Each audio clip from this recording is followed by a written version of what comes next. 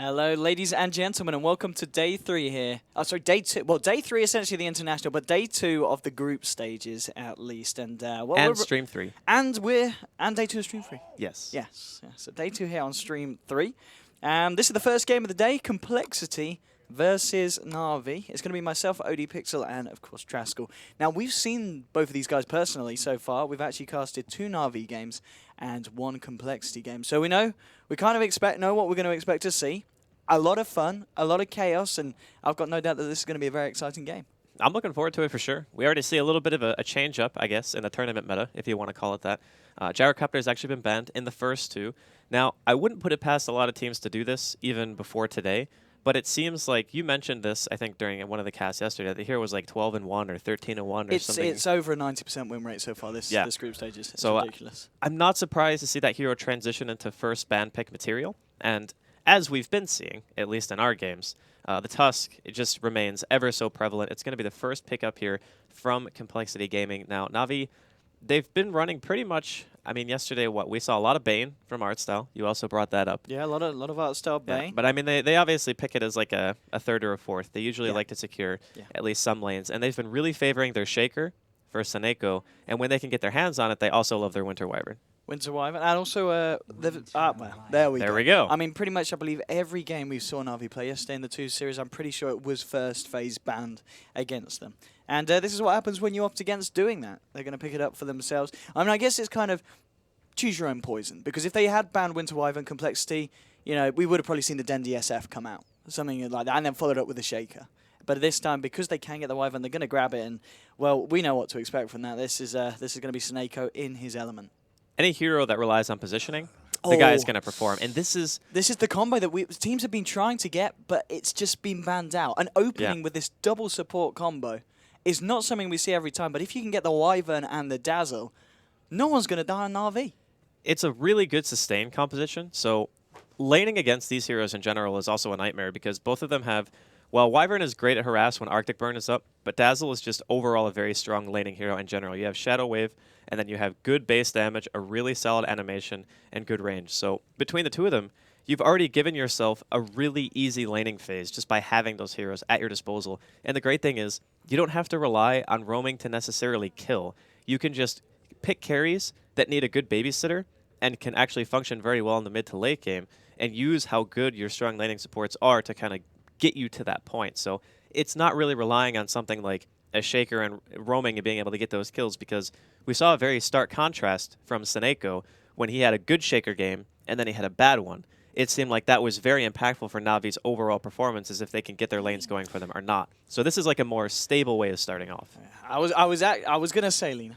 We saw Complexity do it the other day, and of course one of those heroes that's kind of nice to pick up against the Wyvern, in the sense that a lot of the times when the Cold Embrace comes out, it's like we just can't kill this hero. With someone like Lena, with the amount of magical burst and nuke potential that she does have, you can still potentially kill people even if they're Cold Embraced. You want people to blow up too, because you don't want them. Even if they get Cold Embrace, sure, you have extra damage, and landing a stun is very easy, but you actually want to have the surprise factor of just killing a hero before they can react, and that's kind of what this combination gives you. So normally, we were sitting at breakfast today, and Ted was talking about how he wanted to see heroes like Axe, right? Because he wants something that's good against Dazzle, because the hero's been seeing a lot of play.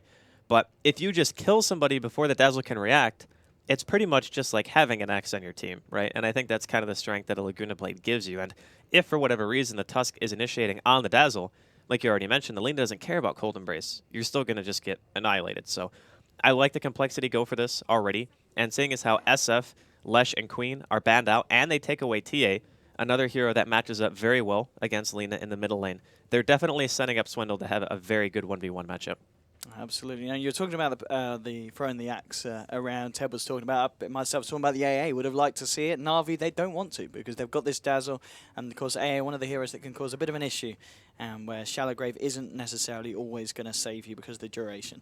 Darkseer is going to be the final ban here from Na'Vi, so maybe looking to the Tusk being more of this roaming hero rather than necessarily the Moon offlane. Just getting rid of the DS. And I guess a hero that's never really nice in the laning states, a hero that's always going to find his farm, going to be able to get a reasonable mech timing. And if you can get a good mech timing against a lineup with the amount of sustain Na'Vi has, you're going to be in a lot better of a position when you come into the mid-game engagements. I definitely agree with that. Complexity at this moment, they have a lot of options. The one downside for Navi's opening is neither of these heroes are very good at catching out somebody. So Navi are either going to have to pick very high impact heroes that are core roles that have good mobility, like Storm, for example. We know Dendi likes to play that from time to time. Even something like a Puck could be pretty good.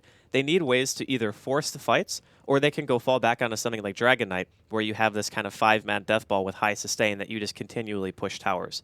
So those are probably the two most common game plans that you see when you have these types of heroes. So Complexity, what they can then do is maybe they look to pick up the Nature's Prophet again for Moon yesterday, based on what they're picking here. And this is you're going to be your off-lane Shaker, because they already have Dazzle and Wyvern. So Funnick is definitely playing Shaker here. This is a super defensive lineup from Na'Vi. Indeed it is. It's going to be interesting to see what Complexity are going to do against it. We know that Complexity, interestingly enough, are a team that do like to run junglers, a little bit more often so than a lot of other teams. And the question is, when you've seen these kind of 3 heroes come out so far, can you afford to maybe think about putting Zafreak in that jungle position this game, or do you need to have more power in the lanes at the beginning? Against Wyvern, it's so hard to run an Enigma. I know that Enigma is not always picked for the black hole, but against that hero in particular, has a disable that goes through BKB that has massive range without really any way of reaching him, because you already have a Shaker to defend the Winter Wyvern or the Dazzle, right? And then, like, any one of these heroes, they're either going to Grave, they're going to Cold Embrace, or you're going to get a Fissure for Peel, which means Tusk going in is very risky against this style of lineup already. So picking an Enigma, it just seems like you're not going to be able to stop a disable if it happens to come out. Now, if they wanted to go for push and just build a mech and still try it, then that's fine. But I just think that picking up a hero that is very reliant on that ultimate at some stage in the game against these style of heroes is very risky. And instead of that, they are going to pick up the CM, a hero who can still abuse the jungle. It's not a matter of like CM not being able to get something out of the woods. It's more like she doesn't farm as fast, but she offers more during the laning phase than Enigma does. Yeah, I believe it was on the first series we saw. Was it Fly playing the Crystal Maiden? And it was pretty impressive. And talking about impressive, we are going to see one of the signature heroes, of course, come out for Dendi, as Na'Vi are going to take the puck here in this 4th role in the draft. Yeah, I spoke a little bit about it earlier. This draft, it's very hard to stop once it gets going. So once you have the sustain from the Dazzle, you get a mech going up on him, or you go for the Solar Crest, and you get like a Glimmer Cape on your Winter Wyvern. Seems to be a pretty standard choice on her. You have a very difficult team to actually kill. And I think that's what Na'Vi are trying to bank on now. So their carry role, I wouldn't even be surprised to see something like a Lifestealer come out. Just because at this point, Lina, CM, even Tusk to a certain degree, they're not really good at dealing with that hero. And you can snowball very easily. The other option, since AA is banned, is Juggernaut. Juggernaut would give them the most ridiculous healing push lineup ever. Like, they would just be able to sustain as long as they needed to. Jug would be very... I mean, we've seen a lot of teams against Na'Vi yesterday were banning out Jug as their final ban because they felt that there was the potential for that. And as you said, Na'Vi may be looking to pick that up this game. Complexity with a 4th pick now. Going to grab themselves an Undying. So you're talking about the defensive capability that Na'Vi are going to have, especially in the laning stage. Well, Complexity, they're going to look to try and crush that by picking up the Dirge. It could even be something like Ursa as well for Na'Vi. Ursa is great at killing Tombstone. Like, he's not as good as he used to be, but he's still very good. You can block Burst with Enrage. With the amount of heals that you have, you can Roshan at any given point. And the Roche would essentially be free. I mean, there's actually a lot of options. I think Wraith King is good. I think Ursa is good. What about Lifestealer, Juggernaut? Like the hero that we've been seeing of course play a little bit, the Slardar. I mean, we talk about the Slardar SF combination. Yeah. I mean, you've got a Dazzle, so you've already got someone else that's going to be able to help you with the physical DPS with the ultimate. And Havor's Slardar's games have been pretty impressive. Yeah, the Slardar definitely works here. I mean, Weave plus Amplified Damage, you already got your combo going there, so they don't need the SF to be able to get that minus armor stacking. I definitely think it's good. I mean, that's the thing about Navi's lineup is they've actually picked such a flexible support core that you can run pretty much anything you want. It just depends on what your actual game plan is. If you want that initiation, then picking a Slardar is going to be fantastic. If you want a frontline hero who basically can't die, then you can go back and pick something like a Wraith King or, you know, your Lifestealer and you farm him. We've seen it being played... Okay. all I wasn't right. going to call that Lycan is going to be the option here for Na'Vi. This is really good too. It's for the same reason that like heroes like Ursa are good. You can abuse Roshan with it. It's very good at pushing. And when you have Puck, you have this certain timing window inside of the game where you have to be able to fight before BKBs become too prevalent on Complexity. And we'll see what their core pick is going to be here in just a second. But the Lycan actually pushes at such an early stage. and he offers so much physical damage that being able to like annihilate a tombstone or just chase people down with a BKB and a book. Complexity really do not have an answer to that right now. They have absolutely no direct answer for Lycan. They need something that hits hard and hits fast if they want to be able to deal with him in the mid game. So, I mean, for this final pick now, we are still looking for, well, Complexity's position 1 here. As they're digging down here into the bonus time, 15 seconds left for them to make their decision. What's it going to be? Are we going to see something fun, something exciting to be picked up by the boys? Now they're taking their time here. It's going to be a very, very important pick here for the team. And it's going to be the Naga. This is really high risk, high reward. If Na'Vi get the flow going and they start pushing and Complexity can't stop it, it's going to be very hard for Zizzy to carry this through to the late game. He's going to have to channel his inner KP Naga or Miracle Naga or something like that, you know? Or Arteezy, I guess. Pick your poison, right? They're all very, very good Naga players. And I'm looking at Navi's lineup right now, and I'm thinking to myself, how do they stop the Lycan? What on Complexity's team can deal with him? They're going to have to throw all the burst on him. Like, they're going to have to Tusk combo him. Lena's going to have to stun, and Crystal Maiden as well. The Ensnare is nice. Once Lycan gets BKB going, you can just throw it on him, and then he sits in wolf form, pretty much, and he's not able to really do anything. And I think that's also part of the reason why they wanted it. The other thing, too, is you can always just song to delay. So when he pops Shapeshift, it doesn't last that long, right? That's true. So you can just pop your ulti, kind of bait out the ultimate, and then eventually when it wears off, you can maybe look to just chase, or maybe they just run away, and then you don't have to worry about getting pushed in too much. But Na'Vi, I still think their lineup has the potential to win this game before the Naga becomes too much of an issue. Well, let's see how this one goes down. And indeed, ladies and gentlemen, if you're just joining us, this is the first game of the day here and the second day of group stages for the International 2015. Complexity versus Na'Vi, and of course, once again, a 2-game series. Let's see how they fare into this one. On the side of Na'Vi, it is going to, of course, be Funnick on that offlane shaker. We're going to have Seneko on his signature Wyvern. Artstar this time on the Dazzle. Dendi back on the puck. Bottom lane, that position 1 will be your Havorst Lycan. It's myself, ODPixel, and Draskell. What are we seeing from Complexity? Pretty much what we've expected coming into this game. Yeah, it's you know, Z-Freak playing on Tusk. Behind him is going to see Moon on that Undying, and we're going to see Ziz handling Naga. Melon's playing Lina, I think, for the second time that we've had a chance to see. Fly handling that Crystal Maiden. And this is pretty standard Complexity. They always like to go to the enemy jungle at the start of the game, get some vision going, drop some wards to block the camp, just make sure they can scout out whatever information possible before the creeps actually spawn. Whereas Na'Vi, I think they know what kind of position they're in just based on draft. They say, okay, as long as we don't like totally fumble the laning phase and we get to, you know, Lycan gets a Vlad's, gets a book going, gets like that BKB, I think they're going to be in really good shape. Let's see how it fares up. Yeah, the early laning stage is going to be absolutely key for both teams, especially Na'Vi. As you said, if they want to get that momentum going, I mean, already Moomiander kind of positioning himself towards here, just scouting out, seeing who's going to make a move from Na'Vi towards the jungle. And Swindle has got Fly there, getting the block in for him.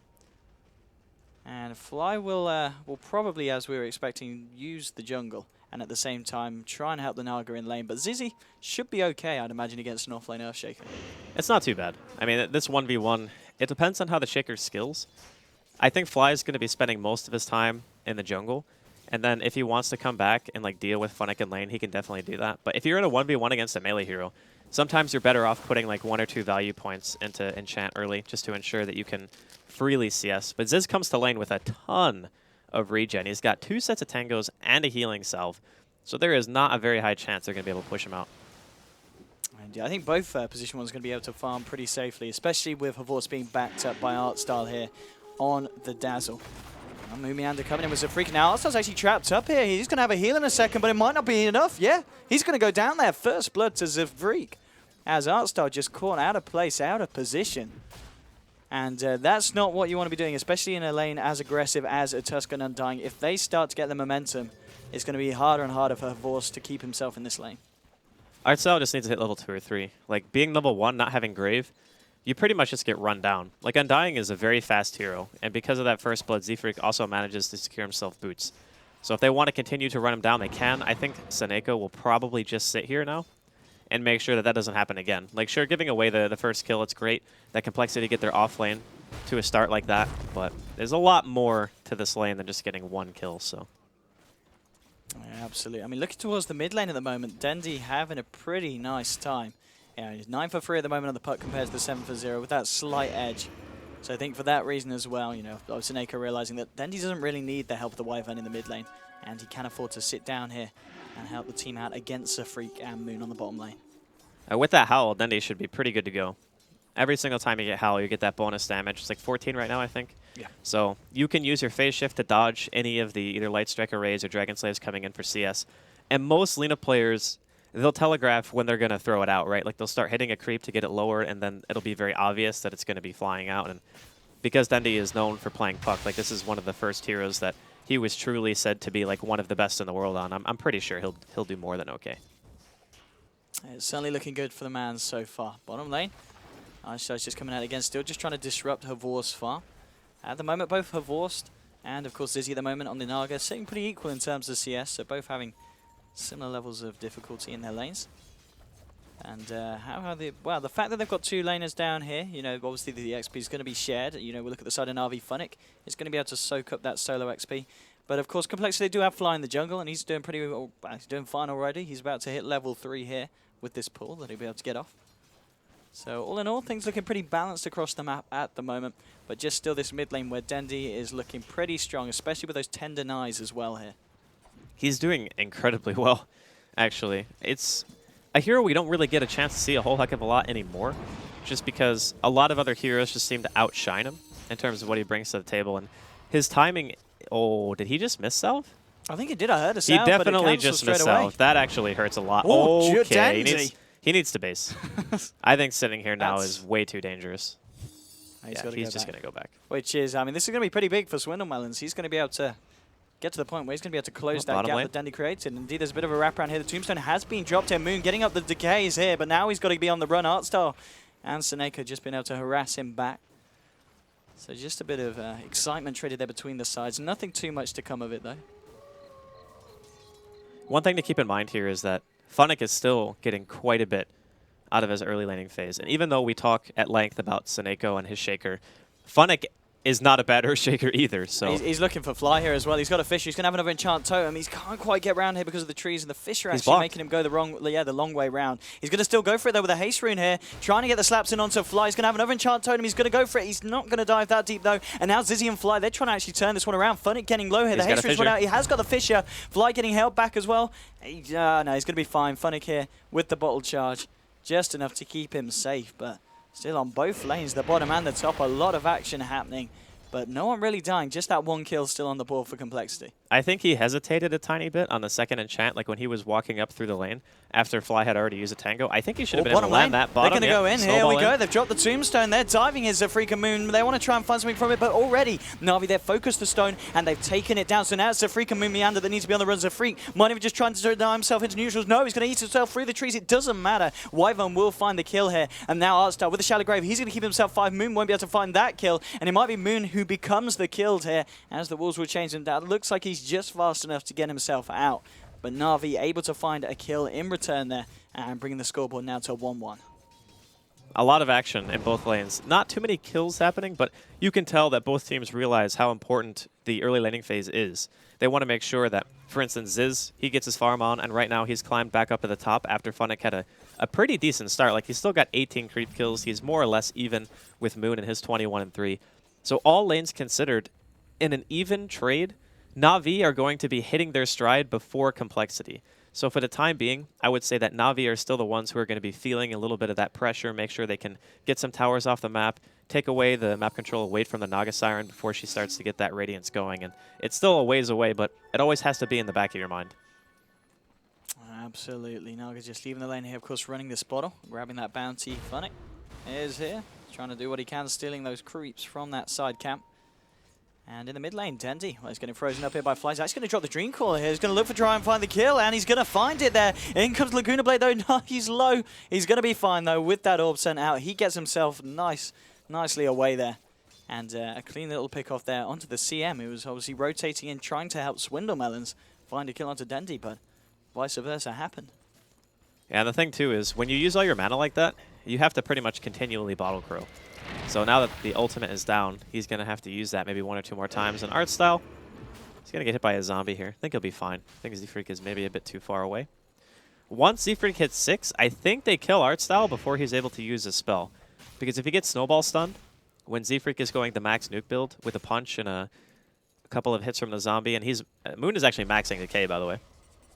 So he's going to be able to just steal ridiculous amounts of strength, and the cooldown at level 4 is 4 seconds. So you can just do it non-stop.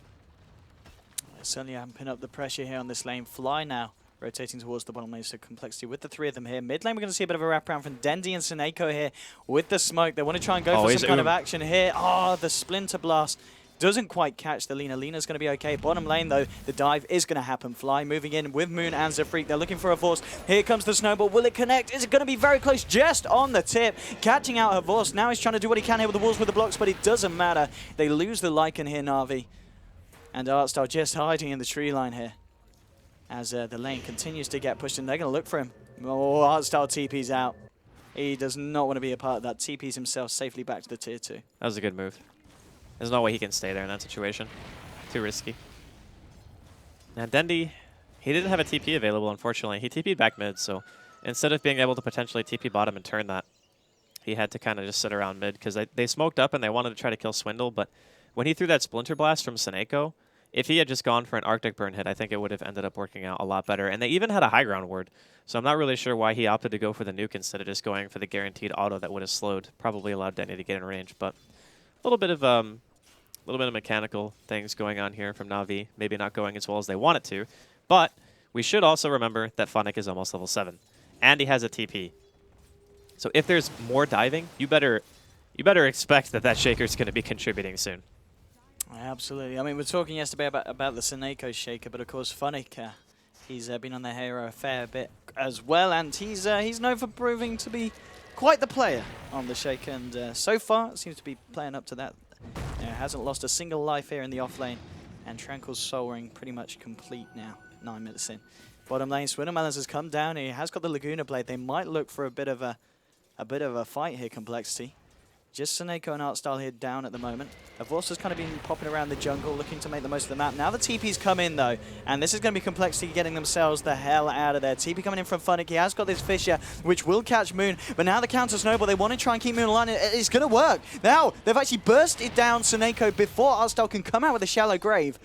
And a very nice counterplay, but oh, hello. Undying actually dying on the backside because of Vorse coming in with the ultimate, was able to pick off the Dirge. He's going to look for more now as well, trying to chase down Swindlemelons. The Fissure comes in, holding him in place with the Heal Bomb as well, bringing Swindlemelons low. It's actually going to be Na'Vi backing off because the Tombstone doing quite a bit there for Complexity. And the trade does simply end in a 1-for-1. Maybe more though, because the Freak, he could be trapped up here in the tree line. Funnick's found him. Is he going for Artstyle? He's got the Snowball here. Or is he going on Funnick? He's just going straight for Funnick. There's no way he gets out of this one, and yeah, Na'Vi will be able to clean up that kill as we managed to come out on top there, Na'Vi, taking 2 heroes and only losing 1 themselves.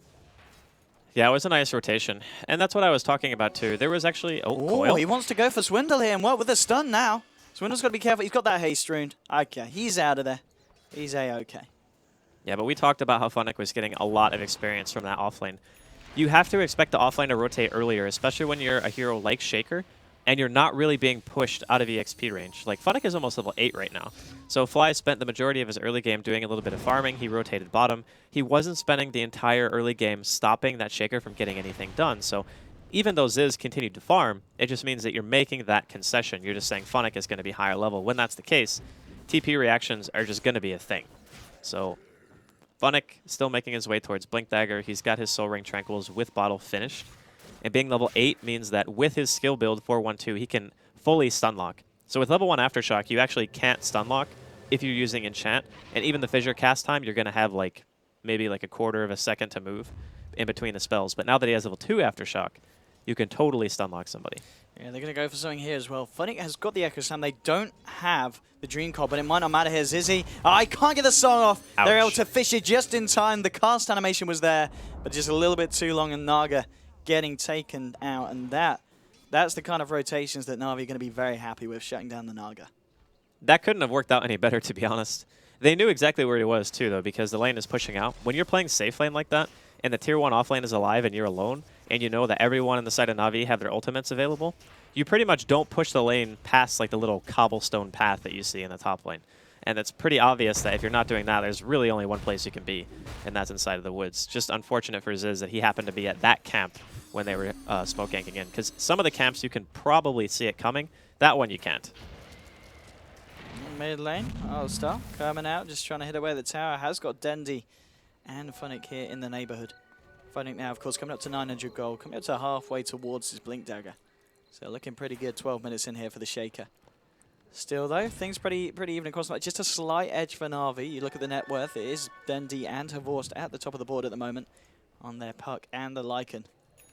And actually, if we have a look at the difference between the two teams, it is absolutely tiny. It's 1k favor, in fact, in terms of gold for complexity.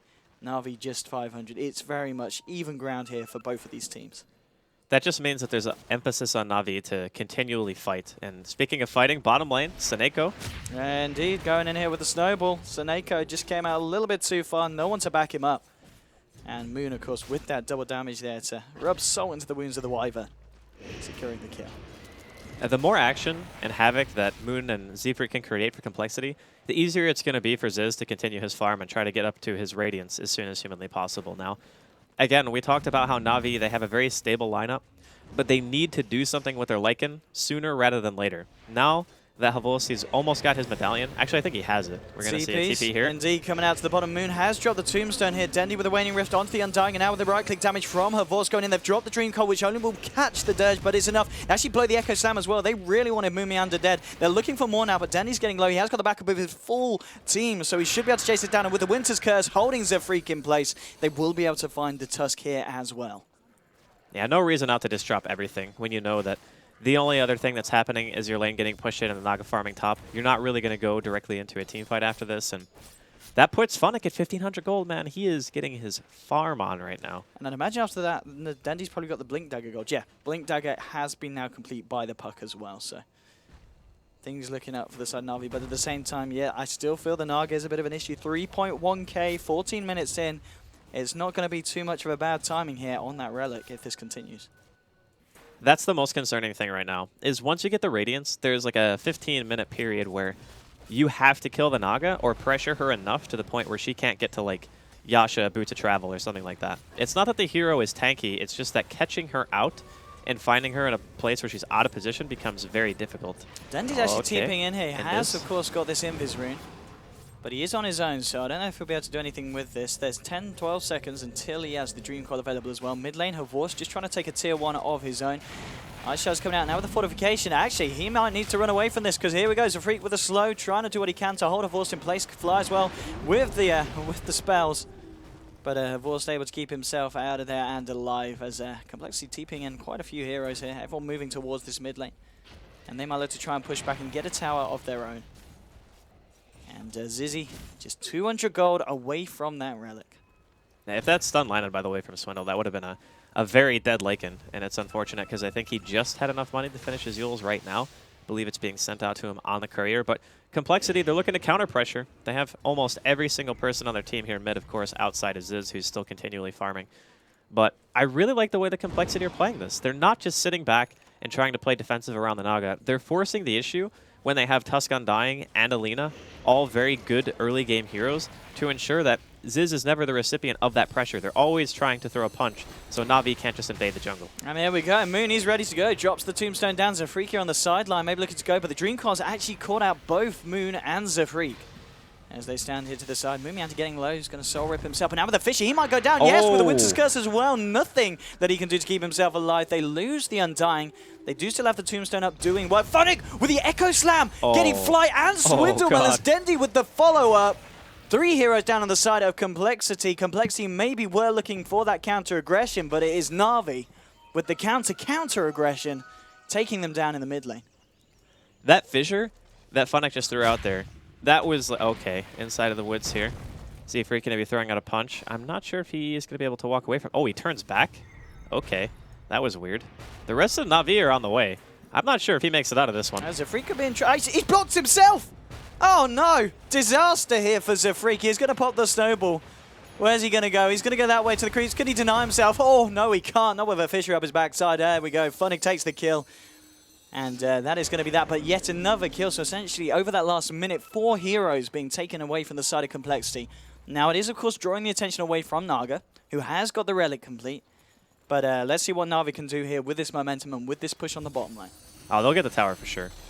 There most likely is going to be a glyph used, but I don't know if they can fight without the Naga, because the Naga had to use Song.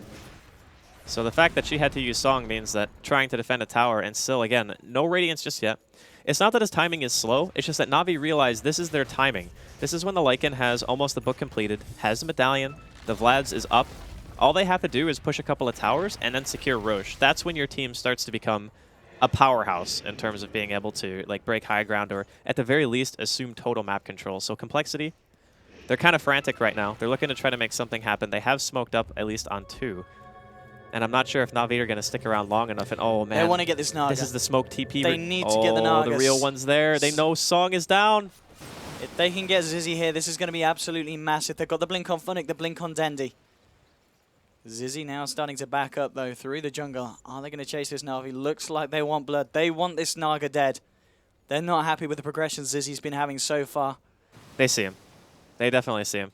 Funnick should be able to catch this one out. The Leading movement the way. speed from Here the we go. smoke. Dendi drops the Dream Coil. Zizzy, here we go. Funnick and Chanto, they're dead. He's dead. Nowhere for the Naga to run. Nowhere for her to hide. And Na'Vi pretty much doing exactly what they need to be doing 18 minutes in. They got the push off in the bottom lane, and on top of that, they were able to kill the Naga. And he dies again before the Radiance is actually up, so he loses like 250 gold there, I think, give or take. And every time that they set him back from having that Radiance, that's just more time that Na'Vi have to do whatever they want on the map. Like, they're going to probably push into this tier 1. The glyph is not going to be available. They used the glyph a little bit earlier, I think, when they were trying to defend the tier 2. So that being said, losing these towers... Bottom lane, Funnick Echo. straight in with the Echo. He wants to kill Swindle, and he's going to get away with it as well. Dominating kill streak now for the Earthshaker. And Swindle is blown the heck up. And this is kind of the risk that you run when you pick a hero like Naga, seeing that Na'Vi have already picked Lycan. Like, you know, there's no way that Complexity thought that Na'Vi were going to give them space, right? Like, when you pick Naga, enter a team with a Lycan and a very solid laning phase and high sustain, you have to assume that you're just going to get pushed very hard. And Complexity, I think, had the right mentality and how they wanted to play the game. It's just when Funnick has such a good early game, like, how impactful has he been this game? He kills Moon when they're pushing tier 1 before he's able to pop his mech. Then he gets an Echo on 2 that secures a mid and another support kill on top of that, so they kill 3. And then there was another Echo that just solo kills the mid again, and he helped kill Ziz twice. Like, Funnick's impact in this game has been phenomenal. Absolutely, yeah. 4 kills, 6 assists, hasn't died a single time here, this Shaker. It's been pretty impressive. Of course, Dendi as well. Not that we expected anything less when we saw him pick up the puck. 5 kills, 4 assists. No one on the side of Complexity has been able to kill this man yet. The last line of defense, I feel, for Complexity is just they need, like, 2 things need to happen. They need to win, like, a tier 2 fight or a high ground fight, or they somehow need to stop Na'Vi from doing Roshan. Because if Havos gets that Aegis up, already having that book, I think he's about, like, 600 gold away from book 2. If he gets book 3 before Naga has, like, anything but Radiance, they're not going to be able to stop that because the illusions are actually just too weak at that point. They don't have enough health. So the spam from Na'Vi is going to be able to just kill them straight away, and they won't have time to counter push. Like, you probably won't even be able to use your illusions to depush the lane that Na'Vi are in. You'll have to send them somewhere else and try to push the lanes out that way. But Ziz, he's got the Radiance completed. It's 20 minutes in. Havos secures himself an Aegis. And now the pressure is really on Complexity. Like, they need Na'Vi to basically screw up. Indeed, and Na'Vi, well, they're actually going to smoke up here. Maybe see if they can catch anyone out that may come to defend this tower. Havos revealing himself. The rest of the team actually going to go for a bit of a wraparound here. Maybe seeing if they catch anyone on the sidelines looking to jump Havos. Complexity, in fact, they look like they don't want to be any part of this here. They're going to kind of let this tower go. They're not going to try and defend this one. And Na'Vi just waiting to see if anyone rotates across from the other side of the map, but it's not going to be the case. We see Swindlemelons pushing down the mid lane as the creep wave momentum actually gratefully favouring the side of Complexity, as he's going to be able to get a bit of damage onto the tier 2 mid, but the bottom tier 2, of course, Na'Vi have been able to take it down. Now with the full 5-man here, and of course that Aegis onto Havos, they're almost certainly going to look for more. And here we go, up to the high ground, onto the tier 3. Where is your answer? And oh, hang on, Funnick! What? He jumped straight in there, and he's already found 2 of them. The fight already off to a fantastic start for Na'Vi. Forces himself away from Zafreak here on this Tusk. And What a pick off that. I mean, Buyback's going to come out from Undyne, but Swindleman is going to get taken down here. Double kill for Seneko. They're starting to hit the tier 3, and it's going to go down there onto the open racks now, 22 minutes in. Swindleman is going to buy back as well. Okay, Zizzy trying to set something up here with the song. What can they achieve here? Moon drops the tombstone and now the flesh golem as well. Here comes the freak here onto Funnick. Havor's getting low and so Seneko. Seneko kept alive here by the Shallow Grave. And Havor's, he's been cold and braced up. Seneko doing the job that we know him for, keeping Havor still alive. Now Havor's will go down. The Aegis is gone. They have already lost Dendy here on the side. But coming Havor's getting himself away here. He's already used the ultimate. He's not going to be able to run. He's not going to be able to hide. He is going to go down here for the second time. They get the Havor's. They'll get the Funnick as well. The defense is successful. It did cost them 2 buybacks, but they do keep the racks pretty much intact, and the rest of Na'Vi are just getting the hell out of there. Well worth it. Absolutely worth the buybacks from Complexity. That was a fight that they needed, and they needed it so bad, because when Funnick goes in, he echoes on 2. Complexity say, okay, there's no Shaker ultimate. If we have buybacks, we have 5 heroes. We can use the song to set up a tombstone, and then we can try to fight around that. Funnick, I think he was trying to fissure in a way that would put Havolst on the other side, but he actually just ended up killing him because Fly's ulti just annihilated Lycan with him being stuck on the wrong side of the fissure. Like, he had no retreat path, and unfortunately at that point, I don't think Funnick's Force Staff was actually up, either that or Havolst just wasn't facing in the right direction. So if that fight didn't go that well for Complexity, they would have gotten Raxed, and this game would have been very, very out of hand. But they got a lot of really important kills, huge golden experience swing going the way of Complexity, and the nice thing about it for them is that Ziz was actually there for that. So he makes like 2,000 gold out of that entire exchange, which means he can go for his boots of travel here in like 1 or 2 creeps. And that was pretty big indeed for Complexity. Let's see what they can do with it, Swindlemelons. Seneko has found him. Funnick's found him as well, and this is the Lina going down, and that, of course, is going to be essentially a dieback now. The extended 60 seconds here off the map. Yeah, but they also take Dendy out in top lane, so it wasn't for nothing, a 1-for-1 trade. If Complexity can find even trades like that, it's always going to be worth it for them because Navi's heroes are just simply worth more money. If you look at the trade, like they got, what, 1,500 gold and 1,500 experience if you want to include both hero kills. So that's like, that's pretty lopsided. And it's just, again, because Na'Vi were very far ahead at one point. And that one base defense alone has pretty much cut their lead in half.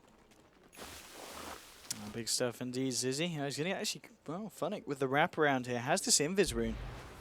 They're trying to find him. Artstar just dropping the weave here. Trying to get the vision onto the Naga, but Naga, he's going to be able to TP himself away. And indeed, yeah, with that goal, picks up the completed boots to travel as well. So he's going to be all over the map, and now it gets to the point where we can expect to see Zizzy do what he can here with the illusions to control the jungle and to also keep the lanes constantly pushed in against Na'Vi. Once he gets up to Yasha, we can start looking towards the Octarine core, and that's when it really gets out of hand, right? Like, it's not until those items are all complete to where you start looking at Naga and saying, okay, now we got a problem. The other thing, too, that's nice about Complexity is Moon is building all the support items. So he's got Mech, he's got Arcanes, he's going Pipe.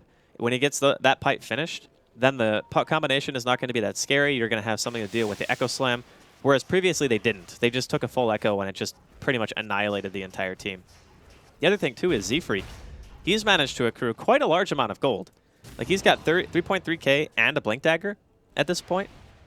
So it's starting to be like Complexity aren't relying solely on the Naga. The other heroes in the team are starting to develop and have enough farm to where they can fight on their own 2 feet. They don't have to rely on Ziz being there with a song to be able to set something up. I mean, obviously, it's still good to do that, but they're not 100% reliant on it anymore. Absolutely not. Na'Vi, they're going to look to continue with what they're best at with this lineup, pushing towers. They'll take the tier 2 here in the mid lane. Top lane is getting pushed in here by Moon Meander. Let's see if Na'Vi try and force back the TPs. They're going to head actually towards the bottom lane instead here, looking to go for these exposed racks. What can Complexity do to stop it? They've got the song. They've got all 5 ultimates available here for this defense. Na'Vi just timidly going up to the high ground here now. CZ here with the song. They're incredibly grouped up here. What can Complexity do about this? Let's see what kind of combo they can get off. Swinner here with a light strike. It's going to catch him, and now with the snowball onto Artstar, but the Fisher from Funnick and the Echo Slam coming out, blowing up one. It is a double kill there for Fly. Got an incredible freezing field off, and now it's Na'Vi that need to get themselves the hell out of there. Funnick force-staffing himself away to Freak with the blink, trying to chase down the Earthshaker. Dendy getting himself out to the west. Funnick trapped up by the Ice Jazz. Triple kill for Fly. This man is an absolute beast on the Crystal Maiden. We saw him do it yesterday, and this game, the defensive capabilities with those kind of freezing fields are insane, and the racks yet again remain intact. So I wanna say a few things about that song, right? It had two of the supports within such a range of each other that when they went in, the first thing that happened is Moon lands a decay on 2. Seneko gets blinked on in the back and immediately Walrus Punch before he can throw out any curse. Then Z-Freak goes straight into Snowball, stuns both supports. Instead of just using it on Seneko, he uses it on Artstyle, so Artstyle can't grave him, and then he just immediately dies. So the curse came out, but it was already at a point where it didn't really matter. And then you were already down 2 heroes because Artstyle couldn't grave. He ended up dying. Seneko, he got his ult off, but it was a little bit too late. He died. By that point, you're already down 2 heroes. And then, sure, the Echo came out from Funnick, but it just wasn't impactful enough. So the way they started that fight was perfect. Like, they knew exactly their priority targets, and they killed them before they were able to have any real influence. I mean, this is Complexity playing at the top of their game. I mean, we saw Na'Vi with that, but they knew that this was going to happen. We saw them. They were trying to be as careful as possible with their positioning, going up to the high ground, but still, Zizzy was able to find that opening there with the song. And this is troubling for Na'Vi with this kind of lineup. You know, we're getting to the 30-minute portion of the game. If you can't break the racks, the Naga's just going to get scarier and scarier. We already see she's just 1,000 behind the net worth of her Vorst. And once she gets on top of the Lycan, I don't think Lycan's going to be catching up. Yeah, you're not really going to out-farm a Naga Siren as Lycan. The way that you get gold on that hero is just by pushing. Like, you don't really... You can still farm if you want to. It's not that he has bad CS or anything. He's actually higher CS than Naga. He's just not scared of any... Look where he is. He is all on his own. Seneko and Artstyle here. Fly. I mean, maybe a little bit too... oh, wait, what? Is he no. Okay, they thought it was real. I think they thought the Naga Siren was real. Oh, well. Fly is going to be very happy with ZZ's micro there. He's got 3k gold. Spend some money, dude. Buy an item. Mate, he's just hollering the dollaring. He's, there we go. So saving it for a rainy day. Yeah, that's good. Yeah. I think it's probably the best choice he can make right now. I mean, with the BKB, there's literally no way. I guess with the Dream Coil stun? No, Dream Coil doesn't stun BKB. It only stuns if you have Ags and you walk out of it. That's right. Yeah, not the cast. And then the curse goes through BKB. The Winter's Curse. They're not going to use it on CM. Like, I think it's much more likely they would put it on Swindle, like they've been doing, or they put it on Ziz if he's there. Yeah, well, 18 to 12 at the moment, Na'Vi. Let's have a look at the graph. How much is it slipping away? Quite a bit. I mean, this graph is pretty much TI5 group stages all over. We've seen this happening a lot. These swings kind of come out when Na'Vi were able to build it up to about the 8,000, but now back down to a very close matchup here between these two sides. And in a game where Complexity, I reckon they're going to be feeling quite comfortable with the way they brought this one back round. They're going to be happy. There's no doubt about that. Like, the early portions of the game did not look very promising. Like, they were losing their middle lane. They were losing bottom lane, even after they got 1 kill. Top lane, Funnick was getting a lot. Like, Funnick is still very farmed, considering the circumstances. It's just, the Naga Siren will become such a huge factor in the game that having your offlane with more farm isn't going to really matter that much anymore when the Naga gets to, like, the next item. So Octarine is most likely going to be the choice. Once that comes out, your lanes are going to be pushing even more. And we can see how influential that already is. Like, bottom lane is just being pushed nonstop. He's sending out more illusions right now. The other 2 lanes are barely across the river. And every time the illusions go down a lane, it's just like shoved into a tier 2. So Na'Vi now are at that stage where the Naga is almost in full effect. And when that's the case, suddenly you have to start playing differently. You have to start addressing the push. You have to start trying to smoke to find the Naga. And that becomes more and more difficult because the room that you get from pushing out those lanes also lets you get more kills and Fly. Has found Fly here with the Yule Scepter, trying to go in. Her Vorst popping the ultimate. Dream Coil dropped on Fly. They want this Crystal Maiden dead, but Zizzy here with the song allows Fly to get himself to safety. Zizzy as well as they do disengage. And yet again, Fly kind of taunting Na'Vi. We've seen him just walk in front of him and go, "Come and get me, boys," but he's out there every time, thanks to the Naga Siren. It's really frustrating at this stage in the game. The one icing on the cake, though, is that since they TP'd away, they know that they can go for Roche, and the Naga Siren song was only level 2. So instead of it only being a 60-second cooldown, potentially could have been up for this fight. It's not going to be the case. This should be, I believe, a Havos Aegis. And he does have, I think, BKB and Book 3 now. BKB is on the curry, yes. Yeah, he's got it to be able to send out to himself. So this is pretty much when Lycan is going to be about the strongest relative to what Complexity has in terms of farm. Like, sure, you can get AC, you can get Abyssal Blade, and that does make you stronger, but it's about how fast you farm it versus how fast the enemy team is farming too. And right now, this might be one of the best chances that Na'Vi are going to have left to actually deal some real base damage.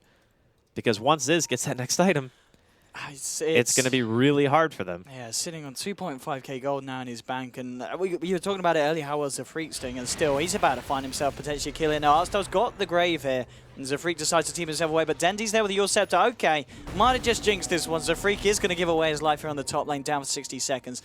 And bottom lane though as well, Horse going in with Seneko here with the Winter's Curse onto Moon Meander. That's a second pick off across the map. Maybe looking for more. Zizzy there. Always going to actually just throw the net out to Horse, and that's going to be enough to scare Na'Vi away from going for more. Now it's actually going to be Swindlemelons looking to turn this one around here with the Yule Scepter onto Horse, but Horse pops the BKB, and now it's going to be him. The big bad wolf coming up to Lina. Will be able to find the kill onto Lina. Fly coming in. ZZ looking for the TP out. There's not going to be enough damage to bring down the Naga. Naga will escape. But as we say, you know, Complexity looking suddenly 3 heroes down. And when you lose heroes against this lineup that Na'Vi have, you're in a lot of danger of losing structures as well. The problem right now is that 2 heroes don't have buybacks, so Swindle can buy himself out, but the racks are exposed. So he buys back right away, realizing that he needs to try to make Na'Vi less wanting to push. Like, they don't want to let them just walk up high ground and be like, oh yeah, we get this for free. Fortunately, the support resurrection timers are so short that they're not going to feel comfortable doing this, and they might just try to go for the tier 2 top or something like that. But still, very good picks. And when you kill heroes like that, and you force the Naga to TP back to base, the lane equilibrium starts to go back in your favor. So you can see, like, bottom lane, Ziz is down there now trying to push it back out. But top and mid, they're almost at Complexity's doorstep. So every single time you force Ziz out of a position like that, you're going to regain the map control. And that's one thing you can do outside of just straight up killing the hero to ensure that you're not just being consistently pushed in. Sometimes, well, a lot of the time in Dota, the best defense is a good offense. Indeed, Na'Vi going to look to try and take down this final tier 2 here, away from the side of Complexity. And it looks like they're going to be able to do that with no issue at all, as Complexity actually just moving themselves away from this top lane. And Na'Vi, well, what's the plan? They're going to try and go for a high ground push. We've seen them try and do it before. And in a similar situation where Complexity had all the ultimates available, and they do so yet again. So let's see what they can do to stop Na'Vi this time here. Vorst leading the charge here at the moment. They're just trying to keep themselves spread out here. They don't want to be caught out by the wombo combo like they were last time. Complexity now dropping the tombstone. Ice Charge is going to trap Vorst in as well. Complexity aren't going to be able to move closer though to catch him out. Just scaring Na'Vi off and showing them that at this point it is going to be very hard for Na'Vi to break the base.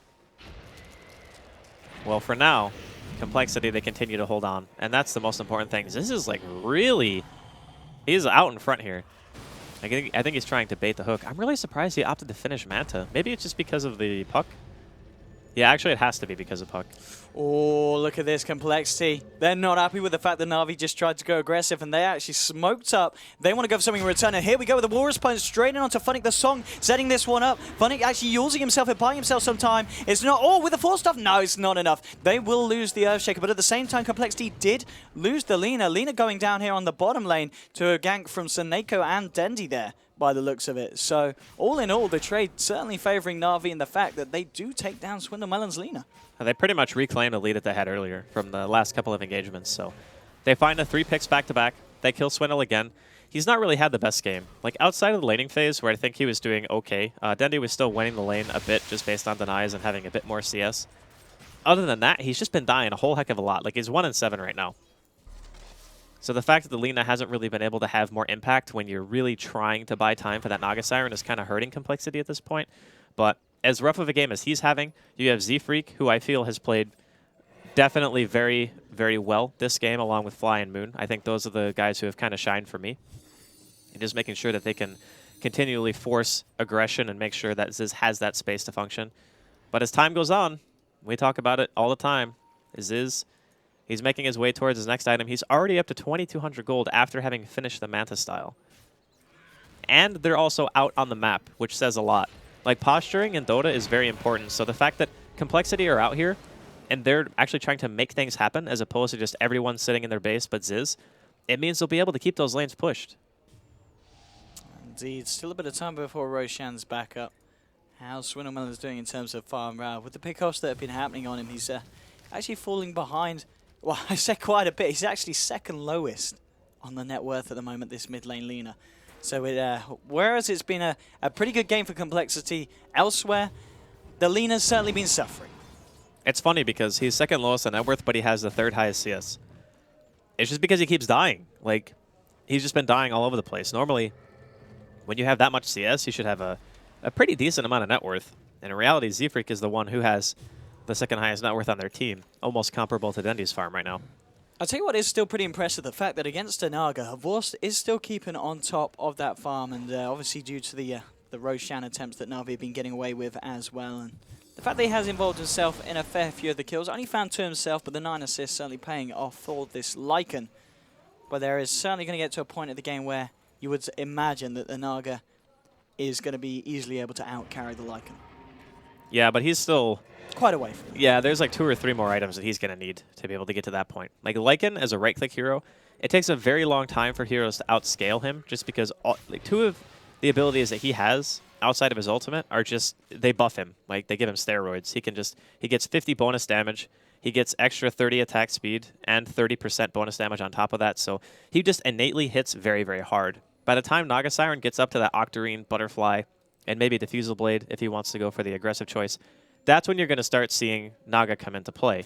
Because she's an illusion-based hero, and agi carries typically can carry harder than strength carries in most situations. But yeah, it's still a little bit of ways from that. For now, Complexity just trying to do what they can in terms of keeping the lanes out. It's kind of stagnated a bit, but you kind of have to expect this when you're playing against Naga. At some stage, Complexity are going to decide that they don't want to try to fight anymore because it becomes too risky. And then they're just going to try to put Ziz in the pilot seat and just be like, okay, you need to actually just keep us in the game by pushing. And worth noting as well, Dendy does now have a completed Scythe of Vice at the same time that Artstyles managed to find himself the completed Guardian Greaves as well. So a couple of massive items coming out on the side of Na'Vi. Zfreak with his Shadow Blade leading in. Pings are coming out here onto Artstyle. They might be able to find this pick up. There is backup from the side of Na'Vi. Zfreak, what's he going to go for here? He's looking for the Dazzle. The ping's coming out. I don't know if he can kill him. He's walking quite a far. He's going away from the pack here in Artstyle. He's going to get the Shallow Grave off.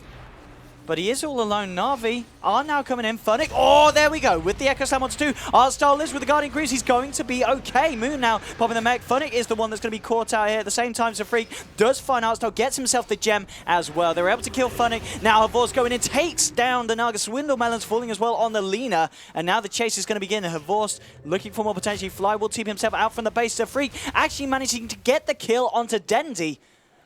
And Zfreak now will throw down the ice shards and get himself out. But, well, 3 for 2 there. Complexity do lose both of their cores. Na'Vi 2 supports and the Dendy puck from the mid lane. Zfreak is a beast, dude. Like, he's just all over these team fights. They initiate onto Artstyle. He kind of walks it off. You know, he graves himself, pops the greaves, walks away. Then he reinitiates, takes the gem, and then kills Dendy when no one else on his team is even in the area. Like, his awareness in the team fights is stellar. Like, the way that he's playing this game, he's probably, at least for right now, my MVP for Complexity. Yeah, I mean, we talk about teams when they run the Naga, they need someone that's going to keep the action going and keep the kind of just the attention drawn away from the Naga Siren.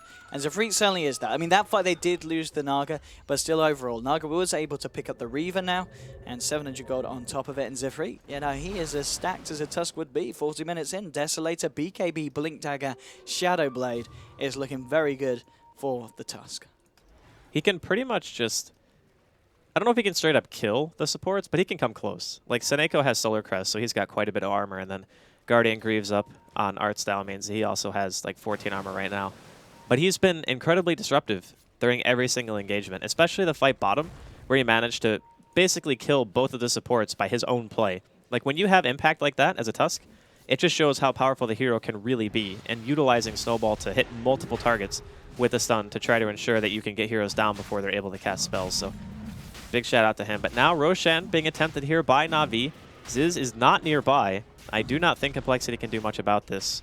outside to send a sigil in for some free gold.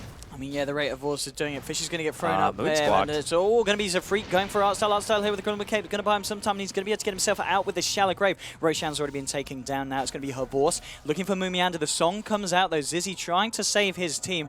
Will allow Fly to TP himself out. Dendy's going to still be there now with the Yules controlling Moomiander. Zaneko from the high ground as well. Pipe has come out from the Undying, but it's not going to be enough to keep him alive. Will go down at the same time, though. The action's just happening all over here. Funnick nearly getting himself caught, but the Light Strike Array is able to force Staff out of it. And overall, it does just end up being the 1-for-1 Artstyle dropping for the Moomiander Undying. And the funny part about that trade is it still ends up being a 1-for-1, even though there were pretty much every single ability was exchanged. I guess Coil and Echo are still up from Na'Vi, but Complexity, they popped the song again. Not too long of a cooldown, so I'm sure they'll be fine with it.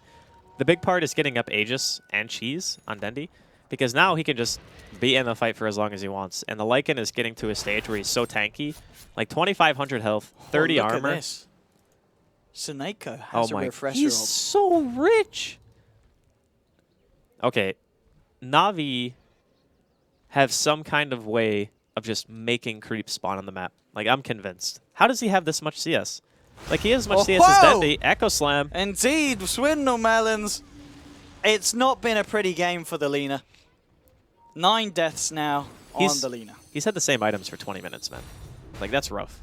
It's certainly, but he's the space creator. He's creating the space, but there's only so much space creating you can do before it starts to hurt, and it's certainly going to be hurting Lina at this point again. 26 to 17. Let's have a look at the graphs, how they kind of swung around. It's been up and down. We, of course, saw that dip where Complexity were able to regain quite a bit of control. And it was given away. They regained a little bit, but now still hovering back in Na'Vi's advantage. But 43 minutes in, 8,000. There's definitely the potential still for Complexity to swing this one back round. But they're going to need to have some kind of spectacular defense. We've seen them do it pretty much twice before. In fact, every time that Na'Vi have tried to break the high ground, the defense has been there from Complexity. 20 seconds still until Swindlewellers is back up. But other than the Lina, they've got all the ultimates available and ready to use. Tombstone's going to get dropped now. They have lost the range racks. Range racks, of course, not the end of the world here. It's the melee racks that we're going to be looking for at this point of the game. And Na'Vi, after that, they're going to head towards the mid lane. They're going to look to take another tier 3. Fortification comes out from Complexity.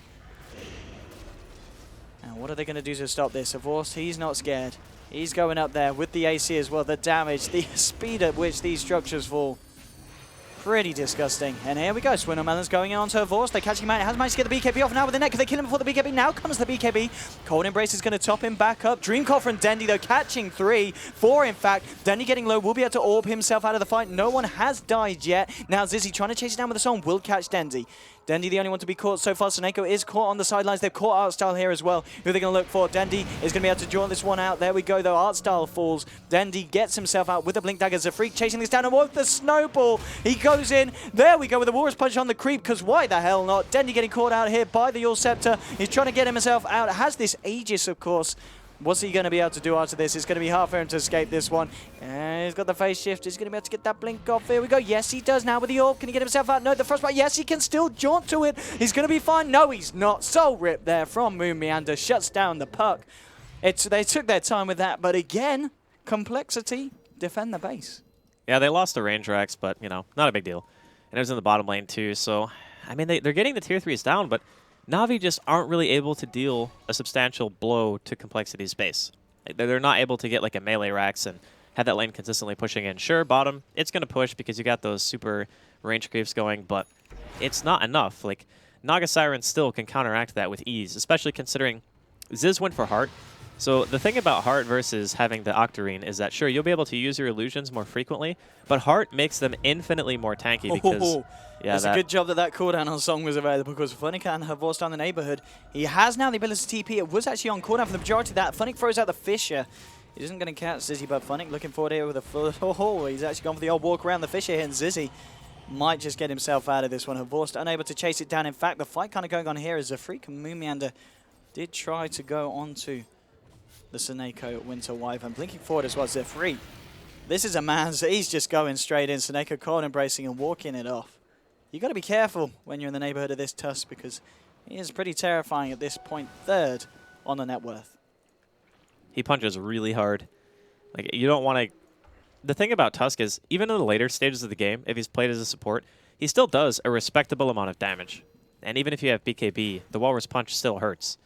So you always have to respect that hero like every stage. And Frozen Sigil is maybe one of the best utility kind of spells that you can have against BKB carriers like Lycan, because it still slows attack speed even if you're in shapeshift form. So very, very good hero in my opinion. But for now, Complexity, they've got map control at least for a little while.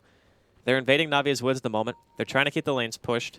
Obviously, mid is the only one that's really not going their way at this point, but all they have to do is send out one hero, and it shouldn't really be too big of a deal. The other thing is, this is very quickly becoming more even about how much farm the supports have than just the cores.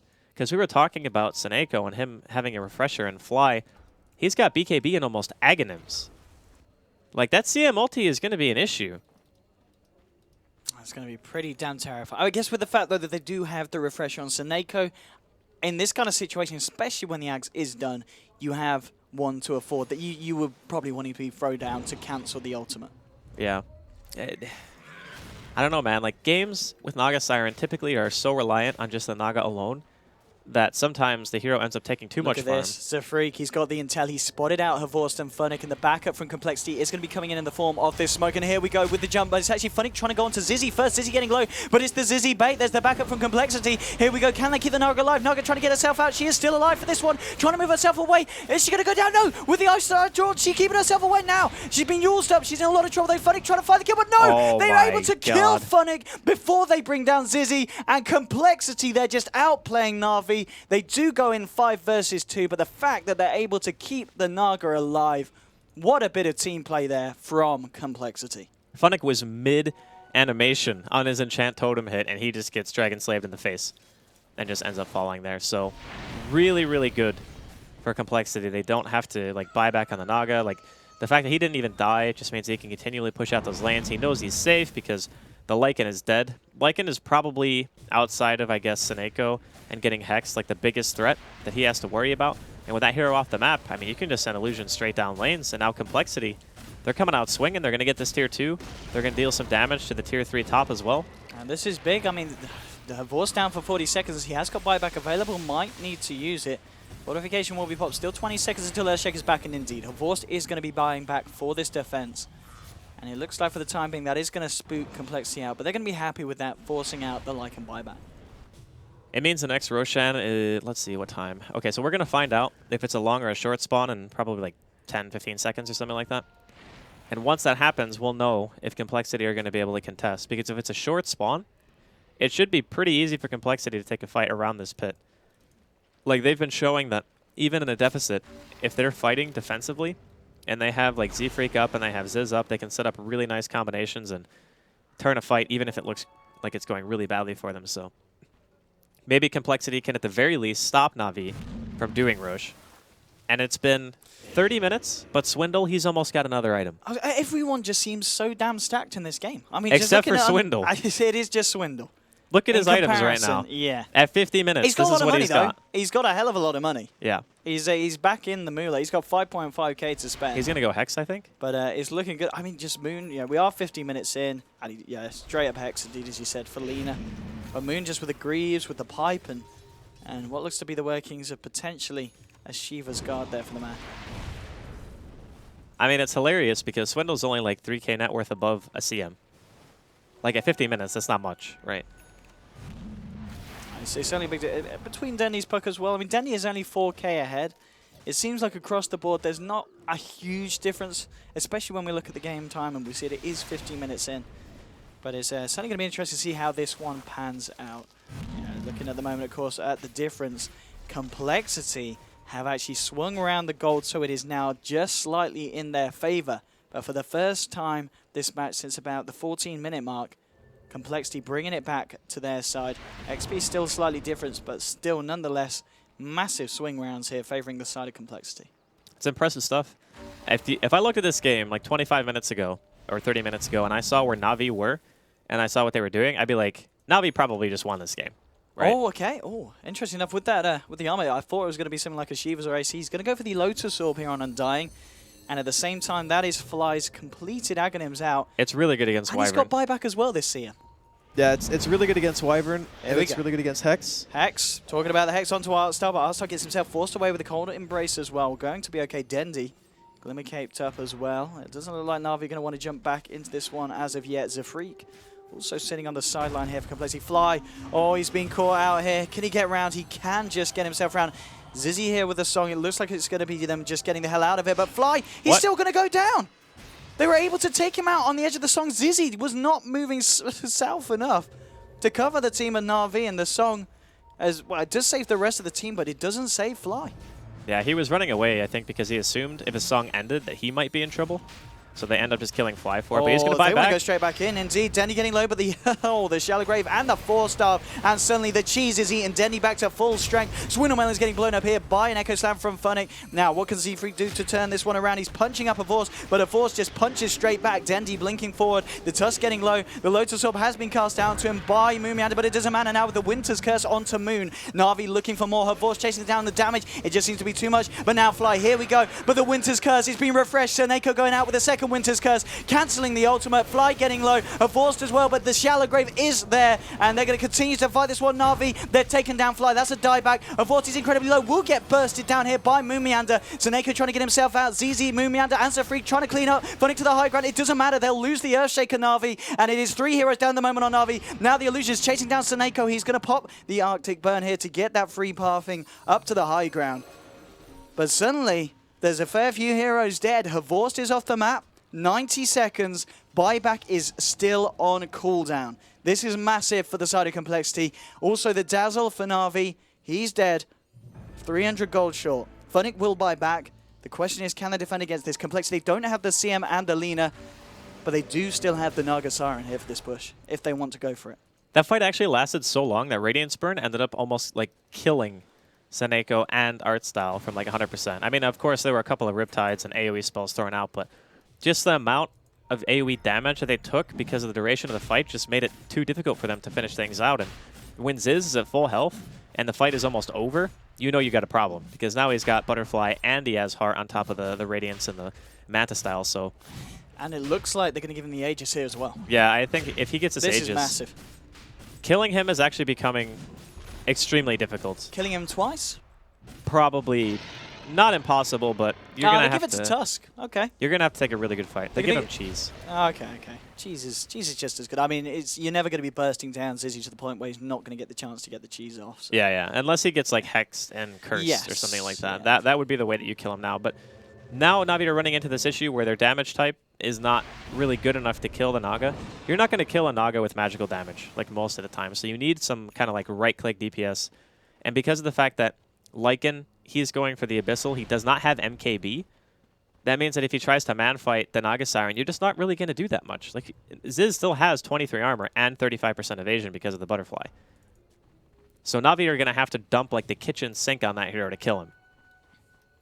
It's getting to the point now as well where Vorst is pretty much capping out here on the Lycan. Level 25 has picked up the Abyssal Blade. So these fights are going to be very important for Na'Vi to see if they can swing it back round, because still it is just only slightly though hovering around Complexity, but it's just the fact that Na'Vi did have that advantage for the majority of the game, and Complexity now in a much more comfortable of a position. And Na'Vi just weren't able to really do any super high levels of damage. Like, they kill the range racks, and that's it.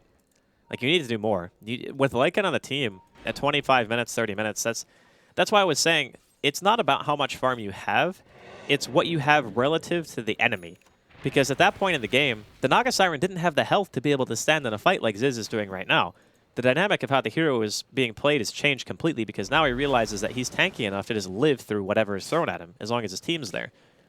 I mean, so now, it's Na'Vi are behind, and the net worth graph isn't really indicative of how behind they actually are, because of the style that Complexity can adopt now. Like, how they can play the game is a lot more lax than how it was earlier, where they were worried about the Lycan just annihilating their base because they lost all their outer tier towers and a Roshan. So at this stage, Na'Vi are... They're not, like, super far behind, but they're pretty far behind. And it seems to be working as well, but Zizzy's build, the fact that a lot of Nagas we're seeing at the moment in this patch do like to optimize the Octarine pickup. We're not seeing that at all here from Zizzy. Why do you think that's the choice? Is it because he's finding himself more as a fighter rather than a split pusher? Well, if you have Octarine, you yourself, you are more tanky, but the illusions don't gain any benefit from having the Octarine. The only thing that you're gaining... They get the lifesteal from the Radiance. Yeah, but their HP pool stays the same, pretty much, because you don't actually gain health on illusions by having plus flat health. You need stats. So the heart makes the illusions tanky, and Dendi, he's got his haster in here. Just going to get hexed up by Swindle, and he'll just, I guess, hop it off, because he was a pig there for a second. But yeah, I think the heart ended up working out very well, because the illusions were tanky enough to the point where normally if you have Octarine and you have like Yasha, Bots, Radiance, it's a pretty standard progression, that your illusions still die very easily. It's just that you can make them more frequently. But he wanted his illusions to be tanky because he was constantly getting pushed in, and he knew that he would need his illusions to be able to at least hurt Na'Vi before they died. Because at some point, he had to throw his illusions down the lane that Na'Vi were in to slow the pace, right? So I think that the heart pickup actually worked out a bit better for him than if he had gone straight for an Octarine. The issue that Na'Vi have now is that he's going to have both. So he's going to have heart and Octarine as soon as he uses the cheese. And now it's just like, this is Naga's game to lose now. It's pretty much going to be, if they catch Dizzy out, you know, he makes a mistake, he makes a misplacement, and Na'Vi are able to take him down. But they've got to do it twice as well. Of course, buyback, well and truly available with that very, very tasty 6.7k gold in his bank. Na'Vi have got quite a mountain to climb if they wish to take this victory. And Vorsted just bobbing the ultimate to get himself away as, well, mid lane, a bit of a fight kicking off. Zafreek just going in and going back out. Well, he's trying to. Na'Vi going to chase this one down. Zafreek might have bit off a bit more than he could chew, but he has got this Aegis, the backup coming from the rest of Complexity. Are they going to look to try and turn this one? Well, it's going to be actually the Tusk. Blinked himself up to the high ground. Havorce turns his attention to Moon. Moon pops the pipe, and now with the song, oh, can they turn this around? Let's see what they can do here, Complexity. Who are they going to go and fly? Has got the ultimate and the BKB available for this. And here we go. He's not going to pop it as of yet, but it's going to be Zafreek. And held in place by the Yules. The net thrown down onto Havorce, but the Glimmer Cape finding him some time. Now, there we go with the Winter's Curse onto Moon. Controlling the Dream Collar has been dropped as well. Havorce is falling low, though, here. And Zafreek chasing down Seneko. There's the second Winter's Curse onto Fly. Zafreek going to turn to Fly. They kill the Crystal Maiden. That's the first casualty of this fight. Denny getting low with the Royal Response holding him in place. The Artstar, he managed to get off the Shallow Grave. Artstar will lose his life. Dendy, can he get himself out? No, the Snowball's going to stun him. They will kill Dendy here as well, making it a 2-for-1 here in the mid lane. And now at the back of that, Zizzy just looking to push. Dendy has got a buyback available. Artstar will buy back now. Dendy's still holding on to his. Seneko doing his best event, but of course both of the Winter's Curses are down. There's no Echo Slam, there's no Dream Coil. TP coming straight in from Dendy, in fact, wanting to get this fight going. And here we go. Swindleman is actually using the defensive Yules here for round 2, but he's going to get hexed up now. Havorce going in with the BKB, bringing Swindleman as though the Fisher will finish him off. Zizzy now with the second Song of the Siren. Will buy enough time potentially for the Moon Meander to get out. Yes, he will escape as well. They did lose Swindle Melons there on the Lina, and of course Fly dying earlier there as they did use the curse on him. So Na'Vi did have to buy back twice there to form that defense, and again, is looking very nice for Complexity. Yeah, I'm really impressed the way that Complexity are taking these team fights. Like Z-Freak at first, he kind of went a little ham, you know. He goes in, he loses his Aegis, but his team was there to back him up after the fact. It was the play. Yeah. The double curse from Seneko was actually great, because the second one hit 4 heroes, right? And they killed Fly.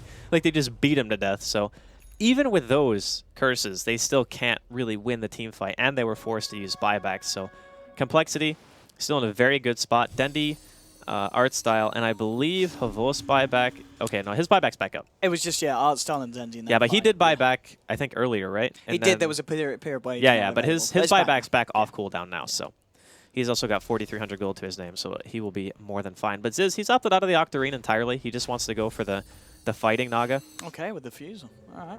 I mean, he could be of the mind that he doesn't really need the Octarine for more illusions, because when they get to the base, having the Diffusal Blade means that you are actually stronger in that particular fight, whereas having an Octarine just allows you to be more of a nuisance and keep the lanes pushed in a little bit harder. But if you look at the map, right now the lanes are pushed in favor of Na'Vi, but that's just because Complexity were sitting outside of their base for a while, and they were taking a team fight. So when that happens, you have a tendency to kind of ignore the creep equilibrium, and then that's when the lanes start to get pushed out in Navi's favor. But now that Complexity are back, and they're not taking a team fight, those lanes are just going to get shoved right back in.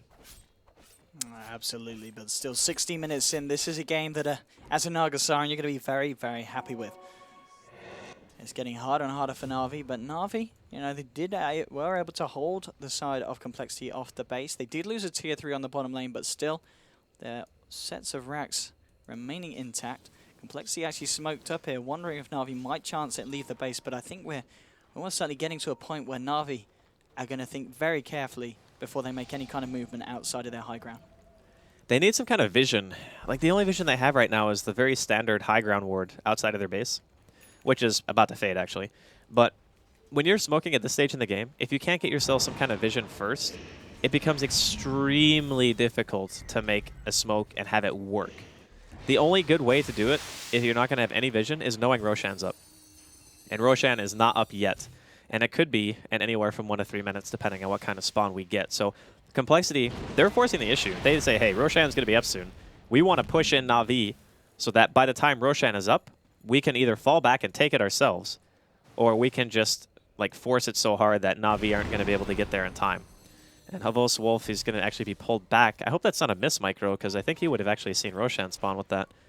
It's very good information to have at this point.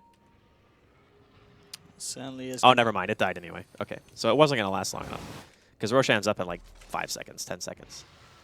Zizzy at this point, of course, just keeping all these lanes pressured and pushed into the base. Na'Vi still on the high ground here. Being very careful about coming out. Artstyle, ooh, he's making a chance for it here, but this ward's going to spot him out. And Artstyle caught in a bit of no man's land here, has got the shallow grave and getting 4 staff back here.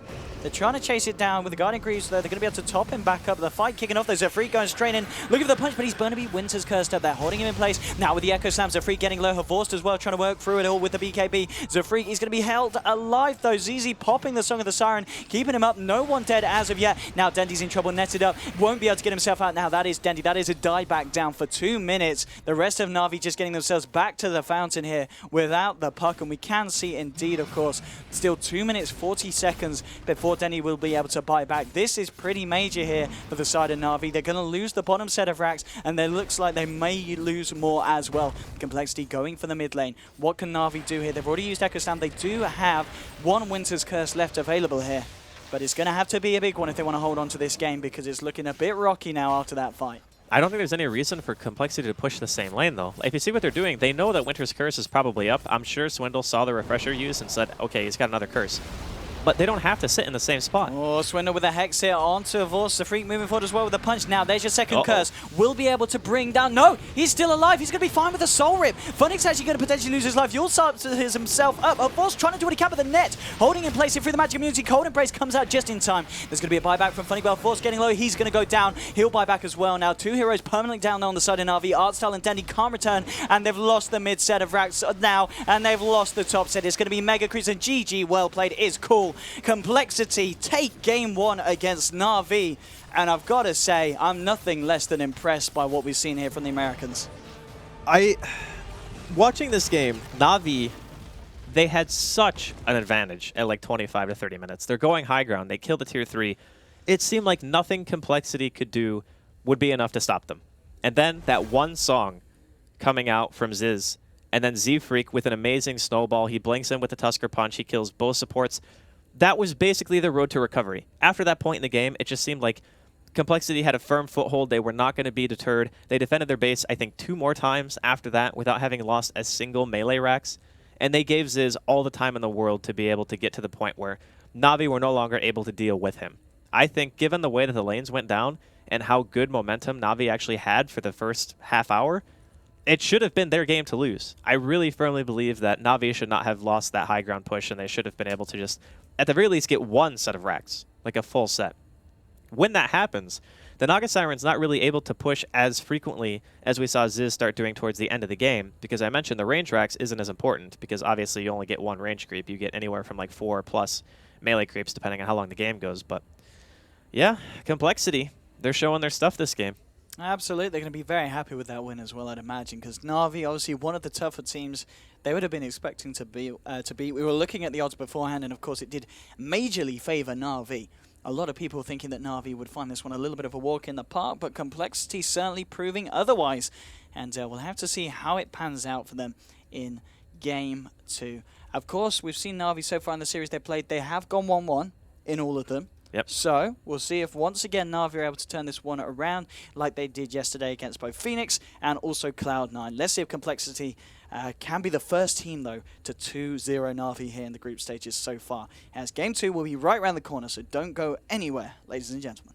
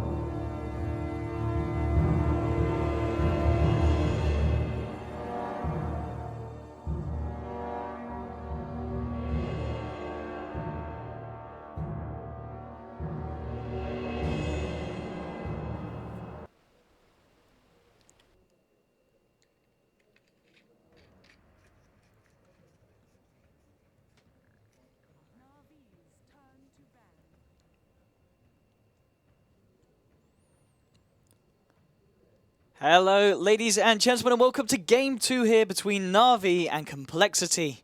As, well, what a way we've started the day, eh? We've had a 64-minute game here between these two sides. Complexity, of course, did end up taking the victory there with the Zizi Naga. But what a performance there from the side. I still got to say, that Naga pick was really risky. Like, after having seen what Navi's draft looked like, them last picking Naga into Lycan, I was like, all right, this is ballsy, you know, it can work, but we talked about all the things that needed to go right, and Complexity managed to pull through. Their base defense was immaculate. Like, they didn't lose a melee racks. They lost range racks bottom and 2 tier 3s, but they still managed to pull it back, and Na'Vi, after seeing the 6-slotted Naga, they did not have enough in the tank to be able to deal with that, and they say, you know what? Screw that. We're banning it, and they also respect ban the Tusk. Oh, it's interesting stuff here from the side of Na'Vi in terms of the bans and Complexity. Well, what do they take away from Na'Vi? There's a fair few heroes that I'm sure Na'Vi will want to pick up first pick. You know, your SF, your Quap, even the Seneko Winter Wyvern. Now, what do you ban as Complexity? Which are you the most scared of? It's going to be the Quap. Okay, so they take away the Quap, and the question is, did Na'Vi take the Wyvern against the first pick? Do they take the Shadow Fiend for Dendi? There's a fair few top-tier picks, of course, that haven't been touched here in these first bans. Huh. So SF is available. Bounty is available. They're going to go Gyro. Okay. Okay. I mean, that's the hero with, what, the highest win rate? It is TI, the hero. right? You pick this hero, you win games, apparently, according to the stats. So highest win rate at TI so far. First, picking up the Gyro. Complexity have a lot of options. There's no Tusk, so picking a Shadow Fiend is actually fine. You just have to worry about stuff like potentially the Lina, for example, coming out from Na'Vi, as we know that Dendi plays that hero. He plays pretty much every single mid, right? And also there's like stuff like TA. He played Puck last game. Kind of wondering what kind of strategy Complexity want to go with, because I feel Navi's timing push, had they executed it properly, they would have just smashed that game. But Complexity with some really nice plays, pulling that back. I think without that Naga Siren pick, like, that game would have been so hard. Like, up until that Naga, I would say that Na'Vi had actually outdrafted them, like, pretty well. Yeah, the Naga definitely threw a spanner in the works for Na'Vi. I mean, yeah. Yeah, but the Naga could have just as easily backfired, too. That's what I'm saying. It could have. It could have. That's why it's such a hard game to look at and say, yeah, Complexity played very well to win. There's no doubt about that. But I don't really think their draft was that good. And Complexity now, they're going to get their hands on the Winter Wyvern. All right, okay, yeah. As we said, first game, Na'Vi, they picked up the Wyvern first pick. This time, Complexity, they want to have a bit of a go with it itself. And last game, Seneco's Wyvern, it was good. It was good. We saw a lot of massive Winter's Curses, but it just wasn't enough at the end of the day to win the game. Let's see if Complexity can do something on a similar level. Second pick now for the side. Now, what do they grab here? What's still left that is definitely a first stage pick? I don't know if they want to pick a mid right now, because Na'Vi haven't picked a mid themselves. Like, that's the thing. Typically, when Complexity are playing against a team and they do something like first pick SF, they instantly take Tusk plus another hero. It doesn't have to be a mid. It's just something that says, like, okay, we're not going to let you bully or not going to let you pick SF for free and not bully it, right? Like, you either pick Bounty, you pick Tusk, you pick heroes that lane well against the SF, etc., etc. I think that's why Na'Vi actually decided to pick Gyro instead. But they will take the Shadow Fiend now because Tusk isn't in the pool, which I think is a really smart idea. Because now it's like, sure, you can pick a hero that can win against SF in lane, but very seldom do we actually see those lanes with SF end up being a 1v1, right? Like, it's normally a 2v2 or like a 1v2. At this point, though, do you just take the Shaker for Seneko here? No, it's going to be okay, it's the Snaker Bounty. Okay, it was going to be someone that was going to cause issues for Shadow Fiend in the mid lane. If you don't want to get the Shaker, Bounty Hunter, and I got to say, I think all the Bounty Hunter games, I swear that's got to have a high win rate as well. I'm pretty sure we've seen a lot of games where Bounty Hunter it's just such a great hero in the sense that even if your early game doesn't go fantastic, there's going to be that point when you get the track online, and then any kind of trades, even if they're even in terms of kills made and what lost, it's going to be good in terms of finance, and you're going to have a very nice, comfortable time going into later portions of the game. I love Bounty in general, just because not only do you have that track going for you, but he's so annoying to deal with as heroes like SF, or even like Vipers that we've been seeing time and time again throughout the picks here at TI5. It's just, you sit him mid, he's got such high base armor that most support heroes don't really have the tools necessary to deal with him. Like, if you just have like a Stout Shield, a couple of Tangos, you know, a Clarity or two, you sit there and you just hit the SF. SF's base damage is atrociously bad. Like, it's very bad until you start getting some Necromastery. Winter Wyvern, you can Arctic Burn once every 40 seconds, so he's not really a great choice to sit there and like do anything. But they're going to need somebody to address the issue because depending on what Navi pick for their other mid, they're going to pressure that SF. Like, it just has to happen. So Complexity's options are pick a hero who can do a 2 versus 2 mid for a little while until the SF gets off the ground. Or you end up pressuring the other lanes to a point where the Bounty Hunter, even if he's sitting mid, it's not doing enough. Like, those are the ways that you avoid that situation. But for now, I like the opening for both teams. Very strong heroes. I kind of have to go with the team that has like a 90% win rate hero, though, right? Like, Yeah, I think if you're going by the stats, especially with the bounty as well as we were saying, you're probably favouring Na'Vi's picks at the moment. Complexity, they're going to be picking up the Darkseer here as that third hero. I believe the Darkseer was it banned? It was banned against. it's or banned Complexity like banned almost every game. Yeah, It's, last it's, game but it we've was seen banned. a lot of DS. Yeah, It's being coming up either in the third or bans, fourth yeah. ban, I think, in almost every single matchup. So not too common that we get to see it actually make it through. I think we've seen one other Darkseer, like you and I have casted together. We saw one for sure, but the combination is there. Like Vacuum into Winter's Curse is always going to be nice. You can throw some raises on that. You can Requiem and such. It's very powerful. I'm wondering if Navi do go back for the Shaker. It's still really nice against this, because if you call down and you fissure, it's pretty much like setting up it for free, right? So you land that call down on top of it, and you can just kind of like clean up in terms of overall damage output, but see if they want to do that or potentially pick up a secondary support. It's going to be the Bane. Yeah. Okay, we talked about the Bane before. You know, one of the heroes that we've seen art style play quite a lot in the games. I say easily more than the 50% of the games that we've seen. He has been playing Bane, and he's been playing it very well as well. He knows what he's doing on this guy. He played it 2 or 3 times yesterday, I want to say. No, I think it was 2. But he definitely understands the mechanics of the hero very well. He abuses the 1 second invulnerability on the Nightmare at like every perfect opportunity, right? Like he saved a couple heroes, I think, here and there during the games yesterday. But the one thing about Bane that's really cool is he is probably one of the most underrated zoning heroes in the game because his stat gain is insane. He has good base health, good base damage. He's got okay armor. You can just sit there and punch people. Like at level 1, you either Nightmare them if you have to run, or you can skill like Enfeeble or Brain Sap. And all 3 of those abilities allow you to trade very effectively. Now, Complexity, they're going to be picking up the Spirit Breaker, a hero that I think against this type of lineup is actually okay. Yeah, I mean, it's going to be nice against the Jar early on, and also against the Bounty Hunter, of course, in the sense that you're going to be able to focus on him, get that dust on you, and a few bashes should be able to bring down the relatively squishy hero towards the start. Bane, I guess you have got the Nightmare to stop it, but there's a bit of a cast animation, and we're going to see the Dendy Storm come out. Okay, so the important things to note here. Spirit Breaker actually is very good against Storm, because not only do you have that 17% factor, but when you're getting charged, you are pretty much forced to use mana. Storm hates those types of heroes. Like PA and Spirit Breaker, they have insanely high mobility, and they have low mana cost to get to you, whereas Storm has to expend a lot of mana to run away, right? So you either pull or you just use Ball. Either way, you're using a lot of mana to keep yourself alive, and that means that your mobility is kind of hindered if they're charging on you. However, against the rest of the team, Darkseer, Shadow Fiend, Winter Wyvern, Storm can punish very hard, and I think what Navi want to do is they want to just force the issue. Like once the Storm hits 6, once you got Bounty Hunter track going, you got a good fighting support in Bane. Gyrocopter can TP react. We've seen it before. I think MVP, KP was TPing all over the place with his call down and making things happen.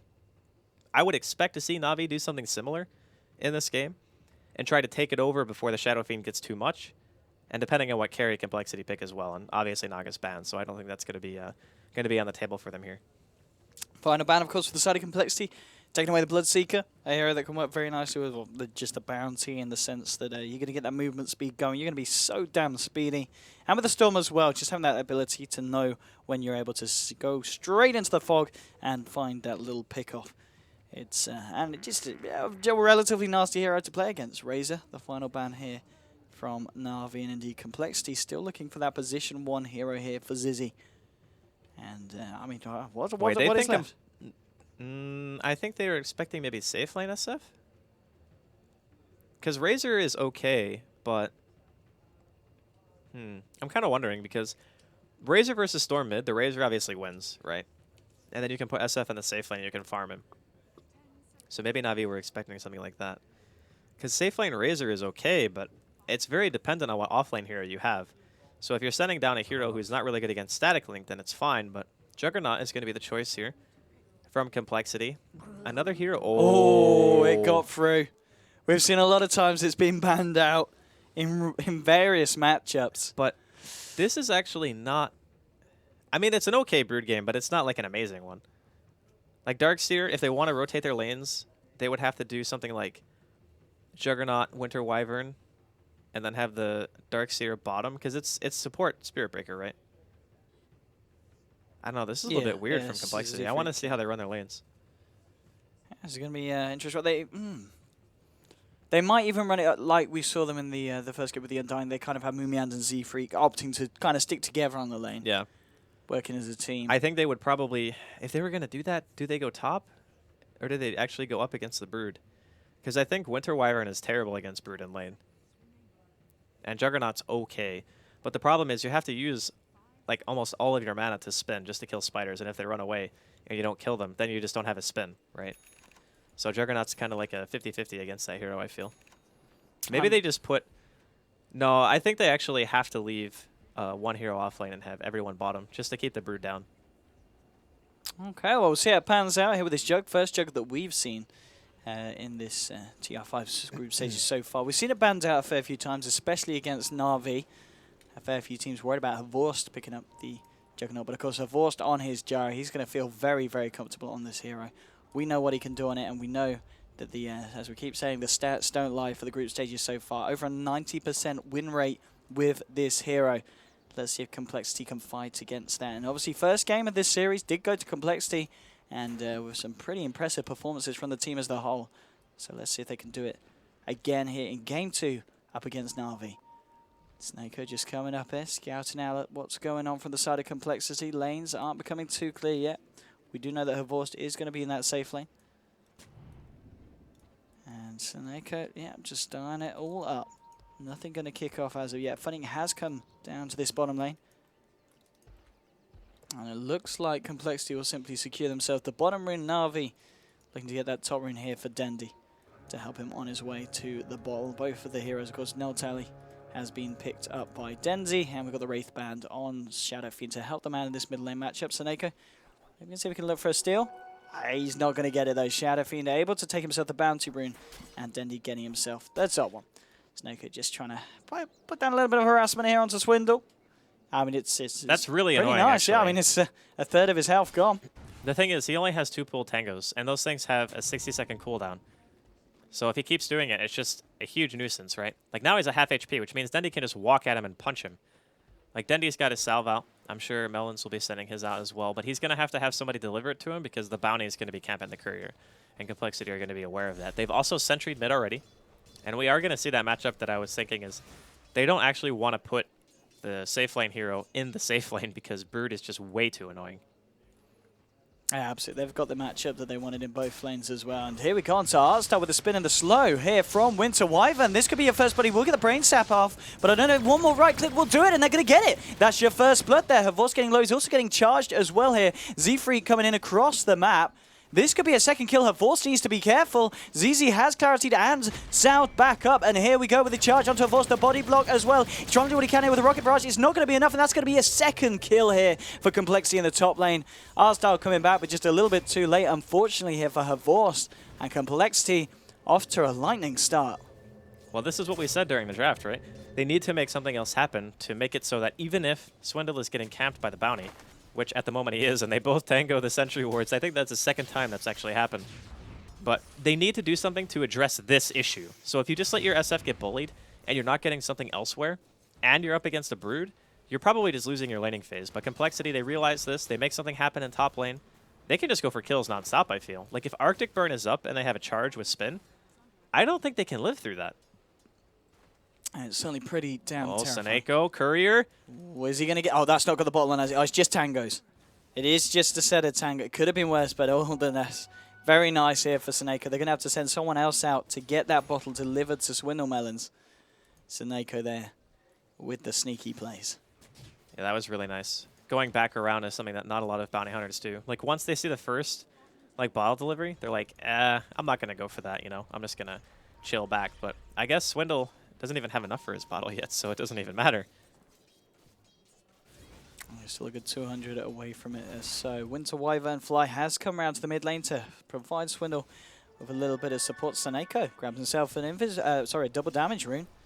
And it's going to head down to this bottom lane. Maybe they can look to burst Moon down. He should be able to get the opportunities to surge himself away. It is just a level 1 bounty. Let's see what they can do here, Moon. Needs to get himself out of this one. There we go.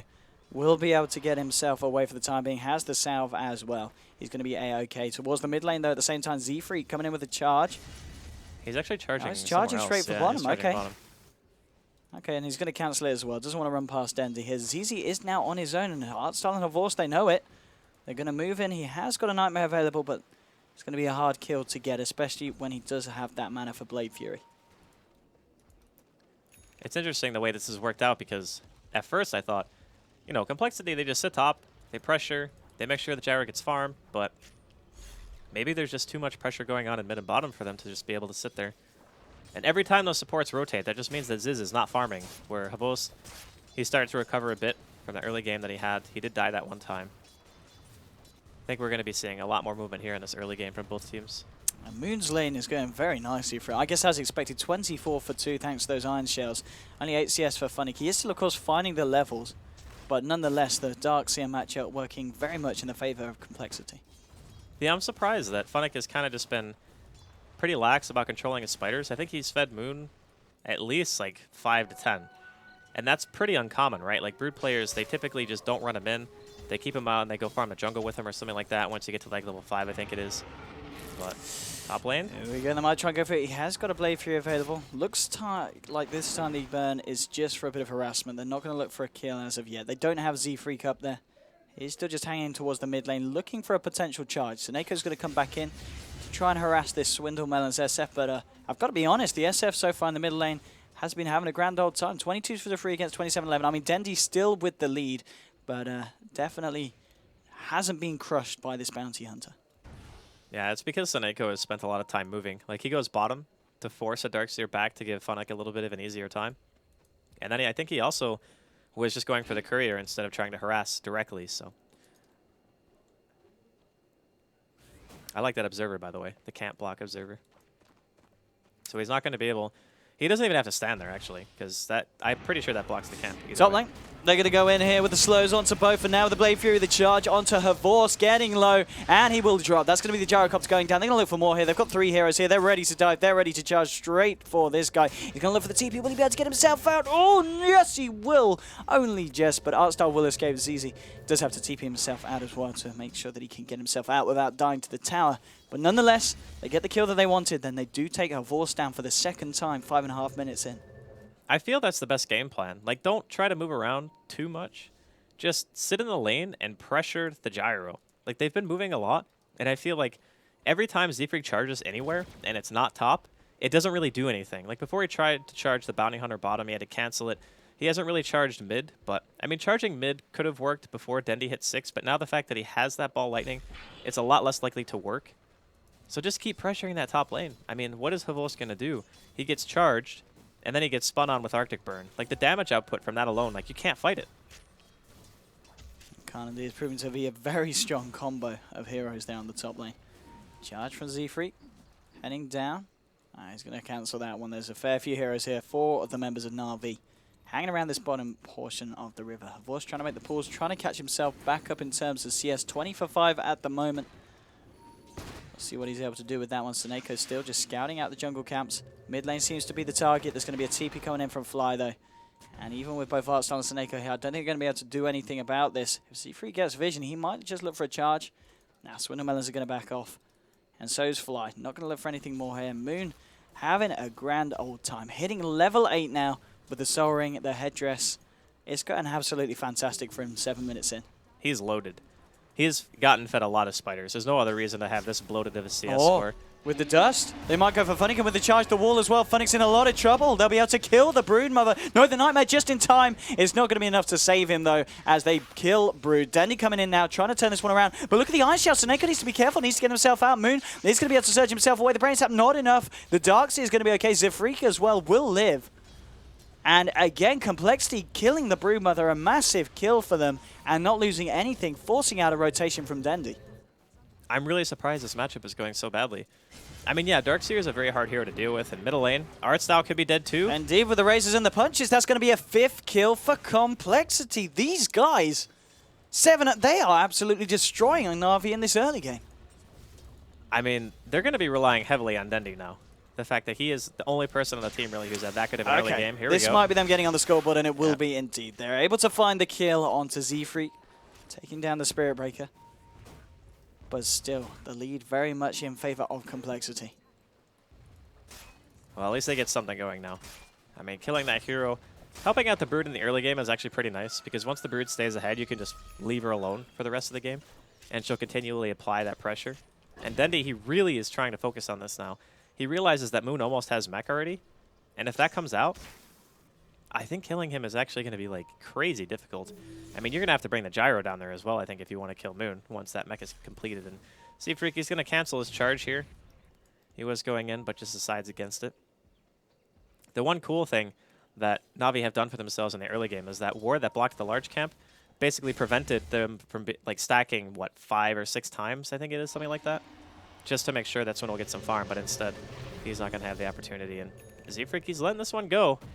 He is charging straight through onto Dendi. He's going to cancel it this time, though. At the same time, Juggernaut was able to find a kill onto Bane there with the Omni Slash. Snako coming in with the slashes. Zizi is going to be okay, so that's a solo pick-off there for Zizi. And now sitting at 3 kills and 1 assist on your Juggernaut. 9 minutes in. Let's have a look at the net worth, how we're looking. At the moment, it's still Dendi at the top of the board, but then it is the 3 members of Complexity. It's still going to be a little while, I think, before Funix starts having a real impact here. Like, he's still being pressured very hard by Moon. Like, every single time he shows in lane, like, there's a couple of spiders that he ends up feeding away, and it doesn't sound like a lot, but over time, it's a really, really big difference in terms of how much gold you actually get, and that's also why Moon is almost level 9 already. Like, he's more than half a level ahead of the Brood, and that's even with him being able to get a kill on the Spear Breaker earlier because of Dendi. So now, rotation coming in bottom. They've got the sentry down. That's going to give Z-Freak the vision to charge onto Funnick, but Dendi and Snako are here. They want to kill the Space Cow, and they're going to get away with it there. Bounty Hunter getting the final touch onto Z-Freak. And Na'Vi now getting themselves back on 2 kills now on the board for the Dire. Every single one of those kills is so crucial. They need to regain their foothold in this game. Thankfully now Funnick, he's got his Midas. 10 minutes is maybe a tiny bit late, but I don't think he's going to fuss about it too much. I think he did die once, yeah. But things kind of very lane-centric this game. It's just like everyone's going to the same place over and over again, you know? Like top lane, Complexity, they've pretty much been sitting here. Bottom lane, they keep going back and trying to kill the Brood or kill the Darkseer or kill the Spear Breaker because they've just been kind of sitting there. Not a lot of rotation from anyone really but Dendi and Snako. Those are the only 2 guys who you've really seen move around. We're seeing Swindlemelons. He's gone up to the top now to help out ZZ here with a push. And they will be able to take themselves this tier 1. At the same time, worth noting, Moon does have the completed mechanism here 10 minutes into the game, so a very respectable timing. Snako coming up here into the Dire jungle. He is on his own, though, because we've got 2 members of the Sudden Na'Vi towards the middle. Funnick down towards the bottom. Snako did just get a little bit of intel here for the side. I don't know if Na'Vi can do anything about this. They're actually backing up Dendi and Artstar, not wanting to get caught out by this rotation. ZZ has got Omni Slash available. But Snako, they know it. And Na'Vi going to go for this. Artstar getting a little bit too close. Will use the Nightmare to buy him some time, but with the Blade Fury, ZZ's bringing him low. There's going to be Swindlemelons here. Caught out, though, as Havorst and Snako come in. They'll take down the Shadow Fiend. They did manage to find the kill onto the Bane, and now with the Omni Slash, they're able to find Dendi as well, making it a 2 for 2, because at the same time, Havorst did kill the Winter Wyvern as well. So it's a 2 for 2 there between the 2 sides. The mid and support falling for both. So fairly even. If we have a look at the fight recap, it does slightly favor Na'Vi, though, in terms of gold at least, because they were able to kill Swindlemelons, who was having a pretty good time so far. Happy involved in 4 kills. That's the first time SF's died this game. Yeah, the kills traded, it was still pretty much even, in my opinion. The one thing, though, that we always have to keep in mind is the Funnick Brood bottom lane. Like, he's been left alone now. He's going to require Complexity to rotate on him constantly. The one thing that they do have, though, to deal with it is the SF. Like, in the laning phase, Moon Meander was doing a really good job of just keeping the Brood at bay. And his tower has taken almost no damage, which is even better. And now that the SF is level 7 and the tier 1 is still alive, he can just go for double raises and just kill the tower.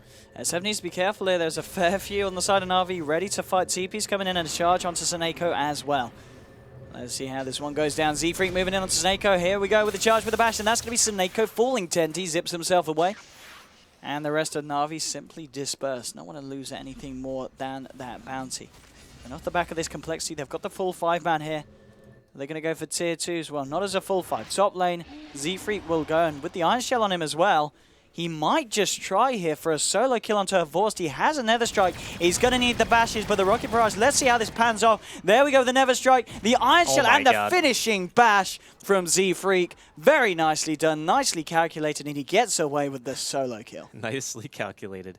You mean nice 17%. That's what you mean. Mid lane, Fiend Script straight up on ZZ, and he's got no backup. He's got no backup, he's got no friends, and he's going down. Snako sitting by the tower, but Melon's chipping away. Fortification will come out from Na'Vi. Artstyle is on his way round. I don't know if they can stop this. The damage is pretty damn hefty here from this Shadow Fiend at this point. 13 minutes in, the tier 2 will go down. Oh, Snako gets himself the deny. Now can Artstyle, Dendi, and Snako catch anyone off the back of this? Moving forward, Funnick is there as well. He's got a fair few spies. The wall and the vacuum very nicely catching out all three. Swindlemelons with the Raccoon coming out as well. They're looking for Snako. He's going to be charged upon as well. Fly chasing down here with the slow for the burn. Now with the raises, Artstyle getting low for a couple more punches. Will do it. They'll bring down the Bane. Mecha's been popped as well. They're trying to look for more. Vorst has turned up the fight with the cooldown, only catching Moon Meander. And still, it is Snako trapped up. There comes the charge. Sentry gets dropped, raises in the bashes, bring down the bounty hunter. 2 kills for complexity. They did get the tier 2. 14 minutes in, looking very good for the Americans. I gotta say, I'm really impressed with the way that complexity have been playing this. Like Z-Freak, he's been everywhere that he needs to be. He's 1,400 gold right now. He's got his earn charges. He's got his boots. He's almost level 9 actually, and they're just continually forcing it. Like they're not letting Na'Vi sit back. And the nice thing too is they've actually killed the Brood's lane. Like, the Brood no longer has a tier 2 tower, and she has yet to take even a tier 1 at 15 minutes in, almost. So, I'm kind of concerned that this Brood pick might not be able to deliver enough. Like, Funnick, he's still got Midas, he's still got Treads. It's very common for Broods to go like Desolator or BKB at this point and just try to push, but with the heroes of complexity have, in the mid-game, they actually can deal with the Spiderlings quite easily. You either have Spin, you have Iron Shell, you have Raises. So, I'm not sure how much influence Funnick is going to be able to have here. There's a lot of money on the Swindlemelons SF at the moment. 2.9k around the corner. I mean, what does he go for himself? Obviously, the mech's already been picked up by Moomiander here on this Darkseer. So, what do you go straight for? Yules. Oh, they found him. They found him. With the flying vision from that Remnant, Z-Freak diving a little bit too deep. Na'Vi will say thank you. Thank you for the free space scout. And get themselves a pretty tasty kill there as well. You don't want to go as deep as that, as this spaceman. Mid lane, Na'Vi moving in. Snako, he has now got level 6, has that track potential as well.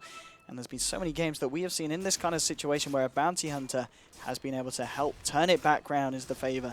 Let's see what goes on here onto Moomiander, trying to surge himself away, but here Dendi with the zip in. There's going to be the mech buying Moon sometime, and it looks like he's going to live. Na'Vi a little bit careful about chasing that down too far. Darkseer able to get himself out. ZZ moving in, has got the Omni Slash available. They've found Funnick and Fly with the Winter's Curse, holding the spider in place, blows him up with the help of the raises from Swindle. And Broodmother will fall. I'm kind of surprised Funnick was even over there. Like, he saw them fighting inside of the woods, and you have to expect the complexity is going to be there, you know? He could have just been hitting the tier 1 this whole time, and at the very least forced complexity to split apart, but I gotta say, Funnick is having a pretty uncharacteristic off-game. Like, he fed a lot of spiders in lane. He's making some pretty weird decisions in terms of where he is. I'm not entirely sure if Complexity are going to be able to get away with this Roche, but for the time being, how much mana does Dendi have? Okay, he's full mana, but it actually dies too fast, so they will be able to get this Roshan. Are they going to give it to Ziz? Or are they going to give it to Melons? Okay, there we go. So it is going to be on the SF. Yeah, I don't know. It doesn't really feel like Na'Vi are like playing that well this game. Like last game, I feel like up until around the 25-30 minute mark, they were doing everything they needed to do. They had a clear directive. It's like, okay, we need to push. But this game, it just feels kind of all over the place. Oh, it's certainly slipping away from them at the moment, coming up to 5k difference in terms of net worth, and XP-wise, a very similar story. But, wow, we'll see what that track gold can do. As I said, it's all about the track gold here. If they're able to find a couple of kills, they could very easily close that gap and get themselves back on top Na'Vi. But for the time being, Complexity are going to be the ones very, very happy with how this game is going so far. Still top of the net worth. We do have Swinnermillers here on the SF, having a much better game this game than he did in game 1. We saw him on the Lina, not having a grand old time, was picked off quite a lot, but this time, now just 17.5 minutes in with the S and Y on top of the Aquila and Treads. Fairly tanky, and got a fair bit of punch behind him as well. They're going to smoke up now and look for some action. Charge onto Art Style. In a lot of trouble this Bane. Not a lot he can do. Will Nightmare up Swinnermillers, but you can't Nightmare up the entirety of the rest of the team. He's going to get taken down. And another kill now for Complexity. I'm not really sure what Na'Vi are meant to do right now. Like, Funnick's still. Like, he's not able to pressure that hard. And Moon is still in the area. The thing is, in a 4v4, even without their mech carrier, Complexity I still feel are stronger. Funnick could be in trouble. I mean, we've got a charge coming in. He does have Dust. Z-Freak with another strike as well. There's no tier 2 for any backup to come in for Funnick. The wall's going to get dropped now with the vacuum and the Iron Shell as well. Funnick will fall on Moon Meander and Z-Freak working perfectly together. Mid lane indeed. Winter's Curse onto Snako. Snako's going to fall. There's your Requiem. No, just in time. The pull coming out from Denny now with the Fiend's Grip, but the Cold Embrace biked up. Now the Omni Slash. It's massive. Takes down one. Dendy's low. He'll fall as well with the charge from Z-Freak. Now, Complexity turn their attention towards the Force. They're chasing this one down. They should be able to find it. There's 3 of them after this. Z-Freak will have a charge in a few seconds. Force trying to juke this one out, but the wards gets popped down. He's looking for the TP out, but there's the charge. There we go. Force to fall as well. Na'Vi are back to the fountain. How long were you waiting to say that, Owen? I need to know how long you were waiting to say that. All right, but obviously that Complexity, they're just running them over. I don't really know what else to say. It's just Complexity are straight up outplaying in every single sense. I actually liked Navi's draft quite a bit. I thought the Brood matchup versus Darkseer, you know, we kind of expected that would happen, but I didn't expect it to be so one-sided. Like, in those situations, you can kind of outplay, I think, as the Brood and still manage to get a decent amount out of your lane. And sure, Funnick has good farm, but that tier 1 hasn't even dropped a half HP. Complexity have done an amazing job at making sure that there is just not an inch given to this Brood Mother. And when you have a hero that's picked for the sole purpose of creating space, and it doesn't really do much, and in fact, that might just do the opposite, because even Na'Vi were trying to prioritize bringing heroes down to bottom lane to help out the Brood because they realized the lane was going bad. It kind of has the reverse effect. So now, Na'Vi definitely on the back foot. They're looking for something here. Yeah, and they're going for Fly. Fly's able to get off the Cold Embrace just in time. The cooldown coming down, though, is going to be a lot of magical damage and will be enough to bring down the Wyvern. ZZ just looks for the spin and the TP. Will he be able to get himself out? Yes, just managing to escape. Z-Freak will be able to charge himself away. Moon's got the Surge, and Complexity are out of there. Oh! Oh, that oh, shuriken. The bounce! That was almost like the best thing I've ever seen. Almost. That was close indeed. But, well, as you said, the difference just growing bigger and bigger. We're at a 10,000 net worth lead and over 10k in terms of XP as well. Complexity, I don't know what they have for breakfast, but it was certainly doing something to them. Yeah, I'm really impressed overall. Like, a lot of people coming into TI said that, you know, Na'Vi, obviously, they had to come through the qualifiers, right? But they still proved that they should be here. And then Complexity, they're the team that came through the wild card. Or no, excuse me, they are also qualified, right? So, yeah, I don't know what to say. It's like the improvement of Complexity over the last couple of months has been pretty insane. Oh, Vorst. Is Z-Freak going to go for this one? I think he just might. Oh, he holds back at the last moment. Not wanting to dive too deep. Doesn't want to throw anything away at this point, especially with the lead that Complexity have got. There's no reason to go for plays that ballsy. They just want to try and get these pushes on, try and take down this final tier 2 here. Gained pretty much complete map control. And as you said, bottom lane, Funnick still trying to work away at this tier 1, but it is a little bit of an issue here for the Brood. 21 minutes in, and still yet able to take down a tower. It's certainly not working out as I'd imagine Na'Vi would have planned. And they're going to lose this tier 2 here on the top lane as Complexity clear out the final one from the side of the map of Na'Vi.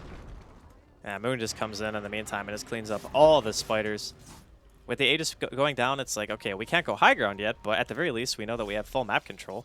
Like, we've taken all the outer tier towers and only lost a tier 1 mid. Funnick now is going all in for this. And he's going to get it. TP coming in as he charges well. Na'Vi want to fight though. ZZ moving in now with the Omni Slash onto her Force. The wall's been dropped as well. It's pretty massive. There's a Fiend Scream onto Mumianda. Moon is going to go down now. Dendy turning up the fight as well. ZZ with a Blade Fury fighting back as 1-for-1. Here's Z-Freak with the charge. Bashes onto everyone. They get the Winter's Curse up onto Dendy. This is massive. Dendy to fall. Phoenix going to die as well. It's a double kill for ZZ. They did lose the Juggernaut. Tanaka getting chased out. Swindle Melons. He cleans up Bane on the sidelines. Zaneko's the last one alive. The Splinter Blast kills him! Double kill for Fly. Na'Vi are all to drop, and Complexity again coming out massively on top.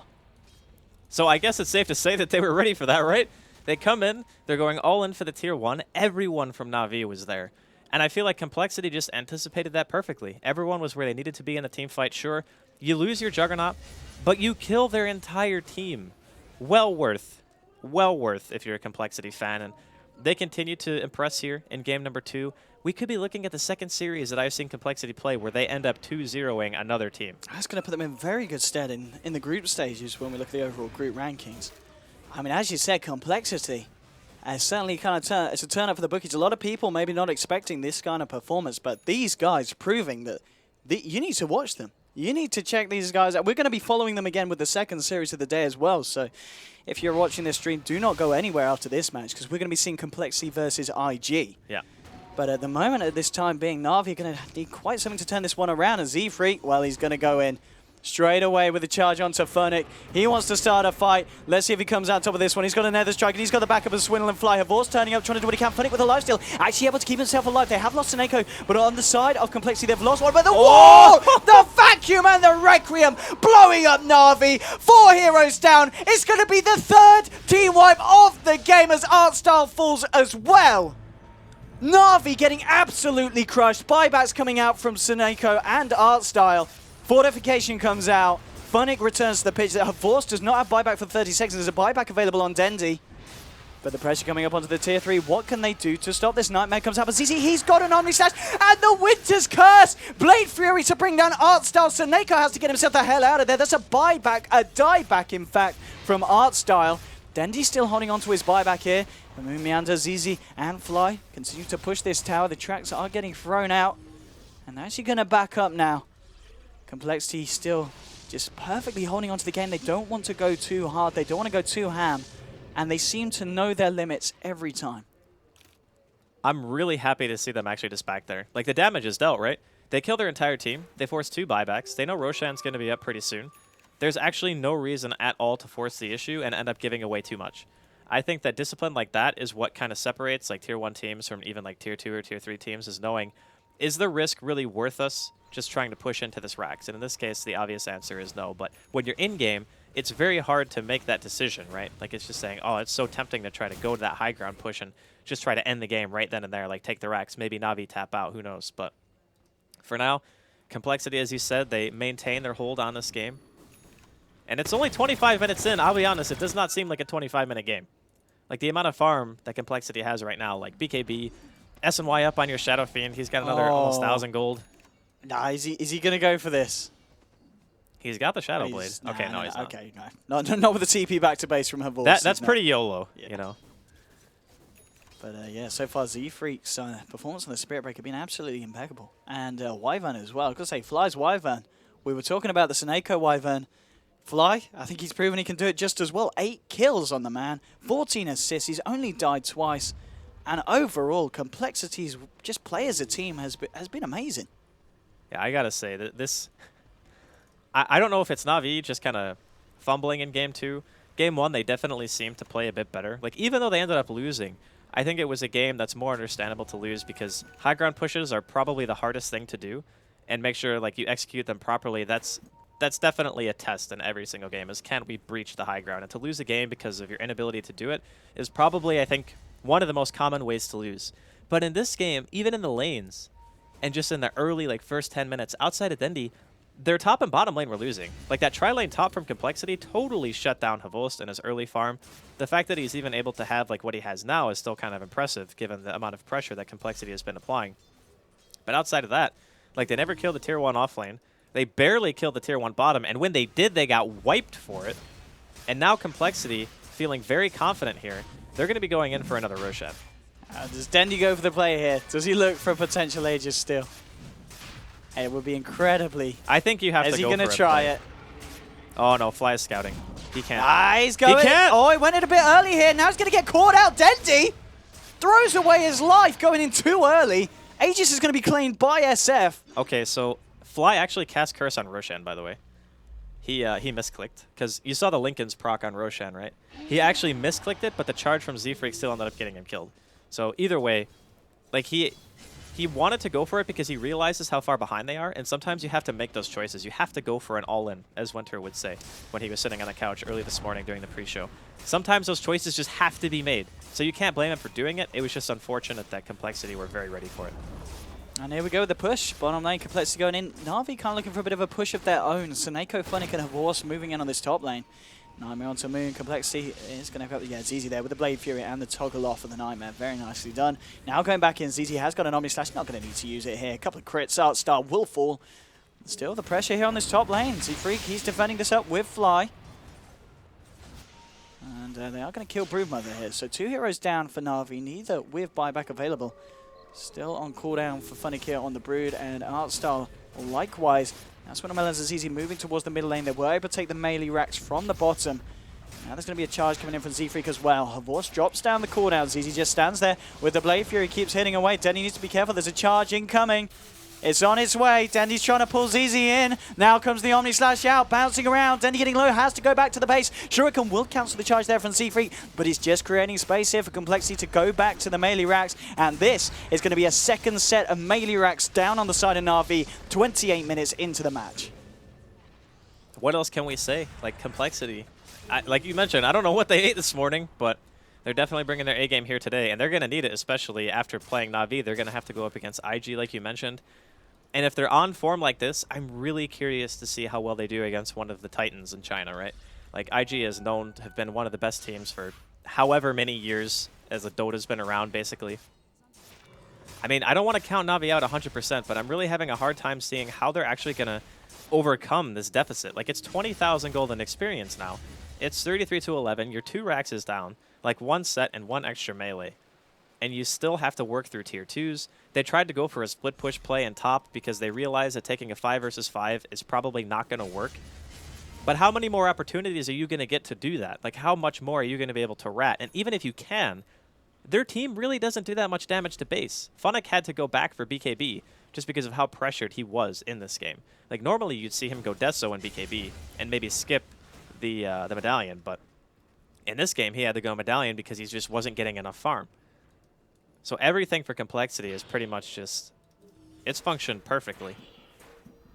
And here we go, Complexity. They're ready to try and push the funnel set. Swindle has got that AC on him now as well. So the push is going to be even more scarier. Moving forward, Fly here with the burn. Getting that vision, still holding on to that Winter's Curse. Yeah, he's ready to go as soon as Na'Vi throw anyone forward. Fortification has been expended and the tier 3 is going to drop at an incredible rate. Havorce, he's trying to do what he can, has an S&Y, has a Demon Edge on top of the face and drums, but it's just not enough damage, especially with the Crimson Guard. Fiend's Grip onto Swindle Melons. But the entirety of Complexity is there, and the Fiend's Grip, it just doesn't mean anything. Complexity just sit there, he goes back to hitting the damn tower. Funnick pops the BKB, trying to fight up Fly with the Cold Embrace, but Z-Freak charging onto Dendy. Dendy getting bashed down. That's going to be your Storm Spirit dead without buyback once again. Funnick trying to do what he can, but he's got to run. GG, well played is called, and Complexity take the series 2-0 against Na'Vi. I gotta say, I am thoroughly... I'm not only impressed, but I'm surprised. I mean, we were talking about it before. I think I opened up the odds and it was something like 19% Complexity. I was like... I think that's unfair. I think Complexity deserve way more than that. You said 70-30, which I would have probably agreed with, but after this, I think people will be respecting Complexity a lot more. This was a fantastic series for them. The way they played this out, the way they adjusted their lanes, like after having picked the Darkseer, okay, on paper it makes sense. We want to put the Brood and the Darkseer match up together if we're Complexity. Like, obviously, Na'Vi doesn't really want that. Whenever you pick Brood, you want to make sure that it pressures a lot. And I think this is actually why we see Darkseer banned so much and Brood not banned as much. Because if people wanted to pick Brood, they obviously would want Darkseer out. And if this is any indication of how the matchup normally goes, like Darkseer versus Brood, then there's pretty much no way you can pick it if it's in the pool. I don't know if Funnick played it to its limit, but I do know that Moon won the lane. Like, there's no doubt about that. He had, like, 60 CS at, like, 7 minutes or something like that. Like, that many creeps don't even spawn right? So it absolutely has to be the fact that Funnick was feeding spiders in the lane. But outside of that, the tri-lane, Z-Freak, Ziz, and Fly, they did absolute work top lane. The only thing that was going well for Na'Vi was mid. And then during the mid game, Dendi didn't have a single kill. He was 0-6. Like, everything about Na'Vi's draft was shut down. It really was. It really, and I've got to say, off the back of that, I know that I am, and I'm sure a lot of people at home will be very excited to see how Complexity do up against IG in the next series that we're going to be showcasing here on this channel, which is going to be coming up, I'd imagine, as soon as possible. I believe it is scheduled to start. Oh, it was scheduled to start 20 minutes ago, in fact. Yeah. So we should be able to get that show on the road straight away. Complexity might have a short break, but don't go anywhere because Complexity versus IG is going to be right round the corner. We'll see you guys in a bit.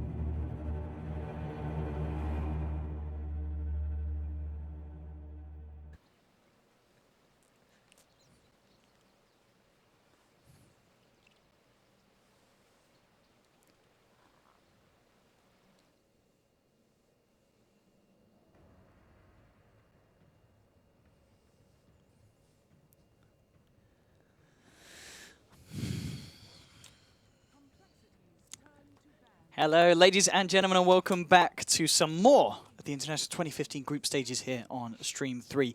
We've got Complexity Gaming again. This is their second series of the day, and they're going to be playing up against Invictus Gaming. Of course, the first series for Complexity, 2-0. They take it against Na'Vi. Now, up against IG, very different team, very different style of play. What are we looking for here, Andy?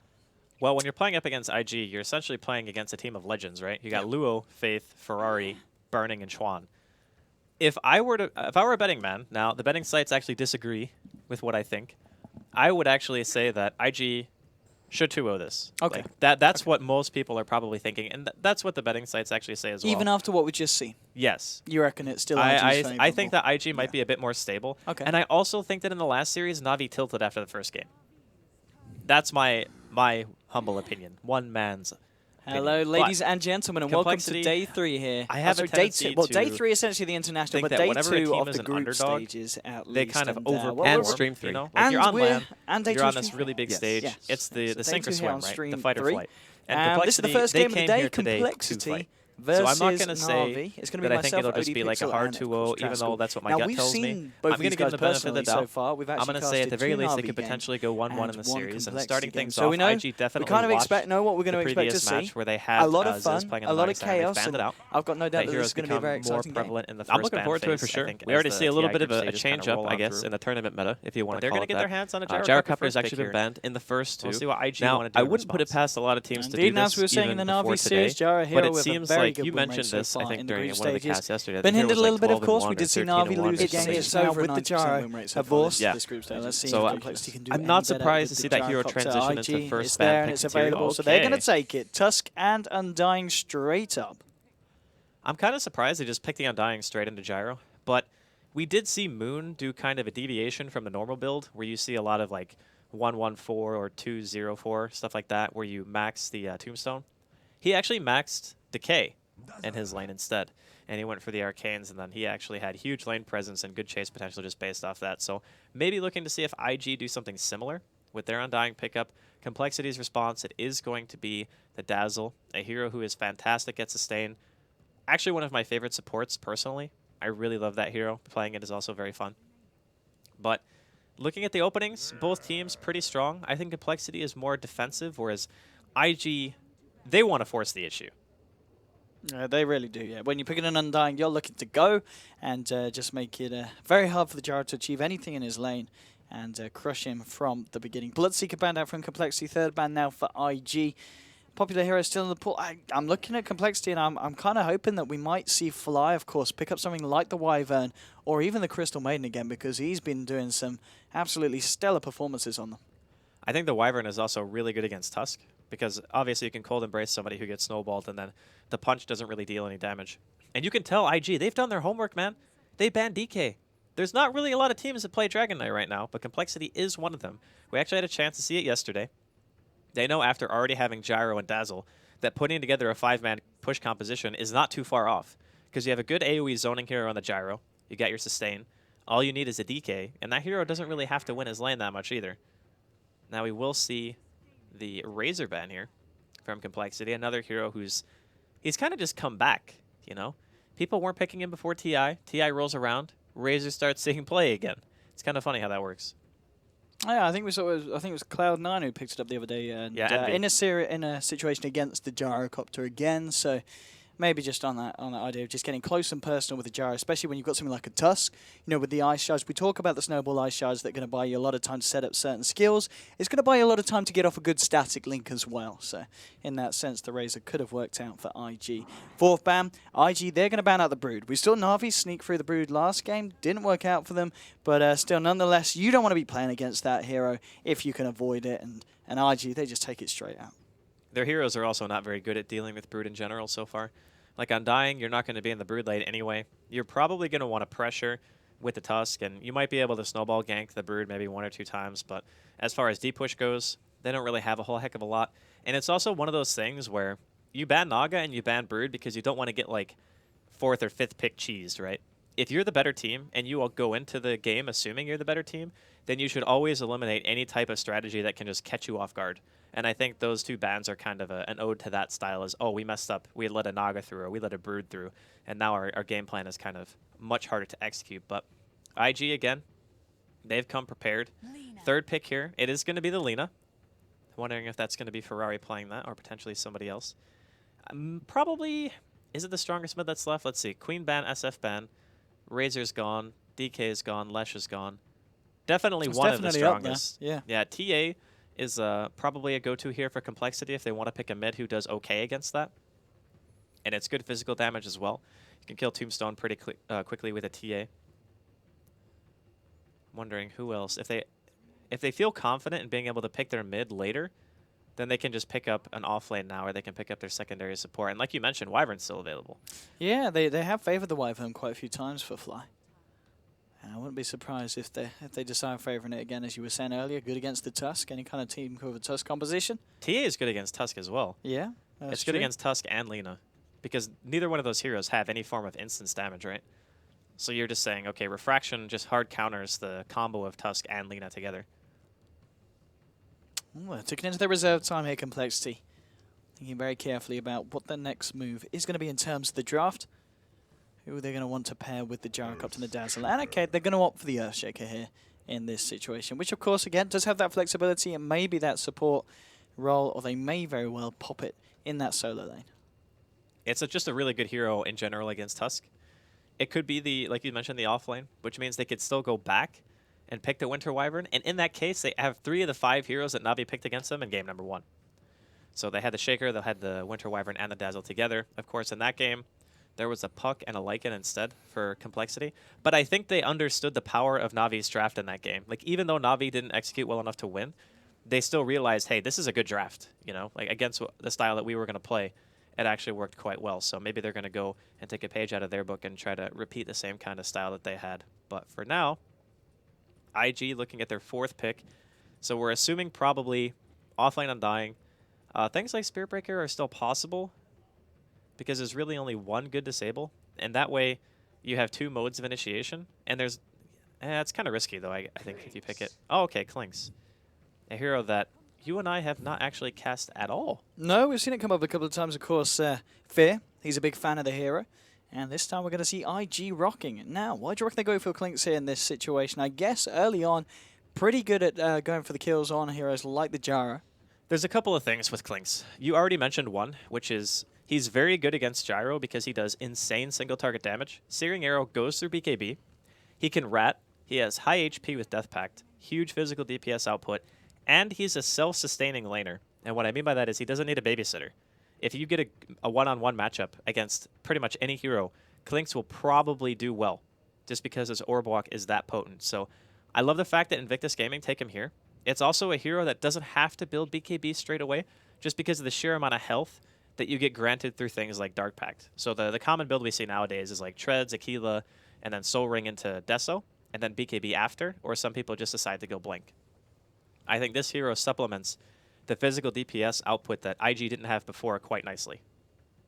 Oh, Complexity now with this 4th pick. I mean, how do you react to a Clinks pick? What do you do that's going to make life very hard for a Clinks? Do you, as you say, maybe even throw in the Spirit Breaker at this point?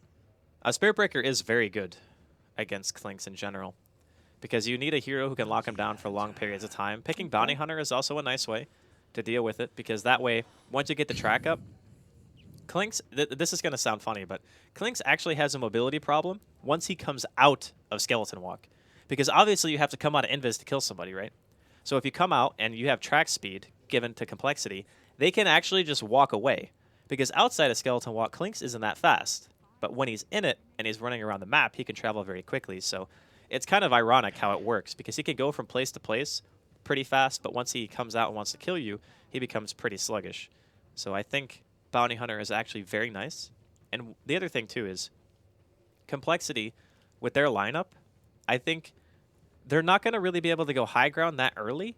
So they want a team that's going to be able to fight during the mid game. And even if they're not making like favorable trades in terms of numbers, they're still not going to fall too far behind. Because I think with IG's heroes right now, they will have an easier time breaching that high ground with a Lina and a Clinks and being able to drop a Tombstone than Complexity will with something like a Gyro. And now, Ember going to be banned out here from Complexity. Both teams definitely know what heroes they've been playing. IG, yeah, indeed. But this final pick now, what are they going to add to the mix here to go against Complexity's lineup? I've got a fair bit of time to decide. I mean, anyone... Okay, it is going to be the Storm here as the final selection. And, I mean, against the heroes on Complexity, you feel Storm's a strong pick? Yeah, there's only one hard disable. That's all you need. Well, I shouldn't say one, but there's only one hero who has disables for the Storm. And none of them are instant, except for Echo Slam. So until the Shaker gets to blink, Storm is going to have a pretty easy time. Now, it's a little bit risky because they've picked Bounty already, and Bounty has a tendency to want to punish mids who aren't very mobile. So think about SF in the previous match that we saw, Na'Vi versus Cole, and the Bounty Hunter sitting mid and harassing Swindle for the first, what, like 5 minutes of the game? Just making sure that Dendi on Storm had a good start. I think that could happen to Ferrari in this game. I'm just assuming Burning is going to be playing Clinks, because I don't think Burning plays much Storm. So, and there's a TA. There's your TA. I kind of expected it. It's very good against a lot of these heroes. It's still good against Clinks. Storm, interestingly enough, does okay against Templar Assassin in lane, because when you hit Overload, for those of you who don't know the matchup very well, Overload actually takes 2 instances of Refraction off, because 1 hits is the Overload, 1 hits is the auto attack, which means at level 1 Refraction, if you get hit by an Overload hit and a Remnant, your Refraction's already gone. Okay, so indeed something that Swindle's going to have to be careful about here in the mid lane. But indeed, as we get ourselves ready to go for the second series of the day here, Complexity versus IG. Complexity are obviously going to be riding on a bit of a high with their 2-0 defeat over Na'Vi. And let's see how they do up against one of the Chinese giants, IG, a team that historically, they're pretty damn good. And Complexity, they've got a lot to prove. They're certainly proven it so far in this tournament. And they're going to look to continue to do so here against Invictus Gaming. But here we go underway. And I mean, drafts aside, well, like looking at the drafts, is there anyone that you say comes out clearly on top here? I think IG's draft is a little bit better. Okay. I think they're well-rounded. I think their high ground potential is very good. And their roaming potential is also very good. And I think that IG are a team who want to push the pace more often than not. Like, you don't pick a safe line Clinks to sit an AFK farm, right? Like, once you get Death Pact, Soul Ring, Treads, you actually deal enough damage to be able to go for fighting. So I think that IG are going to be very proactive this game about taking control away from Complexity. But if Cole can defend their high ground like they did against Na'Vi, then we could be seeing a very close game. Leading in the bottom jungle at the moment, Trana Burning, hanging around, Z-Freak, and Moon Meander down here at the moment. So it is, of course, going to be that solo lane Shaker, at least for the time being. Z-Freak might hang around with him to join in on some of the fun. Scouting out Burning. They did, of course, get this ward out up on the top lane into the Dire jungle. So Luo is going to have a bit of an easier time here on this offlane Tusk. Now, the way the lanes are looking, I think is pretty much how we kind of expected. Burning is just going to safe lane. Chuan already has a sentry. I think what's likely to happen here is Z-Freak will most likely spend a good majority of his early game just being a nuisance to mid. Maybe Chuan will have to rotate. But actually, no, I think Faith, either of them can move, actually. That's a nice thing about having Clinks. Again, I talked about it during the draft, but when you have Clinks, it doesn't matter which support you move. Whereas if you have something like AM, you want a ranged support to be there because he has to babysit. But since Burning, he's going to have that Searing Arrow to be able to secure CS. He technically hits for 73 damage at level 1 with a Searing Arrow. And for now, looks like it's just going to be Faith here in this middle lane. Faith just helping to secure this beginning against Swindle Melons. I mean, top lane this Tusk, how much of a hard time is he going to have against Fly and ZZ? I don't think it's too scary. The one thing he has to be very conscious of is if he gets body blocked too much. The problem is that most Dazzle players don't put any points into Poison Touch because you just want to max Grave and heal. Like, even when you get to, like, the teens level, like 13, 14, 15, a lot of people still don't get it. They just get stats. So without the utilization of the slow, being able to get a good Rocket Barrage should be very difficult. So I imagine that Luo is going to be more than okay up here. He should get quite a bit, actually. So far at the moment, the lane's pretty static. Burning having a bit of a tougher time at the moment. The top CS on the board is Ferrari, 7 for 3 at the moment in this mid lane. And it's going to be pushed in, so Swindle will be able to find a little bit, catching up 3 for 0. But thanks to that presence of Faith at the start, certainly allowed the Storm to get a bit of a head start in the farm on mid. Faith coming up to the top lane now to join forces with Luo to just see how much they can shut down this gyrocopter to stop Zizzy getting the start that the complexity are going to need him to have. I think Gyro is going to be the one that you really have to watch out for. Because of the fact that Complexity have very defensive supports, and the Shaker is not going to just start the game with a Blink Dagger, right? Like, it is being played by offlane, so he'll probably have it sooner than like a position 4 or 5. It's just, you need the Gyro to be at these early engagements in mid. Seeing what we both kind of expected here. Just a little bit of a nuisance coming in from Z-Freak, just allowing Melons to get some farm. But Ferrari does get a DD, so even that little bit of harassment won't do too much to him. Yeah, I think the Gyrocopter is going to have to move this game. Like, he's going to have to move around once he gets level 6, 7, and try to help some counter ganks at the very least. Indeed, Luo is prepared at the moment to go with the Mango in tow. Faith around as well. Hasn't quite hit level 2 yet, so hasn't got the Tombstone, but once we see that come online, I won't be surprised if we start to see some aggression coming out from IG there. Bottom lane, Burning, getting himself away. The harassment coming out from Z-Freak and Moon, and Z-Freak, after trying to do what he can to annoy Ferrari, turning his attention towards Burning as well. Top lane, the farm still looking pretty good for the Gyrocopter. 10 for 2, 10 for 4 on the Clink, so across the map, things looking fairly even. Still just down. Well, no, the difference in the mid lane has been recovered now. Swindle Melons, 14 for 4, bang on with Ferrari's performance here on the Storm. So, all in all, the first 3 minutes of this game looking pretty close between the two sides. Yeah, one hero gets bullied mid, then another support comes by and bullies the other hero. The TA versus Storm matchup is pretty volatile, and that if the TA gets ahead, it can become very difficult for the Storm to recover, but IG know that going in, so they just make sure that Ferrari gets to his bottle, no obstructions there. Once both heroes have it, you're just going to see a slew of bottle crowing. Like, that's all they're going to do. And the more that they do it, obviously, the more they'll be able to sustain their lane and be able to continue to farm. So I don't think one way or another this lane's going to go too badly for either player.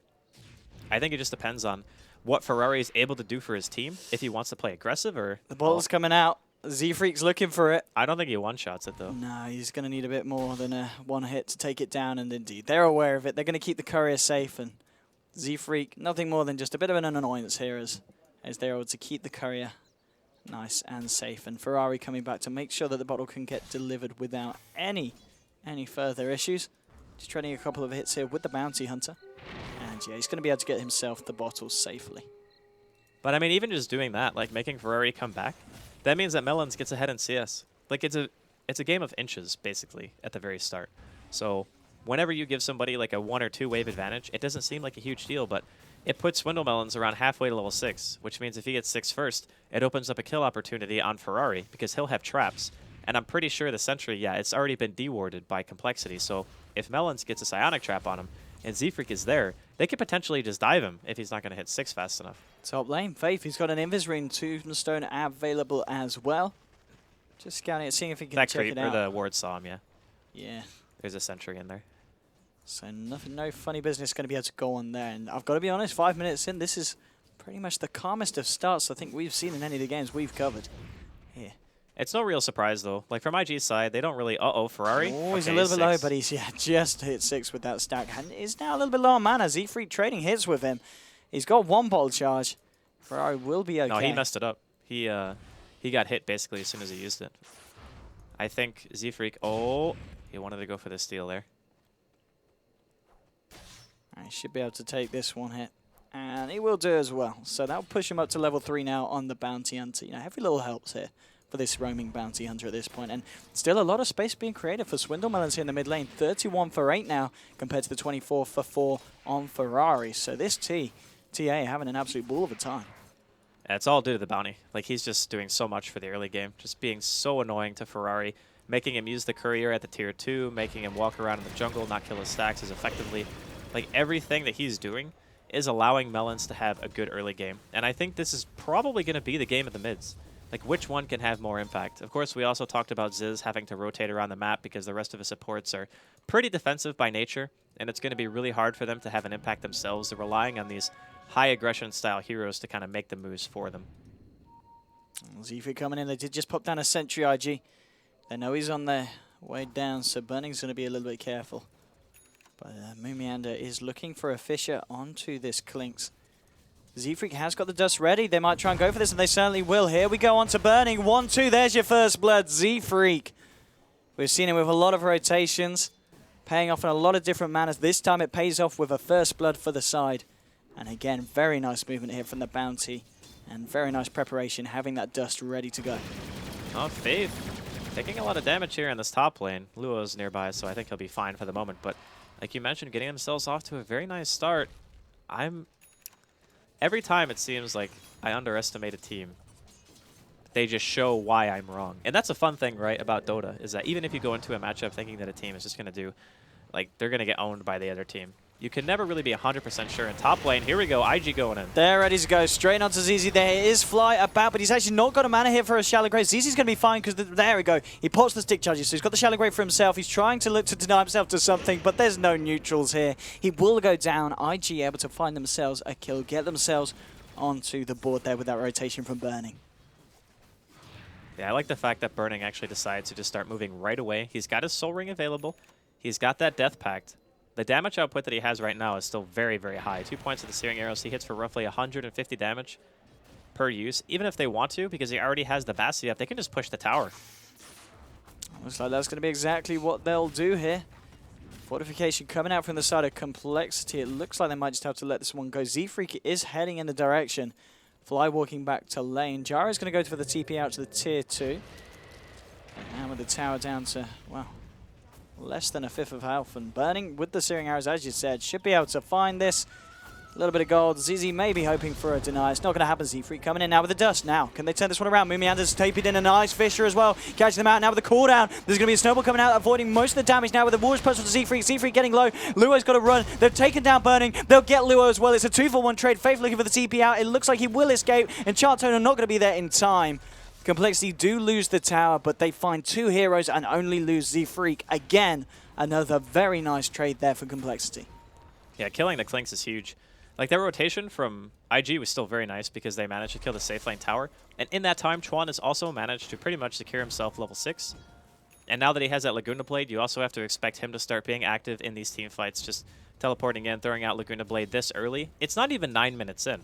So the fact that a position 4 has this kind of farm is pretty insane, at least in terms of overall experience. And Sentry has been driving. Oh, yeah. Chuan can land this. But the Laguna could He doesn't very have easily mana blow for up this, everything, though. I guess he doesn't know, does he, after that initial light strike? And here we go again. He's got backup. Burning and Luo joining the force here on the bottom lane. They're looking for more tier 1s. They were able to get the push on the top. Now they're going to look for a bit of a repeat here on the bottom. D-Ward will come out, so there's going to be no chance of Z-Freak getting close and personal for some sneaky action. Nice Ancient stack here for Swindle Melons that he's going to be able to take, though, during the time being. And Mumiander, he's hot on the trail of Luo. The tower getting low. Burning will be able to find it. Z-Freak Fly. Mumiander ready to go with a Fisher onto Luo. Now your Snowball out to safety to the creeps. No one's going to die. And this time, IG get away with taking the tower and not having any casualties on the side. I really like the way the IG are going about this, though. They're very objective-based gaming right now. They just want to kill towers. And by killing those towers, they're basically just saying that Ferrari is going to have free farm mid, right? Like, the TA has that Ancient stack actually being scouted out here by Burning. And now with the backup here from Luo coming in with a Snowball, they could look to try and go for kill potential. Swindle Melons is low, hasn't got the refraction in time, will go down. And that's a big kill to take there. He was able to get a fair bit of the stack first. There is still some of it left. Yeah, they can't kill it. Like, they don't have the heroes for it. And the ice charge from Luo just blocking off Complexity from chasing that one down. But 3 for 3 at the moment, 10 minutes in. And this game could get any closer if it tried at the moment. Some pretty impressive stuff coming out from both sides so far. Again, the big factor is just going to be when Ferrari decides he wants to start moving around. I'm curious if he's going to go Orchid or if he's just going to go straight into Bloodstone. Bloodstone is typically seen as like the stable option, but the way that IG have been playing this, they definitely have shown that they want to try to push the pace at least a little bit. You know, they're pushing in those towers. Middle is taking a little bit of damage, but tier 1 tier 1 offlane, tier 1 safe lane are both dead already. And that just opens up a lot more room for heroes like Storm and Clinks to really do what they do best, which is run around, try to force the issue, find picks. And as soon as they find a pick, the nice thing about having Clinks too is you kill the towers so fast. Yeah, we've seen it happen twice, and I wouldn't be surprised if we see it happen again in the mid lane when Burning wants to join it. He's going to use this time and space, though, to catch up on some farm here on the bottom lane in terms of item build with the Tread, Soul Ring. And now just finishing off the Aquila here. Nothing too major coming out for the Clinks as of yet, but he's finding the space and not a lot that Complexity can really do to stop it. So Melon's just looking to finish off this stack of Ancients with the guard of Z Freak hanging around there just in case anyone came up like the Clinks had the sentry ready and waiting. Lina, though, meanwhile, actually finding a kill onto Dazzle there in the top lane as Tron catches them out. Yeah, he had some help. Yeah, Luo and Faith were about as well. And for now, it's pretty quiet, though. Like, only having 7 kills in a 12-minute game by TI5 standards so far is actually pretty slow game. But I think it's going to start picking up here soon. We're going to see the Blink Dagger come out soon from Moon. Looks like IG are rotating around towards middle lane. Luo is in the area. Ferrari's got that regen rune going. He is going for Bloodstone, by the way. He's not going to backtrack for the Orchid. Okay, and let's have a look at the net worth actually so far. It's Ferrari at the top of his game at the moment, 5.3k gold. Still with those ancient stacks, Swinnermelon's only a couple of hundred behind, still looking very good on the TA. And then you've got Burning sitting on the 4.6k. It is in fact the Gyrocopter at the moment that's a little bit behind his Zizzy's farm. Not quite on the same level as the rest of the cores in this game. They were being hard pressured, though. And as far as laners go, Clinks is probably a better laner than Gyrocopter in most situations, just because Clinks has a longer attack range. He's actually 630, which is higher than most heroes in the game. But he actually has Searing Arrow on top of that, so his last hitting potential in terms of damage is higher than the Gyro as well. And there was dual offlane, right? So they had that Undying in the area for a little while, and they also had Luo up there. So he was being pressured more, I feel, than Burning was. And Burning didn't even care about sitting and farming that much. Like, after he got his level 6, he just immediately rotates after he gets ganked once and says, I'm just going to take towers. Yeah, Burning's rotation's been pretty much on point. It has died a couple of times, but it's still not holding him back too much. 4 for 3 at the moment, 13 minutes in. We've got a fair few. 3 heroes on the side of IG. Ferrari, Chuan, they're ready to go. They have got this Laguna Blade. If they can find a hero to burst down. Swindlemelons has the backup of Fly, though, hiding in the tree line. Just ready and waiting in case IG go aggressive. But at the moment, we're pretty much... This is pretty much the play style we kind of expect from IG, where they're playing it very safe. They're just making the most of the map at the moment, and they're not looking to go more aggressive than they need to. I think they're seeing it as if Ferrari gets to a Bloodstone and Complexity haven't really done much, then it becomes very difficult for Complexity to deal with Ferrari. Because look at their team. Again, they really only have one real form of lockdown, and that's Shaker. Sure, Moon's blink timing, 14 minutes in. This is a very, very fast blink, and he's just going to immediately buy a smoke.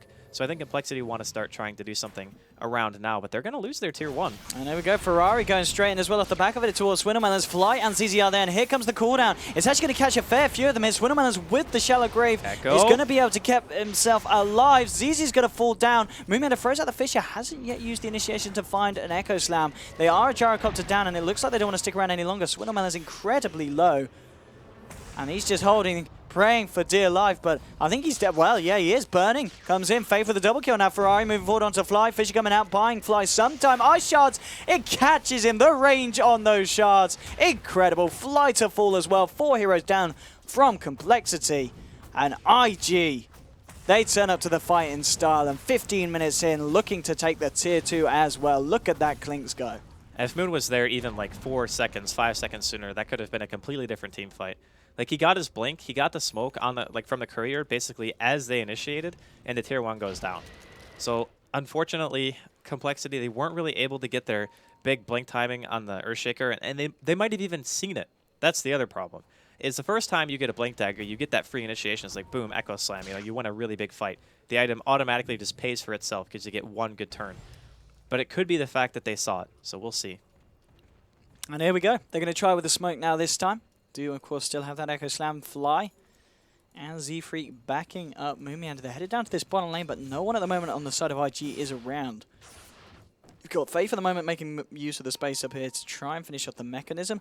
Just a few hundred gold away from the recipe. They might catch Ferrari here, and with an Echo Slam, they could certainly go for it. Have they got enough damage to bring him down, though? He's fairly tanky. They're going to try for anyway. No. Oh, no. They're not going to use the Echo here. They didn't use the Echo to lock him in place. He didn't use anything. He didn't cast a spell. Like, he didn't enchant, he didn't fissure, he didn't echo. Like, and now they've been rumbled. IG's on their way down here. Still at the moment, Moomiander hiding in the trees. Will look for the TP out, and he should... Oh, the snowball just in time. Burning grants the vision, and there we go. Moomiander punished there as IG find the pickoff. so in that situation, I think it's always worth using Echo to kill an important hero. Like, if you get Ferrari off the map, that's a good thing for you. That means that everyone else on your team is more or less safe to farm. Sure, you got Tusk Initiation and I guess a Klink's walking around, but if you kill Storm, how are they actually going to like hard initiate it into a team fight? I'm really surprised that they didn't actually make anything happen off that. Like, he could have even just fissured into an enchant, and they might have been able to kill him that way. Oh, with the traps onto Burning, this is going to be very nice for Complexity. Burning getting low, but no, Ferrari's there to save him. Burning's going to be fine for the time being. Chuan's there with the defense as well. And the cooldown from Zizi. They're trying to fight this, but Faith turns up. He's popped down the tombstone. He hasn't got the mech out to him yet, but it doesn't matter. Double kill for Ferrari. 3 heroes hitting the deck on the side of Complexity, and Burning lives. Somehow, some way. I mean, he was so low. It looked like Complexity were going to find a massive kill.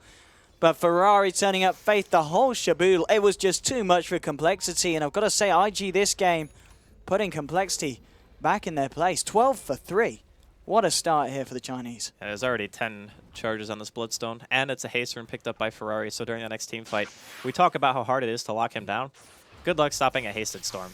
Like, haste is one of the cooler runes to have on Storm because you have to use less mana for Ball Lightning. You can just walk through the team fight instead of using Ball Lightning and draining even more of your mana pool. So you have more of it conserved for when you actually want to go like hard on somebody.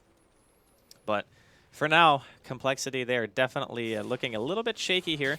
They're farming, but they're not really winning the Look at the net fights. worth difference. That's pretty hefty. Pretty hefty 18 minutes in, coming up to about 11,000 in terms of gold. XP-wise, around the 10k mark as well. A massive difference here between the two sides at this position. And Chuan, kind of on his own here. Fly and Z Freak around. They're going to send in Moon as well. They could go for this kill. I mean, we're talking about the pickoffs that they need to find, and they might just try for it here. Fisher coming out, and here we go. Moving in onto Chuan. There we go. He's a dead end. He's a dead end. Complexity do pick that one up. At the same time, though, Burning starting to work away here at this top tower. And Burning pretty damn stacked. Second highest on the net worth. He's got the Medallion Aquila and the first Mithril Hammer with this tower. Going to put him very close to picking up the second Mithril. At the same time, it's going to be a trade, but it is a tier 1 for a tier 2, so not a favorable trade at all here for Complexity. The only kind of bit of silver lining was the fact that they did find that Chuan kill. Yeah, it's better than nothing. I mean, track kills are going to be the thing that keeps them in the game. It's going to be Complexity's lifeblood, and they're going to have to rely on some really sick base defense maneuvers coming in for Moon. Like, he's the guy you're looking to right now and saying, if you don't land a good Echo and IG come knocking at our base, we're going to have some serious problems. Like, I think Ferrari probably just focuses Moon during the fights if he sees him. So you're probably going to see stuff like, I need to smoke like behind my tower so Ferrari doesn't see me, because if Ferrari gets to another item and he's going straight for the Orchid to go on that Shaker, if that happens, like, Moon is their last line of base defense. They don't have any other disables. And that means that Klinks and Storm are both just going to run rampant all over them. Swindlemelons has now got his Desolator. Yep. So we'll see what he's able to achieve with that. And with the Deso and Fly helping him as well. Going for Roshan. This is a good move. They needed to do this, actually. There's no other way. Like, Z3 has been dusted up. They're going to lose the Bounty Hunter on the sidelines. That's the bounty down now. Can Oh, RG get to the Roshan pit in time? They're heading this way. Ferrari no mana, leading though. it. He needs to do something. He's got the bottle charges. It's incredibly low. Okay, Roshan's down. Complexity do get it. Aegis now on the TA. Tombstone's being dropped to the high ground here by Faith. Fly looking for the retreat to the high ground, but no, the He Sora doesn't have kills a him TP. immediately. He's down. Now Swindlemelon's caught in it all. Ferrari trying to fight around ZZ. Swindlemelon's getting low. There's 4 of them converging. 5 of them, in fact, sorry, onto Complexity. The Aegis is down. ZZ's going to fall, and IG, they're ready for round 2 here onto Swindlemelons. Mumiander from the sidelines trying to do what he can. He's still got this Echo. Hasn't found the ability to use it. Now uses it on Chuan. Finds 1 kill, but the rest of IG clean it up. They kill him as well. Bounty has respawned, but essentially that was a team wipe there. And IG, they didn't get the Roshan, didn't get the Aegis, but still, what a fight again for them. A massive increase now in terms of gold and XP, as the graph's just going to look worse and worse for any of the American fans out there. Coming up to 10,000 and still up to that 12k. IG looking incredibly dominant this game, and now, of course, with the Desolator done on Burning, towers are going to fall. yeah, this is probably a Rax. Well, maybe not a Rax, but they don't have Echoes, so it's going to be very difficult, I think, for Complexity to do anything about this, because Moon's still dead for 10. They don't have fortification. He doesn't want to use buyback. And Okay, see, oh, Ziz? this is not the play for Jaro. Jaro, he's going to go down. Fly was unable to get off the shallow grave. Will now use it on himself. Burning turning his attention to the racks. They're actually going to back up here. Zizi does have a buyback available. And IG wanting to play a little bit safe here. Don't feel comfortable going straight up to the high ground. And they back themselves off. Faith, 600 gold away from those Guardian Greaves who wants to pick them up next. Noting that, of course, Luo has his BKB. Burning now with 1500 gold on top of the Desolator and IG Ferrari. How's the Orchid looking? He's almost got it. He's got the cash for it, hasn't he? Pretty much. Yeah, he's the recipe short as well. Okay. Yeah. He's a couple hundred gold away, and he'll have that as well. 22 minutes in, looking very, very good for RG. He's got 16 Bloodstone charges. Like, this is almost on Dendy's Leshrac level we saw yesterday, right? Like, not quite as insane. Burning. Pretty close. Ooh. Fish. Oh, that blink. That blink. The senses there tingling from Moon. And rightfully so. Could have been in a lot of trouble there with Burning. He had a lot of damage. And Z3. Ah, he's in a lot of trouble himself. Here comes Verizon. Watch Jonathan. Walrus punch. Onto the Bounty Hunter. Up into the air. And up into the heavens. As he's now down for 30 seconds yet again. I'm actually surprised Ferrari didn't just go ham on that. Like, he saw one person showing bottom, and he knew that Moon pretty much just backed and put his blink on cooldown, so I'm kind of surprised that Melons actually lived through that whole thing. Maybe because they used the dust on the bounty and it missed Melons, they thought they wouldn't be able to get a kill. There we go. They're ready to try and take the final tier 2, just 22 minutes in. Solar Crest Deso. Like, he's going to hit so hard. That's a lot of armor reduction. That's I mean, just Roshan as well, when that's up again, it's a fair while. But when it is, IG will be able to take that with such speed. Complexity are smoked up. They do have all the ults available. Echo Slam, cooldown, it's all ready to go. But I think IG, they're aware of this. They're not looking yet to commit as a 5-man. Burning just cleaning up the jungle. Chuan doing so as well. Has it is level 11 and has got that Yules on board the Lina. And it looks like IG. Are they ready to go? Chuan, he says we are. He says, let's do this. A little bit of a testing dust there just to see if the bounty was in the neighborhood. It's going to be the case. Swindle at the moment leading the way for Complexity. Oh, the illusion bait. They're not. Nah, it's going to just get cleared straight away. They know that's an illusion. Nothing too fancy going to be happening with that. In comes the second one.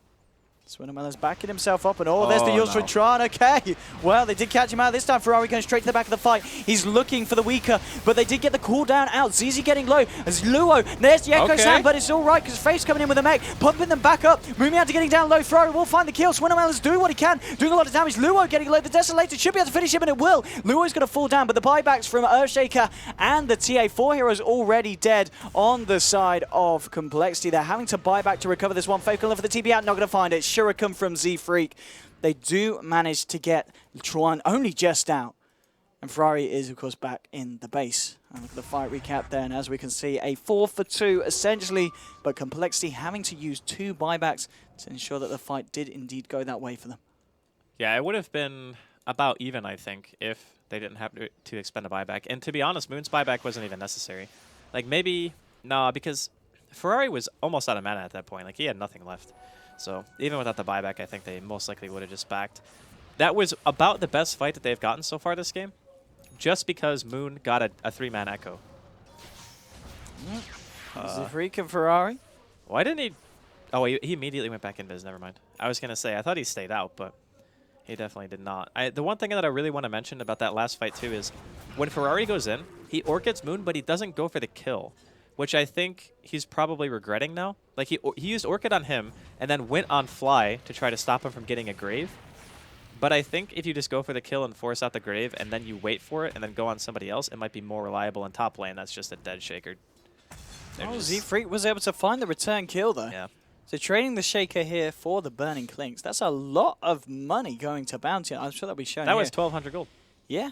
That's going to be a fairly well-off bounty after that, but still quite far behind. In goes the Ferrari. He's looking for the fight. Silences up Fly. Now turns his attention back towards ZZ. ZZ getting low. They do manage to get the Shallow Grave off Fly. He should die. Does manage to get the Weave off as well for this fight. Fly still on the retreat. Will go down. They lost the Jara here as well. And now Complexity with 3 heroes down. 2 of them without buyback here for 30 seconds.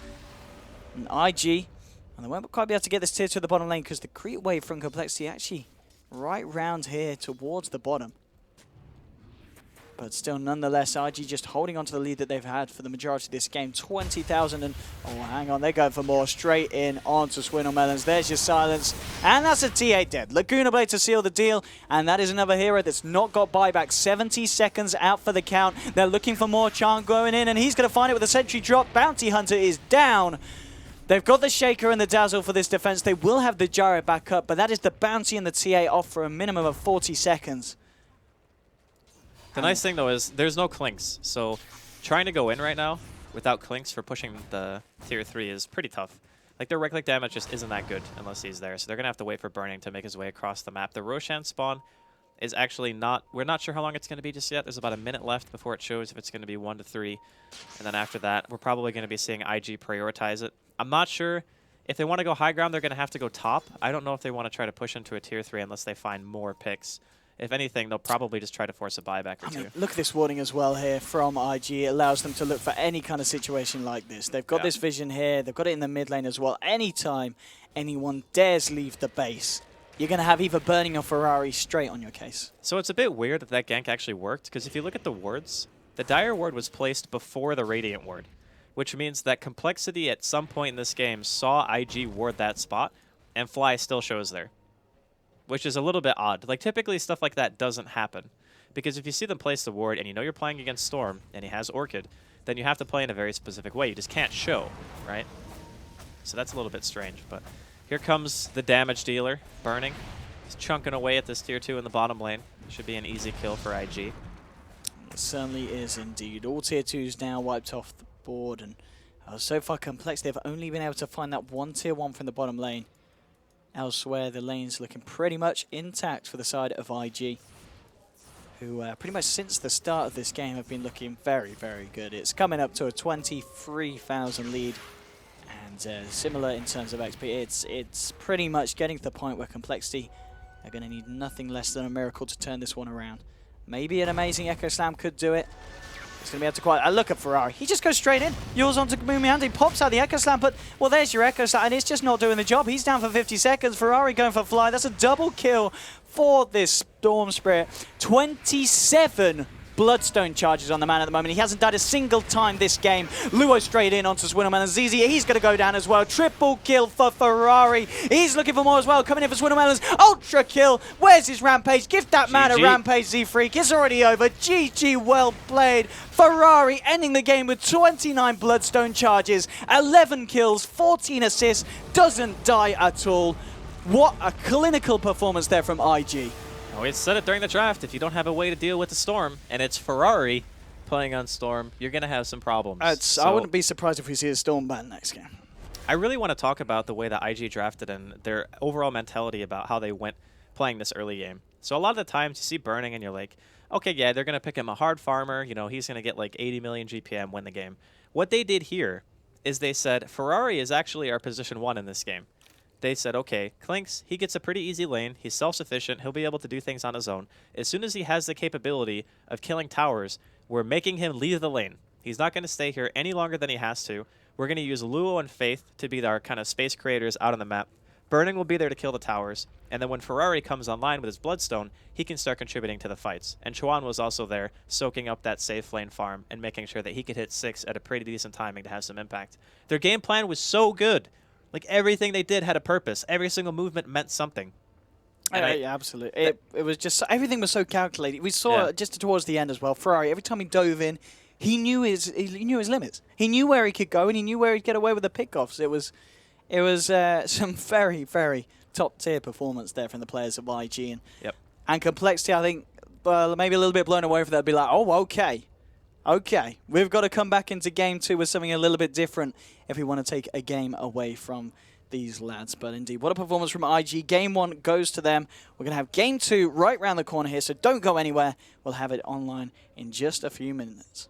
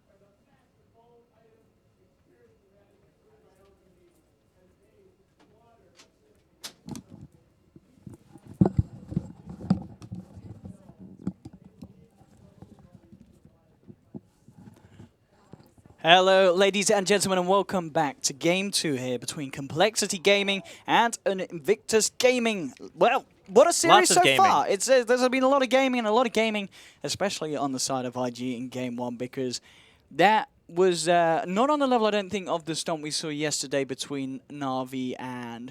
Who were they stomping? Wasn't it Complexity? Was it Complexity? Yeah, they played against Cole yesterday, right? No, or that was it this Na'Vi that Cloud9? was this morning.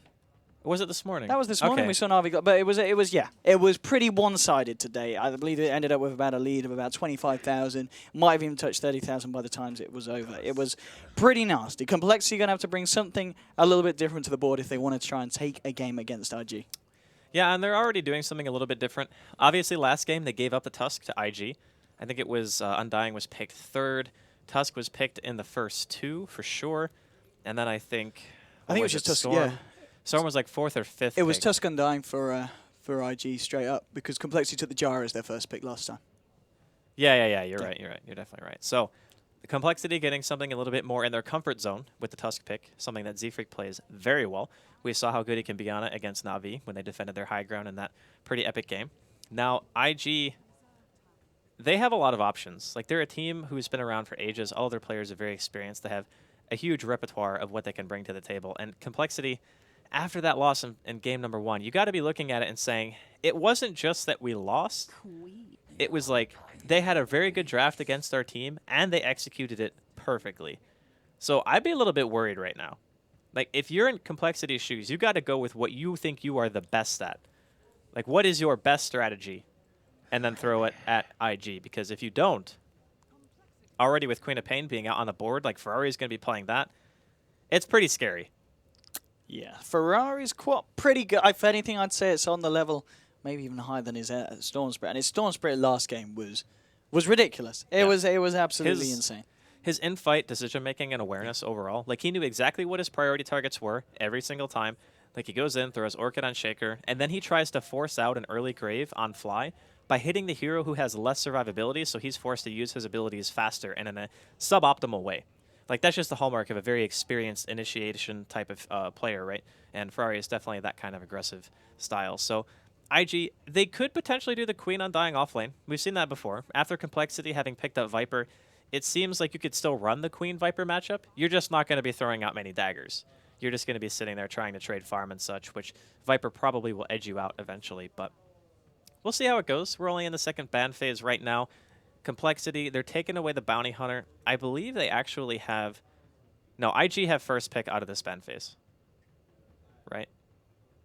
I think. Yeah, I think they do. Yeah, it would be, because it's going to go, ban for IG now, then back to LXT, and then back to IG.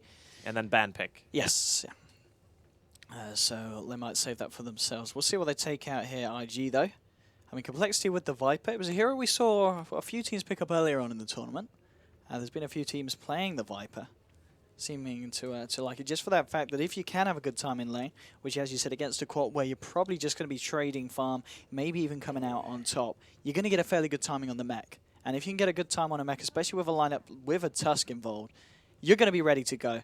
They do ban out the DK, interesting, FIG, and Complexity. They take away Burning's PL. Yeah, I think the PL ban is a really smart idea. It's a hero that actually I don't think either of us have gotten to commentate once, right? He's just always banned in the second phase, or people just they just don't pick it up. But I do find it a bit interesting that IG goes back for the DK ban. Viper is a hero that can be run as a safe laner. Don't get me wrong; like it's fine if you want to run Viper safe lane. It's not like never been seen before, but it's just very uncommon. And I have to say, I don't think Viper's win rate is that great, at least in terms of the games that we've seen. I don't think he's actually won a game. It's definitely not like a Jara level of a hero that's been a hero that teams pick up and they win. Because Cloud9 played it, and I believe it was... Who played against MVP, who also played it and got like totally punished for the pick. But both of them, I think, actually, like they just didn't do well at all. And I love this reaction coming in from IG. So it's important to note the pairing of heroes and how they were banned and how they were picked. So they want to pick Bloodseeker. Storm is very good against Bloodseeker, and so is DK. Because DK is a hero who simply just doesn't have to move, right? He's like an impenetrable barrier with BKB on with mass armor and HP, and he just doesn't care if you get Rupture on him. Storm, he doesn't count as moving when he's using his ultimate because he counts as being invulnerable. So he never takes Rupture damage for being able to ball, which means late game, you can pretty much just go ham. And the other thing, too, is they have no disables at all. on IG. So they are tailoring their bans in the second phase to make sure that Complexity are not able to get those two heroes that do so well against that Bloodseeker, who I'm assuming right now it's going to be burning. Like, I'm guessing, but it's still, you can interchange however you want with IG's heroes. The nice thing is we talked about the potential for a dual offlane. I mean, even people can jungle Bloodseeker. It's happened. It has, yeah. It would be quite a greedy thing to do. But it's definitely the possibility is there if they want to switch it around here. Complexity with their third pick, they're going to go for their Lina. Obviously a hero that they do themselves quite like. We've seen them play it. Obviously last game IG had it trying in the support position. With Complexity picking up, we're probably going to expect to see it in a core role, I'd imagine. It's going to be mid, I think. Yeah, and I guess they will put that Viper in the safe lane as IG are anticipating. And IG, they're going to pick themselves up the CM. Yeah, I like the CM, especially in games where, like, looking at the lanes right now, you have Bloodseeker, you got Undying, you got Queen of Pain. You want some heroes who can actually, like, bully a little bit. And Crystal Maiden is one of those heroes, because even if you only have 1 point into each nuke, you throw out a Nova, throw out a little bit of a Frostbite, and you give your Bloodseeker some bonus damage. Same thing can be said for Queen and Undying. They're all lane bullying heroes. That's why we see stuff like Zeus, for example, because he's good at harassing, and the combination, obviously, of Blood Rage plus Zeus is always really fun to see because of the burst damage. But typically when you play that hero, as long as your lanes aren't going, like, horrendously bad, you're going to have a lot of damage all the time. And that just means that you can bully whoever you're laning against, which up until this point, I don't think Moon has this hero. I think Z-Freak pretty much exclusively plays Tusk for Complexity. Could change it around, I guess, but I've pretty much only seen him play it. Yeah, I mean, yeah. And from his performances that we've seen him have on it, I don't see any reason why they take him off it. Yeah, it's almost certainly going to be the Z-Freak Tusk. Fourth pick now for Complexity. We're still looking for what would imagine to be those, well, probably still, yeah, as you said, the offlaner. And that final support here for the side. Looking back at heroes that they have played before, the Flywinter Wyvern is still available. Yep. Do you think that could be an option that they might be thinking of here? Wyvern's actually really good against Seeker. Because typically when you get ruptured, the first thing that happens is, like, you get ruptured, he throws out Blood Right, and then he just charges at you, right? So what you can do is you can just Cold Embrace when you know the silence is going to be there, and that way the Bloodseeker can't just go in and immediately finish you off. The other counterplay you have is, since the curse range is so long, you can sit really far away and then just go for the... Wait, is this support Wraith King? Or is this support Lina? It could be the support Lina. I mean, you kind of expect with Complexity to have it as that core Lina, but maybe not this game. I don't know. It's just every time we've seen a Lina be picked up by them before, it has been in that middle lane with I think Swindle. it might be a support Lina, because if you do that, then you have double stun, right? You can actually have them both be support if you really wanted to. Like Wraith King, Lina, both support, they roam with dual stun. You have Tusk off lane, Viper mid, and then a safe laner. But with the Enigma ban, I'm assuming they're thinking one of those heroes is definitely a core. Okay, so we're imagining to see the final support pick here, potentially still Z-Freak's hero? To be, I mean, obviously IG, they You banned mean out Moon's the... hero? Well, IG banned out the Enigma here. So they're thinking that it's going to be Moon playing Tusk. Yeah, I get it, yeah, from how it's how we read it so far, and that Wraith King and Lina would just be the lane duo. Huh. But I kind of like this from Complexity. You know, they're kind of doing something different and talking about doing something different. Ferrari Brew? IG are bringing the brew into it. I think that might be the Luo brew. I was going to say, it might That's be Luo going to be the as Luo well. brew, yeah. Which, I mean, it's always nice to see a Brewmaster, not a hero that we see every day, and IG have consistently... probably the first of these group stages, I'd imagine. No, it's been played before. Oh, it has been played before? Yeah. Somewhere. Okay. I think IG actually are the ones who were playing it. Ferrari played it Oh, yesterday. hey! Here we go. This is this the first techies? I know we didn't have any techies yesterday. He was banned a few times. He was banned a few times. I think it's going to be Tusk Techies, and that means that like the Techies this. player on the team is Z-Freak, because Moon is playing Yeah, Tusk. it's going to be Moon Tusk, Z-Freak techies. It is going to be Swindle Melon's Wiper, so it's going to be that Wraith King Lina. So it's going to be dual lanes here. Yeah. Coming out from the side of Complexity, and oh boy, here we go. Here we go. I mean, if there's ever going to be a team that's going to pick techies and pull it off in the clowniest, entertaining fashion, it's going to be Complexity. I can imagine this is the kind of stuff that they have an absolute ball with. But IG at the same time, you know, they've got a Crop Undying. They've got a Bloodseeker, and they're throwing in a Tron Crystal Maiden. Right? And okay, yeah, looks like it is. Yeah, Luo picking up the Quap. Okay. Yeah, I think they're going to do Queen Undying lane, and they're going to do Ferrari mid, and then Bloodseeker CM. So it's going to be 2-1-2 versus 2-1-2. I guess, as you were saying, for the fact that the Quap Viper matchup isn't really worth having. Yeah, it's not very good. Yeah. Like, you don't want to put that matchup in. This is. I feel that we're going to have a good game on our hands here, Andy. This is going to be a lot of fun. It's going to be a watch. fun game, yeah. That's the big part is when you got Tusk Techies, you got to assume some some things are going to go down. Because he's straight out here, getting those mines down, ready for this lane in anticipation of what is going to be at the moment, in fact. Does he have enough time to get mines down, though? Like, he needs 3 mines, I think, to kill. Level 1 mine is... I think he should with the TP out. That should be enough time. It's 300 damage, but the thing is, there's 20% physical damage reduction, so he does need a 3rd mine. Burning's hitting straight up If he only gets 2 mines, it's not going to kill him.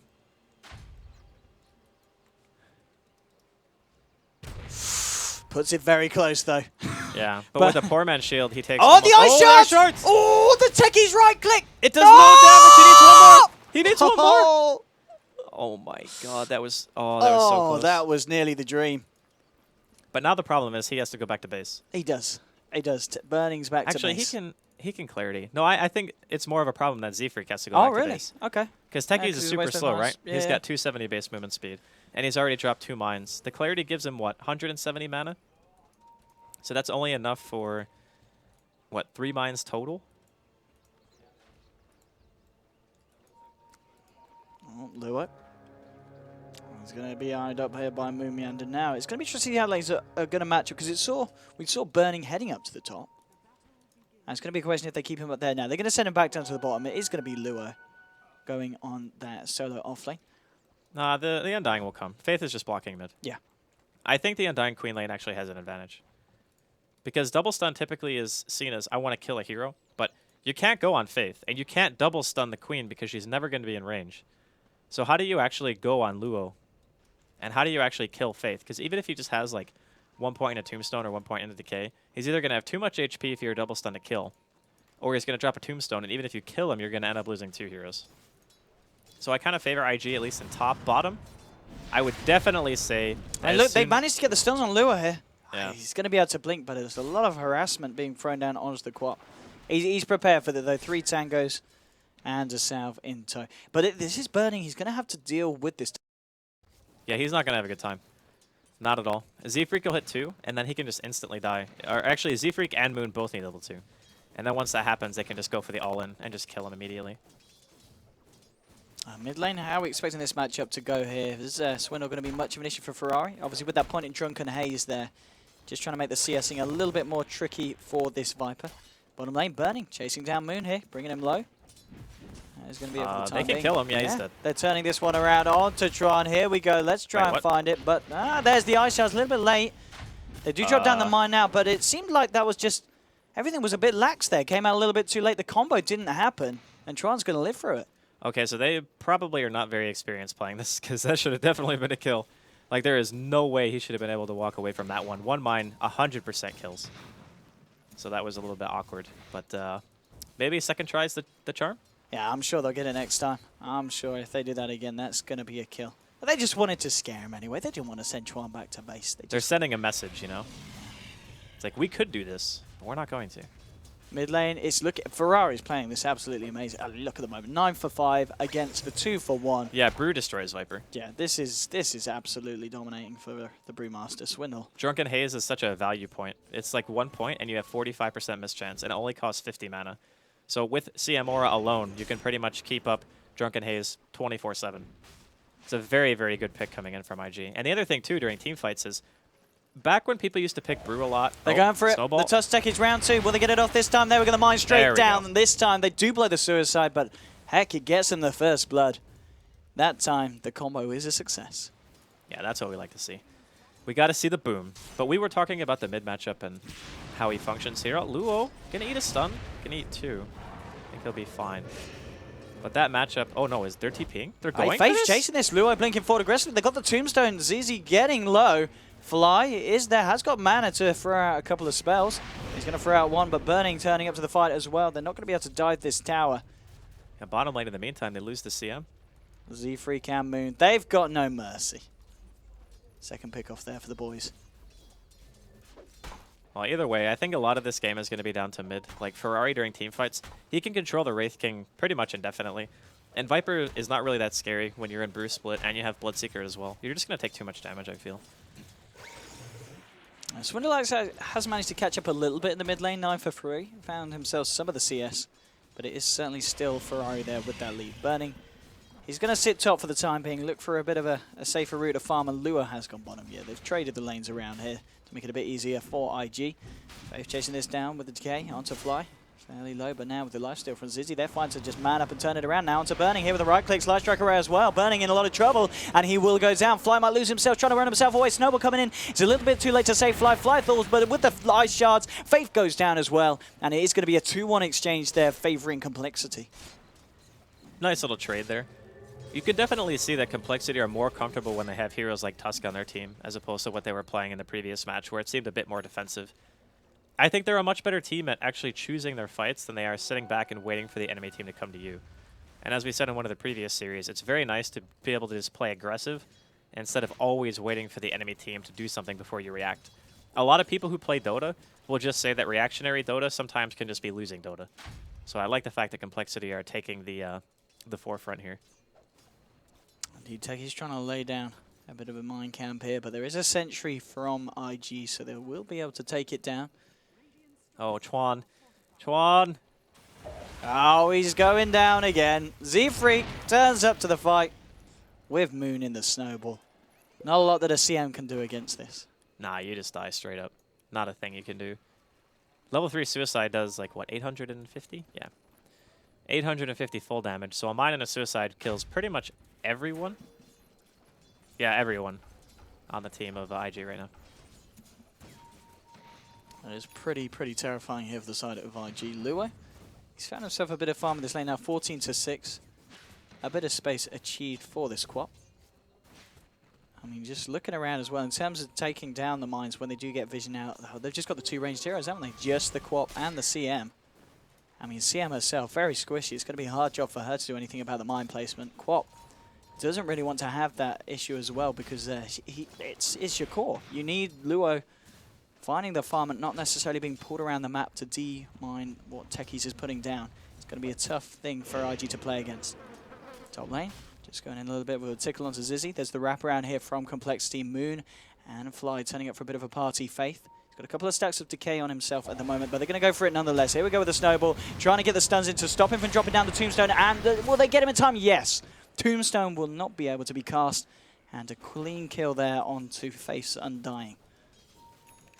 Yeah, it's definitely really nice. Like, again, you can see the comfort factor for Complexity. They know how to play around these heroes much better than the draft that they picked for themselves last game.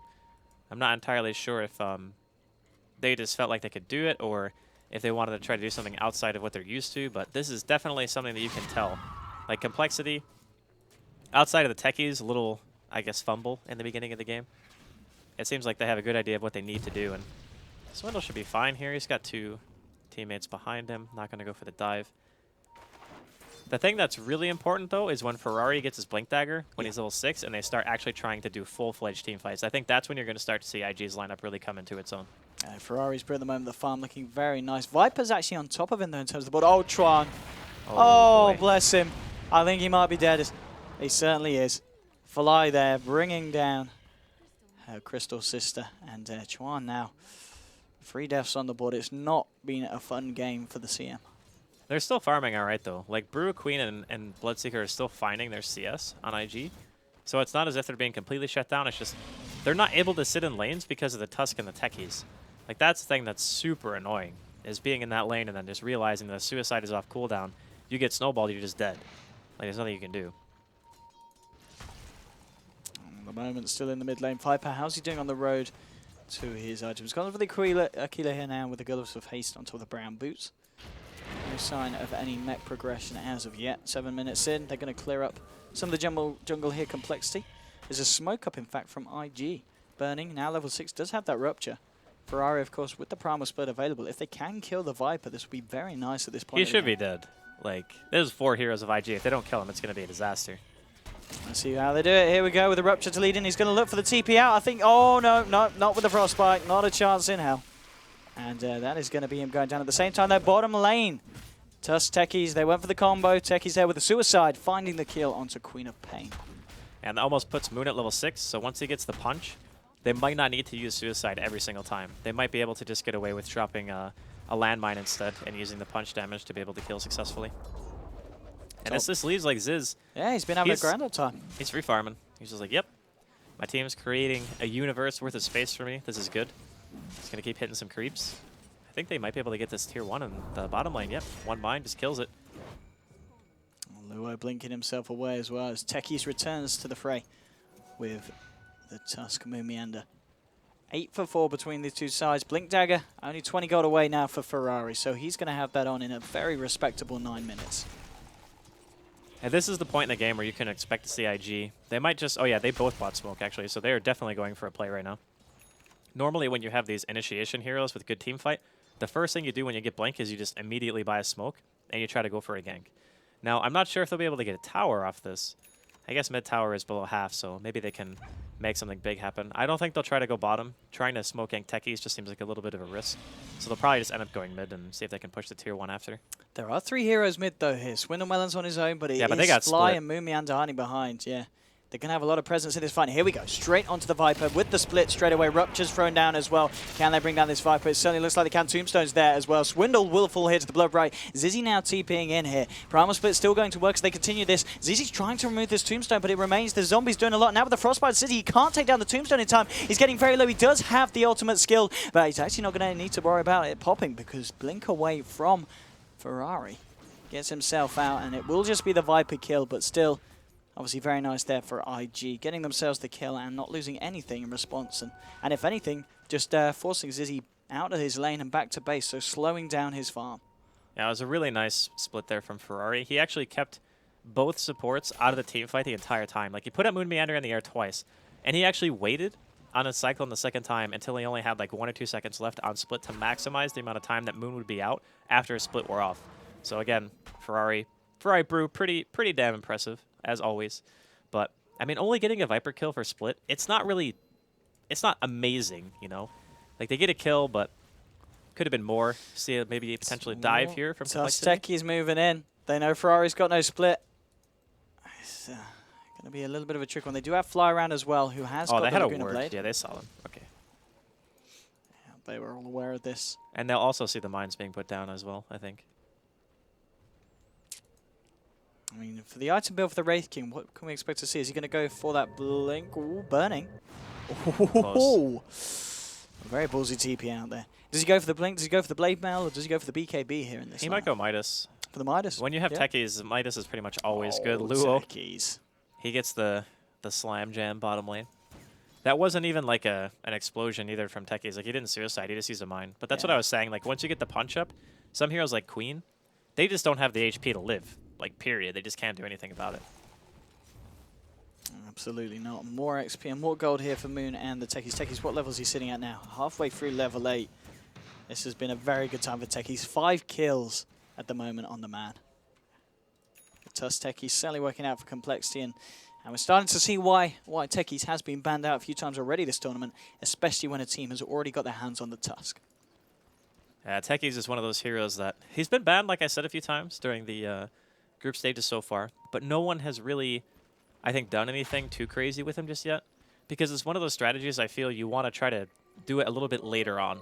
Like, during the group stage, maybe Complexity are feeling, since they've already 2-0'd 2 different teams, that if they could take like one game off of one of the better teams in the group, that they just automatically solidify themselves upper bracket, right? Like, that could be a good reasoning as to why they would want to run it now. Now look, they've got 5 heroes up here. They've got the Primal Split available again. Blood Raged as well. They want to go for Zizzy here. He has got the ultimate here. We'll see if there's any kind of TP reaction from Complexity, or if they're just going to let him go down twice, because he's in a whole world of pain here. There's nothing that they can do to stop this, I don't think. Into the trees he runs. He's going to try and create as much time as he can, eating his way through with the Jukes. I go, nah, TP. Tries for it. Not going to happen. And well, double damage popped as well to rub some extra salt into those wounds. And that is going to be a pick-off onto the Wraith King, which they did need, seeing as Wraith King hadn't died yet this game. Yeah, it's been a while. He is going Midas, by the way. He bought his Glove of Haste before he died. Yeah, they weren't really able to get too much damage on the tier 1, but Z-Freak in the meantime was pushing bottom. He's going for the suicide. Okay, fizzle. That's okay, though. He just didn't want to give Luo a kill. Yeah, and Lua with the ult ready and waiting. Could have very easily turned it around if Techies hadn't blown himself up. John moving in onto Fly. Fly, a little bit low on the mana. Hasn't got enough for the Laguna. It's got the Soul Ring, though, with the Tranquils. And Burning, I believe, is that the Burning Midas out and done? It is. So we've got the Midas now complete onto your Bloodseeker. Typically, when Techies is in a game, the same reasoning you buy Midas on the team with Techies is the same reason you buy Midas against Techies, because the game is probably just going to last a while. So no matter what, you want to just make sure that you're maximizing your efficiency. And the nice thing about Bloodseeker, too, is you can Blood Rage yourself in Midas creeps for, like, burst heal inside of a team fight, which a lot of experienced Bloodseeker is like, you don't want to leave your Midas off cooldown for too long just to try to do that, but if you're paying enough attention, you can make it happen in some fights, which is kind of cool. Looking at the difference between the two teams at the moment, it is Complexity with the lead. Of course, 9-7, 3K advantage in terms of net worth. So it's just something 14 minutes in. Nothing too massive, but this game's certainly looking a lot better for Complexity than Game 1 did against IG. Yeah, I think a lot of it is the surprise factor. I'm not sure if IG knew that Complexity were capable of running Techies, but it's always kind of got to be in the back of your mind, right? Like, that hero, he influences the way the game is played so much. Think of what Brood does to a lot of drafts. Techies is pretty much the same way.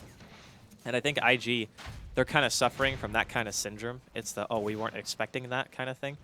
And even Ferrari, like, he's saving up a lot of money right now. He might even be going Midas, too. Yeah, he's buying a Midas. So it's going to be Midas gaming. Okay, interesting move indeed from the sides. We could be in here for the long haul if these item builds are anything to go by. Z-Freak and Mumianda moving in smoked up. They've got the suicide ready and waiting. And towards the mid lane they go. Ferrari's going to be the target, but he's got a blink. You know, he's not going to be able to get it off because of the setup from Fly. And very nicely done. They blow up Ferrari before he has any chance of getting off the primal split. Very nice pick off there from Complexity. Z moving forward. They're going to look to secure this tier 1 here in the mid lane. And without the Brewmaster, I don't think there's anything that IG are going to be comfortable in doing in terms of defense. And indeed they won't. Viper able to take himself that one. And how many Midases are we actually seeing coming out? I think that's the third Midas, right? So Viper Midas. No, it's 4. So it's the 4th Midas. Yeah. Wraith King Midas, Bloodseeker Midas, and of course the Brew Midas. And top lane, Chuan is dead. Poor old Chuan. Never kill there for the Tusk Techies. Yeah, I think both teams are just going to continually build Midases. Like, what else do you do when you're playing against Techies, right? You can't just assume that you're going to be able to breach high ground, especially like you mentioned earlier. Their team is not really that good at clearing out mines. They got like 1 or 2 heroes. And CM is not notorious for her ability to right-click, right? So I'm looking at this and I'm thinking to myself, Luo is going to make a Midas. Oh, Fly. Ah, he's going to go for it here, Luo, jumping forward. A little bit low on the mana, though. Did play the ult for that one as well, and, well, Fly's just going to be able to walk it off. And that is a level 1 ult, so it's got a hefty cooldown then. A couple of minutes before Luo is going to be able to do anything too aggressive across the map yet again. And Z-Freak, just looking at the levels on this top lane, has found himself level 11 as well. Has the point booster, 1,700, 1,800 gold on top of it. So this Techies is certainly having a good time this game. Yeah, he's very farmed, actually. I mean, the Axe is going to be a pretty reasonable timing at this rate. Yeah, but he's going the, I guess, norm build now, where you just build a couple of null talismans. Sometimes you go treads, you get the Orb of Venom in lane for harass, and I don't think even if IG put a 3rd hero in that lane, they would have been able to win it. Like, that's how annoying Tusk Techies can be. So for now, it's pretty much what we've seen Ferrari do time and time again. Every time Primal Split's available, they go in with the smoke. There was a suicide available for Z-Freak, though, and he might need to think about using it. He's going to use it straight away there. Doesn't want to give away a kill to IG. Techies is out of it. Ferrari getting incredibly low. And unfortunately for IG, that smoke doesn't achieve them anything. we have also acquired Midas number 5, by the way. Oh, who's got Fly? Luo Luo? has the Midas. Yeah. Okay, right. Quat Midas. It's on the way to him right now. Midas gaming is certainly real in this, and maybe that's, as you were saying, that's what you got to do in a Techies match. That's kind of the answer. It's like, okay, we're never going to go high ground, but we'll be able to out-farm you. Like, that's the mentality. But I think the Complexity might be the ones who want to push the pace, because even though both of their cores have gone Midas, the rest of their heroes are building items to fight. So, for instance, the Lina is going Yules, not Midas, and the Techies is going for Aghanims, clearly. And most Techies players don't build Midas anyway, but I think the Complexity are actually going to want to try to force the issue with their Techies, which is a bit interesting. I mean, they can continue to do that when they have Suicide up, because it's just like, okay, I snowball in, I Suicide, I can kill even the tankiest hero on IG, which is Ferrari, and it's no big deal. So I think maybe when they see 3 Midases on IG, that they just say, oh, well, we're just going to push. Ferrari still just had that primal split available, of course, didn't use it in the end of that top fight. Mumianda here with an Invis rune. Oh, Luo should be able to blink away, and he will, and maybe this is a bit of an overextension here for Complexity. Ferrari coming in. Oh, what a nice shot. Zifri guiding, and the Ice Charge trapping him against the tower here, but it doesn't matter for Moon. He's still going to drop. Z-Freak hasn't got... He needs 5 seconds. 4, he's going to go for the TB. 4, 3, 2, 1. He's got the Soul Ring. Could he do it? The Suicide? Yes, he can! Nice. Suicide from Techies. He's all right. He's out. And it was just Mumianda there giving away the kill, but it did force all 5 of IG there to that tower. And at the moment, Complexity finding quite a bit across the map. The pressure being applied on the bottom lane by the Wraith King. As is, he's knocking on this tier 2, and he might even find it here with these creep whips. Yeah, I think Ferrari is nearby. He might go for the deny. With the Okay, TP. here we go. Yeah. But nonetheless, very clutch suicide there from the Techies to get himself out. I think, to be fair, most of his deaths have been suicides. I don't think he's given away that much to the enemy team. Are all of his deaths suicides? I think he might have died. No, he hasn't died at all. I think Yeah, every they're single all one of his suicides. deaths are suicides. Yeah. The other thing, too, that's cool about that is you respawn so much Fly faster. mid lane, Ferrari and Luo going in hard. Oh, Laguna Blade gets thrown out, but it's not enough to bring down Luo. Luo's going to be all right. Yeah, this game is it's going to get interesting as it kind of rolls out here because everyone's just Midas gaming. Okay, here we go. Complexity now picking up some fighting-oriented items. So we got Blink Dagger and Wraith King. We got Mech now on Swindle after his Midas. I feel like soon, once Z-Freak picks up his Aghanims, that's going to be the real point where you're going to start seeing Complexity pressure. And playing against Techies from behind, not fun. And bottom lane, Ziz, he's going to be able to get that kill, I think. Yeah, Wraith Fire Blast, damage over time mechanic, just getting him a kill. A bit of a wrap around here as well from Z-Freak. He's spotted out Ferrari towards the bottom lane. Mumianda, Swindle Melons. No Luo's here. It's going to be very hard to catch him out. They're going to try and maybe bait out the blink here. Mumianda waiting behind, but nah. Luo, he blinks forward. I think he was aware that something like that might have occurred. And he should be able to get himself out. Just cutting the way. They are going to head there towards him. They have 3 heroes. Luo just trying to look to play around it. Light Strike Array just a little bit short and off the mark. Luo's going to be fine. Just juking it out. Doesn't have himself a TP, so he's going to have to take the long route back to his half of the map here. Ferrari spotted out Z-Freak. TP coming in from the Crystal Maiden. Top lane, though. We might see Faith fall down and with the Soul Ripple by himself sometime, but there's your Snowball. Zizzy Mumianda bring down Faith. And meanwhile, Techies committing suicide. Where was that about? In the mid lane. Looks like Luo and Burning jumped on him. Yeah, Sonic Wave was actually blown as well. So again, another situation in which Z-Freak gets off his suicide. Every single time. Like, he's not even dead for that long because you get the 50% reduced respawn time or whatever you suicide. So instead of being dead for like a minute, he's dead for like 30 seconds, maybe even less.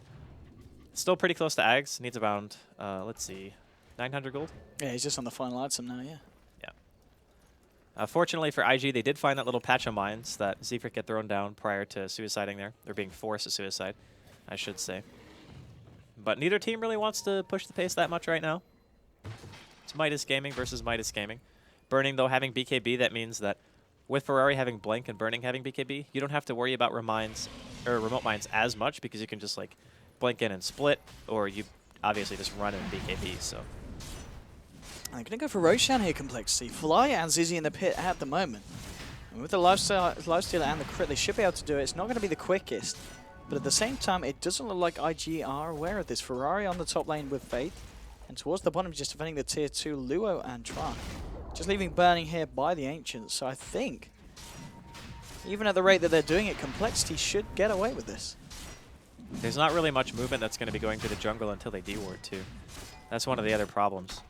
It's actually very difficult to walk through that side of the map because you don't actually know how many mines Z-Freak got when he was in that laning phase. Because if you look at IG, how they played, they haven't spent much time in that lane at all. Like, after the laning phase, Burning's like, screw this, I'm out. You know, I'm just going to farm the woods. I don't want to sit down here with mines. So, exploring that particular section of the map, knowing that Z-Freak has kind of been down there, it's a bit scary. And with the tier 2 down now on the bottom lane, they may look towards this tier 2 in the mid. Fly. Leaving the charge. Viper, of course, the one to hold the Aegis here. And with the mech treads, Nikita fairly tanky. You're going to have to kill him twice. Ice Shard flying through. Ooh, pushes Luo away. And I mean, at this point, Complexity doing what we kind of expected, grouping up as a 5-man, and they're ready to push. They're ready to fight. They've seen the Midases come out, and they want to take IG on head on at this point.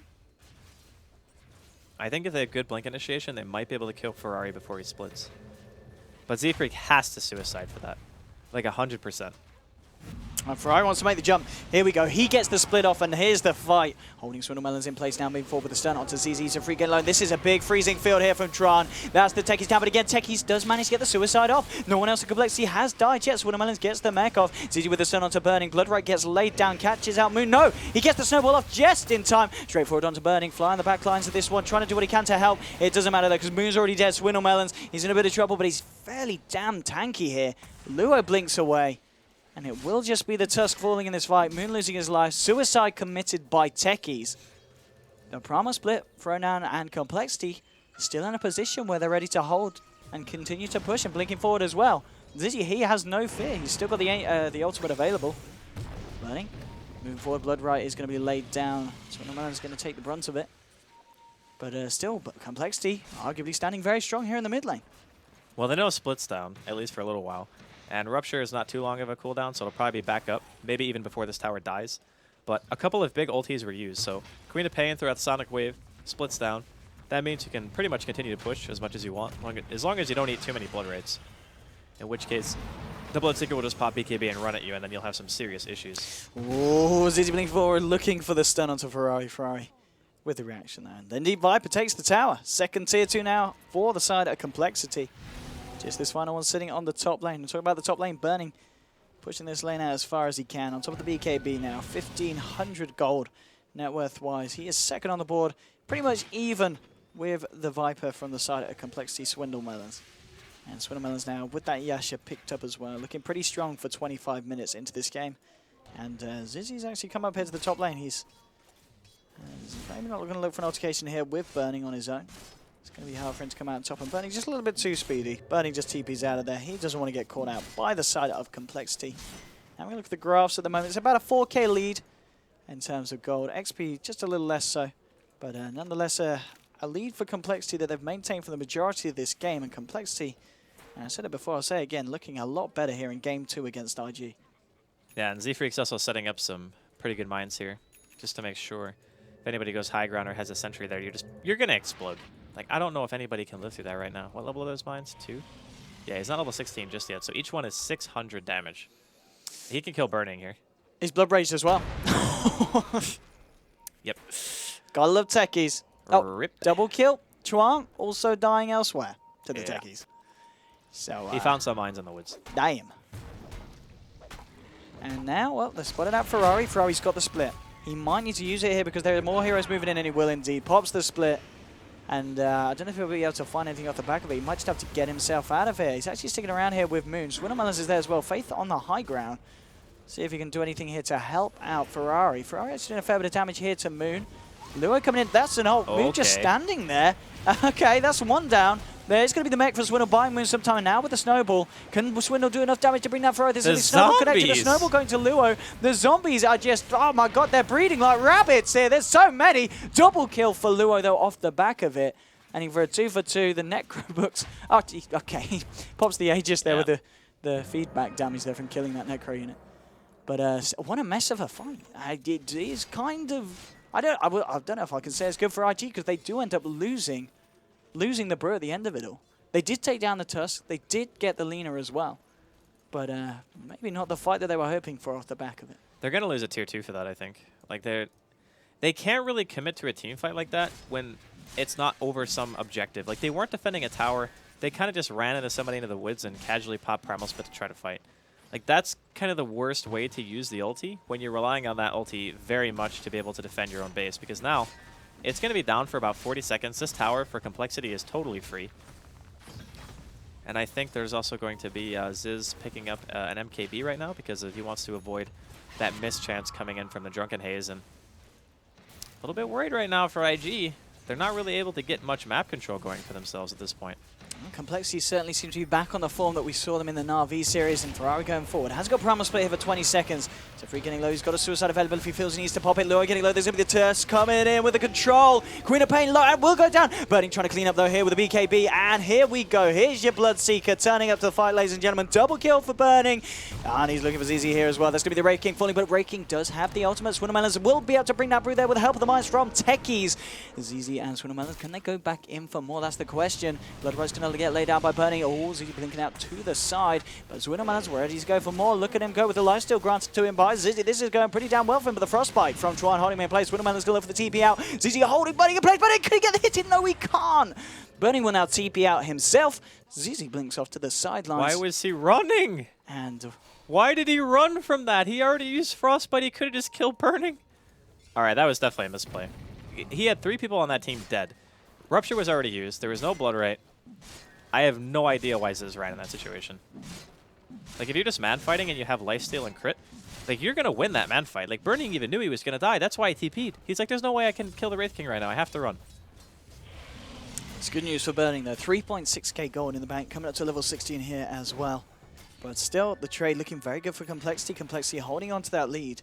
And they got the MKB now, too. Oh, okay. This man's going to be punching. Yeah. Hopefully he doesn't bail on a free kill next time. Roshan, we're going to see when it's back up in just over a minute or so. The Freak already setting up camp here with the mines. But still, IG, what is the plan for them? I guess they've got to continue to wait until this Bloodseeker... Oh, we've got an... Okay, Midas Undying. How many Midases we got now on IG? So you got Ferrari I think Midas, it's 4, right? Faith Midas, Luo Midas. Oh, talking about Luo. Oh, hey! See you later, bud. See you later, buddy. Chuan might go for a Midas himself. He's got 1,600 gold. There might be the CM Midas. It might be a full 5-man Midas gaming coming out from the side of IG. They could really use a Glimmer Cape, though, too. I don't know if he's going to be able to go Midas. I don't know. If your team goes Midas, you just got to go full Midas. And I mean, he themselves. can. He can go for Midas. I just think that one person on the team should have, like, A support item, you know? Everyone else is kind of just doing their own thing, like build Midases. We'll see what Chuan opts for. Top lane, Azizi moving in. He's going to find himself Burning here. And this man does a lot of damage with this MKB. Oh, he yeah. might just go for it here. I mean, Burning has Blood Raged himself. Look at the damage here. Burning. 1 crit! 1 crit! Oh, he's got a Shadow Blade. Oh, that's gonna be painful there for Zizzy. There is backup coming in. He's gonna TP out Oh my though. God. Oh no! Not the play there for Burning. Zizzy hunts him down and does manage to get himself the kill. That was unlucky from Burning. If he had gone down, he would have lived. Like, he just checked, you know? He's like, I wonder which way he went. And then just guesses a direction. He ends up being right. So, unfortunate for Burning, but I'm glad that Ziz has decided that now he can actually man-fight. And by the way, if he got like a single crit, there would have been no way Burning would have lived nearly that long. Like, just 1 crit kills him, because it's a 300% multiplier, right? So it's basically like 3 auto attacks. That's a pretty nasty crit from the old Wraith King. But you got to have RNGs on your side. Wasn't there for Zizzy at the moment, but now, with the push onto the top lane, they want that final tier 2. IG, they're ready to defend this. Luo, Tron moving in. Zizzy with a simple blink back. It's just Zizzy and Fly here at the moment. Here comes the artillery. Moomiander moving in from the sideline. Swindle and the full gang. Zephyr setting up the bombs here. And there's very aggressive blink out from Luo there, blinking straight into it. Or Laguna Blade and the punch. That's going to be your Queen of Pain dead. Now going in for more Zizzy. He's losing the mana. He's still got enough mana here for the ultimate if he needs it, but only just. He needs to be very, very careful. Now Ferrari getting the split off. Fly was trying to do what he can. Zephyr is still there.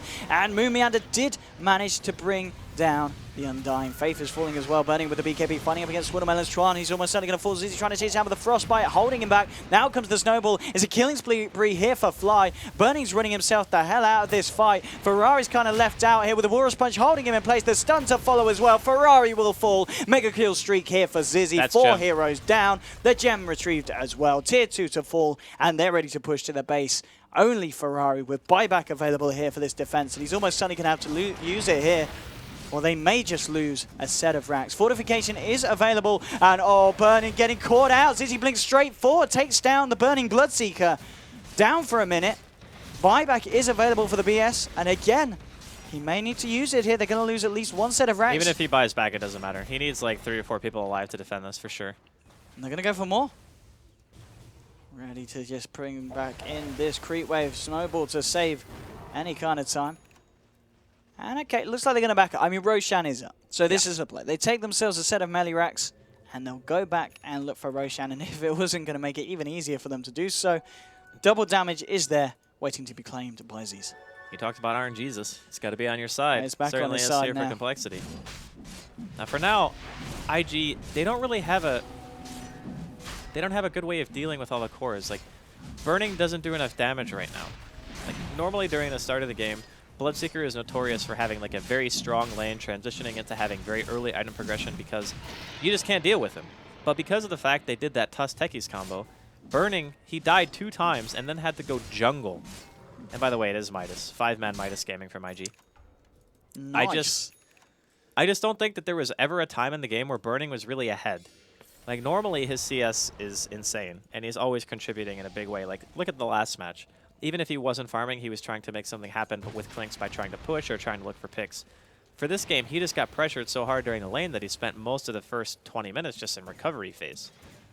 And no one else really was able to accomplish that much. The first few splits, they might have killed a hero, but the tier 1 from Complexity is still alive in middle lane. When you split and you don't get an objective, it's not doing enough. Like, the split has to be very impactful every time it's used. It's the same reason why heroes like Warlock are very seldom picked nowadays, because if you have an ulti that you use, and it's on like a 3-minute cooldown, and you don't get something in the early game, then it just becomes almost a liability. And I kind of feel like that's where IG are right now, which is, it's kind of crazy, because Ferrari plays a spectacular brew. It's not like he's playing bad. It's just they weren't able to pressure enough. Yeah, I mean, the brew at the start, we saw what he was doing in lane. He was having an absolute grand old time, but now it's getting to the point. Everyone's pinging the sign saying... There's probably mines here. We can't see them, we can't do anything about them because of the Ags, but we know they're there. But it's still such an annoyance to play against for IG. Tier 3's down. How do you stop this? It's, I mean, Complexity playing at full force. They're going to go for the racks here, and here we go. Zizzy gets the stun out onto Tron. Tron now. Necros are on the case of Zizzy, and the mana is falling at an incredible rate here. Down to the 330. Needs to be careful if he wants to get off his ult. Now back to the racks. Here we go. Second set of melee racks now down. They can't do and anything. Here we go. It's all because of the fact that Swindle has got this completed AC. Second set of the racks down here on the bottom lane. Just the mid racks remaining here for the side of IG, along with the ranged racks on top. And as you said, it just feels like Complexity are amping it up, and IG can't find the stop button. The problem is, right now, because Aghanim's is out, they're using it... look at this. Yeah. They're using it as a metric to push, right? So they're saying, if our side is up, we put it on high ground, it cannot be detected. There's no way you can attack it. We use that as to say, all right, if you want to blink on us, Ferrari, go ahead. You'll instantly die. Like, you're not even going to be able to use clap. You'll have to blink and immediately split, in which... that case is not optimal. You want to be able to use the clap before split to ensure that people are near you when the split actually goes off. So the other alternative is, if Complexity are running away for whatever reason, the only people who can actually get out of the base are people with blinks.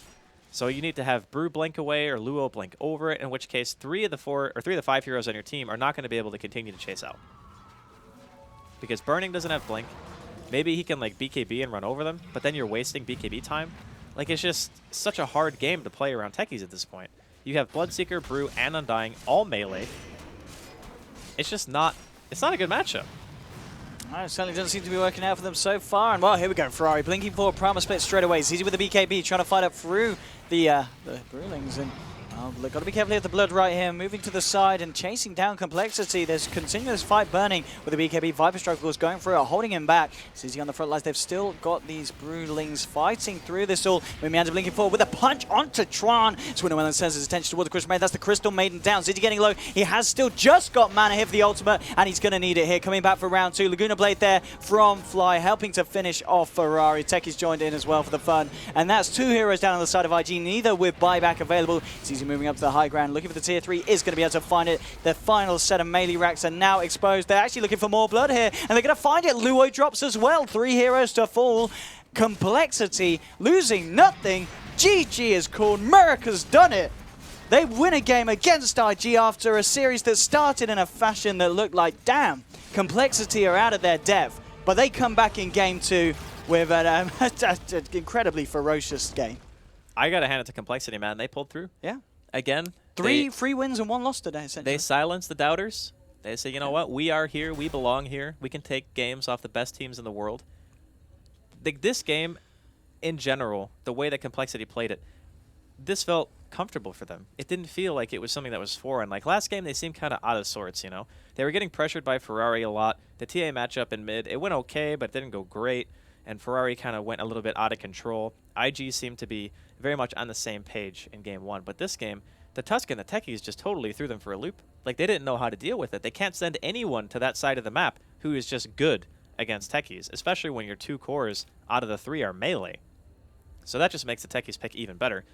If these two teams ended up playing each other again in bracket play, I'm guessing Techies is going to be banned. Yeah, I think other teams as well will look at this game especially go, okay, Techies, Z-Freak, he knows what he's doing with that. And we were saying it earlier, I mean, those 9 deaths, I don't know how many of them were suicides, but I'm sure A lot easily of the them majority, maybe even all of them. He died once. He died once, Because right? he lost the godlike when burning was he got a double kill top, and one of them was a godlike on Z-Freak because he got silenced by Bloodright before he was able to suicide. But other than that, yeah, everything was a suicide. The Techies just throwing a spanner into the works, and again, in a game where complexity, when it always feels like just the team as a whole play perfectly. I mean, you look at the Tusk, 21 assists. Moomiander was all across the map, doing everything. We talked about the Z-Freak Tusk. Moomiander showing he can play it just as well. And I think it was, as you said, just a case of IG not knowing what to do against what Complexity were bringing to the playing field. And, well, what a performance for Complexity. And Complexity, I think they'll go away from today feeling very happy with how they did in their 2 series. A 2-0 victory against Na'Vi and a 1-1 draw with IG. I think Complexity would take that any day of the week. And they'll be still continue to look at... they may even be at the top of the groups. We'll have to have a check out I think the they group were stages. second It's gotta be good. before the series started. They were second in their group. Okay, so they're definitely at least still second, third. They must be straight up there. Yeah. It's looking good. But, of course, there are still 2 days of the group stages left to go, so it could all change. But, ladies and gentlemen, that is it from myself and Draskell here on Stream 3. We're actually going to be back in, I don't know if it's a couple of hours. We'll have to check the schedule. But we're going to be back with EG versus Vici Gaming over on Stream 1.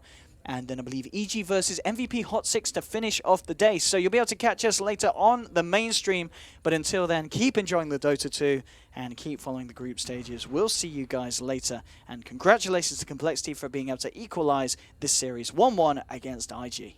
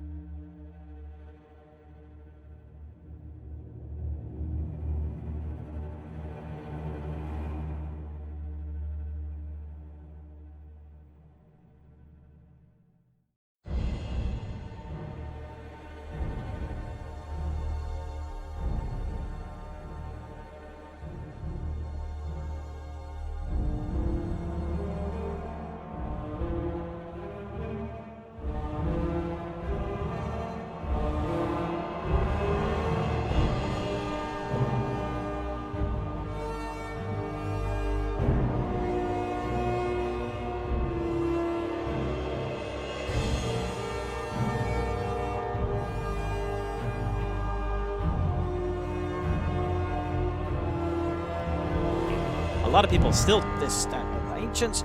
How many techies yesterday? could potentially Played Ferrari ending the game with 29 blood. be able to use the clap before split to ensure.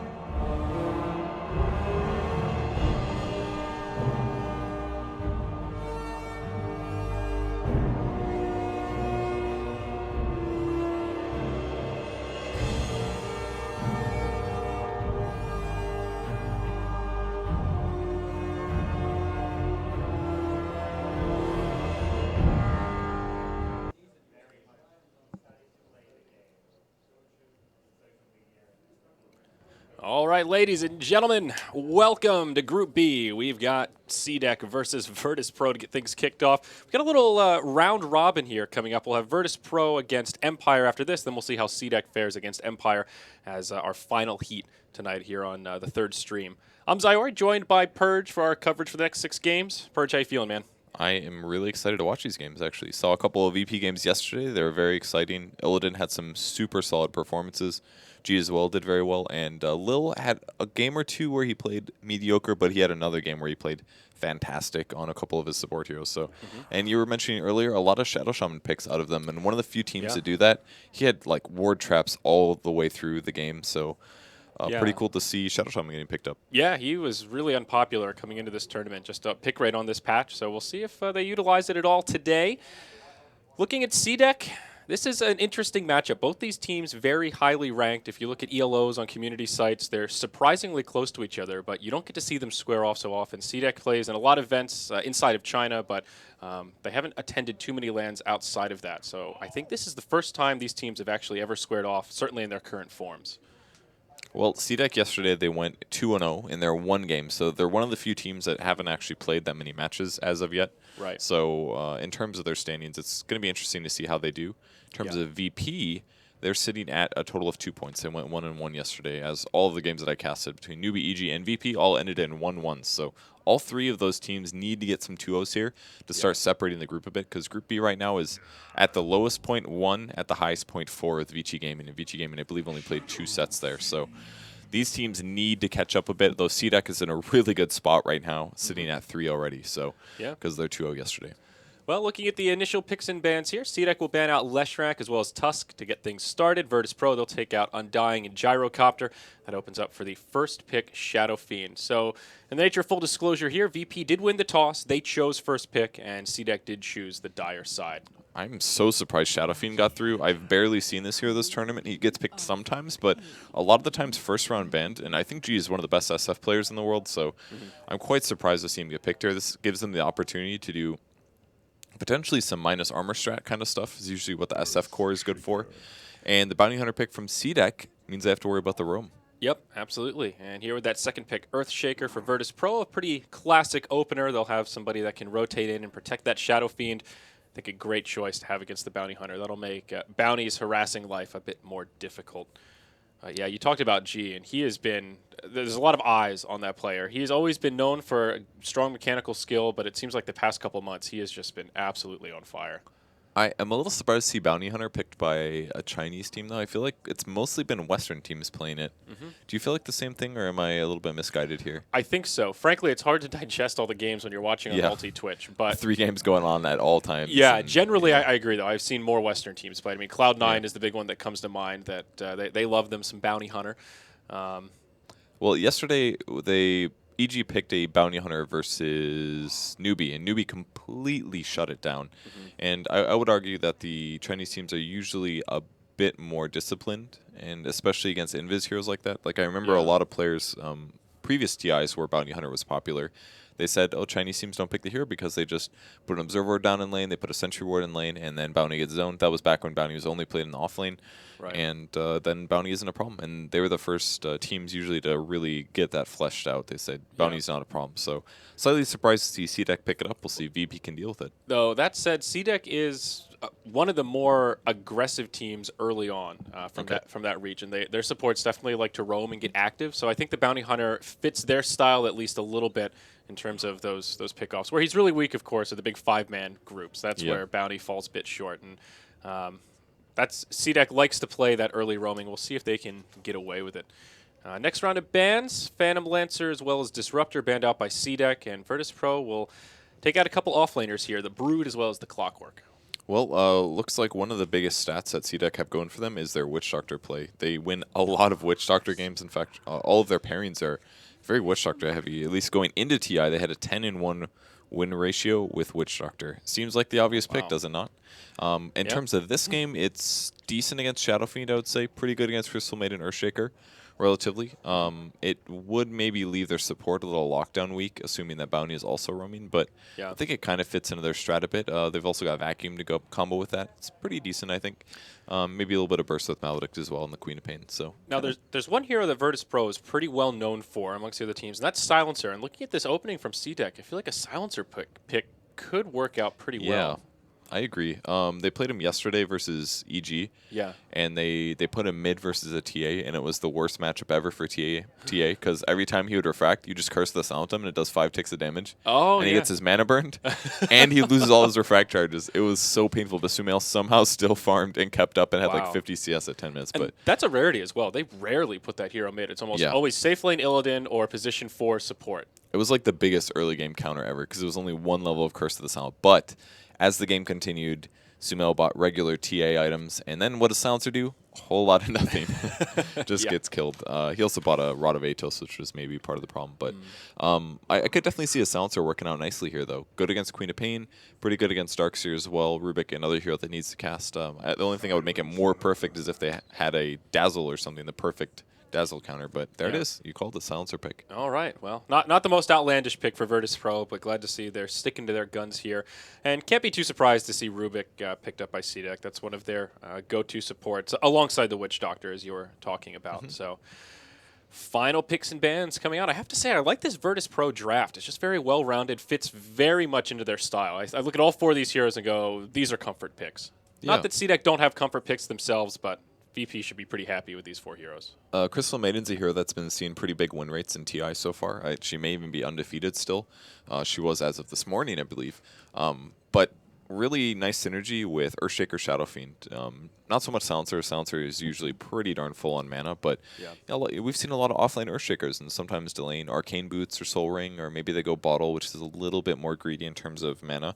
But Crystal Maiden's going to solve a lot of those problems, so it should increase her team's farming potential, not to mention her ability to roam around and gank. Very good against Queen of Pain before Queen gets BKB.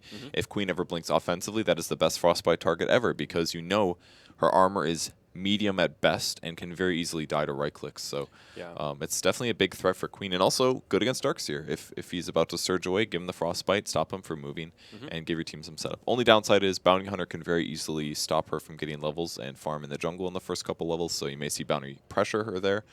But if she can get away with level 2, then she can function as a totally normal support just with that extra boost of mana and that early level. Yeah, I really like her alongside the Shadow Fiend. We've seen that Yule's Scepter build really fall off for SF. It seems like BKB, Mech, or SNY are the core items that they go for now. And well, that extra mana regen definitely makes things easier for the Shadow Fiend to farm out the jungle and spam those raises in lane.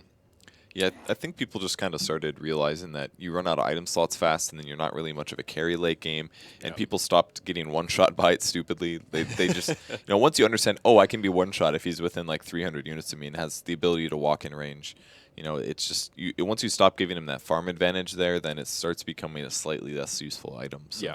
Definitely. BKB is just in most cases better. If you're in trouble, just pop the BKB. Why bother even using yourself, Yeah. It's also a slightly different play style now than it was. The team fighting is much more prevalent than it was when that build really came to popularity. But final picks and bans on the horizon here, Purge. Spirit Breaker and TA, the final 2 taken out of the pool. C-Deck will pick Viper for their last, and this is a C-Deck classic. They have more games played on Viper than any other team in the world on this patch by almost a factor of 2, which is kind of so insane. Many. That's a lot of Viper. And I believe I just saw Stat Viper is also undefeated at TI thus far, I think with only 4 games played. Someone mentioned that to me earlier, and I was really undefeated Viper. All right. I feel like I keep seeing Vipers, and it's going well. Like they're kind of winning, but the Vipers aren't doing super well. I know Secret's played it a few times. That's the strength of the hero, though. You take damage and you reflect it, and maybe you're not going to snowball super hard, but you've got the mech there for your team, and you'll be the focus. And he's a little weak versus Silencer, I'd argue, because Silencer has large components of pure damage cut through his armor, his corrosive skin, that is. But with that said, Shadow Fiend and Silencer are the only DPS right now, and both of them can potentially be kited. So I think this means, though, we'll see the safe lane Queen of Pain. They more often than not put the Viper mid, good against the Shadow Fiend to try and delay some of his farm that he'll inevitably get.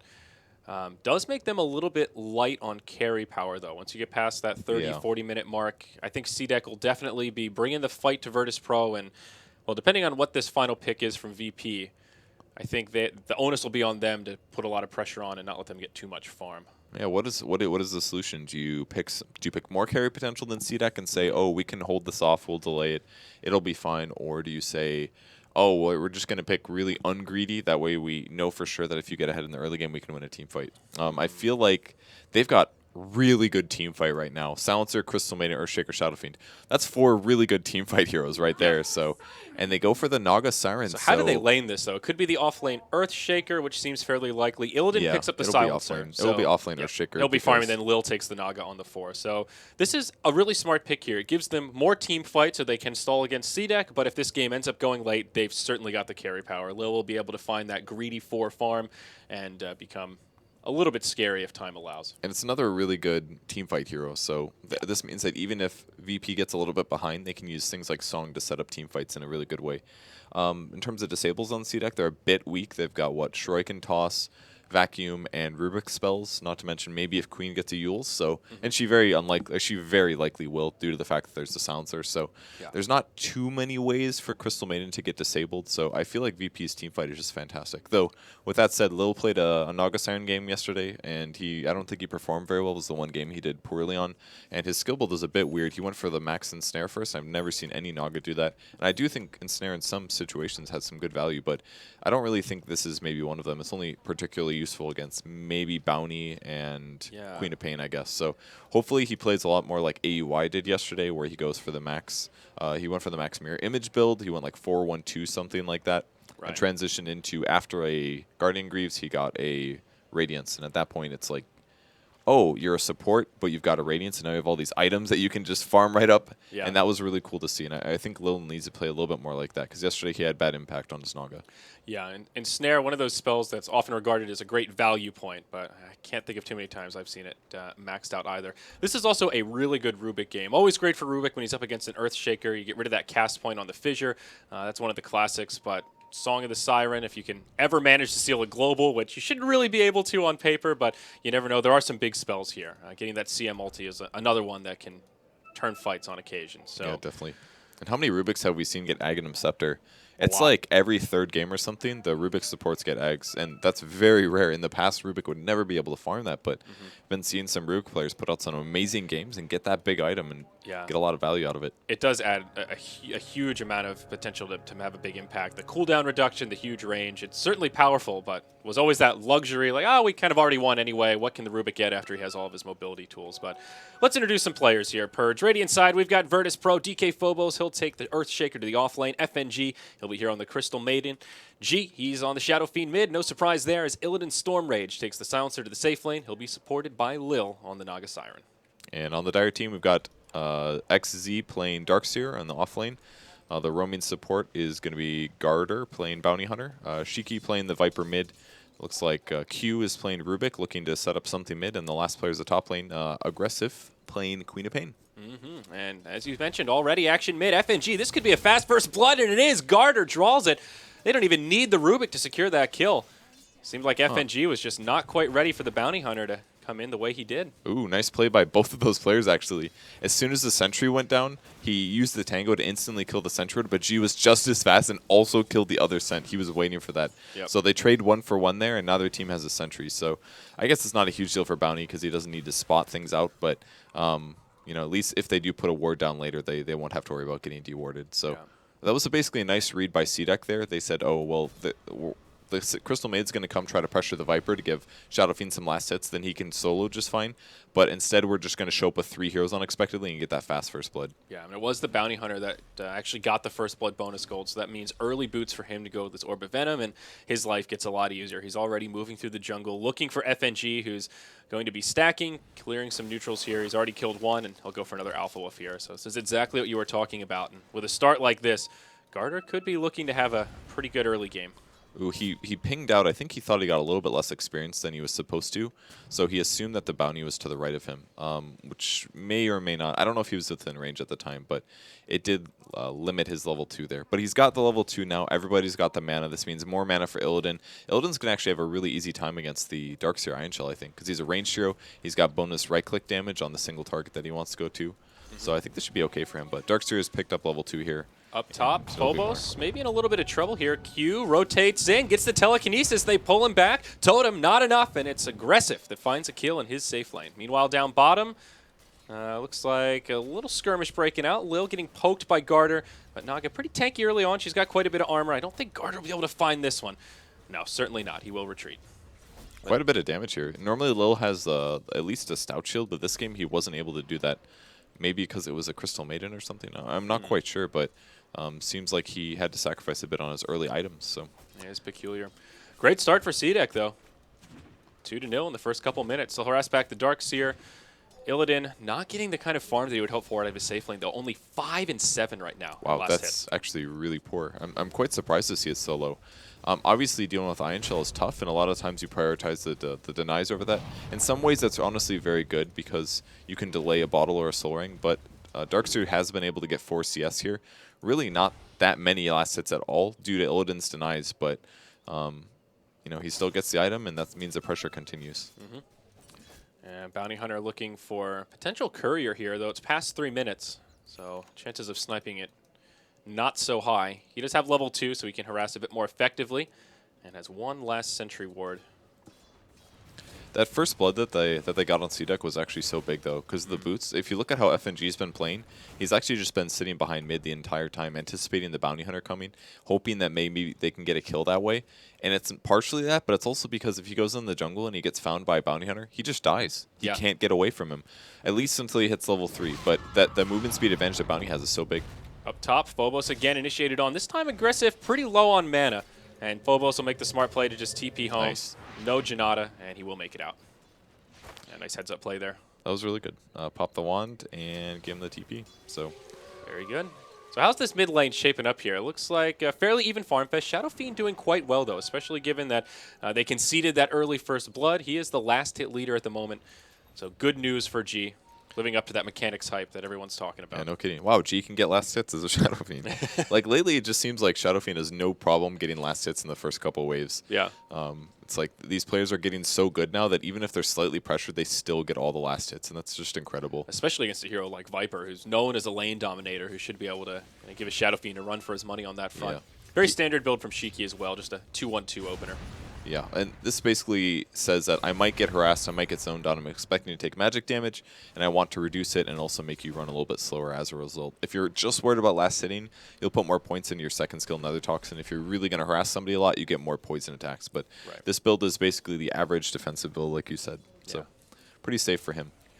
And Phobos in the off lane, actually having an okay time. He was killed once, but all things considered, halfway through level 4, 10 last hits.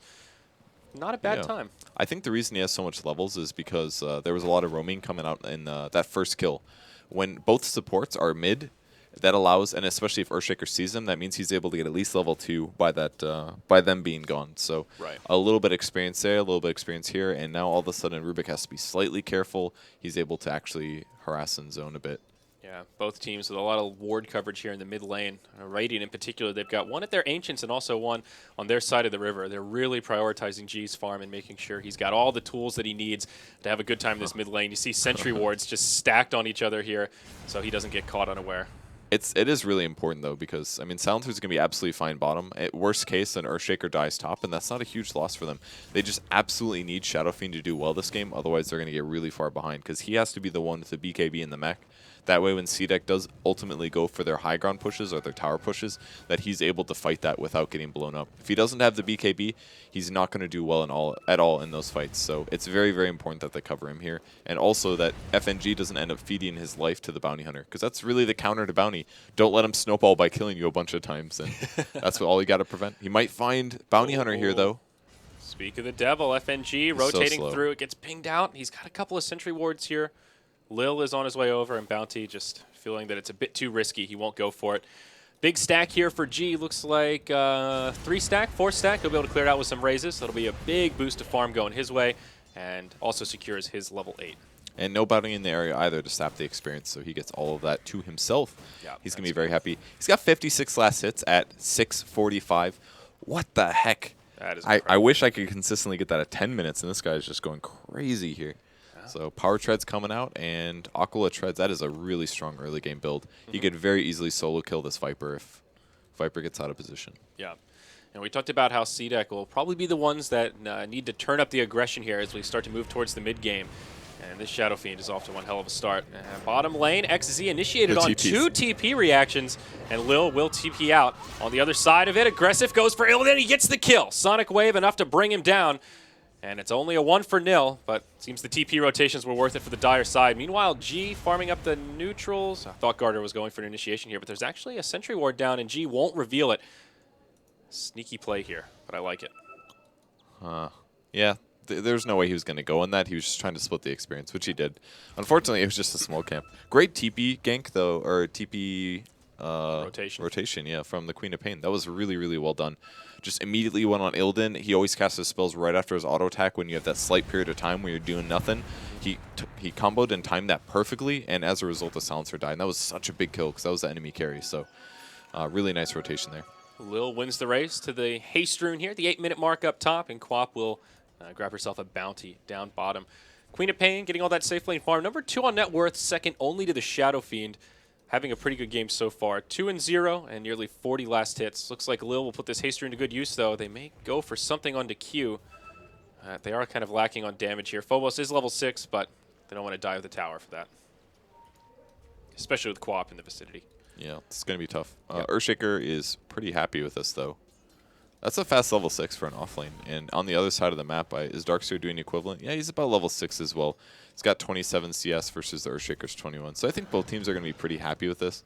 You know, Viper as well is doing fine. His items look terrible right now, but he's just doing the natural transition to the mech. So yeah, the next couple of fights become really important. And I don't even think VP is behind in this game at all, honestly. Like, they are losing in gold, but it's not bad by any means, even though you're seeing a big 0 on the board there. They're getting their levels on their important heroes. We have the Naga Siren pretty far behind, and FNG as well, only level 4. So it seems like the supports are doing a little bit better in CDEC, but not by such a big amount that it's going to be a one-sided team fight when they finally clash. Yeah, I mean, Garter is getting some decent experience. He's level 4 on the Bounty Hunter, but like you were talking about, he hasn't really been able to find these pickoffs since the first blood. So VP's done a good job playing very conservative. It's come at the cost of their Crystal Maiden, getting a little extra farm and experience, but I think a worthy trade-off here is he just now gets level 5 and gets that 3rd point in the Arcane Aura. CDEC, they smoke up his 3. They're ready to fight. Viper, level 8, Viper Strike at the ready. Who will they find? It may be Lil, the level 4 Naga Siren. Misclick. Oh, that's unfortunate. Telekinesis on a creep. Ooh, can they actually grab Darkseer? No. Ooh, very close. Phobos, whoa, great what a fissure. Time Blocks to fight. 3. Can they actually take this fight, though? Yes, they can. Wall comes down from the Darkseer, but it's just not going to do enough. The Echo Slam that Echo's brings so good. them low. Oh, Virtus Pro just cleaning it up here. Gosh. 3-0. The fissure that started it all off. The illusions from the wall will do a little bit of damage, but yeah, no one going down quite yet. That was just a god tier fissure, man. I've never seen a fight like that. Was like, this is the Rumble Pit, like, and then the wall went up too. That was such a cool fight. It was like, oh, I had to like run into this little space. It was like a cage match, you know? It actually was the most clumped little cool fight I've ever seen. But that fissure blocked him off, and it looked like CDEC maybe could win it with the wall. But then he while they were distracted from the other side, that Echo Slam came in and just lowered all their HPs to about half. And then it was just an easy cleanup for VP there. They didn't even have global silence in that fight, and they just cleaned up. What a sick play from DK Phobos there. That was so well done. Yeah, so unfortunate for CDEC that Quap couldn't get into that fight. Would have been the perfect little corridor for a Sonic Wave to connect on 3 or 4, but he was busy farming in the safe lane and not really an easy access point to get to that area of the map. So first smoke from CDEC, label it a disaster as Virtus Pro. They take a gold swing back the other way, and now they're leading by about 1,000 net worth, and they get a huge experience gain out of it to boot. And you see Illidan actually translate towards the top lane. So he's going to the top lane now to help contest the fact that Quap wants to farm here. And though Quap did rotate twice now for kills, she still needs a lot to get her Orchid done. And Silencer's totally cool to 1v1 against her because he can pop Global Silence, he can cast Last Word to do just a simple nuke. And as well, trading hits is always going to be in Silencer's favor. So by now farming up here, it's slightly more dangerous, but with his Vitality Booster, he can at very least get TP backups and possibly trade kills even if things get bad. And this, at the same time, this limits CDEC's farm. So yeah, I like the rotation here. Yeah, definitely. And the success of that fight secures a well-timed mech on G, just shy of the 12-minute mark. Viper working on his, but still 100 short off the recipe. CDEC could be in some trouble here in the bottom lane. All 5 of Virtus Pro are rotating through their jungle. Silencer will deny the tier 1 tower, and Garter will stay back, fearful of detection, as he well should be. That's perfect then. I mean, they didn't even farm the bot lane for a couple minutes there, and they still get the deny on top of that. That's half the gold that they would have had for that tower that's no longer with them. So that's a super big swing there. 4 sentries coming out on the courier. Yeah, they're ready for this bounty hunter. And that's one of the nice things about CM. Most supports are like, oh, I have to get gold in some way to be able to afford this. CM can just jungle constantly, and that's why he went for so many arcane auras, because he gets all this mana pool. He can very, very easily kill neutral after neutral, and every single camp he kills, it's approximately 1 sentry ward, maybe 2 sentry wards if it's a stack. So it's, he's completely bankrolling himself, and it's going to eventually translate to some decent items. He's got good levels as well, so he's got to be happy. VP beginning the siege. 5 heroes grouped up in the mid. They'll get the tier 1 tower down to about half health using these Naga illusions as scouting tools. Sentries aplenty here, Purge. They are all over the place. They've got the map covered. They're setting the trap here. We'll see if the bounty hunter falls for it. So far, so good. But Gardner will rotate in now. Tier 1 tower taking a lot of damage. Glyph has already been used, and it seems like CDEC will just sack it. They've got aggressive split pushing in the bottom lane, and they've even got someone farming the jungle here. XZ just in the Radiance jungle killing some neutrals, so they'll be happy to let that one fall and get some space for their cores. He's actually going Yules instead, of course. I forgot about that. No Orchid for the Queen of Pain. But once he gets that, he's actually going to be survivable, and that's one of the other reasons he didn't lane against the Silencer, because if he gets out of position slightly, if there's like a fissure, for example, and global silence at the same time, that's a dead Queen of Pain. So he definitely has to play safe until he does get that Orchid, and then has that global silence protection. And looking at item pickups here, Silencer has the Vitality booster. I'm curious if this is a Rod of Atos early on. Yeah, it should be. He built it last game that he played Silencer. It's a very good Silencer item right away. Yes. If you go to passive farming after you build it, then I think it's really poor. But if you're being active, it's a really, really good item. And I only bring that up because I have seen him just grab casual Vitality booster, I think twice in games that I've cast personally. Okay. Where he'll go this and then transition into a 4-staff or something like that, just for some extra HP. I would kind of like that. I think that's okay. So we'll see. It's, like I said, if you don't use your Rod of Atos, then it ends up being really poor as an item. It's a very inexpensive item, and while it has got to kill on the bot lane. Yeah, Quap just solos Naga. Yeah, Sonic Wave just from full to 0 in the blink of an eye there. So while it's a very good item, right as you get it, as you go later and later, all of a sudden Rod of Atos is completely countered by BKB and Force Staff and so many other things. So it's kind of a bad item at that point. Yeah. Up top, Fissure misses on Garter. 2 tracks up. A big rotation from CDEC. They want to fight this onto G, but Garter could get turned around on. Global Silence comes out. Ooh, great mech. Just barely keeps that Bounty Hunter alive. Q with a stolen Fissure. Blocks things out. VP will mech themselves, and no death, but CDEC definitely do not win the damage exchange there. It looked really good for VP there. I thought for sure that Bounty would die, but Global was just a bit too late there, and he wasn't able to get his raise off quite as early as he wanted to. Now this is a 4v5. Darkseer does have a TP, and he'll go ahead and use it now. So we've got a full 5-on-5 erupting at this top tier 1 tower. Mech's on cooldown for both teams. Actually, they blink him going on G. The ulti as well from FNG, but nobody in their way. Vacuum wall. Oh, Virtus Pro in some trouble here. Lil tries to reset it with his ultimate, but he can't save the Shadow Fiend. They end up trading 1-for-1. Rubik for SF, less than ideal for VP, and they could still be in some trouble. They go on to Garter, set up by Phobos. Great Echo Slam, secures the kill there, but now he's in no man's land. He'll try to TP out. Yules will interrupt it. And on the other side of the fight, his team is just going to leave him high and dry. They'll head for the hills and be satisfied with a 2-for-2. CDEC, they defend their tower. Can you imagine what that fight would have been like if the Quap had her ultimate? She used it to kill the Naga right before that fight started. So that's one core piece of damage. Man, CDEC did not I didn't have even at their notice that. I was like, wow, CDEC easily won that fight. And if they would have had that, it would have been even easier. Oh, yeah. And if anything, the Shadow Fiend really needed the mech there. Like, both teams went into that fight without mech, but the difference is that CDEC initiated, and VP had to respond to that. And because they didn't have the mech, Shadow Fiend got bursted down a little bit too easily, and Lil ended up using his song just a bit too late. But if he did have mech there, maybe they could have turned that around. They still did salvage some kills out of it, but I believe it was just on a Bounty Hunter. Yeah. And that was it. They got the Rubik as well, apparently. Maybe unless that was a previous fight. Nope, they got the Rubik. It was a 2-for-2. Yeah. Okay. So it went kind of bad. 2 supports basically for your core, and the Earthshaker as well. So not what you want. Smoke from CDEC. They'll move right into the Radiant jungle, and G is sitting there waiting. He's got a mech. He has reinforcements nearby. Ooh, there's the blink. Actually blinks forward. She does have the Sonic Wave this time. They're all grouped up. The dust will actually connect on the Bounty Hunter. That would have been the perfect Sonic Wave, but just didn't quite have the vision he needed to get it off. Yeah, and Phobos also used the Fissure to farm. the jungle camps there, so they weren't ready to chase that. Yeah. That would have been a little scary. So a little unfortunate for CDEC. They didn't get there a bit faster, but a really good read from them. Shadow Fiend just died. He's going to go get souls. He's not on the map. He's obviously in jungle. So good attempt at a kill, but didn't work. Up top, Shiki's in some trouble. He'll TP out after the ensnare connects. Knows they don't have a way to interrupt it, but whoa, FNG's there. He'll interrupt that TP. Now the global comes out. They'll get the kill on Viper, and now this Earthshaker isolated. Great ult. Whoa, what a sonic wave from Aggressive. Connects on all 4. He just barely survives. Can they finish him off here? Dust utilized. They get the next kill on the Viper. Rubik will live. Or pardon me, they get the kill on the Crystal Maiden. Aggressive trying to come back in. He can go in onto G here, maybe find a kill, but the fissure just barely connects on him. G almost gets the raise, but just can't quite do it. A lot of close calls there, and we'll end with only 2 heroes in the grave.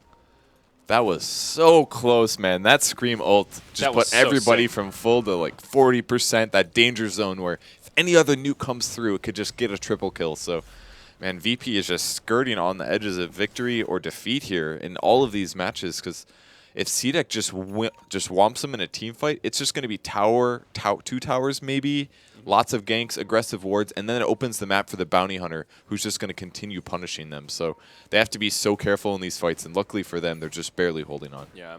G is still farming very nicely, though. #1 on net worth by a very comfortable margin. About 2K, 2.5K up on the Queen of Pain, who's on the #2 slot. He'll go into SNY next to follow the mech. Great mid-game focused item here. Just gives him everything he needs. A little extra HP, some extra damage, movement speed.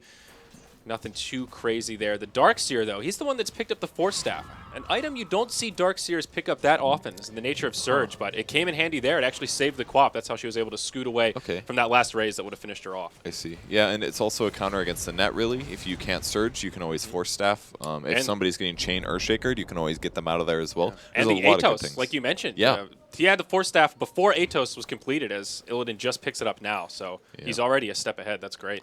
Atos is just so stat efficient for Silencer. It really is everything he needs in terms of int and HP. That's pretty much it. You already have pretty good agility again, so you don't need attack speed. So as a whole, it's a great item. But you know, against a Quap who's got a Yules, and now they've got a Force Staff, it just might be a little limited. I think the best use on it, though, is going to be against the Viper, actually. It's a hero that is very, very naturally slow. Only 335 movement speed with his treads here. And I assume he might build BKB next, but it might also be an SNY. If it's an SNY, it'll slightly counter the Atos. But if they can keep him at least away from the fight, it'll give them a big advantage, because that's a huge amount of CDEC's damage. Yeah. Well, CDEC continuing to stay grouped up here. They really want to fight if they can find the openings, but I like that they're not forcing it. Also a Medallion on the Darkseer, another item you don't see on Ishkifel too often. That is actually a really weird one. Interesting way to Medallion itemize, Darkseer. Why doesn't he? Oh, they already have a mech. Did he make a mistake with his build here? He built the headdress here, and the Viper already has a mech, obviously. Ooh, I guess he could just turn into a late game pipe, but oh, smoke from VP. It's about to get broken by Garter. Great positioning there from the Bounty Hunter. They got him with the Atos. The Atos cripple. His teammates are nearby. Mech comes in. Sonic Wave on 3. Try to reset from Lil. It's a 1-for-1 already. G will just TP home, and looks like a support for support trade. That Naga support, man, that shows you right there how good it is, because that could have very easily been G dying and maybe a third as well. But because of the Song of the Siren, it allows them to trade 1-for-1. The Atos completely paying off versus the Bounty Hunter here. That's going to force him to have to get either a Force Staff or a Blink Dagger at some point. They do get a tower out of that fight, but I think considering what happened there, I think VP is very happy with that, since that was a super sick Quap ult. Yeah, it's just been back-to-back Quap ults that have done so much damage from Aggressive. And do you think this is an Aghanim's game? Is that the natural item progression after the Yules here, so that he can just keep ulting as much as possible? I dare say every single Quap of this tournament has built an Aghs at some point. Maybe not first, maybe not second, but almost every single one has built an Aghanim Scepter, just for that low cooldown. Yeah. And it does increase the damage by a slight amount, a 60 damage bonus on average at level 2 at least. So it helps. It's a slight increase. It's like looks like a 10% damage increase kind of a thing. Yeah, it increases a little more as you level it up. It's plus 85 at once you get level 3 on it. Yeah, so it's a nice damage boost. It all around gives you a lot of stats which you need to potentially survive. So as a whole, really good item, and stacks pretty well with Octarine Core as well. You can heal from it, lower that cooldown down to 30 seconds. It just makes it so that you can always be ready to gank at all times, and you don't have to worry about your cooldown, basically. 135 is a really, really long cooldown, and for a hero that has only moderate damage when you don't have your ultimate, it's something that you really want to have up as much as possible. Yeah, absolutely. So things quieting down a little bit. Both teams going back to farming. And as I say that, VP actually start to group up towards the mid lane again. The Earthshaker getting close to his blink. 1,700 gold on him. I think VP may want to stay a little quiet if they can make some space for DK Phobos just to get that blink. Helps their team fight so much. Yeah, it'll help a lot, actually. He's already had a really good impact, but spending a lot more time just fissuring than Echo Slamming, really. And once they grab that, I think it'll be really good with him as well because of the wall. There's always extra illusions, extra heroes kind of things going on in team fights, so he might be able to get a bit extra damage from that as well. Yeah. It was the BKB next on Viper, so rather defensive build here. Mech right into the BKB, no Aghanims, but now this Viper's nice and tanky, and again, a counter to the Rod of Atos cripple. Yeah, and the other thing that's really good about the Earthshaker Blink Dagger is that VP basically entirely lacks initiation right now. Who else is going to go in first? It can't, like, they can do maybe a global silence with a fissure and try to catch up, but that's a bit of a weak initiation. If they can start off with DK Phobos jumping in and chain stunning an important hero like Quap or Darkseer, and then they can global silence after that, that's going to be a VP fight. And the reason they keep almost losing these fights is because C-Deck goes in first. Yep. You never want to get initiated on in almost all situations, especially if you have a bunch of squishy heroes like VP does. So once they get that blink, their team fight and their draft is going to come together much, much better. And he's only about 200 gold away, so pretty soon here VP's going to be in a good spot. Well, C-Deck will make good use of the space VP's giving them for now. They'll put that medallion to good use as well. In the Darkseer, they go right into the Roche pit, and this will be uncontested. Aegis of the Immortal will go their way. Aggressive also looking towards that Aghanims. Has picked up the point booster already, only about 1,000 gold off. So who grabs the Aegis here? They're still deliberating amongst themselves. They give it to the Quap. Okay. They will grab the Aegis. Smart move by C-Deck. He drops his stick. Well played. One hero really underfarmed this game is actually the Bounty Hunter. He's only got an Urn, a Wand, and a Orb of Venom. And they actually have technically 3 mech carriers this game. Maybe a bit of weakness in their draft there because Bounty as a whole is... People have been feeling that he's not very useful if he doesn't have better team fight, and they get that team fight by buying things like Vlad's mech or pipe, but this game he can't really do that. Yeah, and he also hasn't had the best game either. So he's 1, 2, and 0. I mean, Bounty Hunter's usually one that wants to be grabbing as many assists as possible, and he's just the guy with the target on his back. Speaking of targets, Shiki gets jumped on mid. A lot of ultimates deployed here, but that's a 10-second BKB, and he'll live. Freezing Field as well as the Echo Slam now on cooldown. And also the reveal of the Blink Dagger on the Earthshaker. Yeah, I feel like they should have stunned him a little bit longer, though. I don't know if Phobos checked to see that there was a BKB, but he did an enchant totem right as he got away, so I feel like he didn't quite time his cooldowns perfectly. Maybe he was being too greedy with a hit between or something, but because he got the BKB off, he escaped a little bit earlier than expected, and that was the dunk and the Freezing Field. So Freezing Field, much lower cooldown now to 90 seconds, but dunk cooldown's pretty big there. Yeah, usually with those Blink Dagger reveals, you want to at least find a kill or catch someone off guard, but less than ideal for them. A 10-second BKB is almost a good trade. It's very close to being a good trade in my opinion. Yeah. Because that is it just starts the train. Pretty soon here it's going to be a 5-second, and then it won't really do a whole lot other than stop the first global silence from coming out. Now, a couple other key item pickups here. The BKB completed on the Shadow Fiend gets delivered now on the Courier, and Lil going for a well-timed gem pickup. About 25 minutes in, they want to start getting some map control of their own and also have some more tools to deal with the Bounty Hunter. And with that, VP will 5-hero smoke behind their Tier 1 tower that C-Deck are sieging. Looks like a team fight will erupt, but who's going to find the angle to initiate here? We've got 2 wrapping around the backside, G and Illidan. Maybe this is the fight. And here they come. Going in on Shiki, taking the damage. He's taking a lot of damage, actually, from G. Ulti comes through, not as good as the previous fights on the global sound. Shiki is by himself. Mech is on cooldown. He goes down so easily. Aggressive as well, stunned. And the FNG ulti is back up already. But remember, he's got the Aegis of the Immortal. The Queen of Pain's coming right back up, but huge wall vacuum. There's the reset from Lil. They'll try to set up onto aggressive here. G gonna channel it. Can they time this right? The self-Yule's beautifully done. They still get the Rubik in the mix. Aggressive still in a lot of trouble despite the beautiful Yules. It's just not enough. It'll be Virtus Pro that take this team fight to even get the consolation kill on the Bounty Hunter as he tries to run away. It's a 1 for 4, and they also killed the Aegis in the mix. Great plays from Virtus Pro, and that smoke from around the backside proved very successful. Man, I bet they even got the tower denied, too. The tower was glyphed up and perfect wraparound there.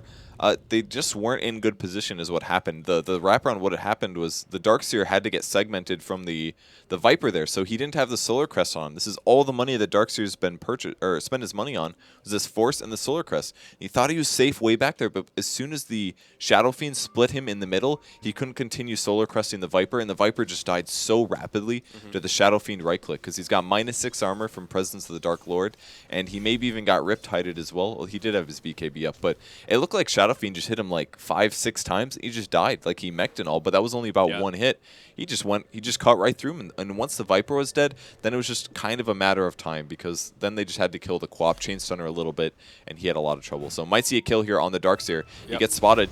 And he'll go down. That's an easy one. Illidan with the invisibility rune to start it off. CDEC are smoked up, though, and they are in hot pursuit. Right now, the Naga is not here, so this could be a 4v4, or it will be a 4v4, rather, as Garter goes in first to initiate. Sonic Wave onto DK Fomos. The Solar Fissure finishes him off. Now FNG channels the ultimate, but it will get interrupted. Mech buying him some time. FNG still falls, but G very healthy with the BKB on. They turn onto aggressive, and now they want more. Q on the run. G instead goes for Garter, but they don't have their detection. Oh, yes, they do. Naga's here trying to isolate Shiki, but he'll just TP out. VP hoping to get a little bit more out of that, but they get pulled in a bunch of different directions, and CDEC are able to minimize their losses.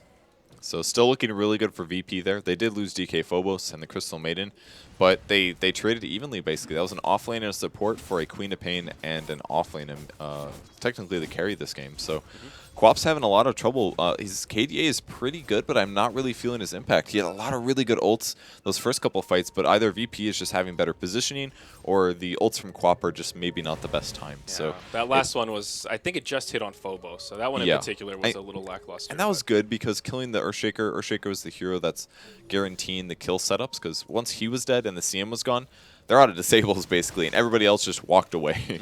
So it's definitely important to kill the Earthshaker there, but they need a bit more value out of their team fights. And I think part of the issue comes down to the draft, basically. The Darkseer built this headdress, and then he's like, oh, I need to build an item that helps the team. So he built the Solar Crest, which is a good item, but you know, if he's not able to use that correctly and Viper goes down, then all these early game items they bought to be a strong team fight lineup are just not working.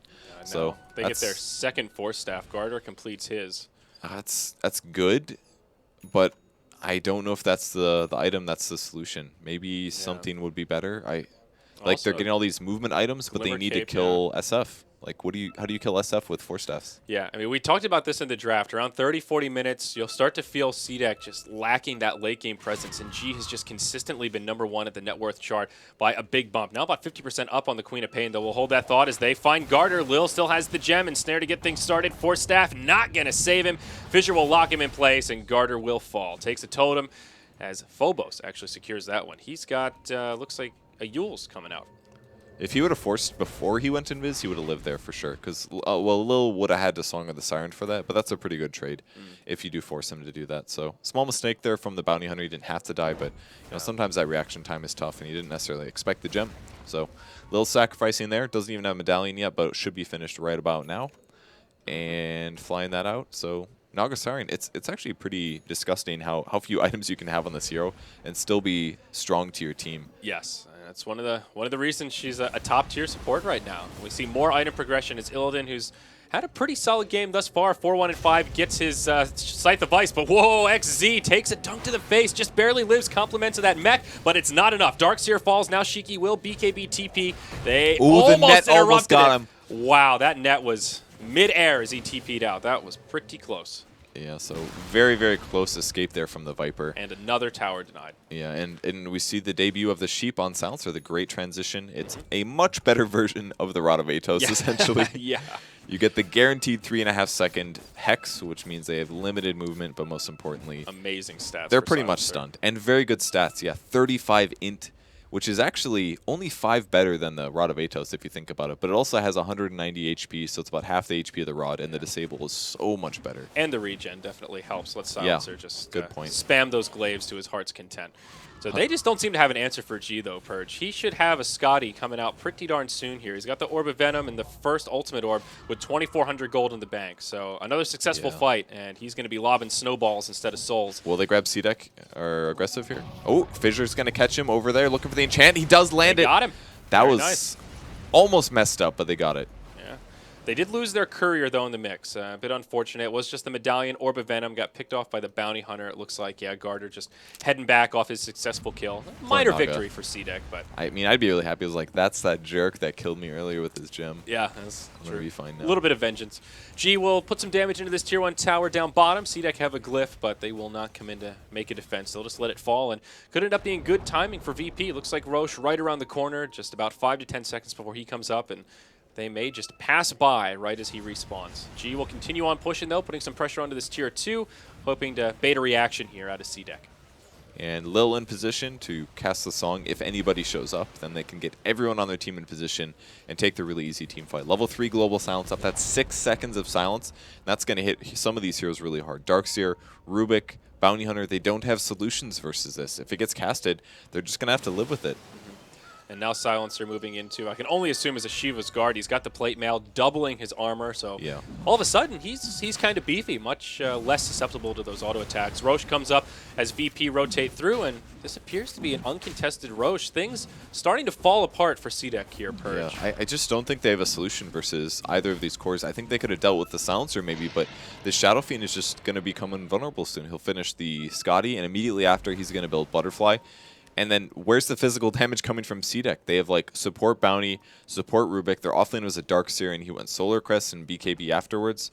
And then it's a Viper, and Viper's going to have to go AC here to deal with the minus armor of Shadow Fiend. They needed like a right-click carry core, and I think the Quap didn't fit into their draft at all. Maybe they got out-drafted here. Maybe they got put into lane setups that they didn't really want, but you know, the things aren't really coming together here, and C-Deck is not looking like they're going to take this game, to be honest. But Yeah, it seemed like they were really banking on this bounty hunter being able to achieve a lot more. And Yeah. at first, it seemed like, uh-oh, this could be a scary bounty hunter game. But after that, VP just tightened up, and we talked about FNG's positioning, maybe too conservative at points, but you'd rather be on that end of the spectrum than Yeah. the other, where the bounty hunter is getting some undue farm. And because he sacrificed and he sat behind mid and bought a lot of sentry wards and barely farmed the jungle, you have a useless bounty hunter in the game. It's a level 11 bounty hunter with a 4-staff, and yeah, sure, if you get kills, track is amazing, but he's not going to get any kills. Yeah, Like, he's still only been involved in 3 of the team's 11 kills. Queen of Pain, I heard that ult, but just for neutrals, okay. Yeah. Ooh. So that seems to be the story of Bounty Hunter this tournament. This is probably a second game now where Bounty basically does nothing, and if you don't get anything out of it, the hero is terrible, basically, is what it seems like. Definitely the crux of the hero. He's one that when he's good, he looks completely broken and ridiculous, and when he can't get much done, he looks the complete opposite. And, well, we're seeing that one side of the spectrum here this game, that's for sure. Yeah, we really are. So and at this point, VP actually feels very comfortable farming around 4-staff. Oh, and he disables the haste with that. He might actually go down. There's the Curse of the Silent, and that is a dead hero. Definitely going down. Even just that totem alone took like half of his HP. The old 500 damage physical hit. Yeah. That's actually half his HP. It's a bad sign. But dispels the haste rune there, and then it's a very, very easy kill.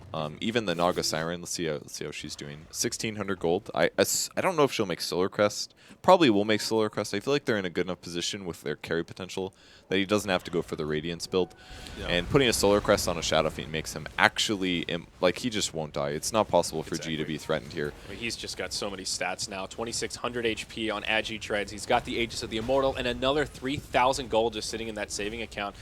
They'll go for the tier 2 tower in the mid lane, all the while some split pushing from C-Deck, but I think VP are going high ground here, Purge. They want to make use of this Aegis. They've got a good minute and a half left, or 2 minutes left on this thing, so they're going to try and make do. There's that Solar Crest on the Naga, goes right onto G. They force out the Glyph. The first ult from Queen of Pain really just tickles G and Illidan. They'll mech through it and continue lobbing damage into this tower. All right, so mech's on cooldown for about 1 minute, so this is their chance to go in. They have to do it sometime soon, but look at that. Scotty, Slow, and Shiki. They're trading hits, actually. They both have big evasion. There's the lift. Throws him back. Fissure as well, but G still doesn't even care. He is not phased at all. Look at all the damage. Mech pop for Viper now. C-Deck no advantage in there. They've got Sonic Wave in about 15 seconds. No Glyph either. G is just going to back out. Great positioning from Virtus Pro in that fight. You put G in the front line, and C-Deck have no choice but to go for the Shadow Fiend. They can't really just run through him to find the initiation.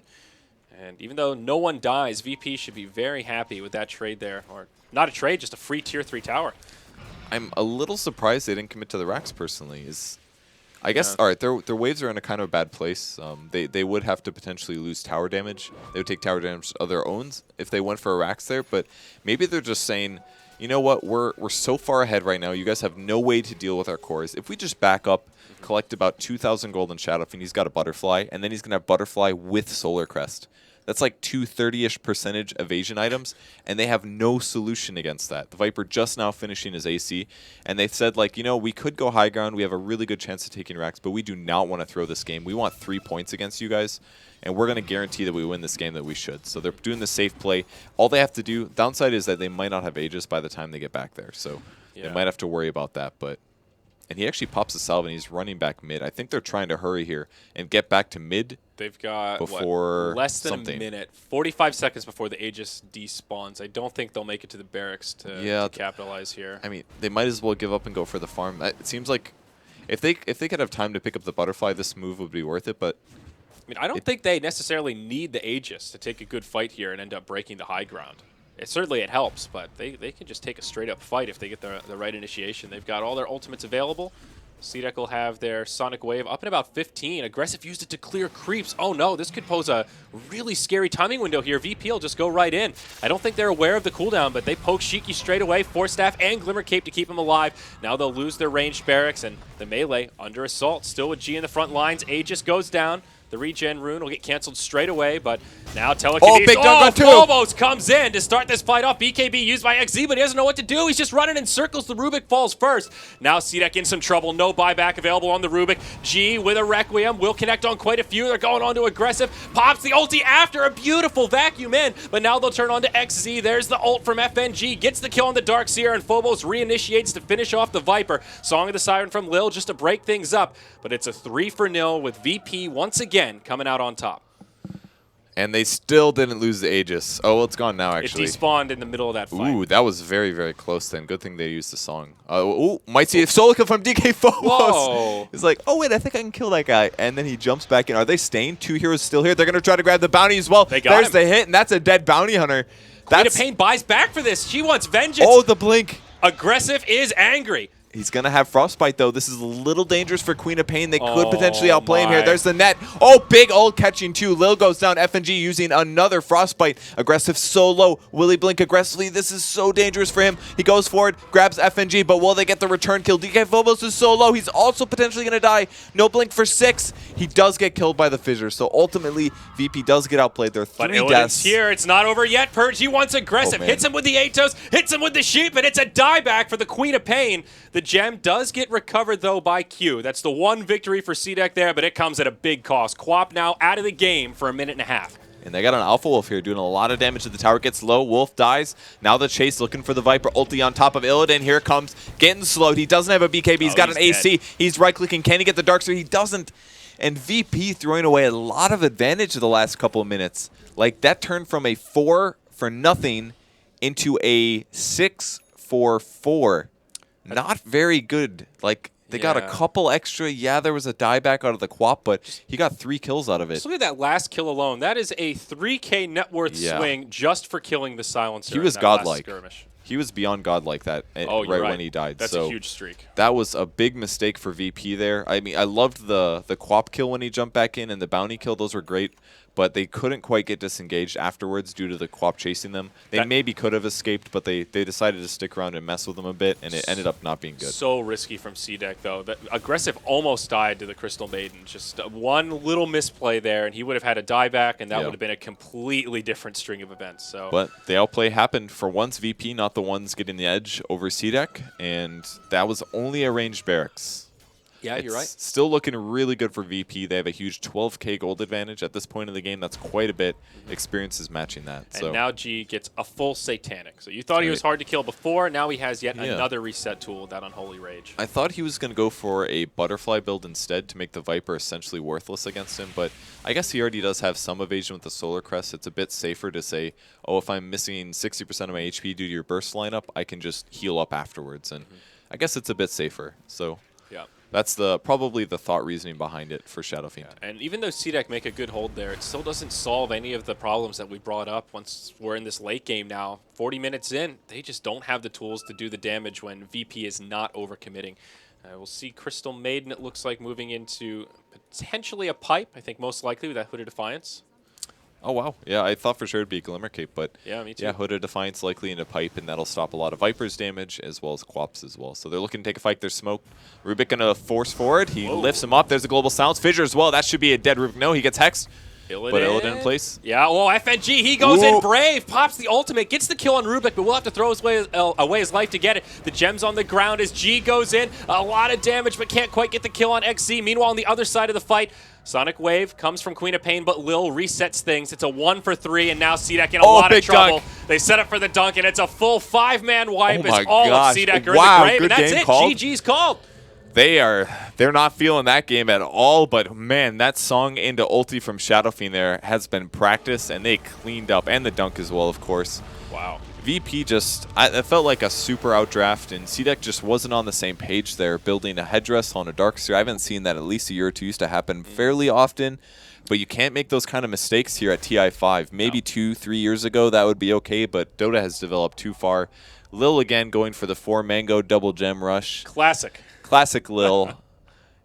I don't know how he does that. Oh, he probably drops all of his. No, I actually have no idea how he always does that. He must just, like TP back to base. Yeah, or he's ready to TP back, make sure to a shop where he's positioned and moves into the enemy shop. But really practiced. yeah, still these teams skill-wise feel pretty evenly matched though. CDEC had some really big plays that game. Yeah. Aggressive started off really strong on that Queen of Pain, had some really great Sonic Waves. In the mid game, he had a couple lackluster ultimates, but in the end, it was pretty much what we talked about at the very beginning of the draft. They just didn't have the late game, and they couldn't do enough damage early on. Yeah, I agree with that completely. Just seems better draft on VP. CDEC didn't have a way to deal with either Shadow Fiend or Silencer if they got ahead, and VP played very, very safe, got ahead, and then there was nothing CDEC could do, even though they did get a couple kills at the end there.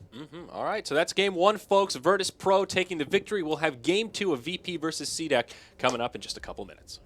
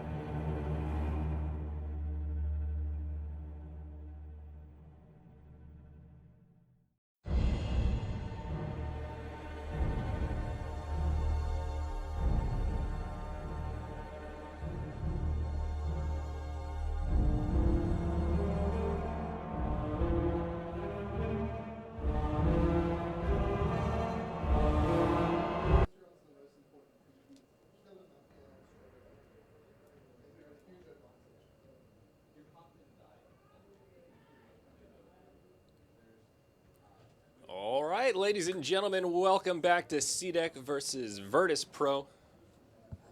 We saw VP look successful in game number 1 of this series, and we'll see if CDEC can bring it back to a 1-1 or if VP will take it 2-0. Time will tell. I'm Zayori, joined once again by Purge. Purge, how you feeling coming into game number 2? It looked like a pretty last game was fairly one-sided. It was quite one-sided. I didn't catch CDEC's game yesterday. So far, it seems like CDEC's playing pretty darn good, but maybe not amazing. Hopefully they change up their strategy. There's no way the Bounty Hunter is going to work again against VP.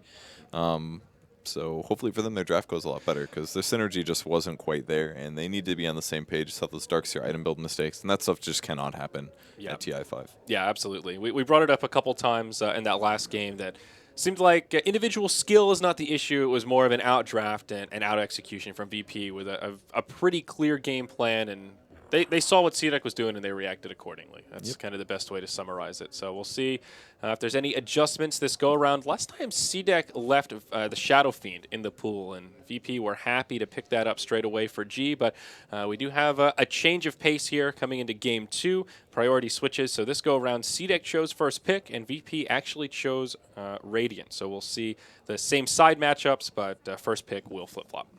So one thing that's very standard for VP's drafts for all the games that they played is they pick a lot of teamfight heroes. A lot of teamfight heroes. Teamfight and pushing, basically. So they're very happy to pick things like Shadow Fiend, heroes like Silencer occasionally, Earthshaker is very common. They want every single one of their heroes to have the ability to win a teamfight, even if they're behind in gold. And it's something that not a lot of other teams prioritize as much. But you saw last game, every single one of their heroes had the potential to do amazing things in teamfights if things went perfect. Yeah. Or if they could get a slight advantage there. Like maybe CM is a good positioning and her ulti kills 2 people or does way more damage than it really should. It's basically what they prioritize at all times. And to make matters worse, CDEC just didn't have a solution against their cores. So Shadow Fiend did get banned there. I think they had to do that because it's basically the perfect hero that fits into what VP likes to do. Really good at team fighting. Allows G to overfarm and overperform, and just allows them to open up for a lot of strats. And it's still as good as a carry as well. It's like the perfect team fight, carry, plus skill. It's like the trifecta of what G wants to be able to play in his games. So they could not let Shadow Fiend through again. I think it was way too good for them last game. Yeah, and we're seeing the same kind of string and bands of picks. I think Tusk was the one that was banned out instead of Shadow Fiend in game number 1. So CDEC will be happy to pick that up for themselves, probably their off laner. As VP opened with Naga Siren. Okay. No surprise. Yeah, Lil played it in the last game, and it had quite the impact. Yeah. It wasn't necessarily like a, wow, we've done tons of damage, and wow, you did a lot of great ganking. It was more like, your songs are on point today. Yeah. And you're casting your ultimate just when things get a little scary and you're about to lose 3 heroes. He's been really good at that today. I could definitely see him maybe play it slightly better in terms of roaming and stuff, but he's not feeding, which is really important. He's scouting out his opponents. He's getting Riptides when they need it, and occasionally netting to stop TPs and stuff like that. So I think he's been playing fine today, absolutely. Yeah. Songs have been really right there. But after watching AUI yesterday, I just feel like you can do more, Lil. You can do it, because like seeing AUI play yesterday was amazing. He did very, very well on his Naga play, on his Naga Siren. Yeah, well, AUI kind of sets the gold standard for the greedy 4 position, just in general. He is just so good at having an impact in the lanes, not AFKing in the jungle, but still finding absurd amounts of farm, rather. Yeah. So we'll see. Maybe Lil can find a new trajectory this go around. We'll see. Queen of Pain is the second pick for Virtus Pro. No big surprise there. And CDEC will grab Lina for their second. All right, so potential Quap versus Lina in the mid lane. Aggressive played really well last game on his Queen of Pain. I'm sure he can do the same on his Lina. And this is where things get a little scary for VP, because if you look at the hero CDEC pick this time, it's very, very stun heavy. So that means that if Naga does indeed want to cast the song, sometimes they may just focus the Naga instead, blow her up to guarantee that you can get a couple kills. Yeah. Because that was, like I said, most of the value that they had out of the hero was being able to cast song. And now that they do have the burst damage and the stuns to be able to focus her instead, they could potentially win some team fights. But then things get a little scary on the other side. Then you're casting all your big spells to kill a support that's basically just there for song and an occasional Riptide, maybe a net. And then you worry about the carries or the other heroes. The cores actually not having enough disables and nukes to actually kill the other cores. So it kind of puts them in a really weird spot this game. But I like their draft a bit more here. It's more versatile. It's a bit more defensive. And burst damage and stuns are always good. There is always a chance that VP could play this as a core Naga as well. I don't think they do it too often, but I'd be really surprised. it's that change of pace that it's on the table. I just wanted to throw it out there.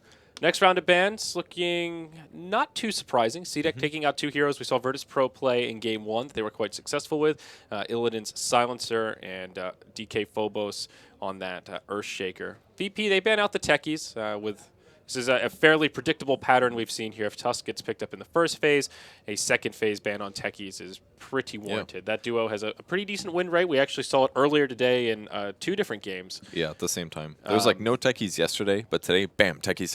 And 2 now at the they're same like, time. all right, we should start banning the hero again. And it was scary. Complexity made it look Yeah, it was incredibly it was good. strong. It was like Yeah. a pushing techies, like double no talisman treads, and you got a soul ring and a bottle, and then you just went straight eggs. Seemed and to then, really catch IG off guard. Yeah, They and every were- 10 seconds you can do a giant AoE 450 damage, pure damage nuke, after reduction, of course. It's a 600. It's like a level 1 Finger of Death in an AoE on a 10-second cooldown. It's very, very dangerous and good. It's good at pushing. Like, Complexity is very good at pushing, definitely. That's one of their strengths. So techies fits into their draft very well. Yeah, no doubt. So no techies this game, though. PL ban as well, so that must mean that they are thinking about heroes that don't have the best AoE.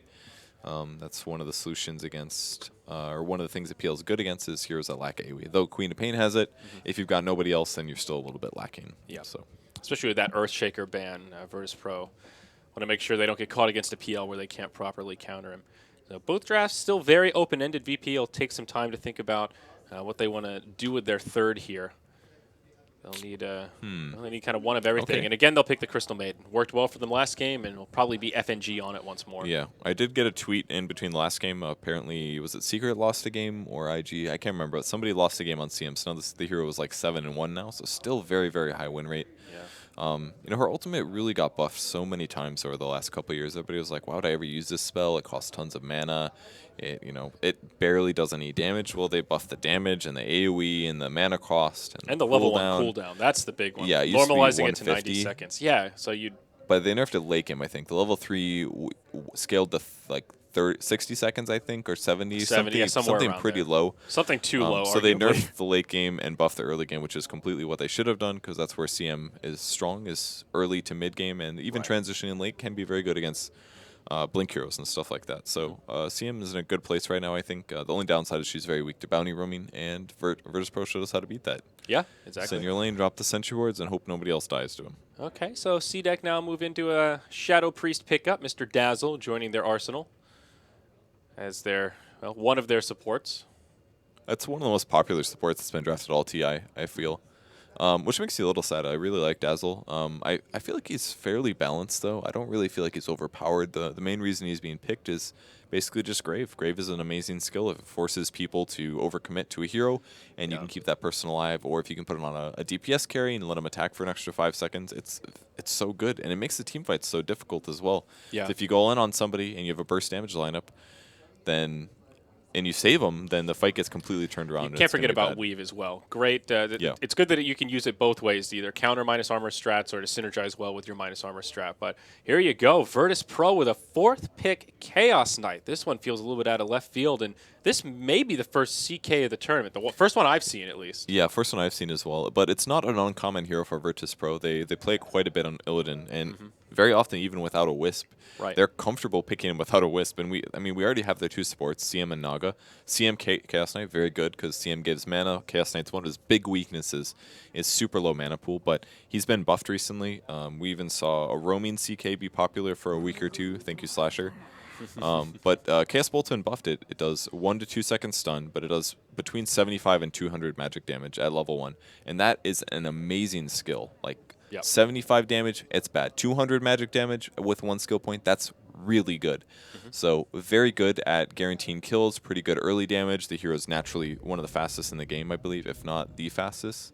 It's either 325 or 330 base movement speed or something like that. Is he really that fast? He's riding a horse, dude, of course. Yeah, of course. Oh, I didn't think of the lore. I think Luna might be the fastest at And- 330 maybe, but Enchantress Chaos Knight's is up up there as well. Oh yeah, and She Enchantress got got buffed buffed not quite that a few long ago. times. You're right.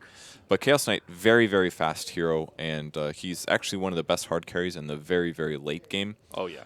Due to the fact Phantasm. that illusions and Phantasm is ridiculous how much damage it does, because they get full stat gain from your primary hero. So very likely we'll see him go drums, treads, maybe an armlet, BKB. And C-Deck fell for the bait here, Purge. They banned out the Wisp with their final, thinking that yeah. it could be a Naga core. And I think that's part of the plan here with the 4th pick Chaos Knight, to see if they can force them to burn a final ban on a hero they weren't really intending on picking anyhow. I mean, that was cool. They tricked him, but, you don't win the game by forcing him to It's ban true. bad. No, just a little nuance, you know. It's you're totally right. That is a sign that C-Deck is slightly misreading VP as a team and as an organization. I really don't see them pick the Wisp very often, and based on all of their picks, as soon as I saw that Naga, I was like, support Naga. It's like every time they play him support. And of course the chance is always there, but Wisp was not going to be the pick. See, that's part of that strategy. You play it support every single time so teams know, okay, first pick Naga, that's Lil's hero, and then just takes that one time to be caught off guard when you hit that curveball and go, uh-oh, we were not prepared for that core Naga. And maybe they don't have the best anti-Naga heroes this game. They do have a Lina, though. Lina's pretty good at cleaving illusions, and that's something else Chaos Knight has to be worried about. But the same goes the opposite way. They stun that Lina, she's going to die really fast if Dazzle's not in the area. But they have a Tusk as well. They got Dazzle and Tusk to potentially protect her. And Tusk also a very good AoE. Maybe not very good, but good AoE, I would say. He can disable Chaos Knight illusions, make it a bit hard for them to move. Not that that's a big deal, but... And a Storm pick. Okay, so I like the Storm pick here. There's not that many hard disables on VP. They have potential Orchid on G, and they got a stun at Illidan, but it's dodgeable. This is a really good Storm game, actually. Yeah, that's a disjointable stun. He can also, if he gets an Orchid, he can kill the Naga Siren very easily. Ball across the map, find her, Orchid, try to kill her. And there isn't really any way to protect her on VP. They don't have a Shadow Demon, they don't have a Dazzle. So it's looking... that Storm actually really kind of wrecked VP in my eyes, at least. They have plenty of tools to deal with the Brood, and it's almost like VP focused too much on the Brood, and now they don't have the tools for the Storm. Yeah, and they're playing the same kind of game as they did last game. They put their semi-carry mid. Obviously, Storm is very different than Viper, but again, they put their typical mid hero in the safe lane, which is going to be the Lina. Now, the question comes down to, do you think VP is going to aggressive try lane? Because they could very easily put Darkseer versus Brood. It's a 1v1 matchup that is sometimes done and is seen as a good matchup for Darkseer.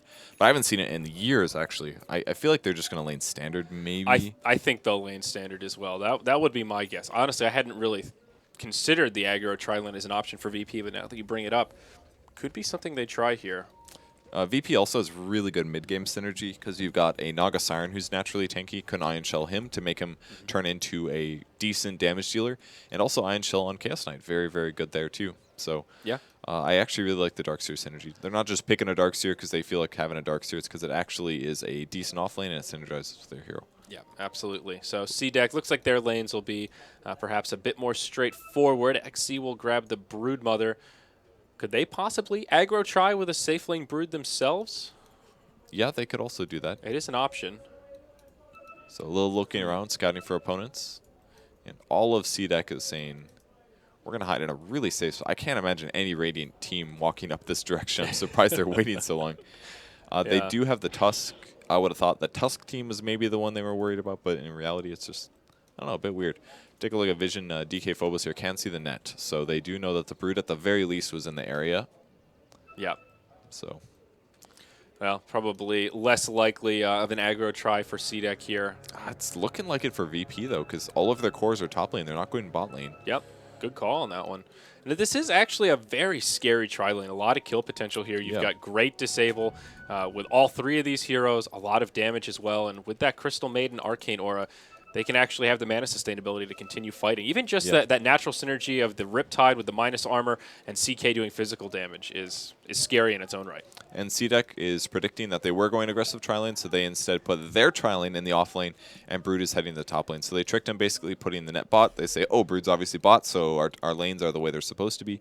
Then Brood shifts to the top lane instead. But they used both sentries already. They're completely getting played by C-Deck here. Both sentries were used to block camps or to check for wards. But what's going to happen now is Brood's going to be able to sap experience as much as he wants to. So Lil will have to go rotate and maybe roam a little bit. At the very least, CM will be able to get level 2 very easily here, but not quite what they wanted from VP's side here. Yeah, so we'll see if this transitions into musical lanes or if they just kind of deal with it. Do they have any other sentries to spare? No, they do not. And yeah, they're already rotating down. Illidan will TP down bottom. Phobos comes top, and they absolutely want to match this Darkseer against the Brood. So FNG will linger around a little bit longer. Actually needs the mana for his TP scroll before he can head out. So He'll go down bottom to join Illidan, and meanwhile in the mid lane, Lil looking for a potential courier snipe. He'll cut across the 2 towers here. He gets pinged out straight away by the Dazzle, and Shiki should be well aware that there could be a rotation coming his way. Yeah, he's halfway to the bot lane anyways. Why TP at that point? And he's making the Dazzle follow him.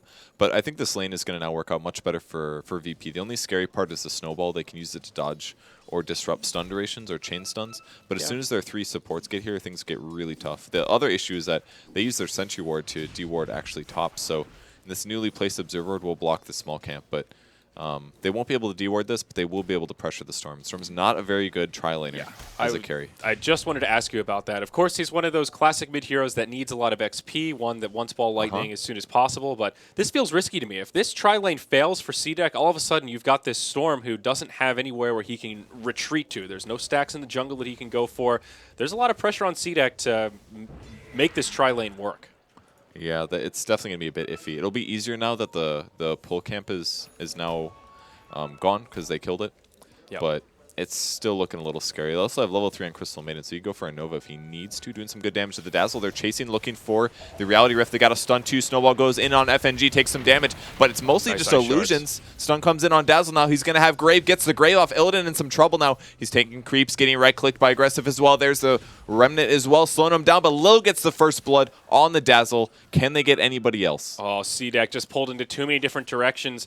The CK just barely lives. He salves up and will look to reinitiate here. Also has a little bit of mana. Ooh. There we go. 2-second stun onto Garter. But Aggressive's there with a Remnant, and it'll do enough damage to repel a very awkward fight. But turns out 1-0, Virtus Pro getting the first blood, and it does go the way of the Naga Siren. I mean, the early Chaos Knight's just so strong. 325 movement speed, 4 armor's pretty good, plus the Stout. And he hits for approximately 70 damage. That's a range of 55 to 85, by the way.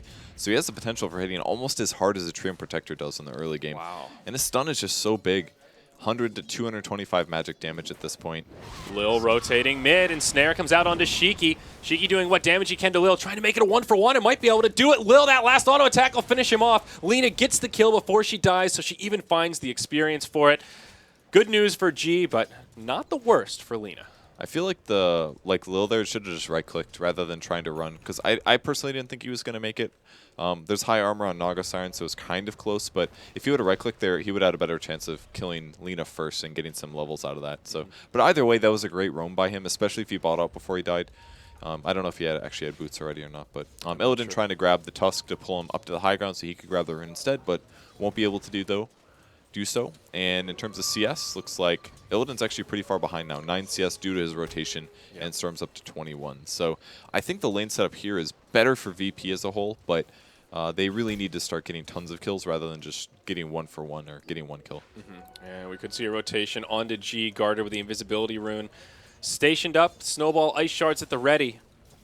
He's got to be within snowball range when the Lina's within stun range. Here comes stun, not going to hit. Too slow. Well, he went Lina too was early. just out of range. The Lina was too slow, I meant. Yeah, just a little too far back. Couldn't get the LSA off. Yeah, the Tusk had to wait until the Lina was basically within attack range. It was the only way that was going to work. Level 1 Snowball is a 0.5 second stun, so slightly misplayed by him. Lil coming in once more, but the TP reaction from the Dazzle will repel Lil. Okay, and now you pressure the Storm really hard. Sentry's looking to deward. They actually don't get him. The Two Observer Ward sentries in the used. right spot. Oh my. This one's hard to deward, though, because if you place the extremes of either the right or left side, the typical top and bottom wards like FNG placed here are not going to be there. So they'll use Quelling Blade or the Tango to check in the hole, but it's not in there either. So they will not get it, and the small camp will never respawn, at least until the Sobs is up. Yeah, unfortunate for VP, but great news for the Storm Spirit. We mentioned how risky this could be, and well, now Aggressive out of mana. 4-second stun from and Illidan. CM's here. This is bad news bears for the Storm Spirit. No way he'll survive that one. And well, Caster Curse coming to fruition there. Great kill for Virtus Pro and much needed on that Storm Spirit, who is getting a lot of space. What a weird CM build. He went 0-2-2. I can't believe that. Brunelli kills Naga Siren on the top of the map. That's going to be good for him. Very surprised to see CM have this build, though. Yeah. I guess it allows you to basically only use one spell repeatedly and get better value out of it, but I feel like with one skill point in Nova and one in Frostbite, you do more damage. You do 250 magic instead of 200, but the trade-off is at much less mana this way, so maybe that's his idea. You can just jungle. Well, the jungle is actually the same speed with 2 points versus 1, but his mana versus a hero is going to be a little bit more efficient, so that's probably his thoughts. It's a good point. It's hard to pass up that 4.5 second slow on the Crystal Nova, though. That is so powerful in these early levels, even as just a value point, even though it does scale decently in terms of that slow. But overall, things looking pretty good for Virtus Pro out of the initial lanes. They are finding Illusion's the going to advantage. scout the CM. Oh. Or the Lina, sorry. Yeah, Shiki. And he'll just rotate back. The Darkseer is also getting a lot of farm out of this offlane, as you would expect against the Brood, but that is great for Virtus Pro. He's almost at a mech already, skipping boots entirely, and at this rate, he could have something like an 8-minute mech mid lane, fight breaking out onto G. Laguna Blade will bring him down, and now Lil on the run will be able to live. I think Dragon Slave might be able to catch him. Ooh, yes, it does. Him. Just barely clips him. Very nice. And 2-0 in the mid. Double kill for Shiki. Phase boots for Lina at this point. Very good against Quap, I guess. He'll be able to do a lot of damage with right clicks if he does do the chain stunning. Yep. And hopefully for him, running away from heroes like Chaos Knight or whatever. So look at this Brood build. This is interesting. Soul Ring and 2 Sage's masks. Yeah, it's gonna be an Orchid, 100%. Okay. Oh God, you're right. I've never seen it picked up this way. Okay, Oh, you're really? right. Oh yeah, it's pretty standard to go this way because Okay. really it's about the mana regen. It's not about like the damage. Yeah, no, or it the makes int. sense. It was jarring when I first saw it. It's like, I see. have you ever seen someone buy just all the damage items for the Daedalus? It's kind of weird, like Crystallis, Broadsword, and Demon Edge. The first time I saw those 3 items in inventory, I was like, what on earth is he building? Without doing the final Yeah, recipe. without doing the recipe for the Crystallis. Sort of similar Yeah. anecdotal fail. If you're there. like, yeah, broadsword, blades of attack. I saw that one time and I was like, is he making like phase boots and blade mail? I was so confused. You're just And so then it was used to people finishing the Crystallis first, it throws you off. So I've seen that before. That was pretty weird. sort of a similar mental tick there, but still, Darkseer is about it at mech, and if VP want to group up and fight early, they'll have that option at their disposal. It's kind of interesting how the lane swapped as well. All of a sudden, VP put their Darkseer bottom as soon as the Brood went down there, and then VP again swaps their lanes because they want to have that lane advantage over the Storm. They want to threaten Stormdyne. He's got level 6 though, but he doesn't have a Soul Ring yet, so his mana pool is actually quite low. That lowers his damage potential and as well as He has a aggressive. double damage here as Aggressive hops in onto Illidan. Oop. He will disjoint the net. Nicely played there. And rotation from the CM as well. Almost a big opportunity for VP. Tower pressure on the bottom. DK Phobos again pushing the wave out. I think he has mech coming too. Yep, it's on the courier. That's a good mech. That's a very fast mech. 8-minute mech on Darkseer. I almost wonder if he should have gotten something like a Midas instead. Something you occasionally see on a Darkseer just to power up his levels, get his vacuum leveled up faster, and transition faster outside of that. Like you can get a fast Hex or Shiva's Guard. You can get a lot of really important and team-winning items on Darkseer sometimes. But instead he goes for the mech, high armor, helps his team win fights in the early game, which is going to be definitely important in this game due to the low carry potential of CDAC compared to last. Yeah, definitely. Phobos just continuing to follow around this Broodmother. No matter where she rotates, he's ready to put out ion shells and make sure she can't pressure these lanes. And it's working quite well. All these towers very healthy for VP. And Illidan getting plenty of space to farm here. He started off kind of slow and actually still pretty lackluster on net worth. He's the lowest of the cores. I still have some faith in his ability to recover, though, here, Purge. Yeah, I think he's doing absolutely fine. He's got enough levels. He's got a Phantasm pickup here. And, you know, he doesn't need as much farm to do well due to having an August Siren in the game. A little bit of armor reduction here is going to make his damage bump up by about 12% or so every time he attacks somebody. So that's nice to have. And, yeah, people are just leaving him alone at this point, too. So I think he's going to be happy. Tusk just holding down the fort on the safe lane. Aggressive. We'll see what build he goes for. Picks up the Robe of the Magi, though, probably just the beginning of his power treads. Does this strike you as more of a Bloodstone or an Orchid kind of game for this Storm Spirit? Depends on, let's see what G's building. G looks like he's going for the Orchid build. He's got a Robe of the Magi here, so yeah. Not surprising there at all. He can kill Dazzle, he can kill Lina, he can kill Storm Spirit. So Storm Spirit, if things go terrible, he's like worst case is you have to fight fight top. Yep. Snowball resets things a little bit Oh, here. man. Big rotation onto Illidan, but he's got a lot of support nearby. Everyone else on VP Wow, he's TPing in gonna as get well. Dusk. Oh, great Garner in grave. trouble. Beautifully done by the Dazzle. Now out comes the Weave. Illidan on the run. One more auto attack on to do it, but he makes it into Fog. Now Oh! G's here. Huge Sonic Wave on 2. He takes a Laguna in return, but he's still pretty healthy. Illidan tries to go back in. That'll backfire, but down comes the Wall of Replica from the Darkseer. They get the kill on the Dazzle as well as the Lina, and now they're going to tighten the noose around Aggressive. He's low on mana. Tries to zip forward, Oh, but the FNG gets mech'd up. He lives, and it's VP with a big fight, 1 for 3 in the top lane. How did they win that fight? I can't believe it.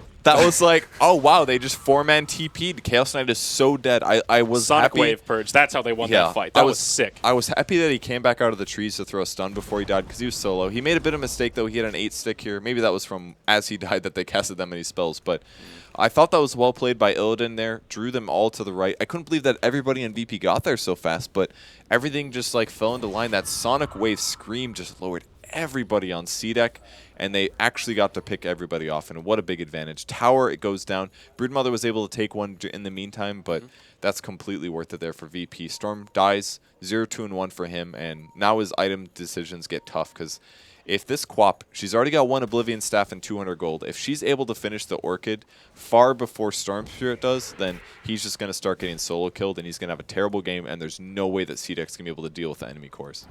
Yeah, Storm definitely losing some momentum here, and we could see another fight break out around the mid. Broodmother lingering nearby, a huge Spiderling army ready to jump on one of these supports. Oh, Medallion on the Brood.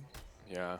Oh, Very FNG going to walk right into it. Oh, my. That Medallion doing some work. Now Lil clears up a lot of these little baby spiders. He's got a dust. Lil getting a little bit brave, but Illidan comes in with a reality rift. Spiders chasing down Lil. Lina comes in to cut off the path of retreat. Now XZ just trying to micro around the trees here. Dust is still there, but it's about to expire. Can they actually finish him off? Illidan, he misses the wall, tries to vacuum it in. It's just enough damage, but just barely. Now Phobos moving forward. Will take a Walrus Punch and ends up falling as well, but G, he's here. No Sonic Wave. That is not where you want to be, my friend. Okay. Now it's C-Deck that come out big. 1 for 4, I believe. Just their Brood falling in that fight. Yeah, when you stack up about 30 spiders, they can somehow attack at the same time, and that's a 2-shot on any support at that point in the game. Yeah, especially with a Medallion. If they knew that he was there and they initiated on him properly, it very easily could have been a Brood kill, but you know, at that point, Crystal Maiden was just dead already. Just died too fast, and the rest of C-Deck was in the area and ready to help clean up, and they just covered each other perfectly, and VP super overcommitted, so G blinking forward and getting picked off for almost nothing there. Yeah, Storm, he's got a Soul Ring now, so quite possibly a Bloodstone on the horizon for him. Yeah, I think he has to, because if the Orchid comes out far earlier and he doesn't have his Orchid, then he either needs HP or a Yules. And if you go Yules, your damage is horrible, so you really don't want to have to go that way if you get super shut down. He's got to go for some HP first. At the very least, the Soul Ring said he has mana to potentially position better.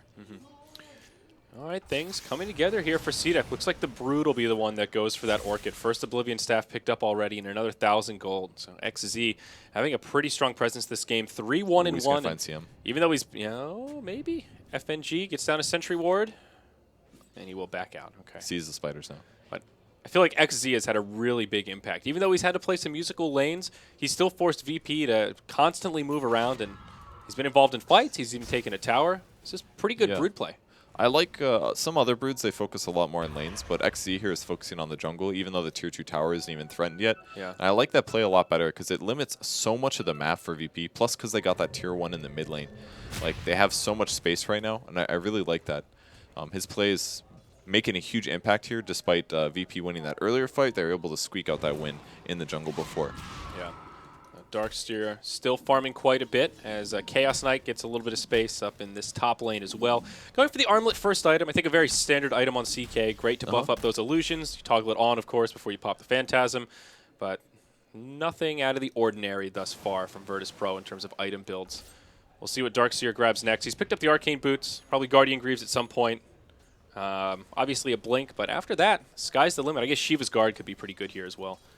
So another Iron Shell going on Chaos Knight. He's going to have to land the stun. Will he be able to ball dodge it? He does get out of there pretty easily.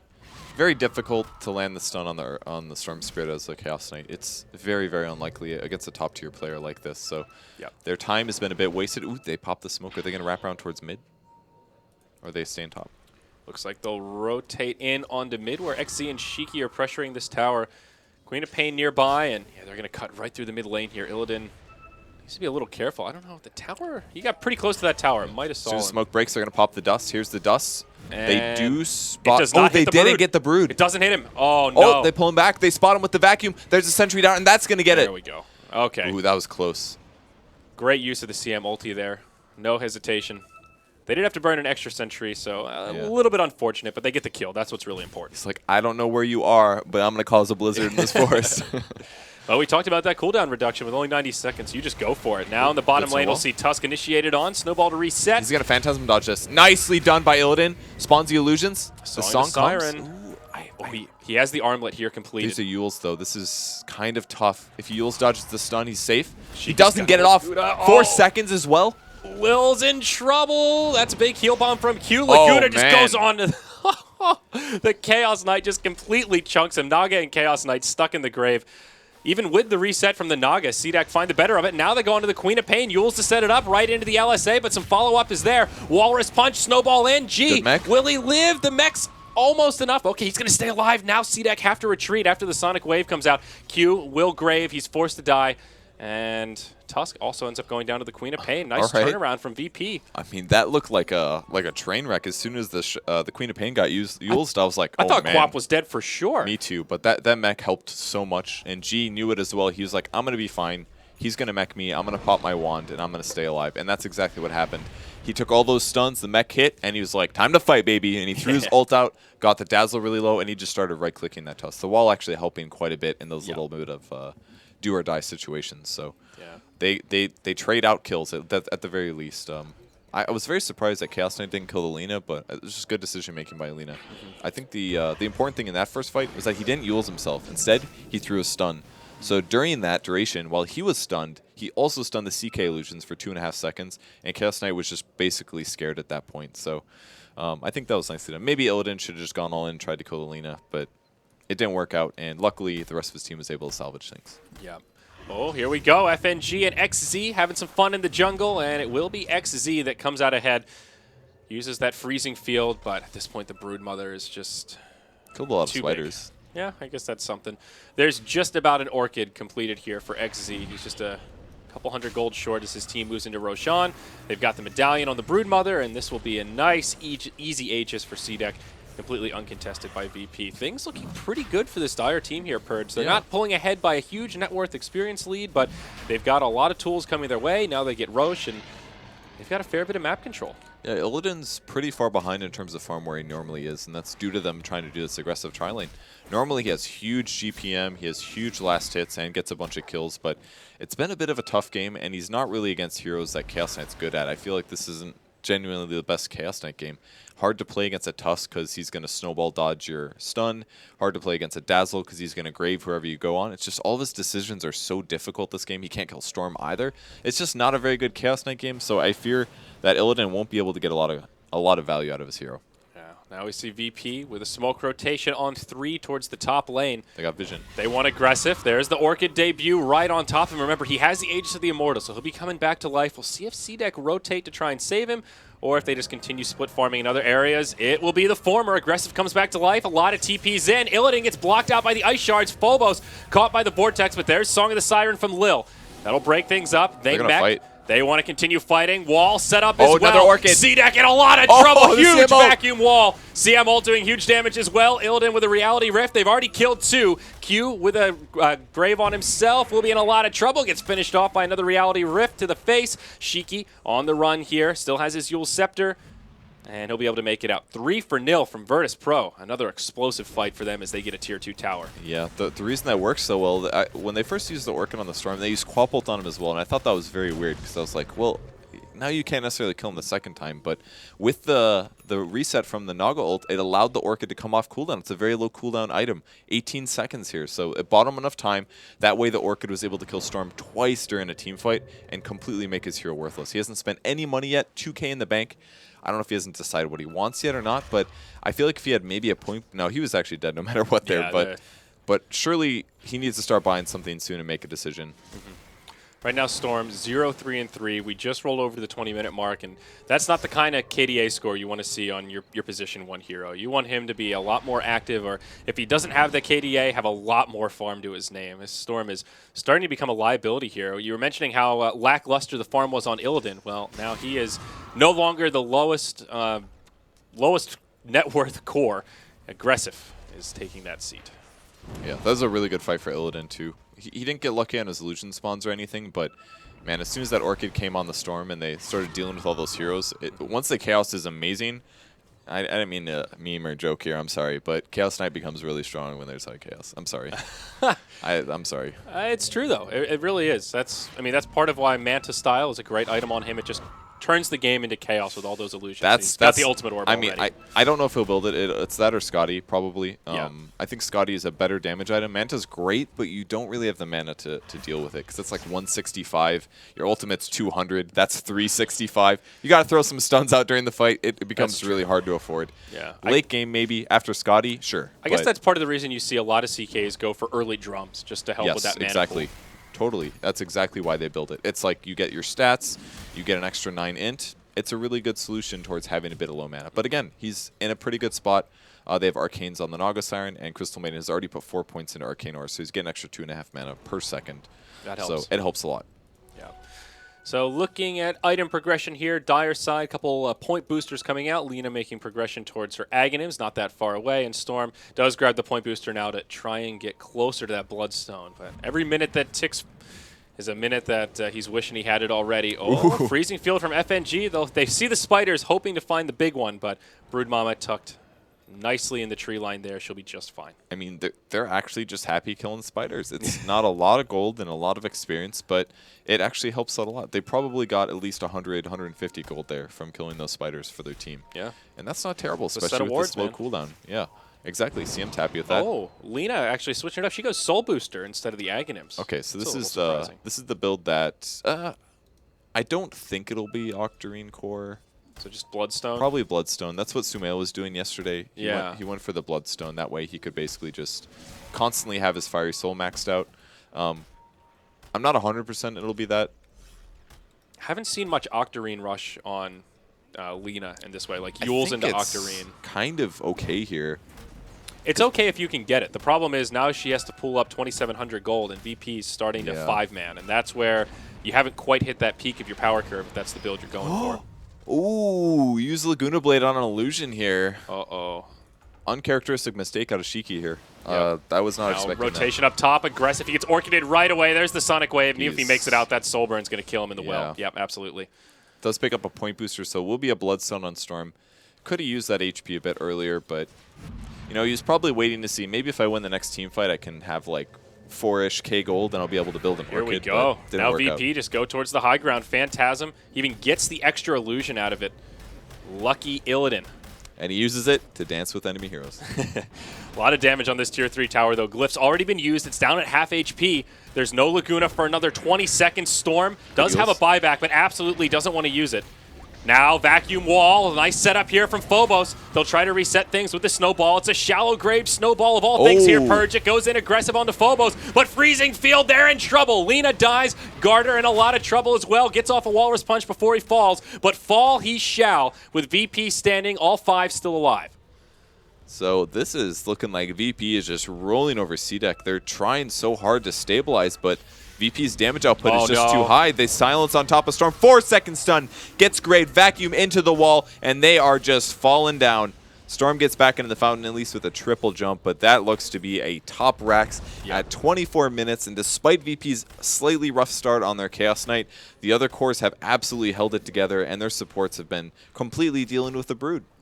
And right there you see that little buff and just the wall staying around a bit longer, coming in kind of a two-pronged assault there in both those All fights. right, they're backing, actually. They don't get the barracks, but sort of similar to last game where VP know that was a great fight. They have a huge lead, and they don't need to force the issue. No need to take the risk and give C-Deck a little bit of extra there. You look at that gold graph, and oh yeah, they've got some momentum going their way. Yes. They probably could have gotten the range barracks, but they would have forced a potential engagement, and all of C-Deck would have been up with their ultimates, and it's just a lot safer at this point to play it. And Storm don't chance is it. he's fallen down near the supports at this rate with the net worth. I mean, Tusk is creeping on up there. He still doesn't have any items. I mean, Bloodstone is around the corner now. He can pick up the Soul Booster after another creep or two. But even just the Bloodstone at this point feels a little bit lackluster. Sure, it'll help him survive more, but doesn't help that damage output. It does. Well, it does sort of, really, yeah. but it's not nearly as good as having an Orchid for kill potential. The extra mana will help, but Right. it's not like they just need mana to get kills. They need That's what I mean. disables. Obviously, it helps you do more know. damage, but not the same way as an Orchid or if he's really Yeah. getting these big items to... He needs his team to basically set up kills, and they need to pick people off on bone. He does go for the fast Manta Rush, so you're right on that one. Okay. It is, once you get Phantasm and Manta, though, it gets pretty crazy. You can do this with an Illusion Rune as well. You can just full surround people. So here we go. CDEC coming around the backside. They jump onto Lil as well as FNG. Both of them get blown up, but now Phobos with Vacuum Wall on 4 sets up for the Sonic Wave, and it connects on all of them. Now they kill XC off to the side. CDEC starting to scatter about here as VP just hunting for more pickoffs. They find Q. He'll be forced to grave TP. No interrupt there. He'll make it out. On the other side of the fight, Illidan doing what he can, but it's a 1v3, and it looks like he won't find any kills himself. So at the end, 1 for 2, Brood for both supports of Virtus Pro. Great wraparound there. They put an Observer out on the high ground, and they got to initiate as they wanted to. They lose the range back, so there's the snowball in. Puts it on Illidan. He goes in on Lina, but a great Yules once again working on him as well. Storm's coming back, looking for the stun. Lands. G is up. He's wanting to grab the gem, but it's on the ground, and he's stunned. Ultied, and Nice man, Laguna. they just got him. Yeah, and Shiki will actually live. Now Illidan taking some decent damage. Phobos still very tanky. Wants to chase down Shiki, and he'll be able to do it. Gives him that old punch. Bloodstone's up, though. Phobos, what's the play here? He's on his way in. He's going to blink into the trees. He'll try to TP out. Does he actually live here? He does. He makes it out. Yeah, the Storm ran out of mana there. Wasn't able to cast the pull, so range barracks, CDEC takes a pretty good fight. And if we look at the fight recap, they do get an advantage out of that. 1342 versus 500. Not amazing, and I don't even think that includes the gold gain from a range barracks. It so does not, I believe. it's pretty happy days for VP here in the bottom fight. That was just perfectly fought by CDEC, though. They blew up the person that just bought a gem. That was the Naga Siren. That really put a kink in what he wanted to do, and then he also can't cast Song of the Sirens. You can maybe criticize his positioning a little bit, but more than that, what they should have done is been able to de-ward that ward. Actually, you know what they probably did? They smoked around, they put the ward down, and then they fought. And FNG, he'll get caught in the jungle here, but Lil 16-1, he's resets okay. with the song. Very nice. Aggressive, very low on mana. They could They're possibly gonna- turn on him. Yeah. And they will. Vacuum Wall, they'll mech him up. Freezing Field, FNG hungry for some vengeance. XC will die first, and now Aggressive with nowhere to go will commit suicide, compliments of that new Bloodstone. All right, good turn there, and more gold going to VP. Yep. Good positioning from Lil that go around, though, and just Definitely. tucked into the trees there. I thought that FNG was a freebie, and great time to get a set of pickoffs as now Roche's respawned, and VP looking like they'll be able to claim the second Aegis. Very likely at this point. They're TPing to go show up. There's actually a tier 1 tower up, so CDEC can TP defend, but the Brood's still dead. He would have been a really good hero to have in Does this. Aggressive go for this? Pretty risky. Just their presence, the weave alone is enough for VP to think twice, and they won't commit. Now they find Q down bottom. Orchid's used, so no Shallow Grave to buy him some time. The Oh, Silver gets might not be stunned. enough, but Aggressive gets stunned as he hops in. He falls. Now G pops the BKB. Sonic Wave. Not enough to finish off Dazzle. He will grave himself, but I think he is dead meat. He's got the DOT as well. Quap secures that one. Ooh, Gets the too. gem back, and well, caught inside of a Yules, but G. Okay, he blinks back. I swear that was a blink forward. That's what Me it looked too. like. I was, whoa, he's going in. That's crazy. Oh, never mind. I felt it. I was like, he's going to get that solo kill. Yules is gone. He's going to dodge the stun. He's going to do some amazing G things, and they're going to finish off Roshan now. Now that Storm is dead for 6 seconds, CDEC may actually collapse, but I That think it's could not too have late. gone much better for VP. Now they get Roche, they get a tier 1 tower, and they took a successful skirmish there, taking the Storm now down to a humble 3 Bloodstone charges. Will they find the Broodmother? They do have the gem. They do. Can they see him? Can they see him? Oh, let's take a look here. This is Radiant Vision. Looks like they don't have the intel. They pinged in the area, but I think he is. Yeah, He has think so. walked a very good path. He basically ran over every cliff to the other side of the map, and he's going to be fine. There's the Manta style. That's one really good thing about Manta, actually, on Chaos Knight, is his ultimate cooldown is so long, 140 seconds. So he can just Manta and still get a lot of value out of his items and his skills without having to commit to an ultimate. So that's one really cool thing about his build. Yeah, we talked about how much this Darkseer was farming, and he goes for that Scythe of Ice, gets it completed before the 30-minute Yeah. mark. This is a really farmed Darkseer. And now with, oh, they have a glyph. Okay, CDEC can definitely make a hold here, but it's a 5v3. They've got a few heroes scattered about. Brood looking for some split pushing, perhaps, and Aggressive does have a TP, but he is out of the base. And they are approaching the high ground. FNG, good positioning. He's got lots of HP and a cloak. Not too many support items really sitting around, just things like urns and wands. No Glimmer Capes, no Force Staffs. It's like VP really just focuses on getting damage, and with the exception of mech and maybe an urn, that's about it. They don't like a lot of other teams I feel like are like, oh, really fast Glimmer Cape. That's what we need to keep our heroes and our cores and our supports alive. But they rely on skills to do that instead. They pick Naga and they grab Sleep instead. It's a very Yeah. different way to play, and it's cool to see that style come out. It's actually a stat I'd like to asked Knoxville about it. I wonder how I bet often we have VP it. does buy a Glimmer Cape. It's got to be really low. I'm going to take a look at this handy stats document that is right next to me. All right. Please excuse me for 4 minutes while I address this. All right, very good. Tier 2 tower in the mid lane. The last outer tower for C-Deck will be under siege here from VP, and they will not mount the defense. They'll let this baby fall and make the wise choice not to burn the glyph. Phobos will find the last hit there, and VP will just push up the mid to break the backdoor protection, and this ranged or melee barracks up top may be Dazzle's under got to be pressure. careful. Yeah, absolutely. And they are split pushing around, though. Again, it's a 5v3 here in the base. Man, I love the Iron Shell and all the illusions. So cool. They go in on the Lina. He does Yule's dodge the stun. Okay, But he's will still vacuum on surrounded. 2. Great wall placement here. Sonic Wave only hits on 1. The snowball resets things. Aggressive now joining the party, but the freezing field doing big damage from FNG. He gets interrupted with the Orchid, but now Song of the Siren. They want to set up onto C-Deck here. They'll go in onto XZ. Great grave from the Dazzle. That buys them just a little bit more time. 4 still alive, but now Broodmother's dead. It's a 5v3, and C-Deck are in trouble. Aggressive gets locked down. Snowball in. Garter, he wants something, and he's not going to get it. Instead, they hit him with a 4-second good stun. ball. Down he goes. Aggressive with big damage, but he just can't survive. He's zipping all over the place. Vacuum's pulling him back. He gets grave, but now Q has to die, and things looking grim for C-Deck here, Purge. Finally, the Rack's coming. Buyback happens, and Dazzle and as well as Brood actually TPing out. They're going to try to stop them, maybe get some kills. Stun on G. He's going to go down. No, they go for Illidan instead, pick up the kill, and they get the double. There's the Aegis, though. Can they get him again? G back to life, yeah. stunned right away. Perfectly timed from Shiki. Very nice. They get the 2 in the end. You know, that looked really good for Virtus Pro, but end of the day, they only get the melee barracks. Yeah. They force a lot of buybacks, though. That's the one thing. 3 buybacks used to make that happen for C-Deck. A very expensive hold. So melee barracks down. That helps a lot when you're playing against a split push team. If you have the split push advantage over the enemy team, you're in a good spot. So now they basically don't have to worry about Brood as a whole at the top lane. It just comes down to 2 lanes, so it becomes easier to defend as a whole. And man, Storm is doing his best here, but he was just so far behind from the early game that his mana pool is just super limited. He can ball in once, but then he's pretty much out of mana and then has to play the I'm going to ball all the way home in short little bursts before I die game, and that's just not where he wants to be.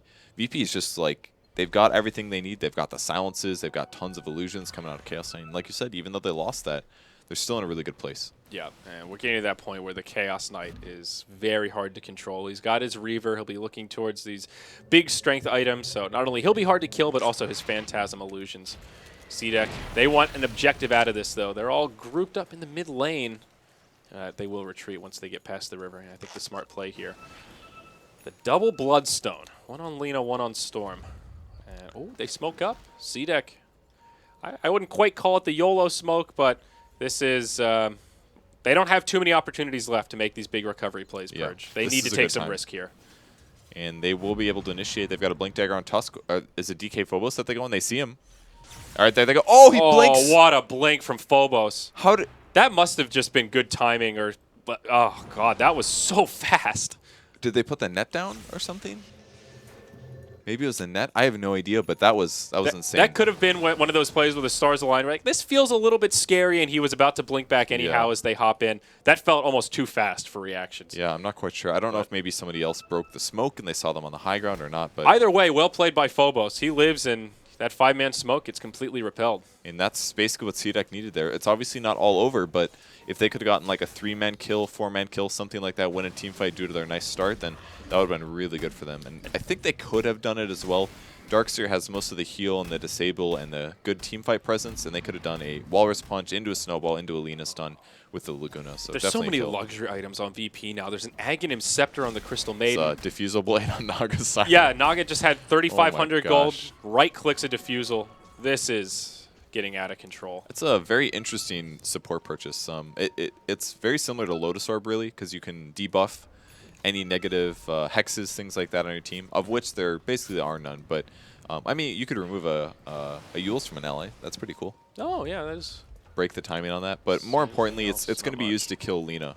If you get 4 illusions up and you become something that Lina has to deal with, that's going to be really nice, because then she'll use her stuns on you instead of the Chaos Knight illusions. Yeah, this is a game of difficult smokes here. VP smoke is 5, but gets broken by the Brood. And that will not cause a retreat, though. They're going to go... They're going to stay true to the course. 5 up the mid lane. Glyph still cooling down for the Dire. Actually, just about 35 seconds. The heart is ready to go on Chaos Knight. Yeah. Almost 3k HP without Armlet turned on. He'll get an extra 25 strength with that on. And there we go. Up top, 3.5. aggressive. Oh, the illusions. The soul burn. Oh, my. That's a big on kill. Lena. All right, that's a dead hero. Okay, well, Lena didn't do it this time. that makes this push a lot easier. There's no buyback on the Storm, so it's a 4v5 at best here. Mid lane definitely getting cleaned up. And Garter just hanging out near that bottom tier 3. That's it. good See that game, call like- GG. And, yeah, there's nothing they can do here. Without the Storm, it's a 4v5, and, yeah, This Shiki is- just gets rolled over. This is the biggest peak of power for a Chaos Knight is right now, and they hit it far before their opponents got farmed, and you can just see the damage. It's a really nice Lena counter, actually. Obviously, Dragon Slave and Light Strike Ray can be a big issue, but if you go first and you jump him and you stun him before he's able to use himself, that is a kill every single time. Even if he gets his BKB off, as long as he doesn't stun your illusions, you're set. So, man, Chaos Knight, potentially very good hero solo. A lot of people have been saying for a long time, Chaos Knight, terrible hero without Wisp, but Illidan showing that he has some viability. It just requires your team to pick up Arcane Boots and have a Crystal Maiden, which is something they can fit. And I also love the Darkseer synergy. Oh, he would Iron absolutely. Shell like 3 of the illusions, which essentially triples the normal power that you get out of a Darkseer. And you guarantee close the gap with Reality Rift. What cool synergy. They fit another draft, and they made it work. Absolutely. And on top of that, it's like a compounding effect for the Darkseer. Countered the Brood so effectively. There were musical lanes early on, but I guess counter the Brood is strong. It didn't stop the Brood from getting farmed, but it allowed the Darkseer to get a lot of farm himself. He got was a lot. at the top of the net worth chart the entire game, and he had a huge impact. There were so many huge vacuums from Phobos. It seemed like every fight there was a big 3-4 hero vacuum wall that made things so much easier for He DK. played really well last game as well on the Earthshaker. Just DK Phobos has been playing fantastic lately. Lil had a really good game as well. Completely. Where's his items? He's got Arcane Boots, Magic Wand Gem. The game ended too quick. He couldn't get to the. He wasn't ready for the GG. He couldn't get to the shop in time to drop all his items. I guess Can't not. be perfect, but. Yeah. Well, for C-Deck, that's a 0-2 for them. VP will be happy with 3 points coming out of this 2-game series. C-Deck, well, they'll have to try again. Up next, we'll have Virtus Pro versus Empire on this stream. And then for our final heat, we'll see C-Deck come back, and we'll see how they square off against Team Empire.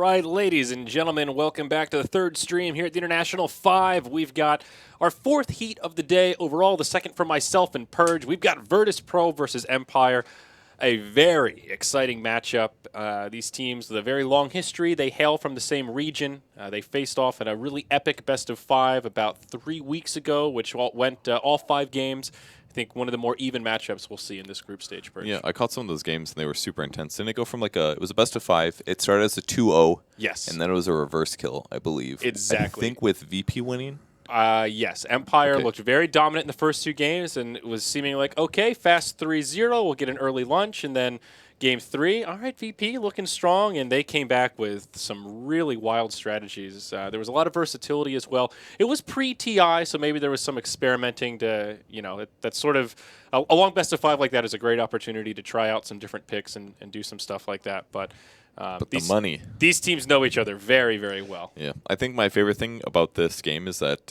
in the meal room where everybody's eating here at TI, seats have kind of become standard now because there's 3 TVs and there's 3 main languages of people. You've got English, you've got Russian, you've got Chinese. So people are sitting at pretty much the same places every day. And obviously, whenever there's a Russian game on, you can tell that there's a Russian game on because they are very loud. And I have no idea who they're going to cheer for today. Yeah. And I almost wish that I wasn't casting this so I could sit in the room and watch them form their allegiances. It's got to be just loud. If someone dies, everyone goes crazy. Someone else dies, they all go crazy. It's it's always interesting to see the different sections. So initial bans looking pretty straightforward here. Purge, Gyro Shadow Fiend taken out by Virtus Pro, Leshrac Bounty Hunter by Empire, and there we go, Tusk right away.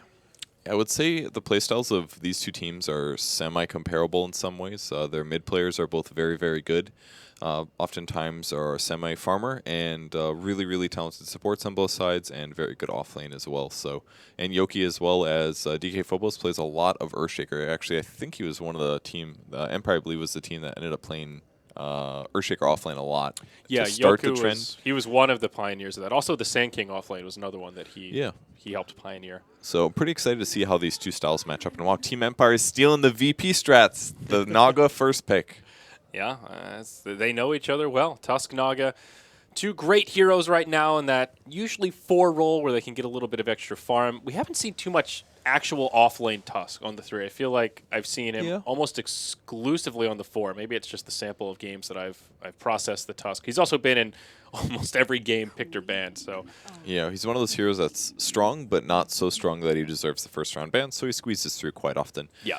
And this game could be, I think this is literally a mirror of the previous game. I'm not sure about the first round bans, but it was Tusk first pick into a Naga Quap, I believe, in the last game, where VP did take, spoiler alert, a 2-0 victory.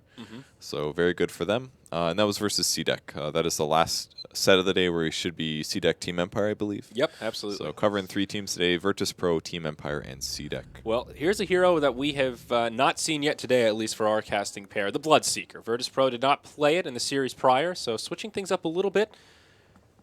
Interesting. It's a pretty good hero. VP's, they played it.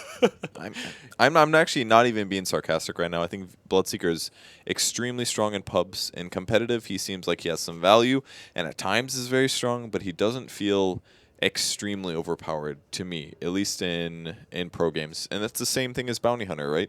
Like, you're organized, you know what they're going to do, you communicate with your team, you have a strategy, and you execute it correctly. Bloodseeker is kind of the same thing. He punishes mistakes, basically, and Bounty Hunter can do that very well, and so can Bloodseeker. But the way that we've seen VP play it is they put it on G, he'll go mid, and at some point he'll get a fast Midas, and then he does a lot of jungling, only popping out to Rupture. And there's usually a long period in the game where he ends up passive farming for a very long time, and it's usually during that period that the enemy team starts catching up, because Bloodseeker can farm very fast, but he wants to do that while also getting kills. And if he does that, he farms faster than any hero in the game, pretty much. And that's really what VP wants to do. So I think the solution is kind of similar to the Bounty one. Don't get killed by Bloodseeker. Let him farm his jungle creeps, but don't let him get out of control. Yeah, a couple interesting things here. The TA ban from Virtus Pro, as Bloodseeker is pretty darn good against TA in that mid matchup. Yes, but in the late game, TA is good against Bloodseeker. Exactly. And the other thing here is Wraith King. We've seen him be a core that matches pretty well against the Bloodseeker. And that's actually a hero that Empire were running in that best of 5 and in some of the games prior in that tournament. They were experimenting with the position 1 Wraith King. It felt like more of their way of dealing with heavy minus armor strats. Okay, but I don't like it for that, I guess. But yeah, did you see the Wraith King game earlier today that Complexity played? I did, and Okay. that was a good example of what the Wraith King So can do. if you guys missed that, it was position 1 Wraith King. He went for a Midas Treads. That way he could guarantee levels to get to 16 fast. And then he went Blink Dagger afterwards, which is a very synergistic item with the hero because he has a stun. And because you can blink after your ulti goes off, that way you hopefully won't die there. Or you can continue to chase and not get kited. So, and they put against the Bloodseeker because that way if he ruptures you, then yeah, okay, maybe you'll kill the first one, but you probably won't be able to kill the second one or deal with him as well. And that's often what the Wraith King likes. Yeah. You give him a tool to kill himself and kind of control how much damage he takes to some degree. From the Yeah, rupture. or it's best against heroes that have very important abilities, and that once they're gone, then it's not a big deal. So you could pick him against big teamfight heroes and say like, oh well, yeah, sure, you lose your teamfight ultimate like Black Hole or something, but I'll respawn afterwards, and then you won't have a Black Hole. Right. So that's the goal, and lots of physical damage as well. So it's also an opportunity or a possibility against the Bloodseeker.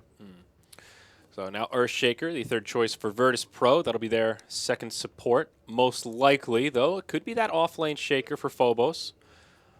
It's nothing surprising yet for bans at all, or for picks. I'm sorry. Yeah. Ban-wise, Silencer ban, very common Virtus Pro pick. We even saw it in the last series. Yep, saw it in the last series. Rubik is quite good versus Dazzle, Queen of Pain, Naga, so I like those picks. VP also has the benefit of having Earthshaker versus Naga Siren. Maybe something that doesn't look super synergistic, but there's been many times where Naga will sleep and try to escape by teleporting, and the Earthshaker can actually fissure from range and catch him and interrupt his TP and at least guarantee the Naga kill. Sometimes that is very game-winning, so it's kind of a nice little synergy that we occasionally see. So it's going to be a slightly harder game for Naga Siren. Normally there's no way that any hero can stop that sleep TP combo, so Earthshaker will provide that. Yeah. Good point. Empire, thinking about their fourth pick here. They'll need their off-laner as well as their core in presumably the safe lane, their position 1. What are the good options here outside of Wraith King? I mean, the Wraith King game seemed like a good Bloodseeker counter, but it wasn't like a super hard counter. It was just, it was a good pick. I'm not saying there's better or worse ones necessarily. I just don't expect to see Empire grab it. Something like Chaos Knight is probably not going to happen. I think Empire sometimes playing Chaos Knight as well. Silent, what else does he play? Just typical carries. Gyro So has he been loves banned, Gyro, but that hero's got a huge win ratio at TI right now. Probably will be receiving another nerf. And Razor, Okay. a hero that's kind of similar to Gyro. You basically stay alive and do damage, and is pretty good against Bloodseeker. Lowers armor, take his damage away. Even though he essentially has infinite damage.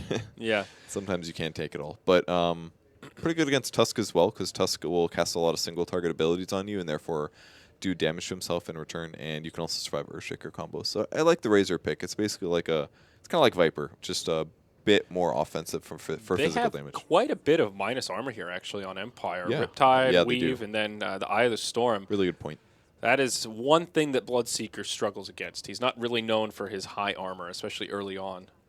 It's pretty good, but it's not amazing, and it's one of his vulnerabilities because he's probably going to need a BKB. Maybe not this game because there's not that many chain stuns, but usually if you have a BKB, that doesn't solve the minus armor problem, and you still have issues like There's actually strikingly few stuns on Empire. They have a Yeah. pretty good lineup, but not a lot of control. You've got your Ensnare, you've got a couple slows from the Dazzle and the Queen of Pain. I guess Unstable Current counts as a slow, And but Snare is really good against Bloodseeker, though, because if he gets Yeah. BKB, you can keep him from not moving. so one could of this the be a better scenario disables. where maxing out the Ensnare could actually be a good play? You against know, the Bloodseeker? he did that. Well, it was Lil actually that did that yesterday, Yeah. and I thought it was a bit of a poor build. Since then, he had changed his skill build. He went for the similar build that AUI went, which was 4-1-1, I believe, and then got more ensnares afterwards, which I think is fine. Riptide honestly scales terrible for the ability. It goes from like 120 damage to 220 with 4 skill points. Really, the only difference is you're getting extra minus armor every level, so it's kind of a really bad ability for that, at least. So I Great think at level 1, though. 130 Yeah, damage for level 1 spells. Incredible. amazing level 1 skill, but level 4 you're like, yeah, this kind of sucks. But that's because it goes on all of his illusions, so it's very very multiplicative. So it's very abusable in some ways. So I don't know. It's looking like a pretty balanced game. I like the Empire draft a bit more here, but VP does do some really good Bloodseeker combos. Though that's probably going to be a Lina core. I'm going to assume they're going to Blood Rage him, and he's going to blow somebody up. I was thinking the same, and it's feeling more like that off-lane Earthshaker, though. Tidehunter, the final ban from Virtus Pro. That is a hero that has been forgotten about by most accounts. He is... Yeah, I think he got picked earlier, I'm pretty sure. Okay. It Definitely did not see that game. Might have even been VP, actually. You know how they like their teamfight heroes? That's true. But Team Empire going for pretty similar stuff, honestly. Razor, Queen of Pain, Dazzle, Naga Siren. They'll grab something else. Like I said, these teams play semi-similar. They have some little differences, but they pick their teamfight heroes, and Tide would have worked for that, because I think VP is lacking teamfight compared to what Empire has right now by a slight amount. Before Earthshaker has Blink Dagger, they're definitely looking weaker, in my opinion.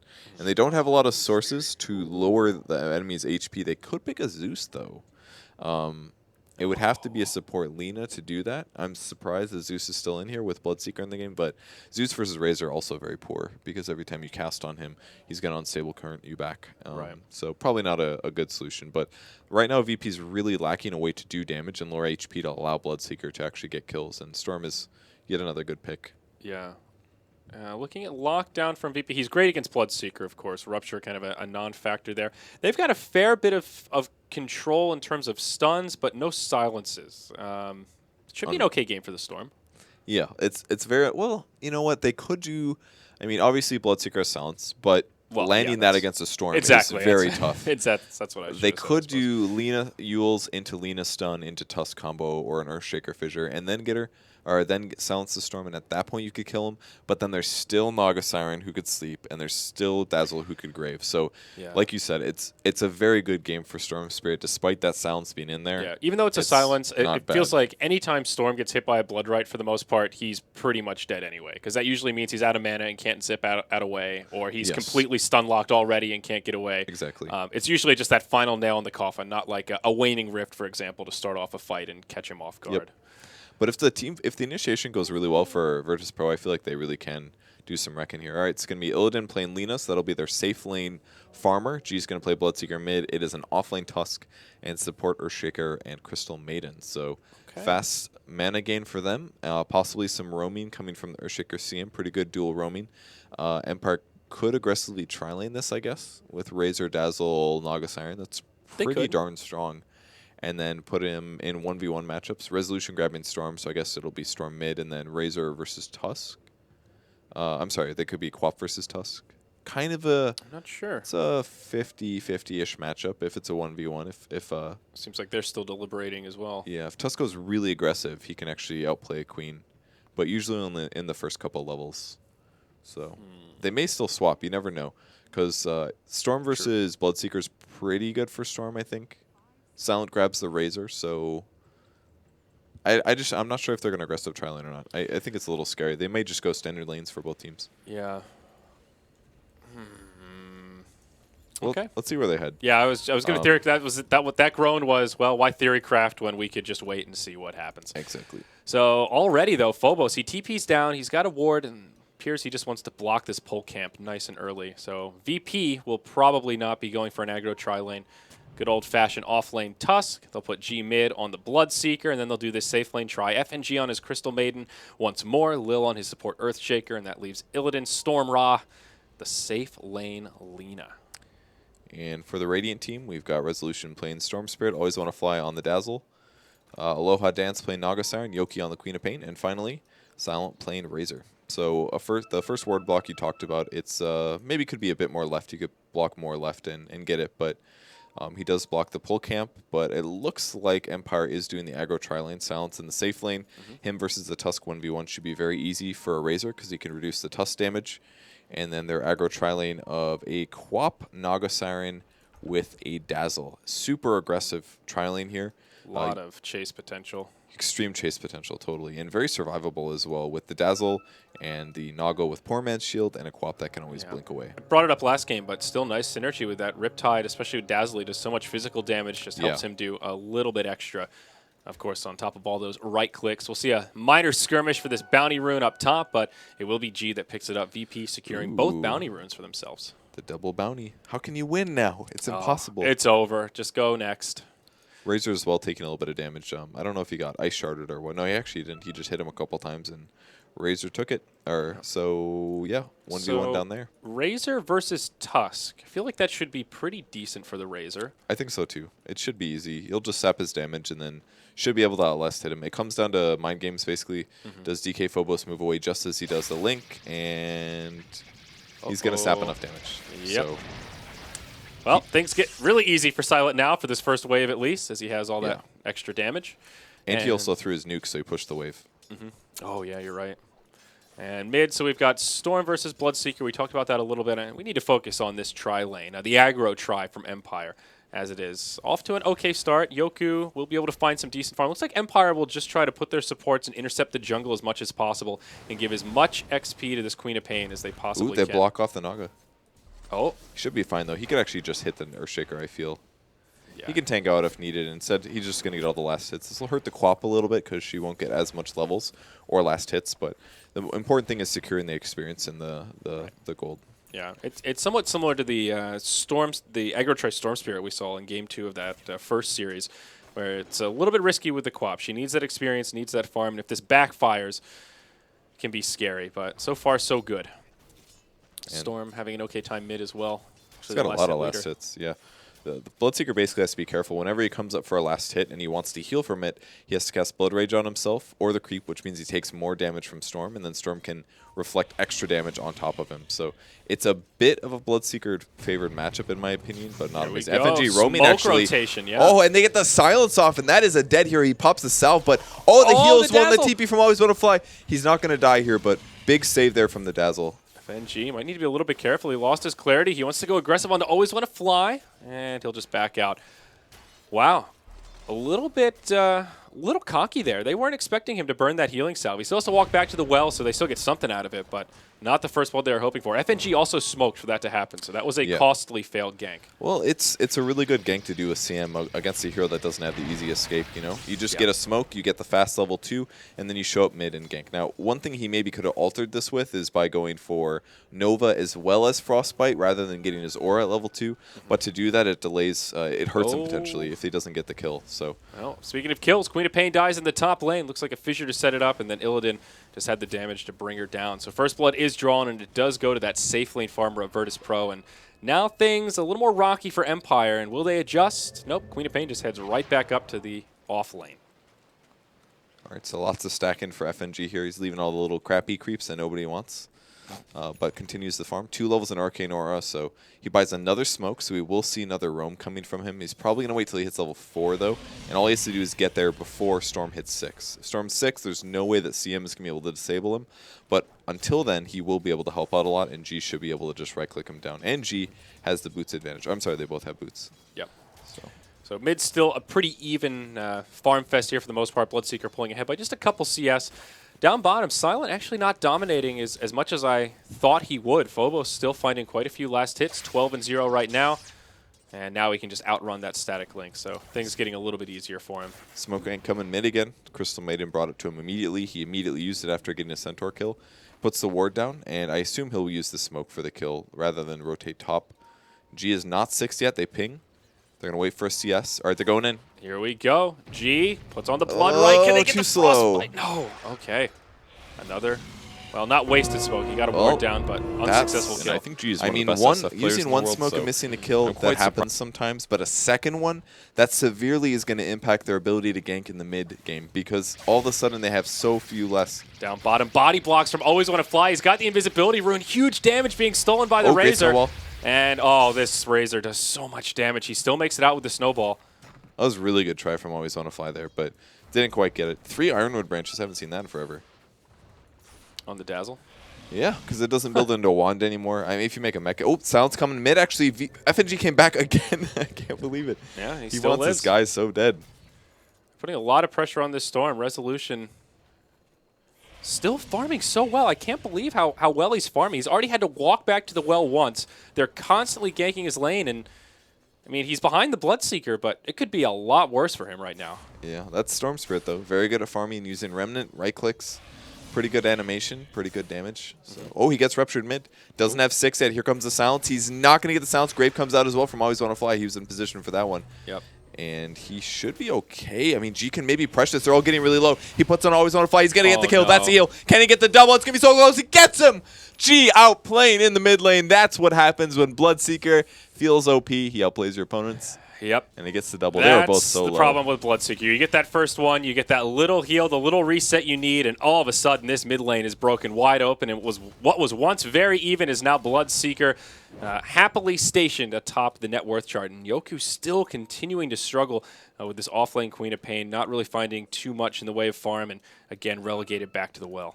I mean, that I like how G casts Blood Rage on his opponents. He does it a lot, actually, throughout the entire game. Very often, he'll cast on his opponents rather than themselves. And the only difference is that as soon as that person, it basically doesn't make you take more damage. If you cast it just on Dazzle, then as the storm's hitting him, he doesn't take extra, including the towers. So it didn't allow him to heal from the Storm Spirit, but it was worth it there, because if he would have cast it on himself instead, the storm probably would have killed him. Oh, There's the another rupture. again. Blood right. This time it won't connect, and Dazzle's still lingering nearby. Resolution will be just fine. So much pressure coming his way, though, as there's yet another rotation. Phobos with the double damage rune on. He is level this 6, could so be a kill. Walrus Punch is ready.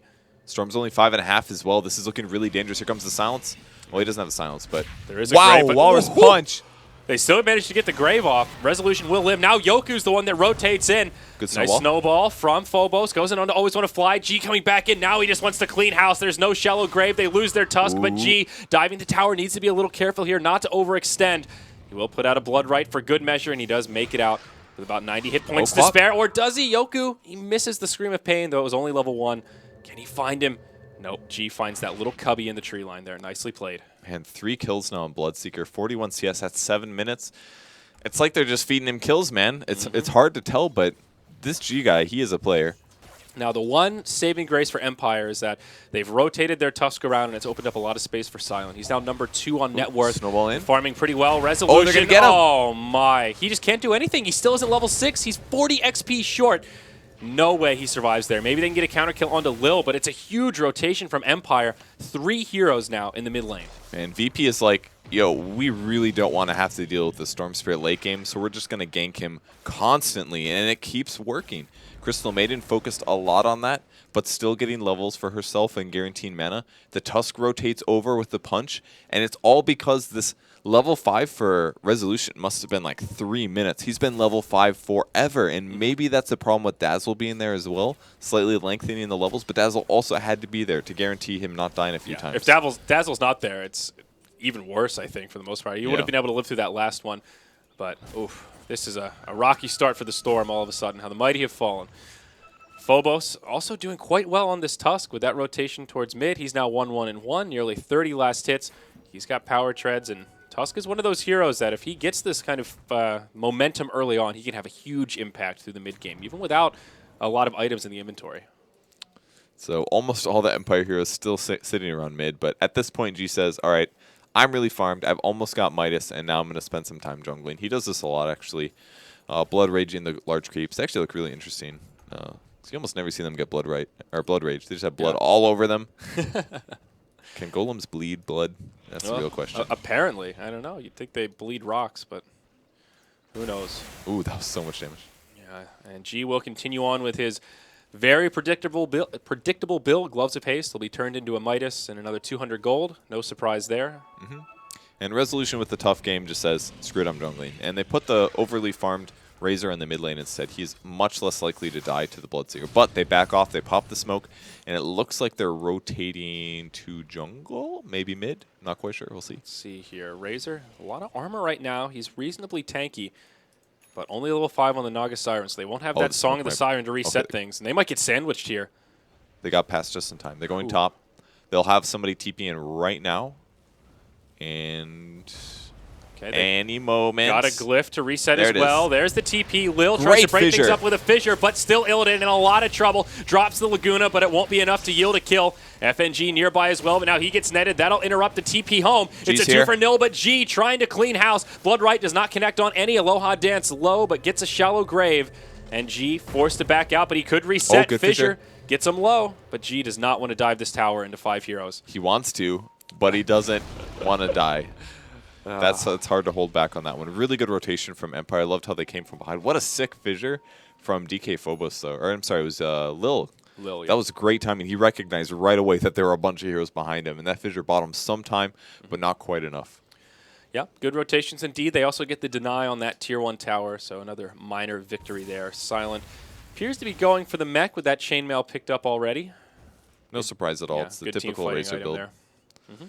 So, And the Midas is also completed on G now. So okay, very pretty standard timing. He gets it very, very early, every single game consistently, and he's got 3 kills here. So, see how much it accelerates him. Typical Qualian Blade to increase his farm. And there's ooh, they spotted this smoke. VP smoking on 3. The lane ward spots him out. They put the sentry down. Now they see the ward, and they know, and they have to say, do we still do this?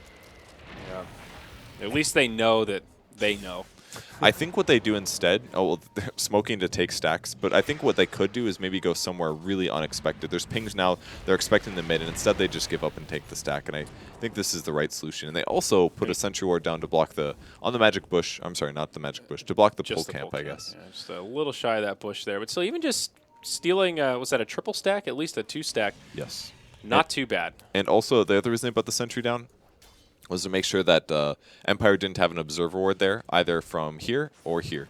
And because they didn't, that meant that Empire wasn't going to then adjust the fact that VP was farming those camps, and they were safe to do so. So while they did get spotted with the smoke at the same vein, Empire just sat around 5-man mid that whole time while VP was farming a stack. So it was kind of okay there for VP. Yeah. And they got a ward out of it. So seems like rotating into the jungle for Resolution was definitely the right play. At least he's recovering now, has power treads halfway through level 8. He's getting some farm. Obviously, he'd rather be in the lane getting all that solo XP, but yeah. I think this was definitely the right play. Naga picks up level 6, though, so the Song of the Siren is going to be something they have to worry about. Smoke picked up by Naga now, so it looks like they're going to go for another fight. This is a good time to do it. Treads on the Storm Spirit. He's got Soul Ring coming out soon. And Mech on Razor not quite finished, Yeah, unless it's flying gold. out. Yeah. No. They might want to... He's probably just holding this just in case, in anticipation for when those items come up. I would assume. I'd be a little surprised if they use it pre, but it kind of looks like they will. Okay. All right. Yeah, I'm surprised as well, but they see this as an opportunity. Where did they rotate? Not mid. Looks like they'll go into the jungle. I think they just want to pick on this Bloodseeker. Support Earthshaker maybe he's as well. mid, They yeah. see him. They have the ward up. They see where he's going. They may wrap on the right side, or they're going to approach from the front. The front is a little dangerous because they might not catch him. There's the nuke. Got a fissure. Long ball in Oh, from Resolution. Resolution in trouble. Oh, no. He gets turned around on the Echo Slam from Lil. Sets it up for Illidan. A disaster for Empire as they try to catch them off guard with a smoke. Goes completely the other way. Yeah, really good attempt there. I thought it wasn't going to work, but the Storm just balled right in, was going to be able to catch the Earthshaker, but maybe they needed to lead with a different hero. I'm not quite sure, but it didn't work out. Snowball onto Aloha Dance up Ooh, top, trying no to cast that song. Song of the Siren. Will he get it off? Nope, the stun lock is there. They almost Easy left pickings. him. They're like, oh, you want to kill him? And they're like, okay, I guess we should kill him. And they got him. All right. Well, that's one way to do it. Stun lock the Naga before she can song. Always want to fly. Trying to get there for the grave, but couldn't quite do it. It's pretty incredible to see the shift in Dazzle builds, where Poison Touch used to be very strong. You'd see it sometimes, and now it's pretty much ignored, and it's all about that shallow grave. The only time it's worth getting now is if you're an aggressive dual lane usually, or an aggressive tri lane. And even then, it's just a level 1 value point, so you get a slow initiation. I can't even remember the last time I saw it maxed out before, level 15 or 16 or something. The only time it does is if you're so rich that you're able to afford HP items and you don't feel like you need those value points, and that'd be better to get the slight disable really, because it's a pretty poor ability until you hit level 3, level 4. So totally understand why they go that skill build. Yeah, absolutely. So how are things looking overall? VP with a decent lead, about 3,500 net worth, 5,000 experience right now. Looks like G's Midas starting to have a little bit of an effect here. What does he have coming out on the courier? That'll be the Yasha. It's completed and on the way. Yeah, their disables are really weak, so if you get a BKB, it almost hurts you because they could just Naga sleep you and wail on you with their whole team. Instead, going for the SNY, a little bit of movement speed advantage, some good right click, and farming as a whole will be increased because it'll run from camp to camp faster. So very normal build for a Bloodseeker. Though the mech is now completed on Empire, it's on the courier. We'll just about make it to the Razor. So if Empire do want to try another 5-man adventure, I should say if they want to try another aggressive adventure, they can certainly do so. And it will indeed be all 5 this time as they rendezvous at the rubble of their top Tier 1 tower that has since been picked apart. They're sitting behind each other. Aloha Dance is ready to counter-initiate. Resolution definitely looks like easy feeding. It's only got 834 HP right now. So it's possible. They do a side pull as well, so the creep wave will push a little bit up. There's the go in. Ball forward onto FNG, but just testing the waters, does not overcommit for it. 2 TPs as well. Yeah, doesn't want to get too far ahead of the team, but Blood Right almost connects on Resolution. He finds a little spot, but Yoku, he's in big trouble. Laguna Blade, not enough to finish him off. Aloha Dance resets with the Song of the Siren. Now Yoku can regen up. They'll go into DK Phobos, it looks like here. Razor taking a very aggressive posture, takes Frostbite, and he could end up going down. He takes a shallow grave. Sonic Wave will finish off Phobos, but now it's all about the Razor. Yule's Scepter locks him in place, but he is still alive. Blood Right will not connect he's on going any. in. Will he be able to get a kill? It's looking kind of close. FNG almost dead. Hits a creep. G just trying to heal up. He's got really low minus armor now. Yoku, he loses the man fight against Illidan, but the zip forward Resolution cleans it up. Now it's a 1-for-4. Can they get G? They've got the ensnare. It's a full 5-man wipe in favor of Empire. They were starting to fall behind, but now this game on even footing. Playing Bloodseeker against this much minus armor is just so scary because anytime he gets hit by Riptide or Weave, he just knows that every time he runs in, he's going to take a lot of focus fire without a BKB because all those spells and things like that are going to hit him. And Resolution played that fight amazing. Great recovery from him and moving around like he needed to do. Also Silent. The way he positioned himself was interesting. Very aggressive. And he knew his limits so well, though. He moved so much further ahead of the team during the Song of the Siren and knew that he could keep part of Virtus Pro busy, absorb some spells himself, and still lived through the end. The Rupture didn't really see much value either. It went on the Dazzle, and it took me a while to find who got Ruptured, and it was just Dazzle standing there. He already used his abilities, and that was it. Not a whole lot of usefulness out of that hero. Yeah. After he casts his spells, that is. So Lil on his Earthshaker. Not too poor, given that he's supporting Tranquil Boot's Soul Ring, but nowhere close to that Blink Dagger, sort of as you would expect when Earthshaker's in this position. And Bloodseeker is still a little short of the Sanjin. Yasha doesn't have it yet. Illidan bringing a point booster to him. He's been getting some decent value out of his hero, landing some very critical stuns after Fissure on heroes like Storm Spirit. So that's been really well done by him. Yep. He's still a really big threat, honestly, because they have so many burstable heroes on Emperor. Man, think how different the fight would have been if they just did like 20 more damage to that Queen of Pain. Yeah, absolutely. Wouldn't have been a Sonic Wave. It would have been very, very different. And even just her ability to reinitiate the fight when the tower was still standing and kind of dive past it With to get the those storm. last few to get those last few cleanup kills. Yeah. Yeah, completely different indeed. So Storm will be going for a Bloodstone build this game, and Tusk secures his Blink Dagger, I think. Yep, there it is. And the Quap going for the Yules, actually. Again, huh? Okay. I guess it counters the Lina Yules, because you can Yules after she Yuleses. Also counters potential silence. If Tusk snowballs you, you can also Yules yourself.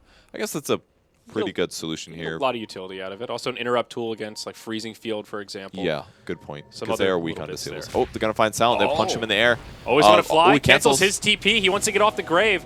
this Blood worth it? Right Oh, will he connect on Silent, but not always want to fly. He's Ruptured, though, and now Silent in a lot of trouble. I think they're just both dead. Yeah, I think that was a mistake there from Always Want to Fly. They will get FNG there, but Still. I think it's better if he just doesn't die there, in my opinion, Yeah. versus the trade with your carry dying. That's a Midas pickup, by the way, for Razor. So maybe it was worth it. I don't know if he got that gold. Dominating streak, he got 343. He's got about 380 right now. I don't know. So I guess he bought it before that happened. Looks like it. So What do you either think way, about the Midas Razor this game? I like it, you feeling honestly. It's pretty similar to how we've been looking at Vipers earlier today. A lot of Vipers would be going mech treads, and then they'll make a Midas afterwards because they have kind of poor farming abilities on their heroes. Like, Razor's better than Viper is because he has Plasma Field, but Razor is still a bit weak at getting last hits. So while it is a very, very late Midas, it takes about 10 minutes to pay off for the Midas itself. But that's okay because you're still getting attack speed from it. And you use Static Link, a way to really buff up your plus damage, so you just need attack speed to make that value. So while it may take the Midas a while to pay off, it's going to give him some overall better farm and better damage as the game goes late. And this game will go late because it's very even right now. Absolutely. It seems these days the heroes that go for the Midas are the ones that get that added benefit from the attack speed. You know, your Spirit Breakers, your Blood Seekers, those kind of heroes. All right, we could see another fight break out down bottom. Yule's set up onto the Queen of Pain. Resolution goes jumping in, takes a Walrus Punch to the face. Huge stuns, and he'll be locked down. Song of the Siren comes out just a little bit too late. It'll be a wasted Song as well as a dead Storm, but They use the weave aggressively. Big Sonic Wave onto 3. Virtus Pro now in a lot of trouble. DK Phobos will get picked off in the tree line, and Illidan gets dove under the tree, Silent in but trouble. Silent takes the Echo Slam to the face alongside a lot of creeps. Now the Fissure on 3. G's going to try to clean house here. He'll bring down the Dazzle. No more shallow graves. There's only one left. It's Aloha Dance. He'll try to TP home. Lil can't interrupt it in time, but now it's nearly a team wipe the other way. A 3 for 4. Virtus Pro getting a minor advantage with G being the big breadwinner. Man, that fight could have been completely different if the first hero that died wasn't Razor, because he didn't get to use his mech there, as he did end up passing away. So that was, it ended up being a really big swing. VP was able to run through, clean up. Bloodseeker had a really good rupture. They put it on the Quap, not the hero he was focusing on. That way, as he got the first kill, he can continue chasing. So G is 8-1-0, by the way. This looks like a pub to me. Yeah. This is classic G Bloodseeker. I think every time I've seen him play it, it's gone similarly to this. He has a good time in the lane, he gets the early Midas, and then just transitions to farm and gank around the map. They tend to pick him the Bloodseeker when they have other heroes that can initiate, so he never has to be going in first unless it's a numbers advantage for the team. Yeah. Just like that fight, it was already broken out, so he can just come in and have all that movement speed advantage and pick off the weak ones in the back line. Now Virtus Pro move into a Roche. And it's going to go pretty fast due to the old double damage on G and the amplified damage from the Blood Rage. So that helps. It's really nice to have DK Phobos for this game, though, on the Tusk, though. Like you said, somebody else initiating is so useful, and he's able to get away with it. Just the blink punch into a snowball is usually, it's about 2 seconds of stun, and allows Alina to follow up. And all of these heroes are so vulnerable. Storm Spirit and Quap, both so at danger. And unfortunately, they keep being just slightly late on their Naga Siren. It worked earlier, but that last one was way too late. Yeah. I coined G as the big breadwinner from that last fight, but maybe it was really Lil. He now has a Blink Dagger on this support Earthshaker. Ugh. So, and again, to piggyback off that, given that the Tusk can initiate, it takes a little pressure off of Lil so that he can use his fissures for those cleanups, those blocks, and not have to start off the fight with his fissure already on cooldown. Yeah. So VP's style here is kind of reminding me a bit of EG's in a way. Obviously, EG hasn't been playing Bloodseeker on Sumail. Oh, might get it. Hero caught. Always on a fly, getting fissured. Silent as well, going to get caught with the snowball. See a punch, perhaps. First stun. Grave goes down. He's about half HP. He gets punched, but he's still alive for a bit. There's the ultimate as well. G's going to be able to clean him up, though. So, Storm Spirit goes in on top of Lil. Lil's at about half HP. Throws the fissure down, and they clean up on the Naga Siren as well. So double kill there for VP in the enemy jungle. Yeah, very nice. The rupture on Dazzle there. Didn't secure a kill, but kept the Dazzle kind of out of the fight after he used that first shallow grave and got his weave off. It's the second rupture we've seen on Dazzle this game. I guess it seemed like it would just be a quick pick on 2 and not a full team fight. So I mean, it limits his movement a lot. As a hero that only has boots and a wand, your positioning is extremely important. So if he does rupture that hero, it may mean that him graving might cause problems. And not to mention this is actually an interesting thing I've never thought about. Because his HP is so low and Rupture does a static amount of damage, if you lower the percentage of his HP fast, it gives Bloodseeker a lot of damage. That could be another thing that G's thinking about. Oh, as he is, just the lowest HP hero on the team by a pretty big margin, actually. So you limit his mobility, you maybe hurt his ability to grave, and if he does grave, he's going to lower his HP to half, and all of a sudden Bloodseeker gets like 50 movement speed and 50 damage. That's a really good point, actually. I think that's definitely part of it. It's probably the whole package. That's a factor at the very least. So, all right, now it's VP. They want to get aggressive. They took the Tier 1 tower in the bottom lane off the success of that last skirmish, and now they'll head mid for yet another. Glyph comes out, but Empire will not mount much of a defense. Back-to-back towers for Virtus Pro. G actually getting both of them, so his income is pretty substantial. 13K on net worth, now a full BKB to go with his Aegis, Midas, and SNY. He's got level 16, so now he's got the level 3 Rupture as well. 60% move damage is so much, so that's pretty dangerous to go up against. Good night, Dazzle. Yeah, that's, yeah. G's level 16, Dazzle's level 8. That's just one of those little metrics that's like, yep. That's a 3-shot without Grave. And he's gone for the full sacrifice, build the 4 levels in Grave. They find G actually going to pull him forward. He almost casts the silence, but not quite. He does have BKB ready to go, but he's also got Aegis. Snowball hiding. Oh, and a lot of damage being sapped by Razor. The Snowball actually really hurting them. Minus 224 for G. Here's the big ulti coming through, but G doesn't care. He's going to fight enemies. He's still negative damage. He actually goes down immediately, but when he responds full damage, Resolution in trouble, but great grave from the Dazzle. Ruptures well on Queen of Pain. It's almost gone. Can VP win this fight? It's not looking amazing for them, but Silent gets stunned. Down to 50. G wants to 3-shot the supports, but a great ensnare, keeping in position, and Empire's winning it finally, but the Echo Slam turning things around. G goes down 2 for 2 at the moment. moment. How are they going to end this out? Right clicks on Aloha Dance. He's got a stun in 1 second. Throws it. Misses it. Phobos is going to fall, I think. Fissure cleans him up, and now Yoki down to 400 HP. Couple Glimmer. right clicks, but Glimmer Cape, they blink out. Resolution has almost nothing left. He might die to Illidan here, and they are going to disengage 2 for 2. What an insane fight. That my. was also an Aegis, though. That was an Aegis, but Earthshaker completely turning the tide. So that looked like such a great fight for Empire. They finished off the Aegis. They had control. So much damage on the Razor, but in the end, that Echo Slam completely turned it around. And even though Empire still get a good net worth gain out of it, could have been a lot worse for VP. My voice. Oh, man. That was insane. So, FNG, he really does play the 5 support in this team. That seems pretty clear. Yeah. 4 Arcane Auras, tons of wards. He's like, I'm cool with the wand, guys. And right before he dies, he presses Freezing Field and hoping. He actually didn't die that fight, I don't believe. Nope. That's actually amazing. How can you position that well against a Quap and a Storm and a Razor? With nothing but tranquils. Yeah, so many things that can kill you. The damage sap with the song was actually really good from Empire, though. If they didn't have an Aegis, there was no way VP was going to win that fight because they completely neutered the damage of Bloodseeker there. Yeah. He really needs to be able to right-click a little bit to do damage. They have other damage sources, but he's a large component of that DPS. Especially given that he just has such a huge amount of the farm on this Dire team. And, maybe Razor is the hero that is kind of the answer to the Tusk that we're seeing picked up so commonly. Static Link, if you're able to get off the Static Link when he's forced to snowball, it's just free damage, as we saw there. And it's often less about sapping damage from them, but just making Silent an absolute monster. I mean, he was right-clicking like a madman in that fight. Yeah, and with the Midas, it helps a lot. He buys the BKB recipe. He's still... Oh, he's almost there. He's about 600 gold away. And once he finishes that, doesn't have to worry about Earthshaker, doesn't have to worry about Tuskar very much, and doesn't have to worry about Lina, the important one. Does Lina have Ags yet? No. Went the Bloodstone build, so no Magic Immunity Piercing Ultimate. Okay. Any other notable items picked up here? We saw that Glimmer Cape put to good use in the last fight. The one item that Naga has, pardon me, Aloha Dance also picking up the Gem of True Sight. Pretty standard timing here. Usually between that 20-25 minute mark is when you want to start looking for some map control through all those Naga illusions. VP, though, they're smoked up as 5, and they'll rotate Phobos through in the front. mid lane. He breaks on the Storm Spirit. Oh, that's unfortunate. FNG loses his as well, and Empire will just back up here. Yep, smoke is down. They might get spotted still. They go to jungle. No, looks like Empire doesn't want to take a fight quite yet. Both sides will just disengage. They I think they need really want this BKB before they fight. So important on Silent here.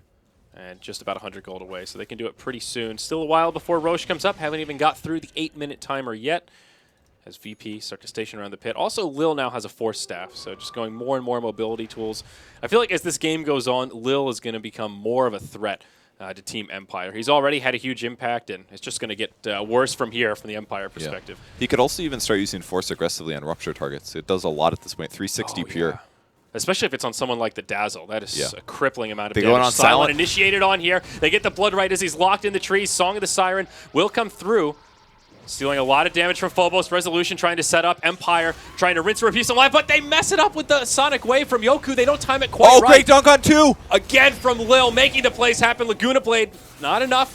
Resolution still alive. Compliment to the grave, but it's VP that are in trouble. Empire, despite the Whiffed Ultimate, are still cleaning this up. 3-0. It's just G and Illidan on the run, but the Ensnare connects on G. Do they have the damage to lock him down or finish him off while he's locked down? They do not. One more auto attack, not enough. Oh no, now Illidan, he gets left behind, and this Lina definitely dead meat. Electric Vortex as well as the Ensnare. Secure the kill. He does commit suicide, but still in the grave nonetheless. Great fight for Empire, but just imagine how that would have gone if that Sonic Wave connected. I think it caught the Crystal Maiden, caught just but one, that was about it. It didn't do a huge amount of damage there. Maybe it did catch I'm not 100%. It didn't look like it. It seemed like very, very low damage compared to normal, so... I think the song was still... I don't know how it hit the... It definitely hit the CM, but it seemed like it didn't hit the others because they were still asleep. Yeah, they might have just been really high HP. She only has 834, so it's very clear that it did a lot to her. But maybe that's true. It really looked like they mistimed it. It's a really good setup from Empire, though. They're using the Naga a very different way than VP uses it, but it's being very effective. It's basically like oh, we're going to abuse static link, guarantee we have 225 damage at the start of the fight, and taking one of your heroes out entirely in terms of their damage. So that was pretty cool. It got a lot of value for them. Yeah, and even with that amazing counter initiation again from the Earthshaker, Empire still were tanky enough to triumph through. Silent might die bottom here. Yeah, this is a big rotation. This is actually the entire team BKBs. jumping on him. He'll BKB, gets Rupture, does not have a TP. This is really bad for But him. He's like, all right, I'm just going to start moving. Okay, yep. Team rotating to the tier 2. He'll be all right for now, but VP, they're not going to retreat quite yet. Glimmer Cape onto Silent. He's going to pop out. They dust him. They really want this Razor. Now that he doesn't have a BKB, they might be able to get him, but no. Shallow Grave is there. FNG going in very forward, but Song of the Siren again. Interrupts it, keeps Silent alive. He'll mech. Now they'll set up onto VP. Sonic Wave not available. FNG getting low. Instead, they go in onto Aloha Dance, but again, Glimmer Cape. It's there. He'll survive until it's over. And they get the gem. Nicely played by Resolution. Oh, he doesn't get it. Oh, great snowball dodge. They might be able to continue chasing. Are they going to get Quap? No, he's in a little bit of trouble here. Oh, great dog on 2, dog on 3. So much damage, but a Grave on Resolution. That'll keep him alive again for a couple seconds. Yule's in the air. Need a stun, need some damage. Silent goes down. Storm is going to bite back or die. He died and actually instantly respawned. 16 respawned. Bloodstone charges. He's back instantly. But a triple kill for Illidan. That's really good for VP. Things turned around so much. They look terrible for them. But these fights are so chaotic. It looks like one team's about to win, then all of a sudden Lil jumps in with an Echo, and it's a completely different skirmish. That was a 1-for-4 in favor of Virtus Pro and a 3,500 net worth swing. Look at this gold graph. It has just been up and down, a roller coaster ride indeed. He's waiting so long in the fights, too. Like, the fights are like 10, 15 seconds in, and he waits for the triple clump every time because it does so much more damage. A lot of players would say, oh, there's Storm Spirit opposition. I'm going to jump in, Echo solo, and then do the chain stun. But that's only going to lower one, and instead he was able to blow up Queen of Pain and Storm Spirit and a supporter, whoever the heck it was. There was so much damage. Yep. Illidan now with an invisibility rune. He is holding on to the gem, by the way. Looked like Resolution zipped in to try and get it, but he didn't have an inventory slot, so they do hand that over, unfortunately, for Empire. Still a bit underfarmed on the Storm as well. Doesn't yet have his Orchid. It's only 31 minutes, and considering the start, he's in a good spot. But, you know, things just get harder and harder here. I assume Bloodseeker is going AC. Let me check the Courier. Nothing really yet. He's been really slowed down here, despite his... I guess his CS has really lacked a little bit. Yeah, his CS is not nearly as high as it was in the past. Lil in the Roche pit as Empire smoke in. Oh, what a player. Wonderful positioning here. Breaks the smoke, and now Empire probably not looking to commit to the Roche pit. High ground warded, but their positioning is respecting that. Oh, VP. Plasma field. Oh, there's the Here we Rupture. go. Rupture onto Silent. And again, Naga resets things, but this time they don't have the static link sucking damage. Ooh, Can they set this up though? Okay, only Lil takes the sonic wave damage. G, BKB on the run. Oh, Fissure actually blocked him completely off. Can they grab the Storm Spirit? Are they going to get a Grave? They should be able to Grave this. Yeah, they can. He's still alive. FNG with the freezing field, doing what damage he can. No one down, but Resolution out of the fight for now. G's fairly fast just due to Resolution being low. Can they catch anybody else? Blood right. Gonna turn Dazzle's the way that they go. Dazzle's going to get left Grave. behind. He'll be the only one. More Fissure. Oh, They Fissure block on off Aloha 2. Dance. He's got nowhere to go. Let's try to TP, but they should have a way to interrupt it here. They do. Echo Slam's used. They get that kill. Now they'll chase down Silent. G getting more and more movement speed and damage. Beautiful Ice Shards from Phobos. He gets blocked out. Oh, breaks the it down. Quap. Queen of Pain turns it around. Now G gets put inside of the snowball. Resolution. He'll hop back to safety, but Yoku, he's still nearby. They should be able to finish off G. They get him, but now Yoku's stunned up. Does Illidan have the damage? He has the Laguna in 5. Another Yules. That might buy him enough time for the Laguna to come off. Cooldown. They hit him with the LSA straight away. Yoku down. It's just Resolution left alive. They won't commit for it, but another great fight for Virtus Pro. And Illidan is balancing his cooldown so well there. He's almost got his Octarine core as well, so his stun uptime is going to be even higher here. And these fights are just so close. VP is running over Empire, and all of a sudden Quap comes in and blows everybody up, doing a huge amount of damage. 575 pure damage plus the Scream of Pain on top of that. Man, this game. We knew that the VP versus Empire was going to be the best game of the tournament, but this is shaping up to be amazing. Yeah, this is incredible. A stroke of luck that these teams ended up in the same group so we can see them square off against each other. The Octarine core coming out on Illidan will be scary. That'll take his ultimate down to a very low cooldown, and gives him that ability to sustain so much more in these team fights. He's also at 13 Bloodstone charges relative to the 12 of Storm Spirit. So both Bloodstone carriers having a pretty good time here through all of this fighting. Yeah, Resolution's really recovered well, I think. Part of it is just that these Graves from Always Wanna Fly are constantly on point. The amount of saves, like if somebody gets low, I just know that Dazzle will be there for the Grave every single time. And a lot of the times he's graving a bit early, but it's completely worth it because you never really know if Aloha Dance is within range, on his sleep, if they need extra coverage there or not. So he's been playing a really good game on Dazzle. Yeah, his positioning has been immaculate. On point with Lils, who's also had pretty immaculate positioning throughout this entire game. He'll now move into the Shadow Blade, so turning into kind of a core shaker at this point. We were talking about how much those enchant totems can do, and, well, okay, not a Shadow Blade, the Glimmer Cape. Why did I think that was going to be a Shadow Blade purge? On which hero? Earthshaker. He gets the Glimmer Cape, though. Yeah, I guess Shadow. He does pick up Shadow Blade on occasion, but Glimmer is much more very rare, much but more obviously standard. Definitely, especially versus heroes like Either Storm way, Spirit. he gets another mobility tool. That's the core of what I'm trying to get out. The stay alive, don't die Earthshaker build. Yep, definitely. BKB also on the Tusk. 10 seconds of magic immunity, ready to rock and roll in this next fight as Resolution starts to make progression towards his Ogre Club there. Same for Yoku, who is actually really close, just a couple hundred gold off that recipe.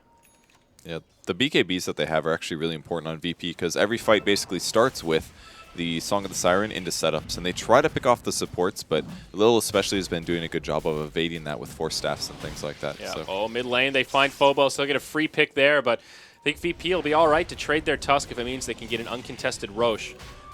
Empire could make the movement over, and they're starting to rotate. G will stay committed to the pit. Oh, this is kind of rocky. It's a 4v5, and they're in the Roche pit. Illidan doing big damage, trying to finish off Resolution, but he gets graved. He'll survive. Roche falls, and it is G that picks up the great Aegis. dodge. Silent. Aloha Dance mirrored it. Oh, okay. So, Song of the Siren, resetting things again. Silent does have his BKB on. He wasted a bit, though. Yeah, we'll have to run through the Rupture. Now Aloha Dance stunned up. They want to try to finish him off. Shallow Grave again. This Dazzle is just in the right place at the right time. Sonic Wave connects on a few, but G does survive through it. They end up picking off the Naga Siren. Everyone else on Empire does make it away. Man, it's so hard to get kills this game. Dazzle. G sold his Midas, by the way, to finish his AC. Thought it was important for that fight, so that may end up coming back to bite him a while later, but he did barely survive that last fight, so I'm sure in some ways that armor helped him out. Yeah. So he's going to get some heals up on the Ancients. He'll be full HP, and maybe they can pressure a Tier 2 tower since the Naga is dead and Song is gone. Yeah, well, they'll at least be able to pressure it, though there is a glyph for Empire. They'll use it right away. And they will prepare for what could turn into a high ground siege, depending on what VP want to do here with Naga in the grave. And that tower will fall. AC finished on Razor as well, so that'll counteract slightly the Bloodseekers one. As a whole, G's not looking nearly as far ahead as he was earlier in this game. He seemed like he was 2 items ahead of everybody. Now he's actually pretty much even. And especially with that Midas being sold, his overall GPM is definitely going to decrease compared to what it was before. Yeah, this gold graph, I just can't get over how back and forth this is. It's just one team fight after another going in opposite directions. VP riding the most recent high of momentum. We'll see what they can do with it as they continue to pick off Tier 2 towers. Now rotating to the bottom lane. A lot of time on the Aegis, about 3.5 minutes. So they don't need to force the issue, but G feeling very comfortable in the front lines. And they know there isn't a glyph here, which may entice them to look towards the high ground. Also, Naga ult on cooldown for another 15 seconds, so they'll have a little window here to poke. They're playing completely different right now due to the Naga ulti being gone. They're like, oh yeah, we feel comfortable doing this. This is no problem. We can pressure. It's up in 6, though, and now they have to have good positioning. At all moments, they need to make sure they're spread apart. There's the Rupture again going on Silent. He doesn't waste his BKB this time, but Storm goes forward. G's taking some stuns. All right, here we go. Great G stun. gets the Glimmer Cape. Resolution, he gets Glimmer Caped as well. Now they go in onto the Naga Siren. They want to focus the one that can reset Snowball, but there's no static link. Not the best Song of the Siren. Okay, now the Snowball is making it a little bit better. Oh, blown up. Sonic Wave will proc the Aegis. They also get the kill on Tusk, but when G comes back up, can they make something happen? He'll use his BKB and Snare, locks him in place. They're taking his damage from the static link. G in a lot of trouble. They should be able to bring him down here, and they do easily. On the outside, Storm just gets blown up. Now FNG with the freezing field doing quite a bit of damage. They'll start to bring him down, but a lot of damage now going the other way. Silent, the one that gets the shallow grave. It doesn't get procced quite yet. Lil trying to finish him off. Give him the totem. He can't quite do it. They'll lose FNG. Now Lil just trying to TP home. He won't make it. It's a 5-man wipe the other way. Empire with 5 all alive.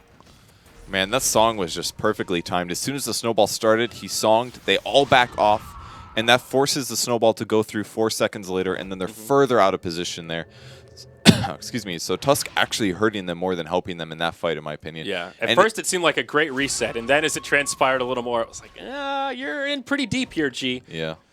The song just makes the fight so difficult. It's reminiscent of TI3, where Alliance went through and stomped everybody. It's because they were playing a lot of Naga Siren support, and for the similar reasons as you're seeing her being useful here. Reset the team fights, send the Riptides out to counter push and to do minus armor on everybody, and it just gives you so many positioning advantages over your opponent. There's no skill like it in Dota. Well, look at this. Virtus Pro, 40 minutes in, feeling like they might be running low on carry power. Lina with the Maelstrom. Huh. Okay. Right-clicking Lina. Interesting choice. Over a Desolator is what I'm thinking. Yeah. I guess the Mjolnir's potentially really good. I mean, there's BKBs on Empire, but not that many, I guess. I mean, it's always good to have some extra AoE damage against the Naga, but it's not really like her illusions are really hurting all that much. And yeah. Is this Naga going for an Aghanims? Oh, my. It increases his farming speed by a lot. It must be, I assume. I don't think I've ever seen this built in a serious game at all. Nor I. That's like, ooh, it there's heals potential. 6% of your team's HP. It's like 40% or so if you get over it off 7 on everyone. seconds. It's yeah. really, really good. They're going in for the gank. They'll smoke from the left side. Lil's going to spot Aloha Dance. That's who they want to go in on. There goes Enchant Totem. Fissure, great silence coming out of Resolution. He pops BKB, Glimmer Cape as well, and there is the sleep. Okay. This may be what VP wants. Oh, they're actually going to fight this. Can they position accordingly? They'll go on to Silent. He's got the BKB. Sonic Wave on the other side brings Lil down low. He falls before he can even get off his ultimate. Empire in pretty good shape so far.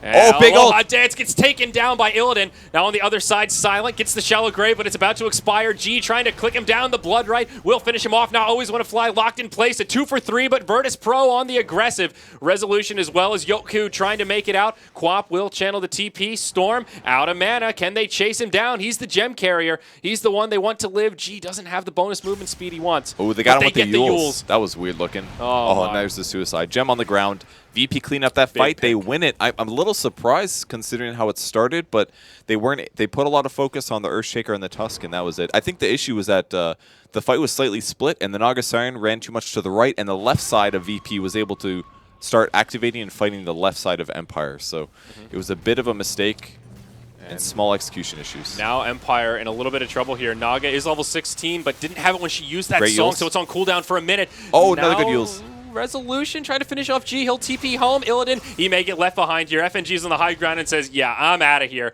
And he might not make it out either. He's the gem carrier for the moment, and it'll go right back the way of Empire. Oh, that was so sick. He transferred it to the courier right before he died. They still catch it, but what a freaking play. That was so cool. I was like, why is the courier here? And then you're like, oh, he's a gem carrier, but he didn't have it. He had already ninja'd it out, dude. Yeah.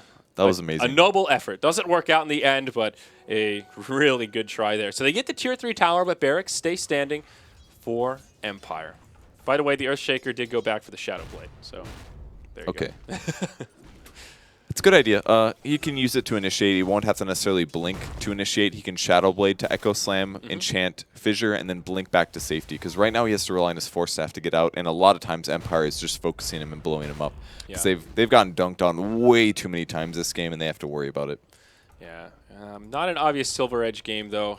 He may just upgrade it to improve the slot, but I guess it gets rid of unstable current, but that's not really... I think he's better off increasing his HP or getting a BKB. So maybe Silver Edge is an option, but it's not really a super good counter against anything. Like, you could reduce damage output of Quap or something, but every fight starts with Song into Quap ult, and you can't hit him in time. So I don't think that's the solution. Maybe Hex, even Octarine, BKB, Lotus Orb, I don't know, something like that. Well, this game could not be much more even, Purge. We're nearly 45 minutes in. The gold graph is zeroed out, 32 to 33. This is a completely even game. Still anyone's for the taking. Yep, Illidan backing up for an armor item, another defensive thing. He definitely, I mean, he had a godlike streak there before he died. He's been playing fantastic, really holding the team together here. But probably Shiva's will be his pickup because they already have an AC. So Shiva's actually will be quite nice because the attack speed of the Radi team is a bit weak, especially with Storm here backing up and going for a BKB. So their damage output is about to reduce by a bit, I think. Yeah. Now Empire will rotate through the mid. Yoku almost has enough for the Scythe of Ice. Long range zip, jumps onto Illidan. Orchid's there. BKB used by Resolution as the Yules is popped from Illidan. He'll scoot down to the low ground, but not enough to stay alive. Now Lil could find himself in a world of hurt as well. Remember, they've got a gem on Empire. Silent does take a rupture. Lil will try to tank it, uses the Echo Slam before he goes down. Now Song of the Siren to help reset. I think Lil is definitely in some trouble here. All of VP for that matter. Yoku on the high ground does not have himself a Sonic Wave, but still doing a lot of damage. G with the BKB on, just can't take the heat, so he'll get out of the kitchen and head right back to the well. It's a 4-0 Empire coming out big once again, hoping for a lucky Roche respawn, but not today. And Snare is so good versus Bloodseeker, man.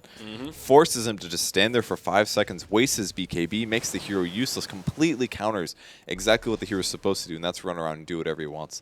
Like, the Dazzle and the Naga combo are just so useful against him. Yep. And now with that, Empire will look to take some objectives. 2 tier 2 towers still standing. Now pressure the one in the mid lane. Resolution looking for a potential pick off there, but won't find one. So tower falls, they'll rotate down bottom. They've got some creeps right near the tower anyhow. Yoku already pushing. Scythe of Ice just about to come out here for the Quap. It's another big item pickup. I think Lina lifesteals from the Maelstrom procs with Octarine. Oh! I think that might be why he's grabbing it. I guess the Chain Lightning does count as a spell, even though you're not actually casting it. I would think it does, but I'm not 100%. It's an interesting thought, though. So Hex is up on Quap now, another good solution for using immediately out of the Song of the Siren.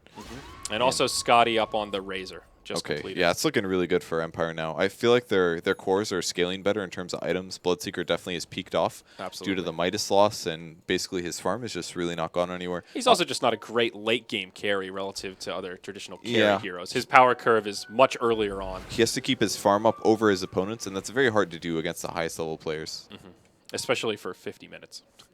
I mean, he was number one in the net worth chart for maybe up to the 30-minute mark, 35-minute mark, but after that, once he got the AC is when the tide started. Ooh, do they have a gem? I don't think they do. They're being spotted up by an Observer Ward, and Empire's trying to set up on them. The gem is on Storm. Yeah, and he's got an Invis as well. Might be able to find Illidan. Will he go on him? Nothing yet.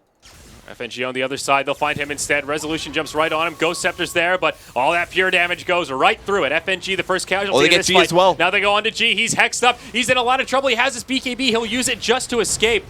They want to continue to pursue here. They find Illidan, and on the other side of it, looks like DK Phobos could get left behind. The Ensnare connects, and he might be BKB'd, but the right clicks will be enough to bring him down. Walrus Punch for good measure, but a quick 2-0 as Empire get more momentum. Roche also standing. This is Roche 3 with Cheese, and they should be able to take it without too much issue. And what a tough VP game here. Like, they had that early game advantage, but the Naga Siren Sleep just kept them in it for so long. And like every game got to start off with Empire initiating perfectly with a Quap ulti on 3 heroes. They could focus on whatever support they wanted to, and now they don't even need the skill anymore. They're just plain winning. So Aegis goes to the Queen of Pain, and the Cheese will go to the Razor, who ends up dropping his Hand of Midas as well. So we're at that stage of the game where Midas is no longer making the cut for inventory slots. Shiva's on the Storm. He's now up to 18 Bloodstone charges, relative to the 6 of the Lina. Now looking good. I mean, Bloodstones at this point aren't that big of a deal, but the respawn is, that's for sure. So Lina would love to be able to die and instantly respawn, but it's just not going to be the case. So, man, if only we had a stats man in this game, Purge. I'd love to hear more about Aghanim Scepter and how infrequently it's been picked up on Naga Siren and Probably in never. games like this. I It's would guess so never. rare, but it's the heal is actually incredible. It's an insane. Like, we talk about it as a reset tool, but this is truly a reset tool where you can heal somebody up for 40-ish% of their HP. Yeah, how many of the fights would be Razor going down to 15%, getting graved, and the song coming out? Like, if you get him down to 14%, 15%, and then you buff him up to like 60, you don't even need to grave him anymore at that point. So, and that could be for multiple heroes. The tankier they get, the more this is going to heal. Yep, it's all percentage-based, 6% per second. That's good. That is very good. All right, so Empire now, it's just a matter of trying to break the high ground. Easier said than done.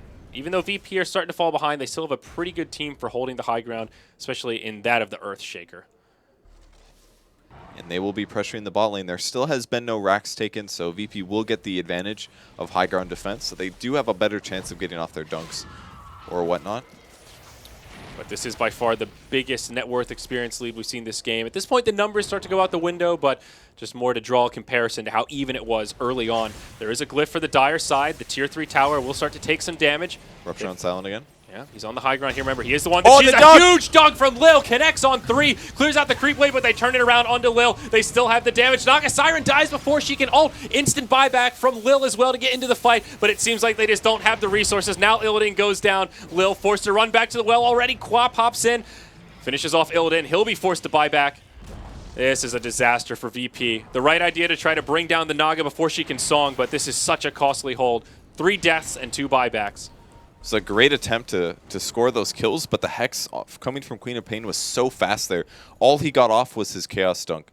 Or his Echo Slam, sorry. Like nothing else. He didn't get a Fissure, he didn't get an Enchant Totem. He was just committed to that. And imagine if he went for a BKB instead of a Shadow Blade. Maybe that was the right item, because honestly, if he was Magic Immune there, I think he guarantees the Storm kill and the Quap kill there. He's Shadow Bladed up, looking for some initiation perhaps, but it's G on the other side who's already been caught. Lil breaks things up with a Fissure, but it's not enough to save the Bloodseeker. He dies to the wrath of the Sonic Wave from the Queen of Pain, and now they're in a hot pursuit. Lil getting low. He's already bought back. It's a die back for Lil. Now VP on their last leg as Empire try to take it out from under him. Illidan way too far forward with Phobos. Ice Shards trying to lock people in place, but it's just not enough. G with his BKB on. He's relegated towards the well. FNG, he's Ghost Sceptered for now. That'll buy him a little bit of time, but he doesn't have a freezing field. Silent will just have his way with him over there, and now Illidan in the grave. It's a dieback for the Lina as well. A 5v2. This is the final fight for Virtus Pro. Yeah, unfortunately for them, they got that early advantage, but they just couldn't win those team fights. They were too even for too long, and the itemization and the late game carry of Empire was far stronger with the Storm that had no counters, relatively, and of course the Razor that ultimately will be a harder carry than Bloodseeker. Bloodseeker just slowed down way too much, and he had to sell his Midas, or at least he felt like he had to sell his Midas. Maybe a big mistake in the end. But Empire takes a very hard one, game 1. Absolutely. Well, everything that we came to expect out of the Empire Virtus Pro matchup. Pardon me. A very aggressive early and mid game, a lot of kills back and forth, and incredible team fighting on both sides. So that's going to be it for the first game. We'll be back in a little bit with Game 2 of Empire versus VP. My name's Purge, and I'm here with Zayuri. Stick around, guys. We'll be right back.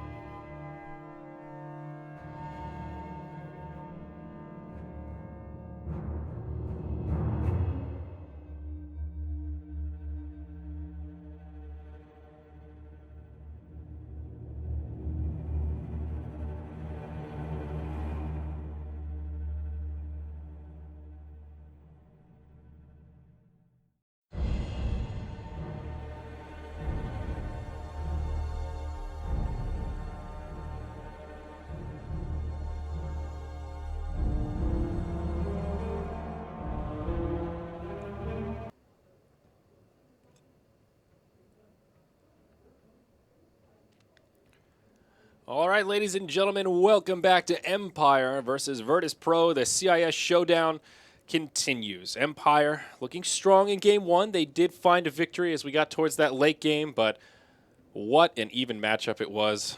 I have a bold prediction here, Purge. We're going to see a lot of kills in game number 2. I think so. And it wasn't even like pointless kills or anything. It was just genuinely trying to team fight and stuff happens to kills. It was pretty incredible.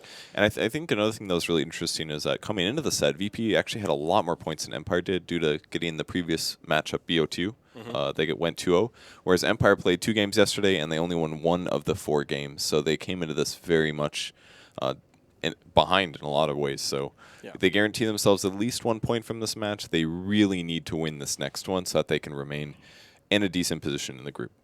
Yeah, definitely. Making top 4 in the group is what really every team is striving for. There's seeding advantages at every spot, but top 4 is that make it or break it between lower bracket, best of 1, elimination on the main stage, and upper bracket, best of 3.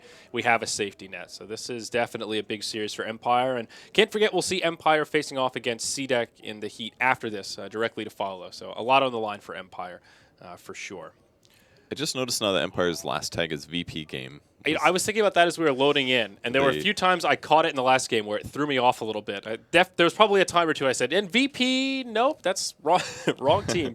I'm not sure what VP game is, but very confusing. Maybe it's saying like this is the hype game of the tournament. This is what it comes down to, the best CIS team. I mean, obviously Navi is still in that contention, but I don't know. Who knows? These two have definitely risen up in the ranks for sure. So very comparable opening bands. Not much too surprising here, but what will they take first? It's the Tusk. Wow, so the first pick Tusk. Never seen that before. Rinse and repeat from game 1 of this series. Basically. So now does Empire take Naga Siren, Queen of Pain? Is that the play here? That is the response from Team Empire. And you know what's really interesting is VP lost to the Naga last game. I feel like that was the reason their team fights went slightly too bad. And they still opened with the exact same draft. And they're still going to let them take Naga Siren. Now, this go around, let's see. VP won the toss. They chose first pick, and Empire chose Radiant last game. And here it's Empire's turn to choose. They chose Radiant, and VP took the first pick. So we will see the same spread indeed. Empire, they really like that Radiant side, man. Yeah, some teams really like first pick. Some teams really like Radiant. And I saw EG doing a similar thing. They said, "Oh, if you want to take, if you guys want to take first pick, go ahead. We'll take Radiant again." And they just are totally cool with that. Ooh, slight change. All right, Empire switch it up. They'll be the ones to take the Bloodseeker this time, and this will hand over the Queen of Pain. I imagine that's what Virtus Pro is looking for here.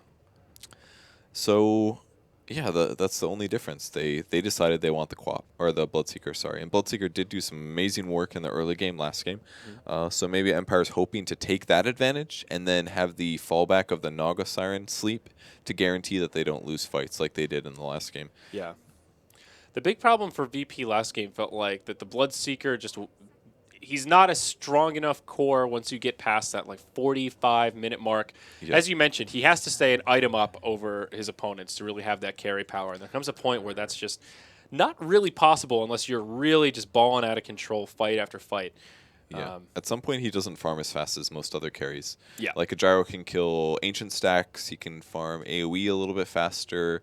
His single target's maybe not quite as high, and his maybe right-click physical damage isn't as high in a team fight, but like Bloodseeker just simply can't farm as fast despite having Quelling Blade advantages in the jungle with Blood Rage. Yeah. So that seems to be time and time again where he's lacking. It's in late game. So Winter Wyvern, another change of pace here. This is the second pick for Virtus Pro. I thought we'd see a little more Winter Wyvern picks this tournament. Certainly we've seen her a fair bit, but not on the same level as someone like Tusk, for example. Definitely not. But he's still she is still a very good hero. She is a female Wyvern after all here, Purge. Yeah, it's so obvious. Look at her hair. But it's situational, I think, and it comes down to playstyle as well. Some teams like it, some teams do not. Like your third skill, Chilling Embrace, it's only good against physical damage. The Cold Embrace Purge. Ah, you got me. So close. Cold Embrace. To be fair, Winter Wyvern probably has the most interchangeable spell names for what they do. I'm gonna call it Cold Embrace or Cold. Wait, it's Cold Embrace is the proper. Winter's Curse. Winter's Curse. I'm gonna call it Cold Curse from now on. Cold Curse. Cold Curse. Then it's going to infect me, and I'll just be saying random frost-like words whenever I see a Winter Wyvern. Freezing Curse. The Frost Blast, the Freezing Splinters. Wait, no, the Embracing Splinters. Ah, forget it. Queen of Pain makes it all the way through. Not banned out. Empire. They'll be happy to pick that one up. Well, I'm happy that VP banned out Dazzle instead because the hero just makes team fights so hard. And not only do they have to worry about Song, but they also have to worry about Grave. That's two supports that can basically reset the fight and break your chain of initiation. So having both of them in there, I think they realized was the issue. It was way too hard to kill heroes due to those both being options. So they let them get a Quap and a Bloodseeker, arguably two of the most popular heroes. Though I have seen, I believe there's a stat saying that most of the top picked heroes of the tournament actually aren't above 50% win rate, and Quap was in there. So while Quap is very strong right now, in my opinion, and her ability to reduce your HP down to 40% is very, very simple for her, she may not be the end-all be-all OP hero in the patch. Yeah. I actually wouldn't say that she feels overpowered. I think she feels appropriately powered on the stronger end of the spectrum. Maybe that's just splitting hairs, but I mean, she's counterable. There are definitely ways to lock her down and deal with her, though there's no doubt that she's certainly very strong. Lina will be the third pick here for Virtus Pro. I thought it was a good carry for them last game, honestly. Illidan played it very well. Yeah. He's very good at predicting and playing against even Blink heroes. Normally, Lina is like a huge disadvantage against a Quap because it's very difficult to land your stun unless you Euls first.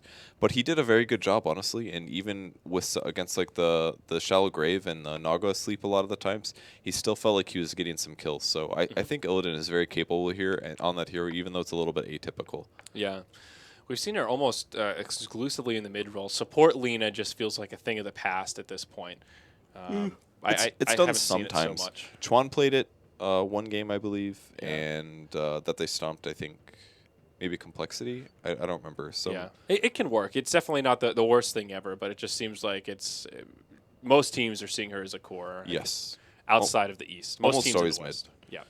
I think Virtus Pro, one of the few teams actually running in the safe lane that I've seen so far. Ooh, the Witch Doctor, a support that has definitely been underloved thus far.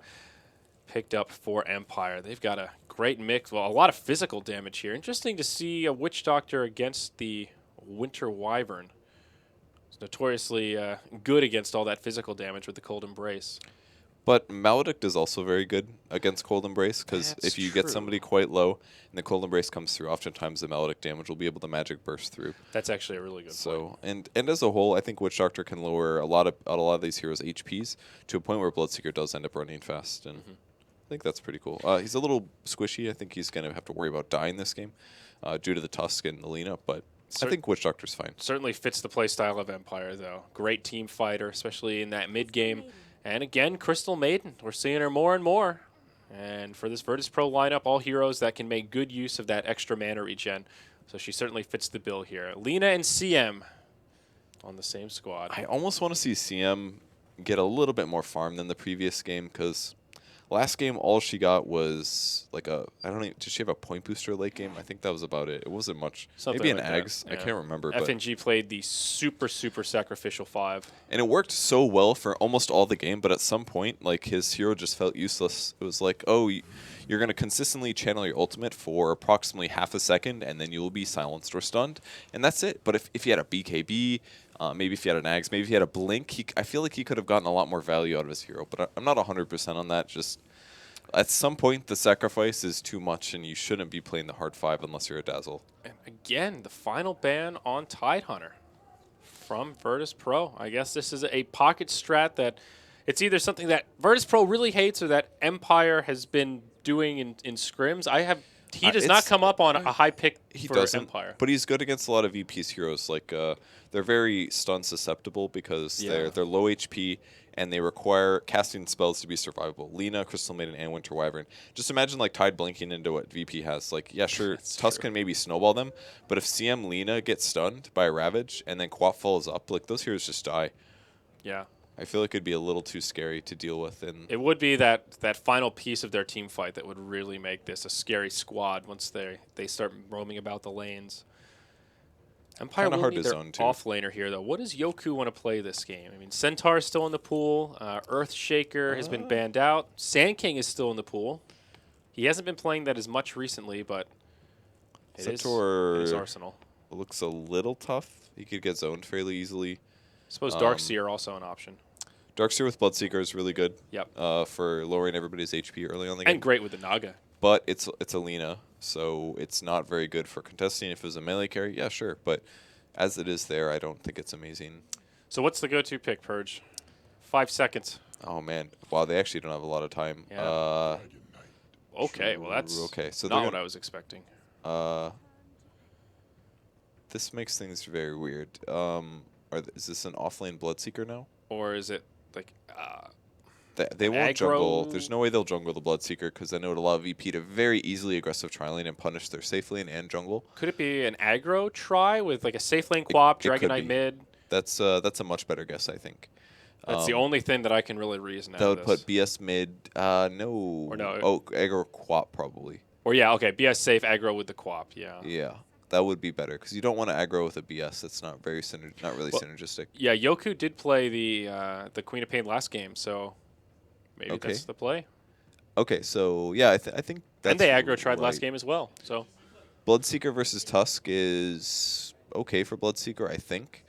Should be. Tusk could potentially kill him if he gets a bit of an advantage. Maybe a roam is something they're susceptible to, but I Dragonite imagine- versus Lina is also scary. Yeah. These are weird lanes, but they have good heroes. That's another stun. Dragonite's just good for your lineup, honestly. There was also a Clockwork that was in the pool that they could have taken if they wanted a traditional offlaner. I kind of forgot about. But apparently they want to pressure, and Yeah. CM's a little bit weak for a tri-lane hero. Her cast range feels weak. Maybe that's just because her movement speed is slow and her damage is low. But if she gets out of position, she just kind of dies, I think. Like, what does CM do versus a Naga Siren? Like, Naga is actually just going to run at her and riptide her and already be... Like, Naga is like 40 movement speed faster than Crystal Maiden right off the bat before Boots happens, so... All right, so a lot of variations here, Purge. We'll see G take the Lina, which means probably headed towards the mid lane. Illidan picks up the Chaos Knight. Now, we saw this in our series prior against C-Deck.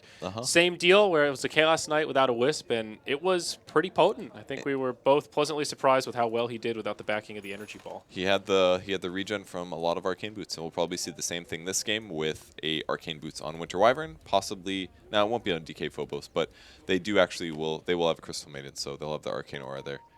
Have fun.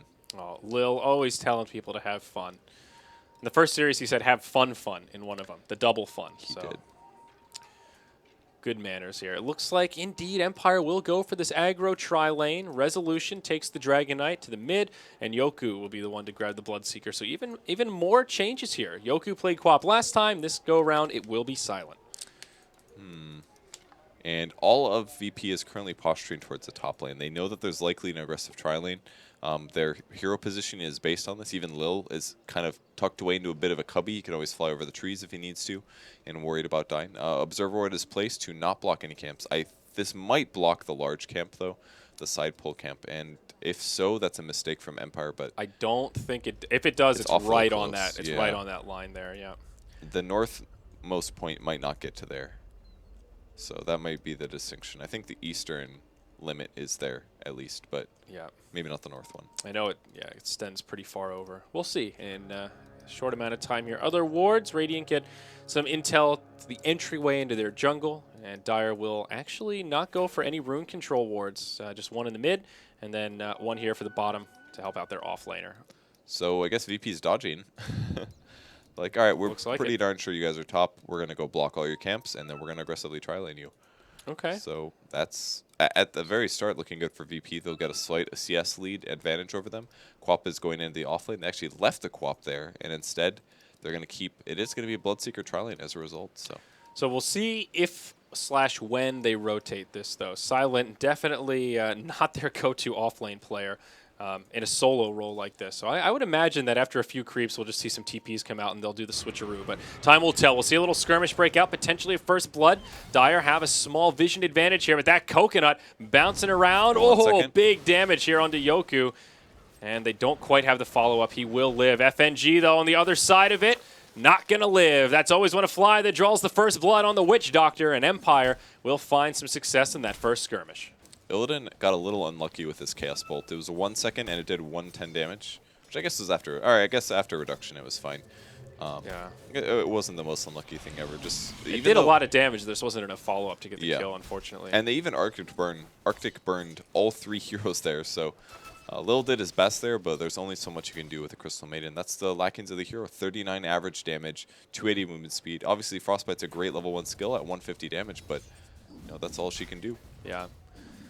So far, this tri-lane will stay committed for Empire. Yoku not rotating up. He could have bought a TP, and they're just going to go with this for now. So what does this mean for Silent? Up against a Tusk, Co-op should be just fine here, and completely dominating, actually. Tusk 0-1 compared to the 6-3 of Silent. That's not good. That is not good for Tusk. No, certainly not. And our mid matchup here, Lina versus Dragonite. You mentioned this in the draft. Tough matchup for the Dragonite, but so far so good for Resolution, actually farming decently well. But now down bottom, Yoku stunned again by Illidan. The Coconut won't take any bounces.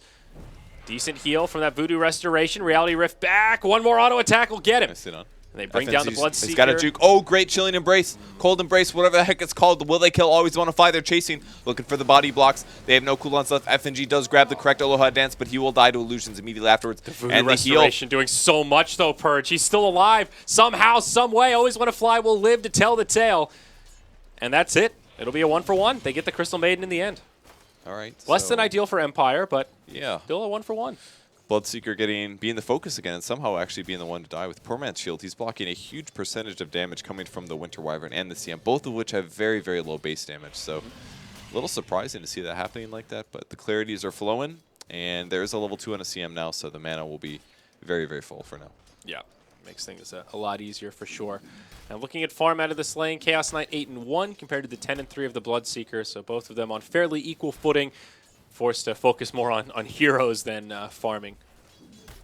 Lina's getting a big advantage in the mid lane now. Her nuke is way more spammable than the Breathe Fire is. Breathe Fire is about half of his mana pool, whereas every single Dragon Slave is more like a 4th or a 5th. So at this point, G gets a big advantage. Those first couple waves, Resolution can be at least a little competitive, but it's getting harder and harder. And as this lane goes on, he even has to worry about dying. So gets a little scary. Hopefully for him, there's a support rotation sometime soon, but I think they're going to be really busy due to this aggressive try. Yeah, like you said, at this point, if he can just avoid death, that should be good news. We'll see again, Yoku initiated on just a casual Frostbite. Cask bouncing around as Illidan goes back in, wants to re-initiate here onto Always Want to Fly. Great. Will Cold do Embrace. so. Cold Embrace keeps him alive. Always Want to Fly getting very low. They actually have the damage to bring him down. Cheeky plays here from Virtus Pro, and this go around, it will yield a kill. Man, I was like, Illidan is so dead, but man, that Cold Embrace came in and absolutely kept him alive, and at the end of it, he was pretty darn healed. They knew their limits pretty well. Up top, Silent. He has picked up a bottle here, so he does secure a bounty rune for himself. Level 5, soon to be 6, and still farming very well over this Tusk. So that's looking pretty good for Empire, but they are losing their tri-lane, probably at least partially because Bloodseeker is a bit of a weird and, in a way, bad tri-lane carry, so it's looking good for VP. The reason that they're winning these fights, though, if you guys are curious, is not just because of the Bloodseeker, but it's also because of Cold Embrace. It makes your hero immune to right-clicks, and in a tri-lane situation, you normally have 3 heroes right-clicking. So if you can stop those right-clicks for 4 seconds on the hero that they need to go on, it's usually a huge amount of damage, something like 200 or so. So it's, in a lot of ways, just a really big heal. Yeah. Although, you say Empire's losing this tri-lane, it's actually not too bad. Lil, he's like playing in the river there. Okay, he comes back up. Now Always Want to Fly. He gets stunned up. It's a 2-second stun. They'll be able to bring him down. Yeah, 4v3. No hope for survival there with the Witch Doctor. Huh. Was that worth it for G to rotate down for just a kill on the Witch Doctor? I mean, it's not that bad, honestly. Yeah, I guess he can get back pretty quick. He's got boots. Yeah, I mean, that's going to allow Resolution to do some slight damage to the tower, but that was probably going to happen anyways, and it helped their tri-lane a lot. The important thing is that, this is the pub mentality.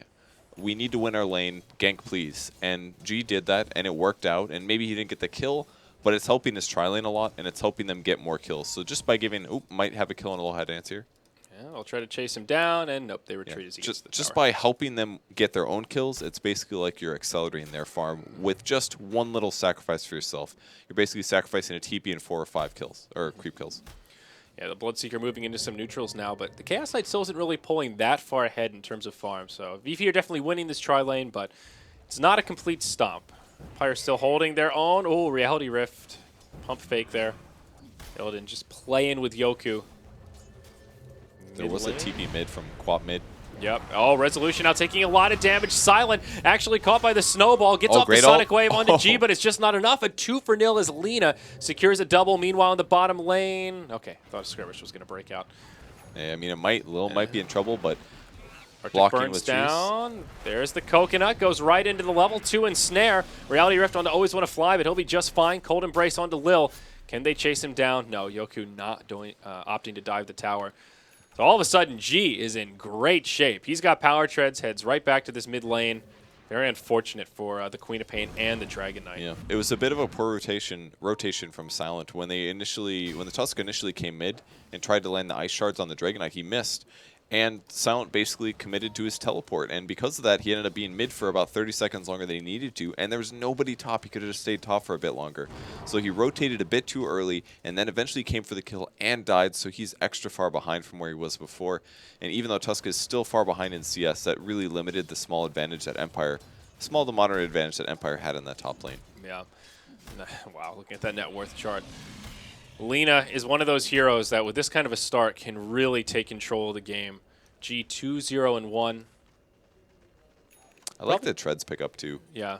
Just overall good damage increase, especially because Lina's animation is so bad. It'll help him last hit and all that good stuff. And now FNG, smoke rotation to the top lane. He's level 5 with 3 points in Arcane Aura, but maybe they can still pick up a kill onto Silent. Tusk is level 6, so he does have a Walrus Punch as well as a Snowball. He can definitely die. Frostbite, 1 Crystal Nova into the Punch, Snowball, Ice Shards. Yeah, that's a lot of damage. Especially if he pulls him in the Snowball, that's an extra 30. And he just has the Gloves of Haste. It doesn't even have that extra strength from the belt. But will not yield a kill. FNG just lets the smoke expire, and Quap will be fine. Surprised Quap is playing so safe there. A little surprised about that, but he does know that if any other hero is there, he dies. With the exception of maybe Winter Wyvern. Oh, double damage onto Winter Wyvern, forced to go into the Cold Embrace as that Coconut is just bouncing back and forth. Lil could be in some trouble here. Doesn't have that reset tool anymore. The LSA is off the mark. A few more auto attacks will bring him down. Yoku eats the Laguna Blade, but he'll survive. Now some regen from Always Want to Fly. LSA on 2. G almost connects with that Dragon Slay, but now Silent comes down. They need a way to interrupt this. They can't get there. Oh, he pops the ultimate just to get the Dragon Tail, and it's well worth it. A 2-for-0. This time it's Empire coming out on top. And he can shift mid now and push with that. They should. All 5 heroes now grouped up. Oh, Silent. He'll bump into Illidan. Just blinks up to the high ground. Illidan says this could be an opportunity to find a kill. He's got some support nearby. Lil's TP'd down. Silent, waiting for that blink to cool down. Gets off the ult, connects on both, but now in a lot of trouble. Reality Rift, just not enough damage there. The rest of the reinforcements come in, and that cast, it's going to lock him in place. Secures the kill on Illidan as well as Lil. Even Tusk coming down. He wants to find a bit of cleanup here. He's already killed the Queen of Pain. Goes in onto Yoku. But they just don't have the damage. Now he's forced back, drops the sigil, and he'll make it back to the tower. Ooh, VP kind of crumbling a little bit here the last few minutes. Not quite doing their team fights correctly. Just not enough damage to kill the Queen of Pain there.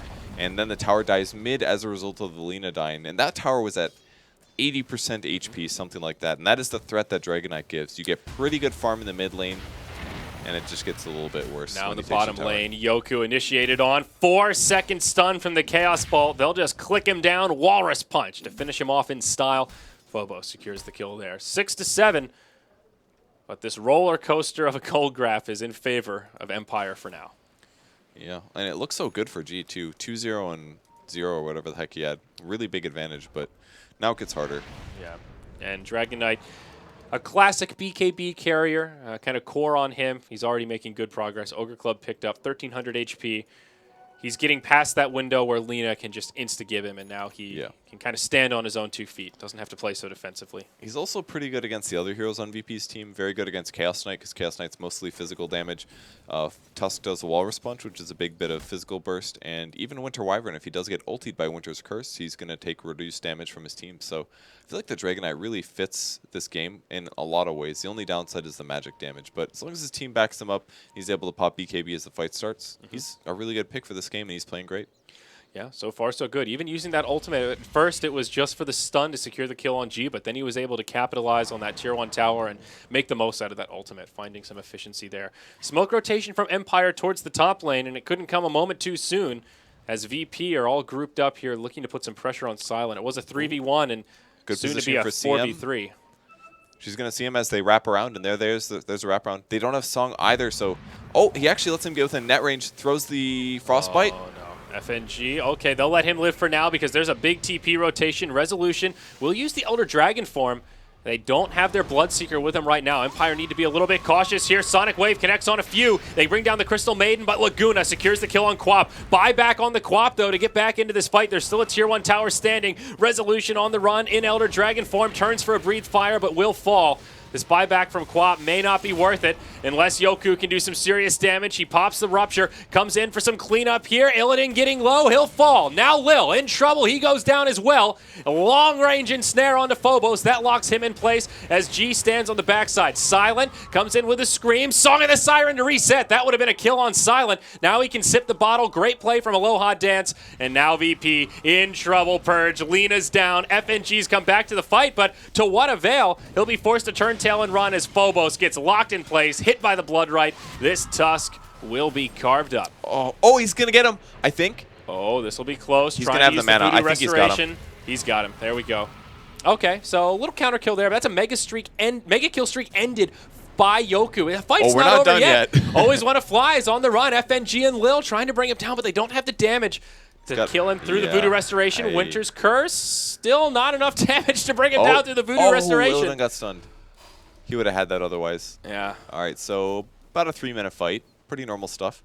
Did anyone win there? I'm not sure. It was really back and forth. 11 to 11. Empire got a lot of experience out of it, that's for sure. Gold gain kind of nullified by the buyback on Silent. This is the typical VP Empire game, basically. They run at each other and they fight and they fight and they fight. And I don't really see them doing overly aggressive things. It's just like things just keep happening and the fights get delayed and delayed and delayed and they just keep fighting. So in the end, close to a break even. No towers taken. The only resource used there really was the buyback on the Quap. So Silent closing in on level 11. Almost has that level 2 scream. Looks like he wants the Orchid first item, but still pretty far away. G shifting to the offlane, a little weird for him. Picks up the Yule Scepter recipe about 300 gold away from his next item, and instead TPing to the top lane. He did show on an Observer ward from the Radiant team, so looks like they're just waiting for him to set up. But instead he goes top, and now they're seeing him top, so now they also see the Observer ward. This ward did a lot of work just now, and that's going to allow Empire to get some good advantage in the next couple of minutes. Yeah.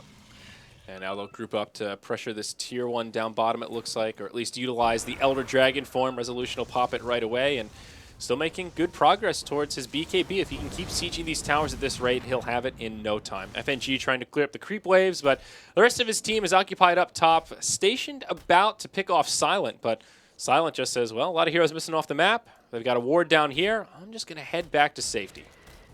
And this may just yield a free Tier 1 tower here for Empire. Yeah, Empire really needs this tower advantage just because their heroes are a bit more early focused and greedy cores with Bloodseeker, Quap, and Dragon Knight. If they do get those core BKBs up, though, I feel like they can just run right over VP. Yeah. VP trying to exchange towers here, but FNG gets ruptured. They'll TP in, Blood Right's there. Lil will get silenced, but still manages to get off a Winter's Curse onto Yoku.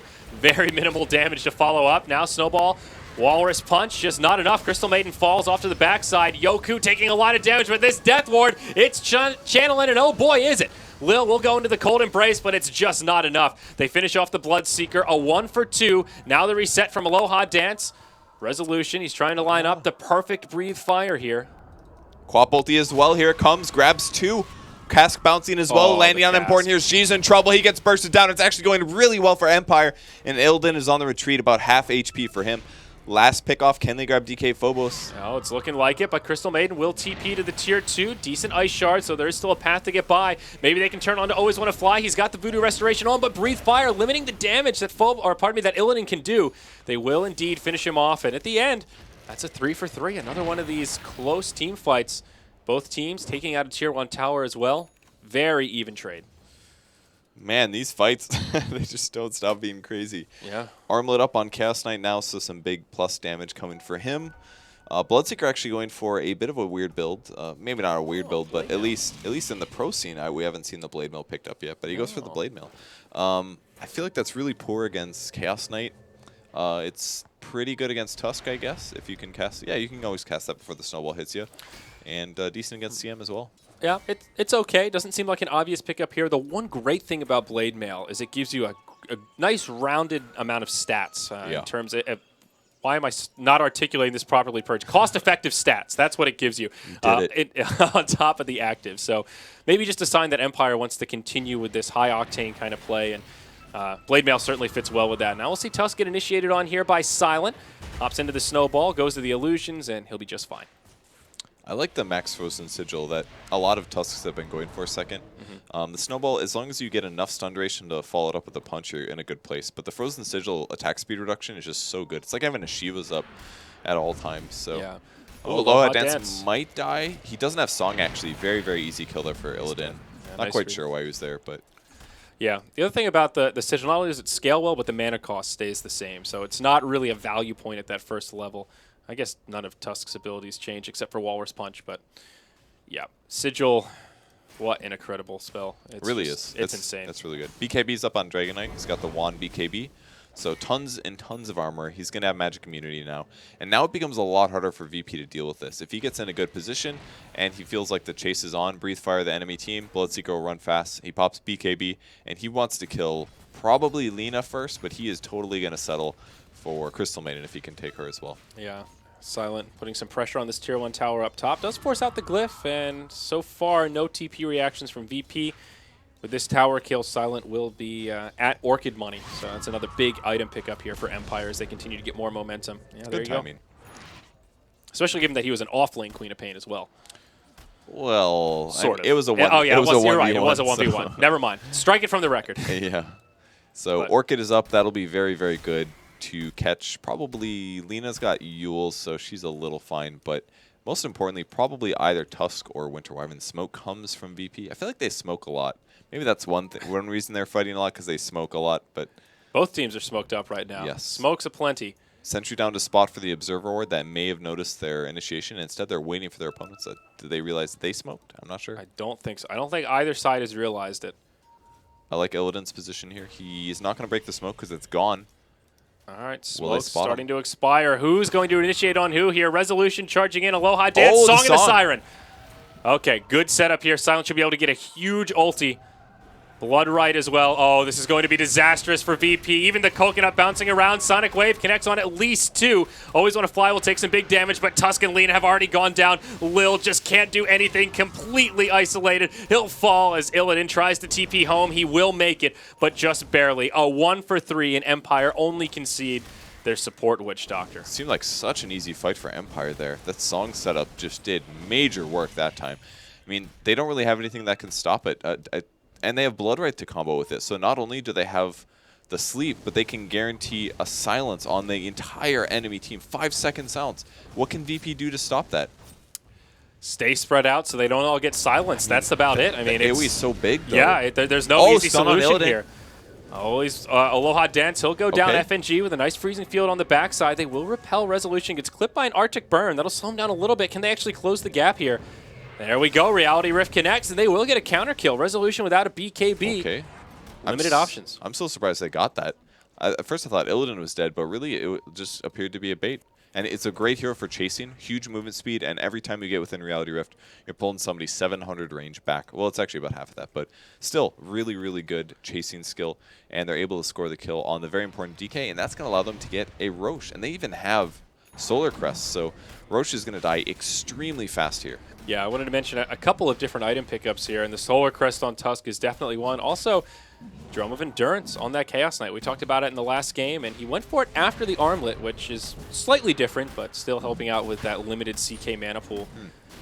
The movement speed will be good for his team as well. They're a bit outclassed in terms of like Quap and Bloodseeker, so some of those slower heroes like Winter Wyvern, you never know, it might make a difference. And instead of going for the Aghanims next, Quap will just go for a BKB of her own, kind of like you were mentioning.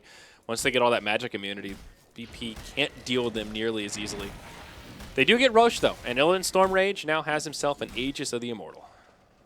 So another problem with having Armlet here on Chaos Knight is his HP is probably going to be low.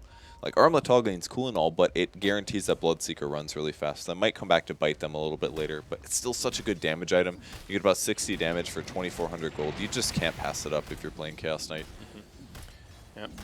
Now they'll pressure this Tier 1 tower in the mid lane. Empire split around the map. They'll pressure the Tier 2 in the top lane. They've got a few heroes here stationed up in the mid. See if they can mount a defense at this tier 1, or if they even choose to. There is a glyph for the Radiant, perhaps waiting for VP to commit something. Dire have a glyph, but they won't burn it. Instead, there will be a rotation back to mount the defense. There's the glyph for the Radiant, and snare onto Illidan. No Cast from the high ground. No bounces. Cold Embrace. That'll keep him safe. There's the Rupture. Ulti's well in Resolution. Can they kill him right now? If they do, it's going to be so big. Oh, the Snowball comes in. He's dead. No BKB for him. Illidan will end up falling, but that's just the Aegis. Great fight for VP there, countering out the Naga Sleep. That just now comes out, just trying to stop them from chasing, but that's not the best retreat and use for that. That's a 3-minute cooldown now, and this is the time for VP to pressure on. It's huge for VP. They throw away the Aegis, but they get the kill on the tower. It's not denied. They get the Dragon Knight, and like you said, Song of the Siren on cooldown, even the Death Ward on cooldown. Everything is on cooldown here, so they can start to take some fights if they want to, but nope, they'll just back up. I thought they might pressure that tier 2 a bit more, but they will play it safe. All right. Well, they're in a good spot. I really thought this game was looking one-sided with that last fight, but once again, VP Empire continues to be an amazing match. Yep. As soon as one team starts to pull ahead, they either overcommit or the other team just makes these kind of clutch plays out of nowhere. Yeah, the chain stun into the chain stun into the dead Dragon Knight before he uses BKB, and then they lose the fight. Reaver picked up on Chaos Knight. Yeah. That is a dangerous item to have because, bam, 500 more HP for Chaos Knight, 500 more HP for his illusions, and both him and his illusions get 25 damage. A huge increase here. And Tusk closing in on presumably a Blink Dagger coming up next. 1,600 gold to go with his Solar Crest as VP continue to take outer towers. Tier 1 in the bottom lane will be glyphed up. And again, Silent at his same old tricks, trying to split push in the top lane for this Tier 2. He'll be able to do a little bit of damage, but VP can come back and mount the defense if they so choose. Glyph has been used, but no defense. A little surprised about that because I feel like they are ahead at this point.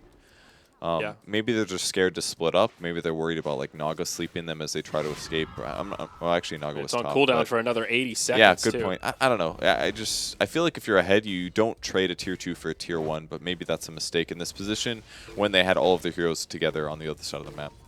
Always want to fly the lone defender down here with the cask bouncing around. But VP, yeah, not going to dive this. Yeah, I guess they give up. So they traded a tier 1 for a tier 2. Not the best trade. But they also pressure their opponents a bit. Well, 3 BKBs now purge. Bloodseeker will get his, as will the Queen of Pain, just about at the exact same time. Okay. Chaos Knight still does really good physical damage, so they've got that going for them. But Bloodseeker is definitely going to be a threat now. They do still have the safety net of Cold Embrace, 4 seconds of physical immunity, and he's also building towards a Glimmer Cape, which will help against some of the other heroes. And they have lots of stuns. You know, they could do Chaos Knight stun into Tusk or Winter's Curse into Tusk or into Chaos Knight. If they can chain stun these guys, their Black King bars aren't going to mean anything. So it's going to come down to the Naga setup because if the Naga setup comes, their BKBs better not be late. Well, it's interesting you bring up setup because Blink Dagger, the next item on Dragon Knight after his BKB, and that's a great way to start off a fight. You can blink in, Dragon Tail, and get that kind of initiation you're looking for. It's such a good stun. 3.25 second stun on a 10-second cooldown or a 9-second cooldown. Yeah. So amazing. And with the blink here, he doesn't even necessarily need to use his ult to get a gank off now. Exactly. That's the cool part. So it gives him a lot of mobility, of course. FNG still playing this very sacrificial 5 you're mentioning in the draft. Maybe CM getting a bit more farm could be advantageous for VP, but FNG sticking to his guns. He's the poorest in the game and, well, just buying consumables now that he's got himself Tranquil Boots and a Magic Wand. So everybody's pretty full. They're meandering towards the tier 2 tower mid. And VP's in pretty good position as well. I like the blink on DK Phobos. Obviously, you build it every Tusk game, but he can sit really far back, and that way the song doesn't catch him. And that's basically the position of VP right now. They're watching for the Naga, and they're trying to see where he is, and they're trying not to get caught up. This is Dire Vision we're looking at here. They've got intel on pretty much every one of Empire. This ward that FNG just put down coming in handy. And if reading what Empire might want to do in the next few minutes, very heads-up play. Look at the Radiant Vision, however, and they've got nothing. They know VP is defending this tower, but they don't know who or where exactly. Here we go. Resolution jumps right in onto Lil. Illidan jumps onto Aloha Dance. He does get the song off. There we go. The reset that they absolutely needed to have a chance in this fight. However, Resolution did use his BKB. We'll see if Empire can still do it. They want to continue fighting. Death Ward is channeled. Out comes the Snowball. On to Always Want to Fly. Naga, the first casualty of this fight. Seems like VP might be able to do it here. Resolution taking a lot of damage as Silent goes in deep. He'll finish off Lena, but now Illidan, he's left all alone. All of a sudden, he gets blown up. It's a 1 for 2 with Empire now getting the edge. FNG gets ruptured. Will try to TP home. Yoku just turns to focus onto Lil. Cold Embrace buys him a little bit of time, but to no avail. He will fall 1 for 3 now as Phobos does escape. Looked like such a good fight for VP there. They split things up a bit. The BKB was wasted for the Dragon Knight, but when everything cleared up and they ended up trying to go after the DK, he tanked too much damage. In the back line of the supports on Empire, the Death Ward, it kept all of VP back, and they weren't able to cover each other and help make the Chaos Knight stay alive. So it ended up looking good because of the split, but the split ultimately hurt them when they weren't able to get the kill. Yeah. 20-20, Empire pulling further into the lead and back to the gold game they had before that last failed team fight in the mid. So things looking pretty solid for our Radiant side. Item progression-wise, they haven't found too much since that last fight, but Witch Doctor making progress towards the Aghanim Scepter, one of the scarier items on this hero for sure.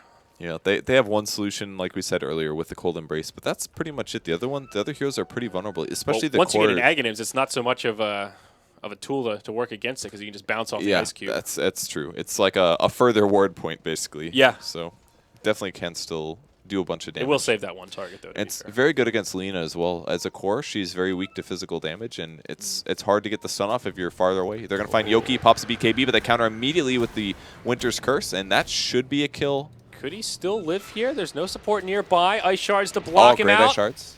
They will be successful, but now the team's Yeah, here. this is Always want to dangerous. fly. Oh, he's my going gosh. in? Illidan goes to the low ground. His team can't quite get there. Laguna Blade onto Yoku. They do get the kill. Witch dead. Doctor as well. All right, the bold play from Illidan proved successful, but boy, was that aggressive. Really was. DK Phobos is pressuring forward, but they will all retreat. And a double kill for them. That was really good. And they got the BKB charge off of the Bloodseeker. He's down to 8 seconds now. What did Chaos Knight lose? Nothing. Just did a bunch of aggressive stuff, and it really worked out. He even ate an Orchid, too. And what's coming out on the courier? That's a heart recipe. So now just a vitality booster away from the full-hearted Tarrasque on this Chaos Knight. Yeah.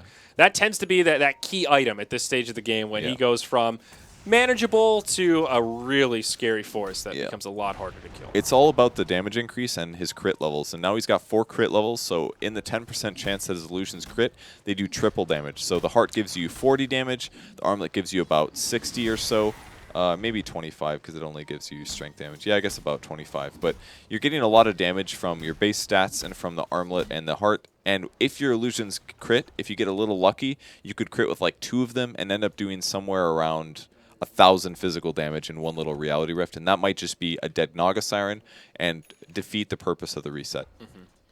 Now, Purge, I wouldn't call myself a connoisseur of crit text, but Chaos Knight's mojo gives him the ability to do bonus damage. I've never...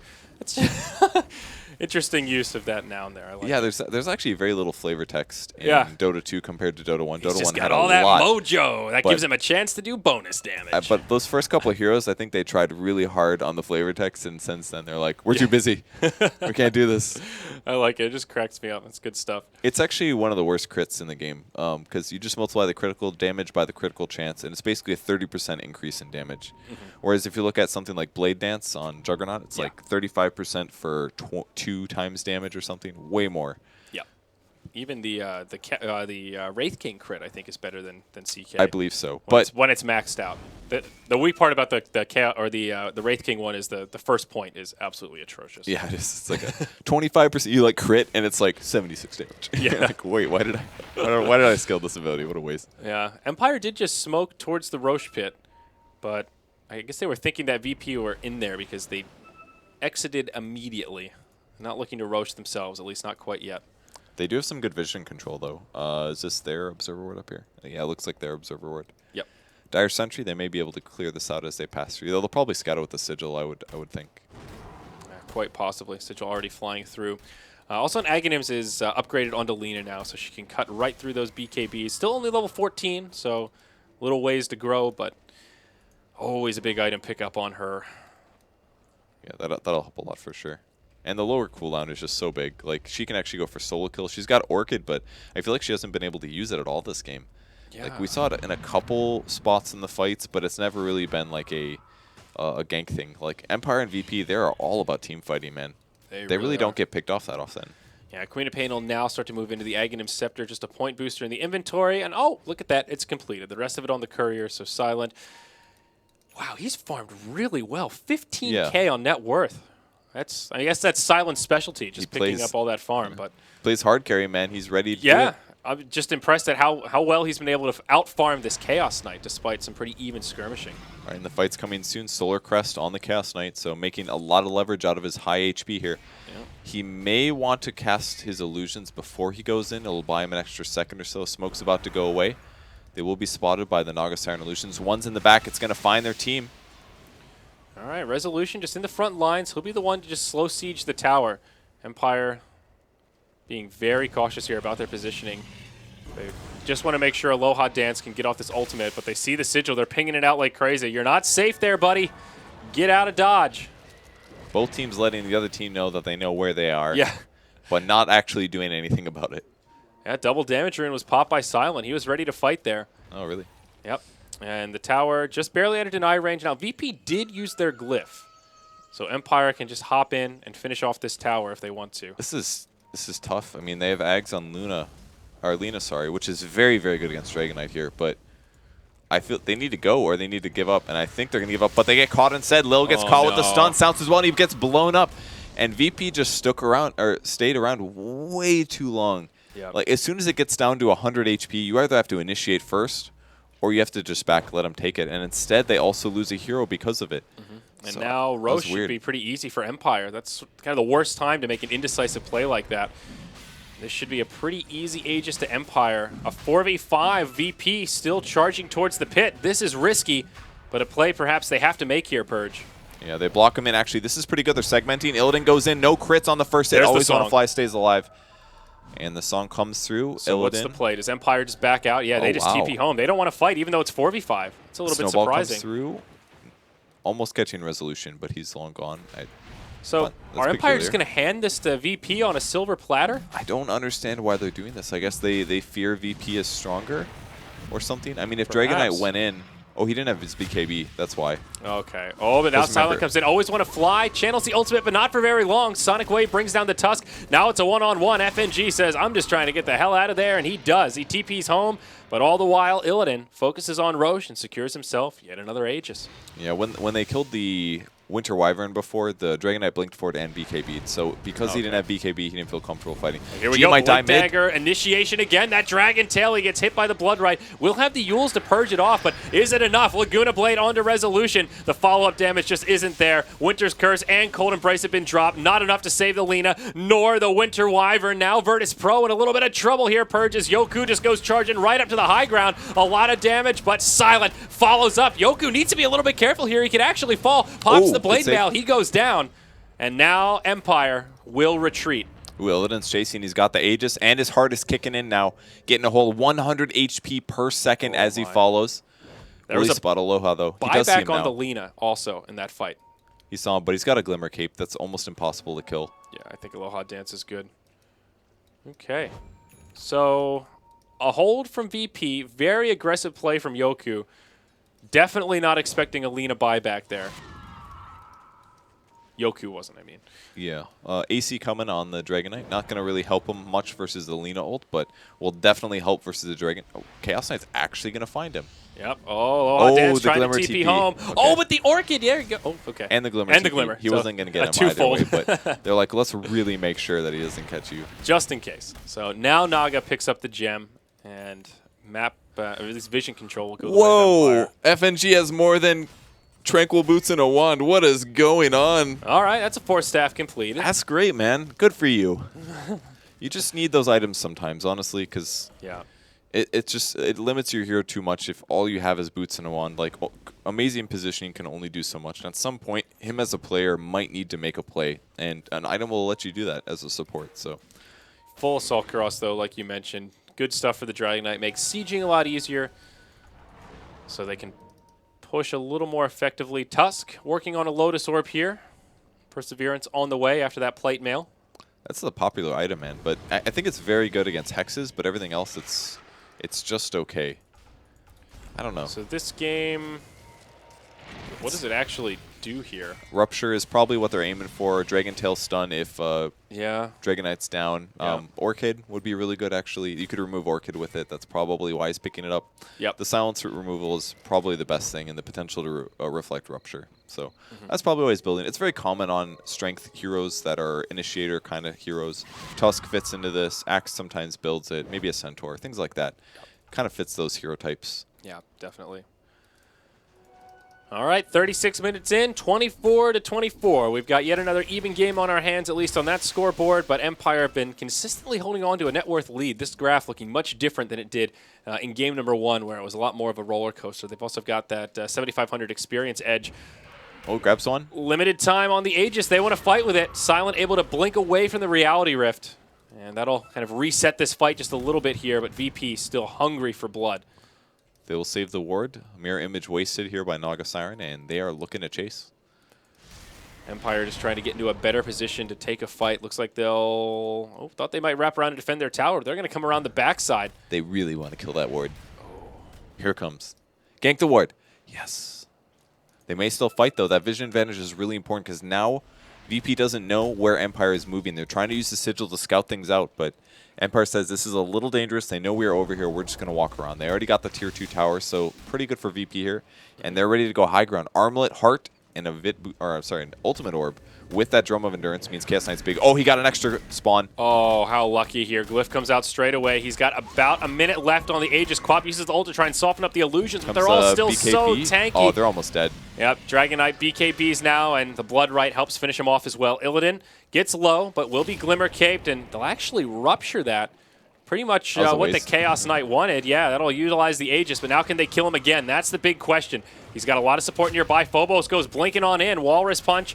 And we'll 4 seconds stun on the Naga. Will she go down? She does die. Oh, my. Laguna goes out onto the Queen of Pain as well. Now Illidan taking a lot of damage. The Cold Embrace will keep him alive, but this Death Ward doing a good amount of work.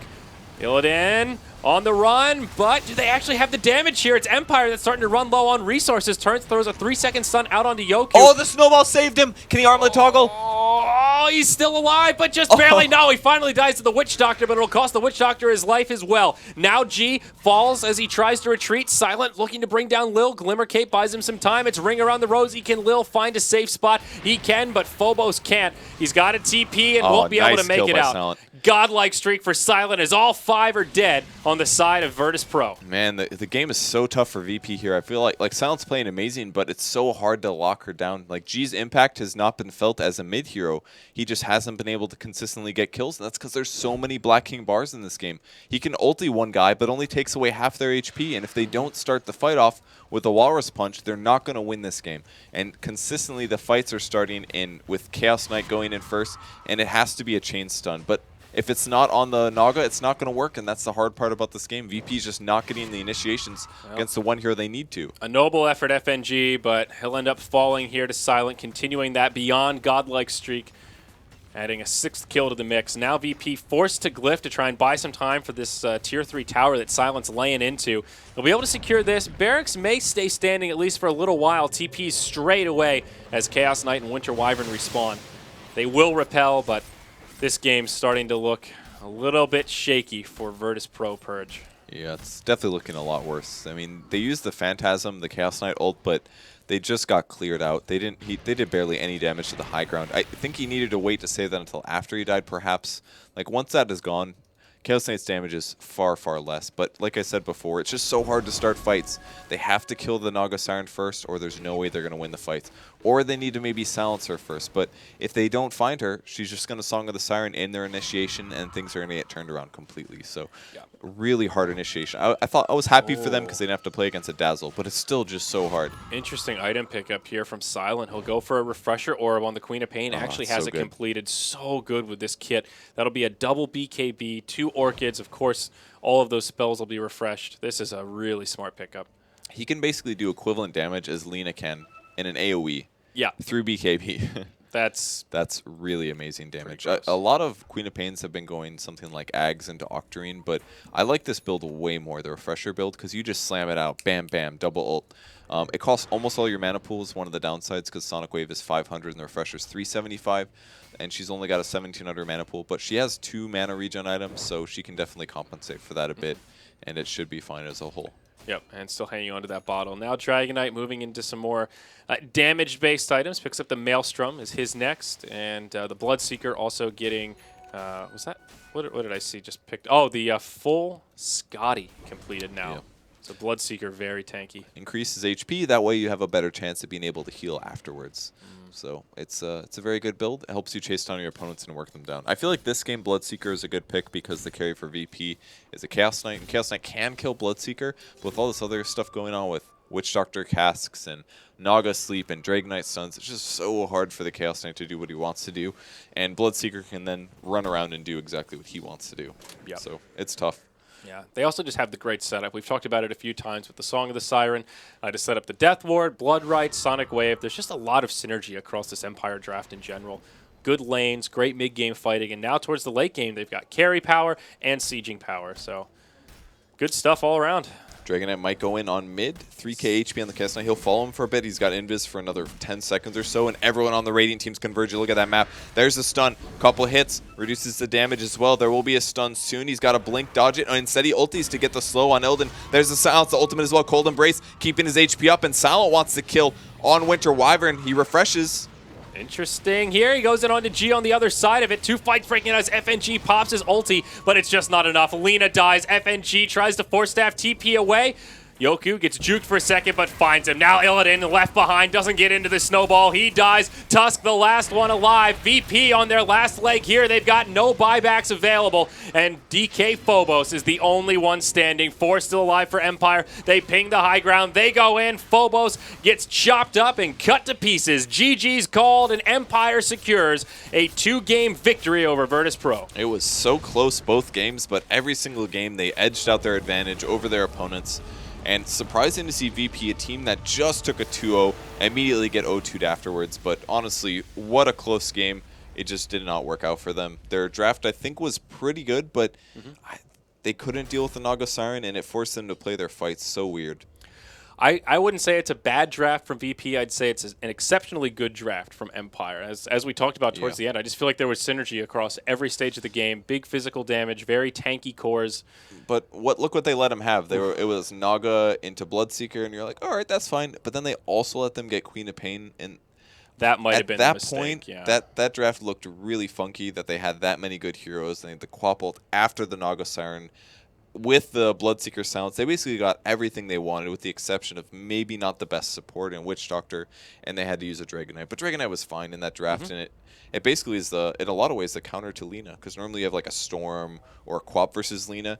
Dragonite pops BKB first item, and he's totally cool. Doesn't sacrifice his item build in any way, and he just forced G to not be a factor at all that game. Yeah, most certainly. So with that, Empire looking good today. They'll go 2-0 over VP. We have one more heat remaining before we're done with day 2 of the group stage for the International 5, and it will be Empire versus CDEC. We saw them square off against VP where they went down 0-2, so should be an interesting series to finish things off. I'm Zyori, he's Purge. Stick around, folks, because we've got more Dota 2 coming your way.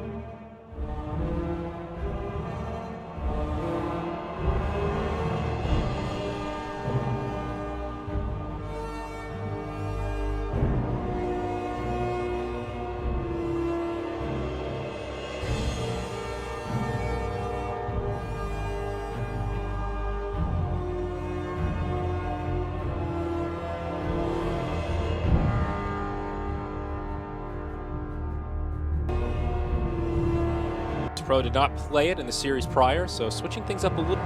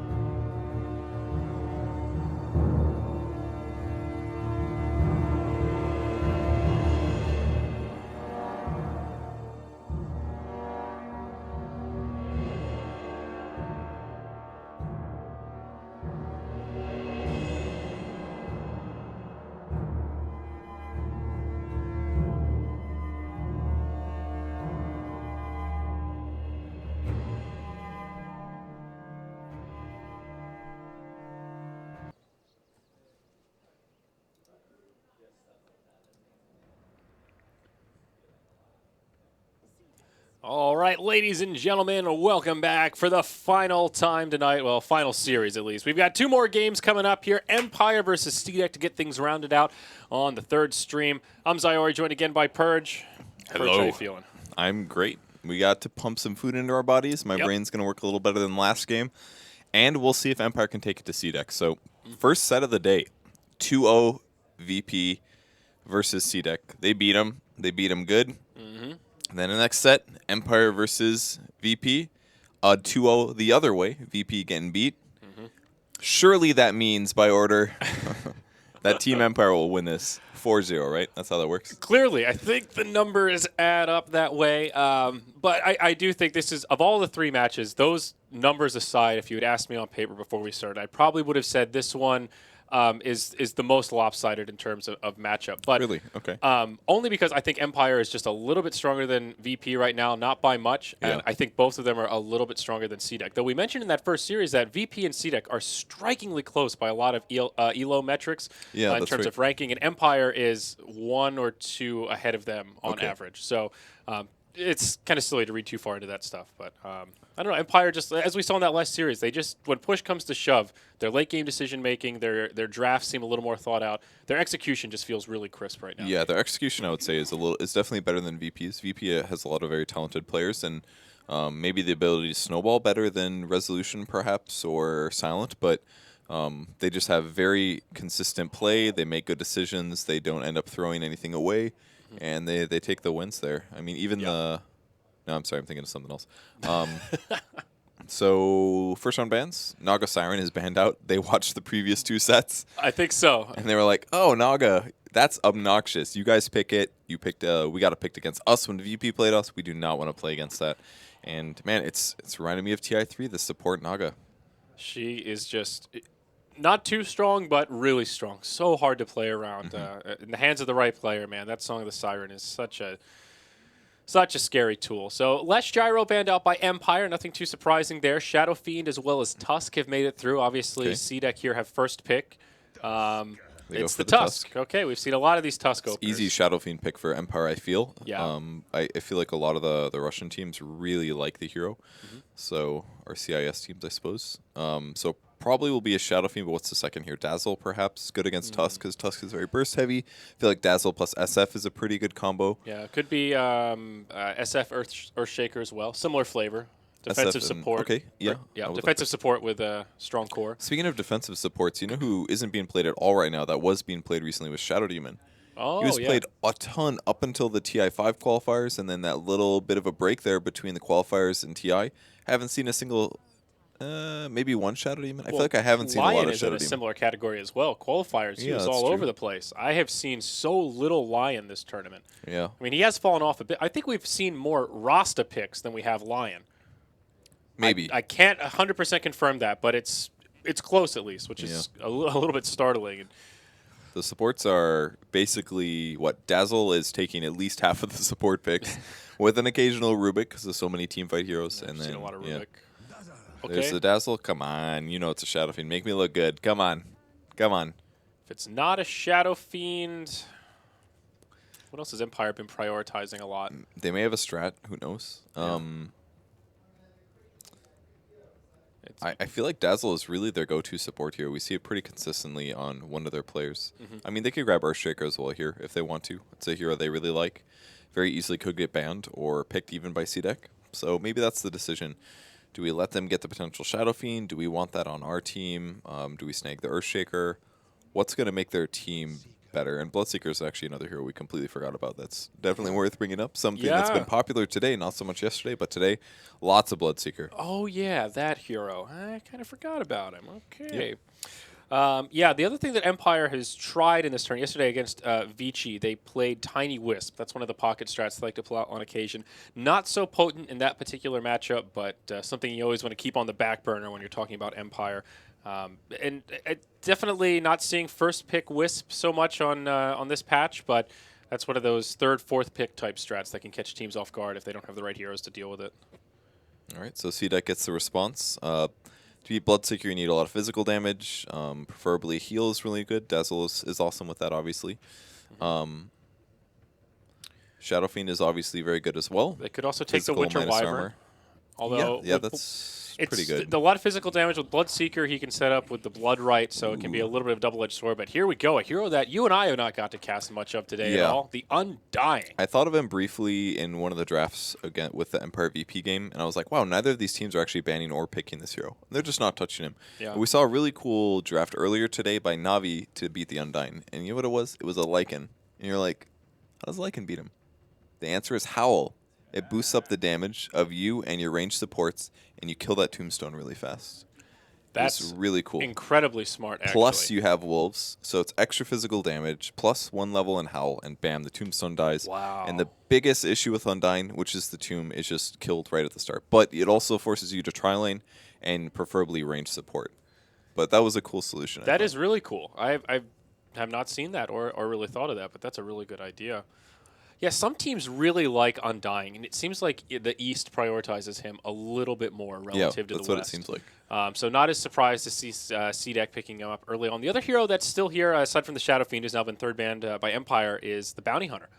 We've seen him prioritized a lot. He was first banned or first picked in all 4 games that we casted earlier, I think. So one we may slip into this second phase. I think it's pretty clear that Empire does ban SF here because they already have their mid with Bloodseeker. It seems like every team puts Bloodseeker in a mid role. You don't want to put him in a carry role in the safe lane because then you can punish that tri lane with more aggressive heroes, especially Undying. You don't want to put a Bloodseeker versus Undying. That sounds really poor. No, that does not sound like fun for the Bloodseeker. Yes, not at all. I doubt we'll see something like a Lycan, but you never really know. It is kind of a silent hero. He had been playing it a lot in the past. Maybe something like a Razor would be favored, though. Sounds been playing a lot of Razor today, at least a couple times. Yeah. And I think versus Undying, it's not that bad. You can sap his damage at least. You get huge damage potential to offset the fact that he's always gaining HP with Decay. I think that would be an okay solution. A little bit of minus armor to stack with Dazzle, too. Razor feels like he's in an interesting place from my perspective. How so? How would you rate him on the scale of like totally OP to absolutely needs a buff in Elder Titan category? Would you say he's just right there in the middle, just kind of appropriately balanced? I think he's in a good spot for a carry. He has situational strengths, but he is not always good. Yeah, because we've seen a lot of games where he really shines. I mean, even the game earlier. Such a variety of builds. Like the Aghanim's Refresher used to be so strong for sieging, and now you see a lot of games where he doesn't even go for Aghanim's. Yeah, I think they nerfed his ult a little bit, and Static Link costs more mana. And it doesn't persist through Aegis Death anymore. A couple of other minor nerfs. And Plasma Field does less damage in melee range, so he got nerfed in a couple small ways. Also, mech mana costs went up. That's another thing to keep in mind that hurt him a bit. So I say that because I don't think of him as very strong. Like I would say he's slightly underpowered, but then you see him in games and he's kind of a beast. He saps damage. He can do a lot of damage. He can carry very well. Not a lot of teams are prioritizing him as well, which makes him sort of interesting. And the Lina pick, pretty good versus Bloodseeker. Dazzle very good versus Lina, though, because you can usually save whoever's getting bursted down, and they have Winter Wyvern as well. So a very defensive support duo for Empire, but very good range as well for the dual range. So they can deal with zombies decently, they can keep people healed, immune to physical damage, and definitely save whoever gets in trouble. Yeah, should most likely be that mid Lina. I think Illidan, as we kind of talked about, would pretty much the only player that's doing the safe lane Lina right now. I wonder what C-Deck's looking at for their carry. Throw out the Wraith King again, although I don't think that's much of a C-Deck hero, even though some teams have been running it against the Bloodseeker. Well, Dark Seer for Empire. That's their offlaner. A lot of movement speed on this team. My gosh. Yeah, it really is, actually. What happens if you surge a Bloodseeker when he's already over 522? I assume he just stays at the same speed? Probably. That's a good question. I am not sure. I feel like Surge sets you at 522 no matter what because it's immune to slows, so it probably doesn't do anything because you're over it. I'm not sure. I don't think it makes you run faster. Does it just set you down to 522? Is it a downgrade if you surge him? Cast Surge. Yeah, I'm pretty sure that's not how the mechanics work. Yeah, I don't think so either. But funny. They have pretty good team fight. They've got Vacuum with Winter Wyvern ults. They can Vacuum onto Bloodright. But their disables are pretty weak due to their two support combo now with their Dark Seers. So, but they do have the benefit of lowering people's HP with Iron Shell in the early laning stage, which means Bloodseeker has the potential to very easily solo kill the Lina. All he's got to do is hit her a couple times and dodge the stun, and that's a kill. So it's looking a little scary for Lina, and I haven't seen this in too many of the pro games yet to get that combo, but it is very often banned either way. You mean like Darkseer, Bloodseeker? Yeah, they'll get like Bloodseeker, and then the other team will ban Darkseer and stuff like that. I assume that's the interaction that they're looking at. Yeah, and even Winter Wyvern kind of plays into that strategy a bit with the Arctic Burn doing some sure Yeah, percentage damage. That's a really good point. If he can hit like 3 heroes with it, it's really good. And C-Deck grabbing the Ember. They love it. Again, we were talking a little of the differences in the East versus West, and this is another hero that is so much more popular out in the East. And well, it's not exactly true. It was drafted twice as often in the West, but they lost every game. Yeah, and before in the this East, event, I didn't. guess I would have said that, and it was a little bit more true. But yeah, there were so many Ember picks in the wild card, and there were a surprising amount yesterday. If stats serve me right, is his win rate positive right now on this? It's in negative this event? overall at It's negative TI5. overall at TI5. Okay, that's I what I assume excluding wild card, because a lot of the stats have been excluding the wild card. But I'm not. I'm not sure. Ember's pretty darn good here. Damage over time, good against Bloodseeker because it's all magic damage, at least until he gets BKB. And not to mention you can stop him from moving for up to 3 seconds using Searing Chains at relative safety. So, Oh yeah. and Rupture as well, it's not that big of a deal. As long as you have a Remnant far, far away, it does no damage to you as you jump away. So Yeah. Ember Spirit is, as a whole, very good against Bloodseeker. But if Ember Spirit doesn't have an escape and he's silenced, he's going to die because he has very low armor, very low agility gain for an Agi hero, and he builds all damage items. So his armor doesn't get any better there. So there's a chance that Bloodseeker will be able to kill him. But right now, this lineup just looks so good for C-Deck, and I feel like Empire drafted themselves into a weird support duo, and then further made that worse with the offlane Darkseer. That's a new hero. Invoker. Not very popular on this patch, but still, I think, definitely underrated, which is not a very bold claim given that he is picked almost never on 6.84. Yeah. Almost exclusively Quas Wex as well. There's been very minimal Exort play. I don't know what kind this is going to be. They don't have a setup for Sunstrike, so surely it has to be Quas Wex. Yeah. I mean, it could be a Forge Spirit build as well. I'm not sure what the win rate of NCS from Invoker mid is versus an Ember, but I feel like Exort, going to Quas Exort build would be pretty good. Again, low armor on Ember Spirits, so you can punish him in that way. Yeah. But at the same thing, if Ember gets ahead and you're playing Exort Quas, you're just going to get wrecked, and that's why they pick the TA here. Because they're like, all right, we don't actually want to lane an Ember Spirit versus an Invoker. We'll play him in a farm role. We'll do an aggressive dual lane with a Tusk Undying, and we'll see if your Tri-Lane can deal with it. And it is going to be a Tri-Lane Bloodseeker, so Resolution's going to have to go 1v1 versus the TA, and that is not a good matchup. And I'm pretty sure that's going to force them to have to even maybe put Winter Wyvern to harass mid, perhaps, because it's just historically a bad matchup for Invoker. It's historically a bad matchup, and also forcing Bloodseeker into a tri-lane is never ideal. We've talked about that quite a bit throughout our string of games today. He was actually even in a tri-lane in the last series we saw, at least for a little while, and we saw some of the weaknesses of that. So, yeah, I'm inclined to agree with you. This Empire draft feels a little funky, at least on paper. I guess we'll see how they execute. They do have a fair bit of team fight, though, once they start to group up towards that mid-game. Yeah, they do. I think the Iron Shell from Darkseer is going to do a decent job at harassing the Ember Spirit, at least in the first couple levels. He can use his Flame Guard to block the magic damage, but only blocks so much, and to be honest, I feel like it'll actually get burned through quite rapidly from the Iron Shell. So, we'll see how things go. I think a lot of this is going to come down to the mid lane, honestly, and if the dual offlane for C-Deck, I assume it's a dual offlane, if it gets a bunch of kills, they're obviously going to snowball the game, I believe. But the lanes to watch, the mid lane and the off lane for C-Deck, I believe. Okay. So with that, we'll introduce some rosters here. Game number 1 of Empire versus C-Deck. We've got Yoku on the Darkseer. He's stationed up in the safe lane, so it appears Empire will go for the aggro try. Resolution on the Invoker. Going Super Saiyan mode here. I'm loving it. Silent here. He's on the Bloodseeker, and he'll be joined by Aloha Dance on the Winter Wyvern, as well as Always Want to Fly on the Dazzle. And for the Dire Team C-Deck, we have Aggressive playing the Ember Spirit in the safe lane, putting a little bit of a lane ward down in the off lane. Got XZ playing the Tusk, partnering up here with Garter on the Undying. And the 2 supports, Q playing Lina, and Shiki playing Templar Assassin. Am I missing a support? It's the either the Tusk or the Undying, depending on.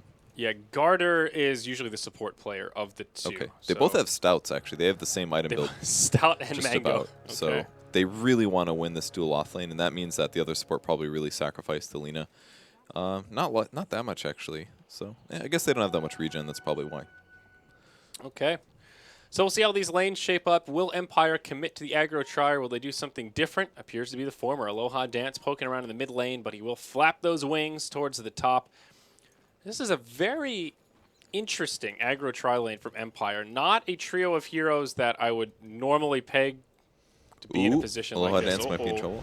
Yeah, walks right up to the high ground, takes the decay straight away. LSA from Q. He's fine. I don't think they have the follow-up damage. Yeah, doesn't even need to use the Arctic Burn. He's fine. He has the boots advantage over his opponents. I think Yeah, he wanted to ward maybe right on that hill or something for some vision or something, but I'm not quite sure. A lot of damage being on his. Yeah, he could actually die here. could be a first This is blood. pretty dangerous. He's solo. He's got refraction. He pops it. Cold Snap comes through. That might be enough. They get him in the first blood. Oh. Holy crap. That was not... Oh, man. He was like, oh, I want that CS. That's going to be totally fine. But the damage sources from Winter Wyvern there just absolutely cut through Oh him. my gosh, aggressive. He goes for the Searing Chains right as the creep wave comes in, and instead of hitting both heroes, it hits 2 creeps instead. That probably would have been a follow-up kill here in favor of Ooh. C-Deck, but ooh, nice heal bomb there from the Dazzle. Very Action-packed unfortunate for game. the Ember. Yeah, already starting with a bang. So it's a Darkseer versus Tusk 1v1. That's pretty good for Darkseer, but that does force Silent to have a rough time in the off lane. So, and Aloha Dance is going to continue roaming on the mid lane, most likely to make sure that Invoker doesn't get completely wrecked. So the sacrifice is going to come top. Silent will get less farm and just might die. Yeah. Is this a worthy trade-off? Bloodseeker, as we've talked about, is one of those heroes that doesn't really play that well from behind. When he really shines is when he can get a good start and stay an item or half an item up over the opposition. This feels like, of all the heroes to put in this kind of a sacrificial lamb role, Yeah, Is he I'd the best agree with that. candidate? I mean, I think the hero does need to get some guaranteed farm, and that's why he's going to the jungle right now. And I think this is the right solution, because against 3 heroes, it's too dangerous, honestly. Always Want to Fly is going to stay top, though. Uh-oh, Shiki in trouble again here in the mid lane. The Cold Snap comes out. He doesn't have any more refraction. The Arctic Burn helped tick it off, and that should be another kill. Invoker All right. picks this one up again, and Silent, well, he's at least nearby to get some extra XP and gold out of it. That was pretty cool. And even Silent rotating over, he gets some experience gold, or some AoE gold, sorry. Yeah. And picks up a Quelling Blade as well, so he's just going to jungle, man. Pubs, they teach you things. You know, you said in this draft, there's no way he's going to jungle, but I guess where there's a will, there's a way. He doesn't Oh. have too many choices. He wasn't going to start jungling, you know. He was but- never intending to jungle, Yeah, but now that it's in this position, it's absolutely worth it because he's not going to be top, and there's no reason to bring Dazzle in the jungle as well because he can just sap experience. He's level 3 already. yeah, this He's is great. just transitioning to the old offlane Dazzle, totally normal, good stuff. Happy times. Gets a boots at almost 3 minutes. Like, that's great for him. And this is overall now leading to a really big experience gain. If they would have started with this, C-Deck probably would have just aggressive tri-laned and completely punished him, but because they're in this position, it's okay. Yeah. Look, even Q, he's losing the harassment battle to Always Want to Fly. Oh, Dazzle needs to be he's in careful, though. trouble. No points in Shallow Grave. 100% Oh! dead, but he gets the kill first, knowing his limits. That's the power of the Dazzle right there. Nicely played. What a great kill from Always Want to Fly. I thought he was screwed there, but getting that kill before his opponent killed him, I think that's worth it. He got a sentry ward out of that, so a bit of a gold advantage there. Yeah. You know, in some ways maybe not the best, but let's see. Dazzle got Lina, and then Ember Spirit got the Dazzle. So a bit of an advancement for Ember Spirit, but it really screwed the Lina over. Look at her items now. 100 gold and a TP scroll. So it's beneficial to the Dazzle, and it's really detrimental to the Lina. So even though the Ember Spirit got some advancement out of it, I think it's going to hurt the Lina in a huge way, and that's the hero to kill that early and punish if you can. Yeah. Darkseer versus Tusk. Kind of a farm war, both sides just getting a lot of CS. Neither really able to kill each other too easily in these early levels here. The mid lane, even though Resolution has been able to set up kills on Shiki twice, still not really winning the farm war. This TA It's tough, man. living up to the matchup expectation. Ooh, we I guess you lost could his say. clarity potion there. He does have phase boots, so his damage is a lot better now. A little bit of engagement top. Yeah, Yoku's rotated up top alongside Always Want to Fly. Dire Courier I gets like picked this. off by Aloha Dance. They can be really aggressive with this because, you know, Darkseer's already going to be in melee range, and then he can just cast Shadow Wave on top of him to do a mix of magic and physical damage. And now aggressive, despite getting that kill, is in a really bad spot. And then XZ on the bot lane as Tusk is going to hit level 6 really fast. But Bloodseeker can kind of just jungle if he feels unsafe. So this Yeah. is looking really, really good for Empire right now. Uh-oh, they scout out aggressive. Yoku puts on the Ion Shell. He's going to move into the tree line here, and this could be rocky for the Ember Spirit. He will have some support nearby, though. It's Garter. Tombstone's down. Decay on 2. Always want to fly. Needs to be a little careful here. He did hit level 4, so he does have the Shallow Grave. But another Decay stack, and they are in big trouble. All right, Heal Bomb to try and deal with some of these creeps. And they killed him again. These creeps are not dying to the tower. The tower's taking damage. Tombstone's gone. Okay. Pops the Clarity Potion, get a little bit of heal up here.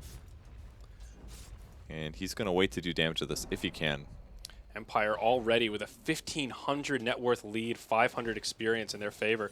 And we'll miss a kill down bottom, but here in the mid lane, this is what they're setting up for. Shiki in a lot of trouble. They were ready with a dust. No more refraction. They've just got too much damage. Tornado will connect. Will they actually get him here? Does Shiki live? One more? Oh, 1 HP. He actually had 1 HP. Aloha Dance healing up now from Cold Embrace. He should be able to escape this, I think. Popping a tango, he's going to run people far away. And he's actually got a Soul Ring out of that.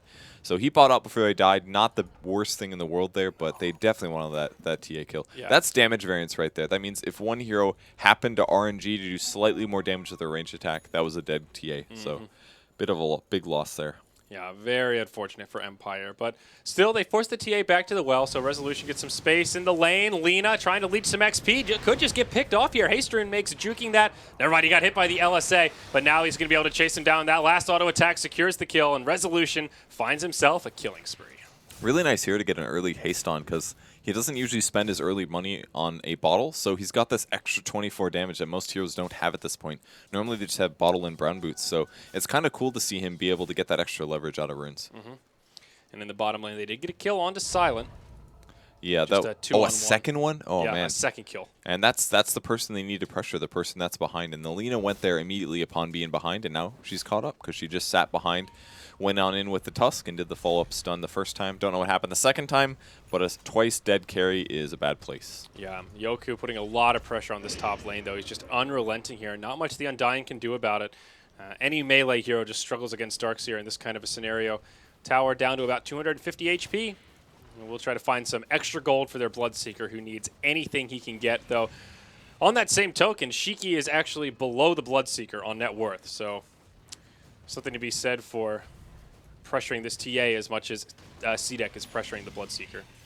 Silent even having a little bit of trouble jungling here. Oh, please don't die. He's going to be okay. All right, there's the big heal. He's got Rupture now, so this means that he can start getting some golden experience through Rupturing. And the rest of the CDEC says, hey, where's Bloodseeker? Let's go find him, and let's kill him. We'll see if they find him. Good ward, I like that. It'll spot him. Nice high ground ward there. Take a look at how much vision that gives, even a little intel towards that mid lane.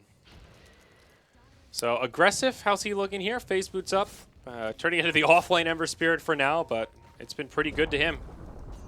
There's the end of the Tier 1 tower up top. Yoku will finish it off, and that'll be the beginning of his mech. Headdress now secured.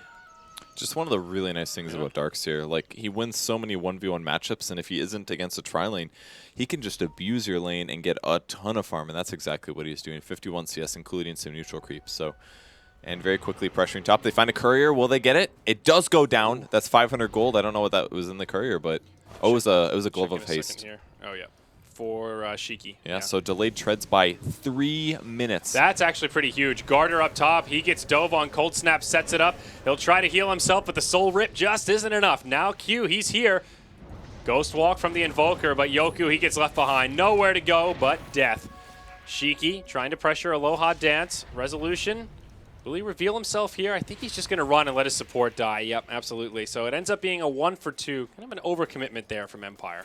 Yeah, not so worth it there. It took a little too long to kill the Undying in that fight. He just kept on surviving. Yep.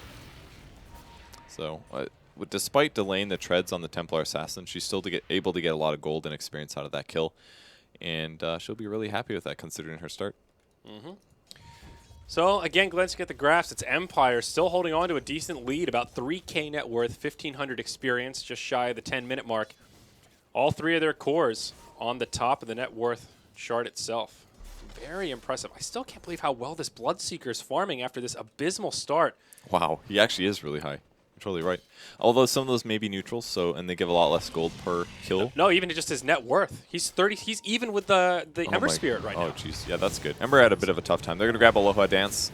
Yeah, ends up putting the Cold Embrace on himself. There's a grave. Okay, that's going to buy him some time. Oh, and he flies right over the shards. This is looking really good. He's actually pretty high in HP. Just needs to kill the zombies. He's fine. Yeah, they kill the tombstone. Now Cdex on the back foot. Cold Snap onto the Ember Spirit. He'll be able to make it back. They rupture him. And do they actually want to Poison dive touches this? He might get killed, actually. Oh, he almost got silenced there, but was right on the edge of it. Always when a fly goes in way too deep. Doesn't have the good kill. shallow grave. He's dead, though. Yeah. Really good attempt there. They might throw the ult on Resolution. He's going to have Ghost Walk. Use it. And the Oh, dust they is dust used. him. He's in trouble. Yeah, he's definitely dead. Laguna from Q sets it up. Nice and easy. So Cdex get 2 freebies out of that. Overcommitment from Empire once again. Yeah, just the slight outplay, overestimating whether or not they could kill the Ember Spirit.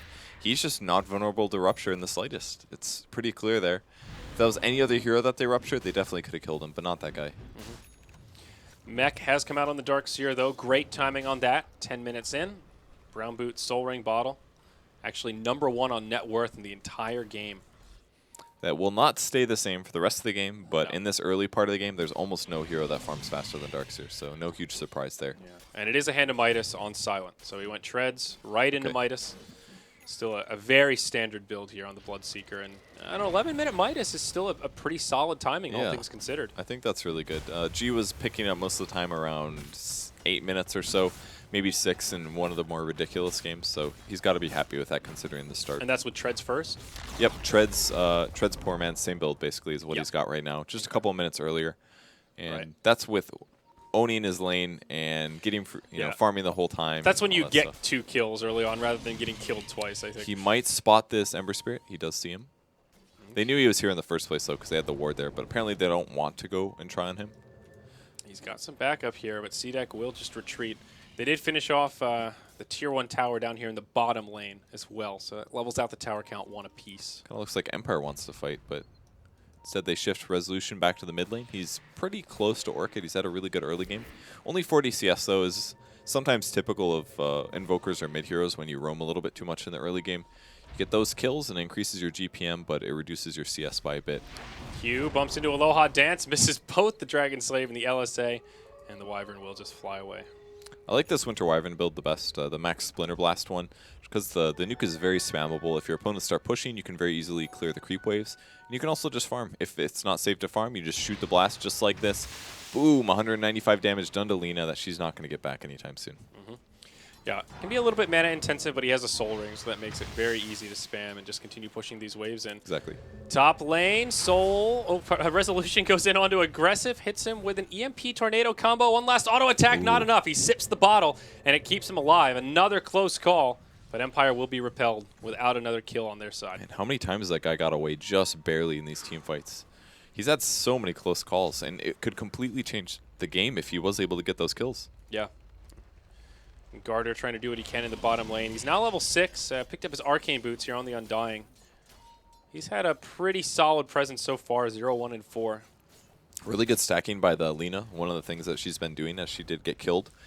Did they not get the D ward? Yeah, they can see that.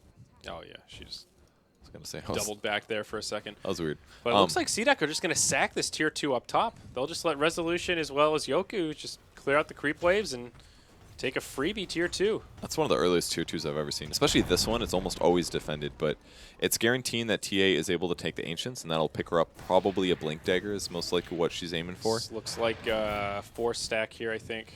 It's a good stack. That's a big one. Really good gold for her. But there's also pressure mid, so Empire is taking this advantage of saying, you're all off the map, fine, I'm just going to hit your towers. And they're doing that well. They really are. Silent, still farming neutrals. They'll be on the high ground here. Do they have the vision? Nope. They got to cut down those trees before they can see it. Yeah, they get a ward up on the high ground. Very aggressive from Cdex here, only 14 minutes in. So they definitely want to keep eyes on this Bloodseeker and possibly rotate and try and gank him. Well, they found him. He's mid. Yep, exactly. It's How's the Blood Rage EMP Tornado sound? 200 damage for the EMP currently, and about 300 for the Tornado. So it's pretty good. 500 damage Yeah. combo, boost that up by about 30%. That's damage reduction. Yeah. So Blink Dagger is out on the Dark Seer also. So now they have some initiation power. that's so early. If he can grab a good wall vacuum, it could completely swamp this team fight. They deny the tower instead. Good read there. Blade Mail will be the next pickup for Bloodseeker. I like the choice versus the TA. Once you break her refraction charges, it's going to be really good answer, but the important part is breaking the refraction charges in the first place. Yeah. this Tusk doing a slightly different build from what we've seen more regularly. He's going for the Guardian Greaves here. Arcane Boots right into mech.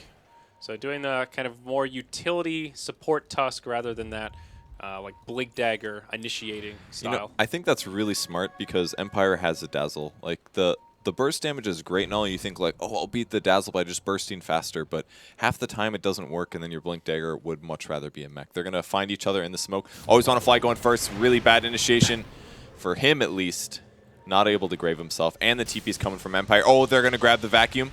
They still want to fight Oh, this. they drain his mana. He can't jump. Aggressive in a lot of trouble here. Snowball across. They need to be very careful against this Darkseer, but now they initiate in. Yoku taking huge damage. They've already lost their Winter Wyvern. They've lost their Darkseer as well. It's a disaster for Empire as they jump on Resolution 4-0 as C-Deck erupt in the mid lane. It's one of the downsides of the draft there is that they needed Bloodseeker to be the first one in. That way they could counter-initiate. They needed somebody up front, tanky, to take the hits and then turn around with the Blood Right and the Vacuum Wall and the EMP Tornado and all the good stuff. But C-Deck completely split across, and nobody got caught except for the Mana Burn on the Ember Spirit. It was just enough for Empire to sense blood, and they ended up overextending and getting completely cleaned up there. I was surprised they took the fight. Me too. The real advantage there is that C-Deck had the high ground. So Empire didn't really know exactly where they were or what was going on other than their Dazzle died. All right, let's EMP Tornado and try and isolate the Ember Spirit. But the Darkseer got jumped on, his Blink got broken, and you know, it's a great pickup this early on, but if it gets broken when the fight starts, then it's a pretty big sunk cost that doesn't offer you much. Yeah, you're just transferring your net worth back to your opponents when they do kill you in a slightly greater rate than before. So good read from C-Deck. They go right into the Roche Pit after that Tier 1, and that's very early Aegis. I mean, the fight could have definitely gone the other way if Empire played a little bit better, maybe with their positioning, didn't get caught on the Dazzle, but that's what happened, and that's a big advantage going to C-Deck now. So, Yasha on the Ember Spirit. Oh my, this is slightly different. I like it. Phase Boots, Drum, Yasha. It's a Manta for the Orchid that Invoker is building, because otherwise it would be way too easy for Invoker to solo kill him. Yeah. If he didn't have his Flame Guard up, he could just very easily silence and finish him up. So, completely standard there. In this situation. Yeah, I was going to say completely standard against Quaswex Invoker. And speaking of that Orchid, it is now completed. Good timing on that for Resolution as well. So there's still going to be this window before the Manta comes out, and there'll be quite a few opportunities for Resolution to find some pickoffs. I think once this gets to his inventory, we'll just see Ghost Walk hunting for solo pickoffs as long as he can get away with it. Bloodseeker's actually going for the full Sunjin Yasha build. He's not going to be building a BKB first. A little surprised about this, especially because his HP is slightly low right now. But that's his plan. Okay. Going for these early combative items, that's for sure. Doesn't make him good against Lina, and Tusk is a little bit scary as well, but BKB doesn't do a huge amount. It's pretty good against Ember Spirit, I guess, in the early game. Late game, it doesn't do much, but you know, a lot of Ember's damage right now is just magic and being able to Searing Chains you, so I'm a little unsure. Might see a gank here in the jungle, Invoker's Invis. They might catch Shiki. Remember, he is the Aegis carrier, and the rest of his team smoked up right behind him. Could they find a catch here? That was fast. Oh, they burn a dust. They know that Resolution was nearby, but they still couldn't catch him. Yeah, very smart for him to pass through. Like, it was hard to get that kill. Oh, Searing Chains onto Aloha Dance. Oh, wow. Well, he was immune to physical, but not quite the magical. So that'll be an easy pick off there. Yeah. Nicely done. Lina gets credit for that one. Resolution couldn't have team fought that. Originally, I thought, oh, EMP Tornado, easy. But I checked his skills, and he was ready for the gank build. He used Ghost Walk, obviously, and he had Cold Snap ready in case he found a solo hero. But instead, they're all grouped up, and they're not going to get picked off. And that's one of the counters to that ganking build. He spent all this money on items that could have been maybe a Midas, maybe could have been a build towards a Hex or something like that. Instead, gets nothing from it. Well, now rotation down bottom. Silent seems to be the target of choice for C-Deck, but a Blood Right will break up the fight. He'll have plenty of space. Ice Shards. Can they catch somebody? Just harassing a little bit.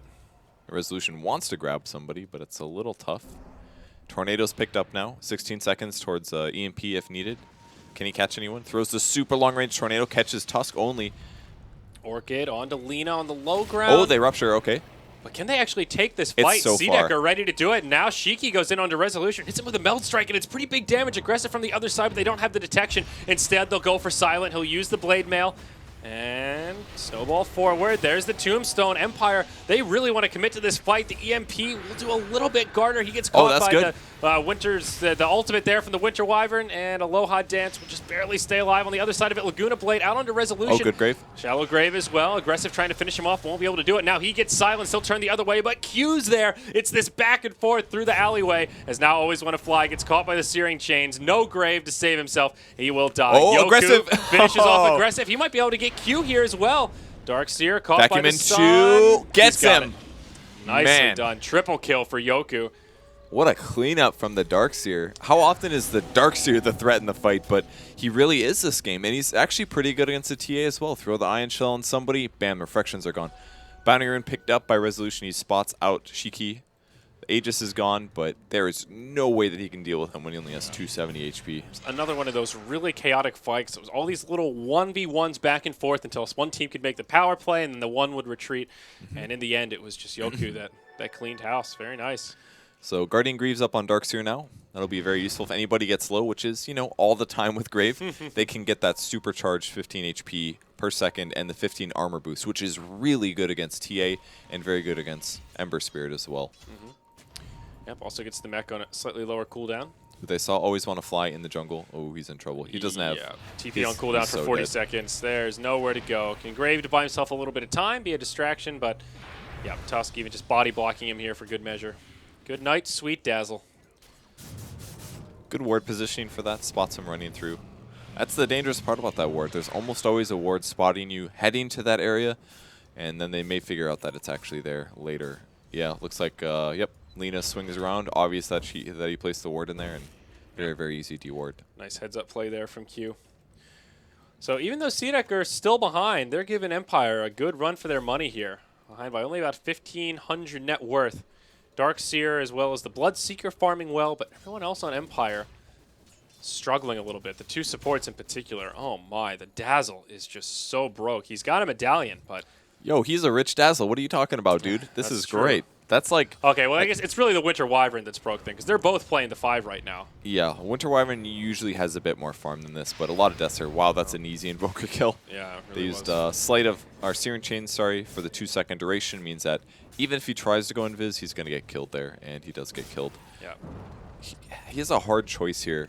He needs armor to deal with the TA, but he kind of needs magic immunity. I feel like maybe a Force Staff is the option, but he kind of wants a Ghost as well, because the TA can just blink meld on top of him, and a Force Staff will not stop that half of his HP damage that comes through. It's a tough Invoker game, honestly. He really needed to snowball hard from this Orchid, and I feel like it's going to have a lot of trouble shifting in the late game because he needs so many items right now. I mean, frankly, he was doing better before he picked up the Orchid. Now that he's hunting around, CDEC seem like they know exactly what he's up to, and Yeah. they are ready to deal with it. Maybe it's time Empire focus more on the team fight efforts rather than sending Resolution out on these solo missions. I like what Silent's doing here, just hitting the tier 1 tower. Yeah, putting some pressure on the other side of the map. CDEC looks like they'll be able to grab a tier 1 tower up top. Glyph has already been used, and yeah, Shiki will secure the kill there. They're going to keep on going, try and force a reaction out of Empire. They'll start to rotate over. Oh, yep, 2 TPs back straight away. Their entire team, exactly what CDEC wanted. Man, this Lena's playing so well. Remember when he died against the Dazzle? Well, he's 6-3 and 6 now. He's got a Yule Scepter. He's doing, and with Arcane Boots and Yules, at 23 minutes as a support is really good. He actually has 57 CS. I don't know where the heck he got that, but Yeah. he's been killing creeps, apparently. Playing this very greedy for. He spent some time in the jungle, and he's definitely picked up a lot of kills. Wow, you're right. He's been very active so far. Deso up on TA. Ooh. Who's going to get one shot? Dazzle. Definitely Dazzle. Not quite the Invoker, but that minus armor is really going to hurt. Initiation mid. Comes the Orchid. Winter's Curse as well. Aggressive, in some trouble They here. got him. Vacuum in. All right. Buyback, though. He wants to get back into this fight ASAP. He'll come around the backside, and Great now grave on Empire Resolution. possibly in some trouble. Resolution will stay alive, but the rest of them taking a lot of damage. Dazzle will be Walrus Punch. The wall just not doing enough. Undying cleaning it up. A 3-for-1 if you count the buyback. And Winter Wyvern will stand his ground. No getting away from that one. Only the Darkseer will survive. Again, CDEC with a fabulous team fight. Man, they just Making it look easy. They just start things off, but they're getting rolled over immediately afterwards. And it looked great for them after they killed the Ember Spirit, but it they just died. They just tried to get away and nothing worked. Tusk chased. TA jumps forward, blows people up, even like a Tombstone. They just have very good run at them heroes, and I feel like Empire's lacking tanky, aggressive heroes. Like maybe if they had a Bristleback instead of a Bloodseeker. Like imagine how different the game would be if they had a Bristle instead of a Bloodseeker, I feel. Like obviously they picked the Blood early, so they're committed to it, but they need someone that can be up in the front that at least limits C-Deck running at their team, because it's all squishy heroes like Invoker, Winter Wyvern, Dazzle. Like the Grave is obviously buys them some time, but if they can't stabilize during that Grave duration, it doesn't do anything other than buy 5 seconds on somebody's life. You know, you look at this Darkseer and say, well, he could be that tanky frontliner, but that's also not really a possibility. You need him to counter-initiate for the wall vacuum. You absolutely need that damage, and you also need to make sure that he can use the Guardian Greaves to help out the team. If he's the one in the front line, then he's kind of meching himself rather than the team. Yeah, and that's less efficient. And his damage isn't as big of a threat as a hero like Bristleback. So if you have somebody that's super tanky but you do no damage, then the enemy team just ignores you, and that's fine. And that's basically what Darkseer would do. He's just got Ion Shell damage pretty much. So it's a hard fight. They need to initiate perfectly, and they need to get the kills on the important cores. Yep. All right, Empire, they're smoked up, but turns out to be a pretty defensive smoke here as they just head back to their own jungle.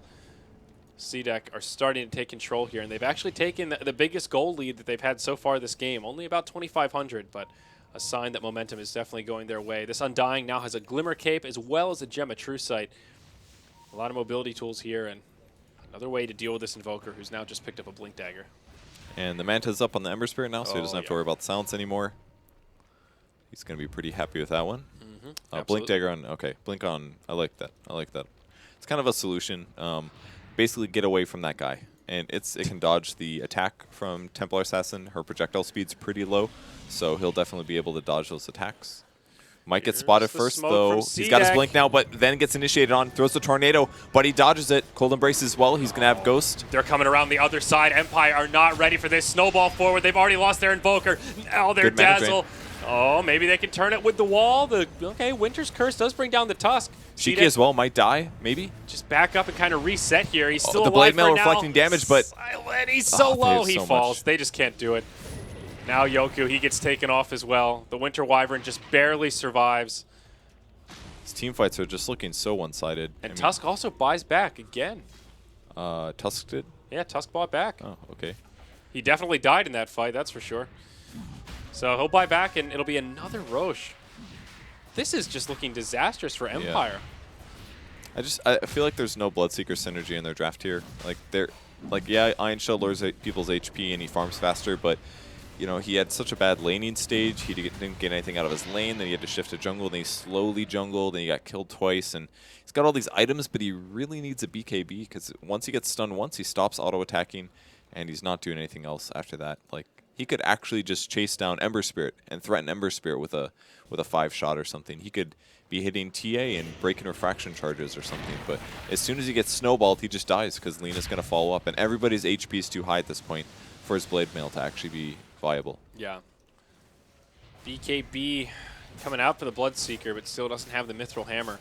Tier 2, one of two outer remaining towers for Empire. About to get turned to rubble here by C-Deck. And I like the way C-Deck are doing this. They're taking objectives, but they're not really overcommitting. They're happy with these little victories, and they'll just go back to farming. Playing very controlled here, even though they are getting a lot of momentum. It seems like just a few minutes ago, TA got this Desolator. Now she has a completed BKB. They're not even little victories. They're moderate to large victories every single time. They're like four-man kills kind of the stuff, and it's going to put Empire in a place where they're just going to have to start doing smoke inks and hoping for the best because they are very, very quickly losing this game. Yeah. Somehow still the Bloodseeker and Darkseer are #1 on net worth, but the rest of the team falling further and further behind. The Winter Wyvern and Dazzle getting further behind the supports of C-Deck. And I mean, can we even call this Alina a support at this point? She's got 2,400 gold and a Yule Scepter. I mean, she is pretty scary. Empire going to get spotted there. There's the trap on the Winter Wyvern. He's going to try to TP. It doesn't work. Yeah, definitely not happening. Resolution, he'll TP out, as will Yoku. So they do kind of Delta split into the trees. Oh, long TP for Resolution. Almost got caught there, actually. And those are all kills due to traps. Like, that's very good trap positions. They're not really at too many typical spots other than the rune spot. And it's not even at large camps either, where they're expecting people to farm. It's where they're expecting people to walk. There's a huge choke point up in the enemy jungle here. They're very likely to walk through this path if they're trying to not be found. Same thing goes for this one. Little tiny paths here and there, and they put the traps on them so they can spot the enemy heroes so that they don't need observer wards to see where they are. Yeah, great point. All right, C-Deck spread out right now. Only one outer tower remaining. Looks like Shiki will just do a little bit of pressure on it as the Undying secures his Solar Crest. Just getting more and more utility items. Shiki still has this Aegis of the Immortal, though. Oh, actually a lot of time. 2.5 minutes on it still. Empire struggling to kill tier 1 towers right now in the bottom lane. EMP does connect on aggressive, so he'll be forced back. But C-Deck splitting up the map very effectively here, Purge. It's still really tough for him to blink dodge anything. They do get the tower, which is good for him, but level 13 doesn't have any exhorts yet. He probably, you know what he really needs is a Deafening Blast here. It'll be really good when he gets his exhort level because the Deafening Blast skill will be able to disarm for up to 4 seconds. And C-Deck's very right-click heavy. That works for Ember Spirit. That works for TA. Prevents him from attacking.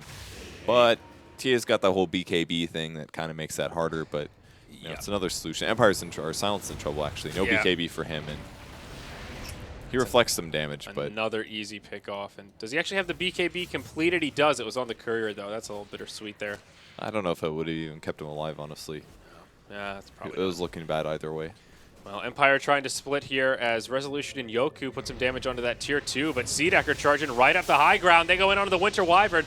Cold Embrace as well as the Shallow Grave buys him some time, but Shiki uses the BKB, wants the Wyvern, but can't finish him off. Compliments of that Glimmer Cape. And this 10-second BKB from Shiki, a little bit underwhelming. Still with the Bloodseeker down, C-Deck may continue to siege, or not. They'll rotate up top and go for the easy tower. I think they landed the EMP on the Ember Spirit as well, so it really limits his ability to do things. He's actually a very mana-intensive hero. Searing Chains and Flame Guard, that's 220 mana. Every Sleight of Fist is 50, and if he wants to use his ult, it's 150. Manta 165 as well. He really needs much more than 300 mana points to be effective in a team fight, so that's probably why they backed off. Yep. And just like that Chaos Knight, one of the reasons drums is a core item on the Ember Spirit for most builds. Yep. The movement speed also helps, but yeah, that mana pool is definitely an issue. So outer tower is all dead here for Empire. It's just high ground that they need to defend. And this is where space around the map for them becomes difficult. You take a look at Dire Vision, and they've got very aggressive wards. And this is not even side traps, just ward coverage all over Empire's jungle. So if they leave that base, C-Deck will have eyes on it, and they'll be looking to gank. They're positioned waiting for it. Ember Spirit comes back, grabs Silent on the mid lane. Does he have BKB? He does this time. Will he pop it? No Rupture just yet. Cast Rupture now, BKB, and now that's it. Ember Spirit's finally going to die, I think, here. Throws another hit. He doesn't get him. I can't believe it. It was so close. I would have given him like a full heal or something. And now on the other side, Yoku trying to run for it. Looks like he will make it out. Shiki doing a lot of damage onto Aloha Dance. Cold Embrace buys him some time, but now the Cavalry's here. Another Grave will buy the Wyvern some time, but just time is all. He'll end up falling. Now Resolution gets dove on in the base. No escape, and Empire feeling like their options are limited here. Searing Chains on 2. Dazzle dies, and this is about to be a 5-0 wipe. That's it, all in the grave. There are a couple of buybacks here, but Empire may be tempted to just tap out and go to the next game at this rate. This is turning into a bloodbath. Here we go, double buybacks used. They will fight it out. Still got it. They're not giving up yet. They've got Vacuum Wall as well, so Tornado comes through, doesn't catch the Ember Spirit. All right, C-Deck, they're not going to stop here. They don't no longer have the Aegis. That was used, but okay, now we go in. Yoku doing some good damage, finishes off the Tusk, but it will cost him his own life. Darkseer's down, now Resolution on the run. A lot of damage coming his way. Laguna Blade will finish him off. That's got to be it. That's it, GG. Man, Empire was in such a good position in the early game, but C-Deck basically just did the 5-man strat, and the hard carries of Empire weren't there. It's a Bloodseeker. Again, Bloodseeker shows that late game, he's not comparable to a typical hard carry. Yeah, you've got Rupture. Yeah, you can snowball with it, but he shows his weakness again, and C-Deck plays around it. Prevent the ganks, and your farm is mediocre at best. Yeah, absolutely. And we saw that the weakness of Invoker just in general on that this as patch. well, yes. You know, we talked about the difference between Wex and Exort, but he just felt like he didn't have much of an impact. Even the laning stage went pretty well. They put a lot of pressure on trying to quote-unquote shut down the TA, but after those first 2 deaths, Shiki recovered no problem, and once Resolution got the Orchid, they were ready and waiting, and they shut him down at almost every turn. Yeah, it was definitely a very tough game there, but a mix of problems with the draft, I think, and the laning stage obviously didn't go ideal, and maybe we could even criticize Silent's progression in terms of items. Maybe he should have just gotten a BKB earlier. Maybe Midas Bloodseeker is really not the right item, but then their late game items come slower. It's hard to say, but he spent all these items just to build up to a BKB, and until he had the BKB, he wasn't useful. I think maybe the major mistake we could say is maybe skip Midas that game because he was behind. Go for the BKB. Just start winning team fights. Because if you're not winning team fights, Bloodseeker's not going to snowball anyways. So I'm not sure. All right, well, we've got one more game left tonight, folks. I'm Zyori, he's Purge, and we'll have Game 2 of Empire versus C-Deck coming up in a minute.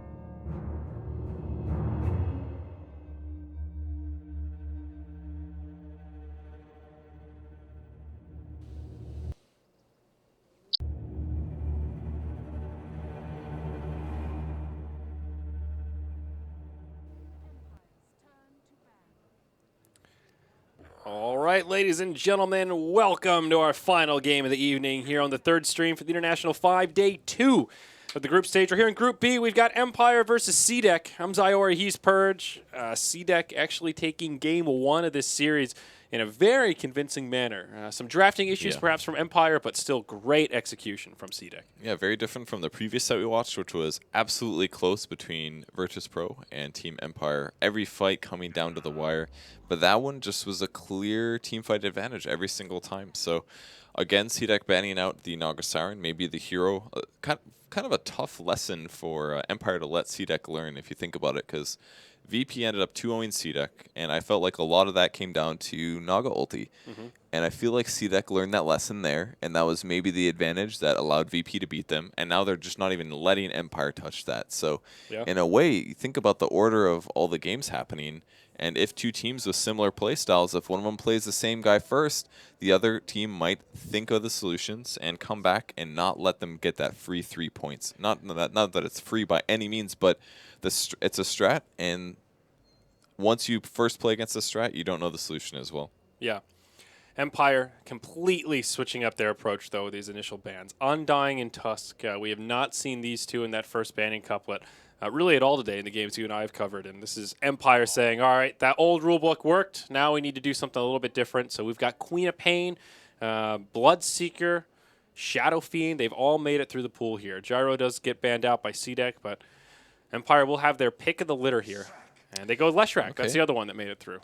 Yeah, haven't seen them any Leshrac. I actually thought last night, I was like, man, I haven't seen them any Leshrac. That's surprising. But I was like, oh, that's right, it's banned every single game. Him and Gyro now, those are the two that are just like always banned out for the most part. And maybe Naga will be that instant ban throughout the majority of this tournament, especially once we get towards the main event. But Lesh, scary as ever. I think seldom a hero you ever really want to go up against. And you know, we saw some teams, Cloud9 comes to mind earlier, just yesterday, where they let the Lesh through. They had AM, Pugna, their little pocket strat ready to rock and roll, and Lesh just ran over them. I mean, this hero feels very strong to me.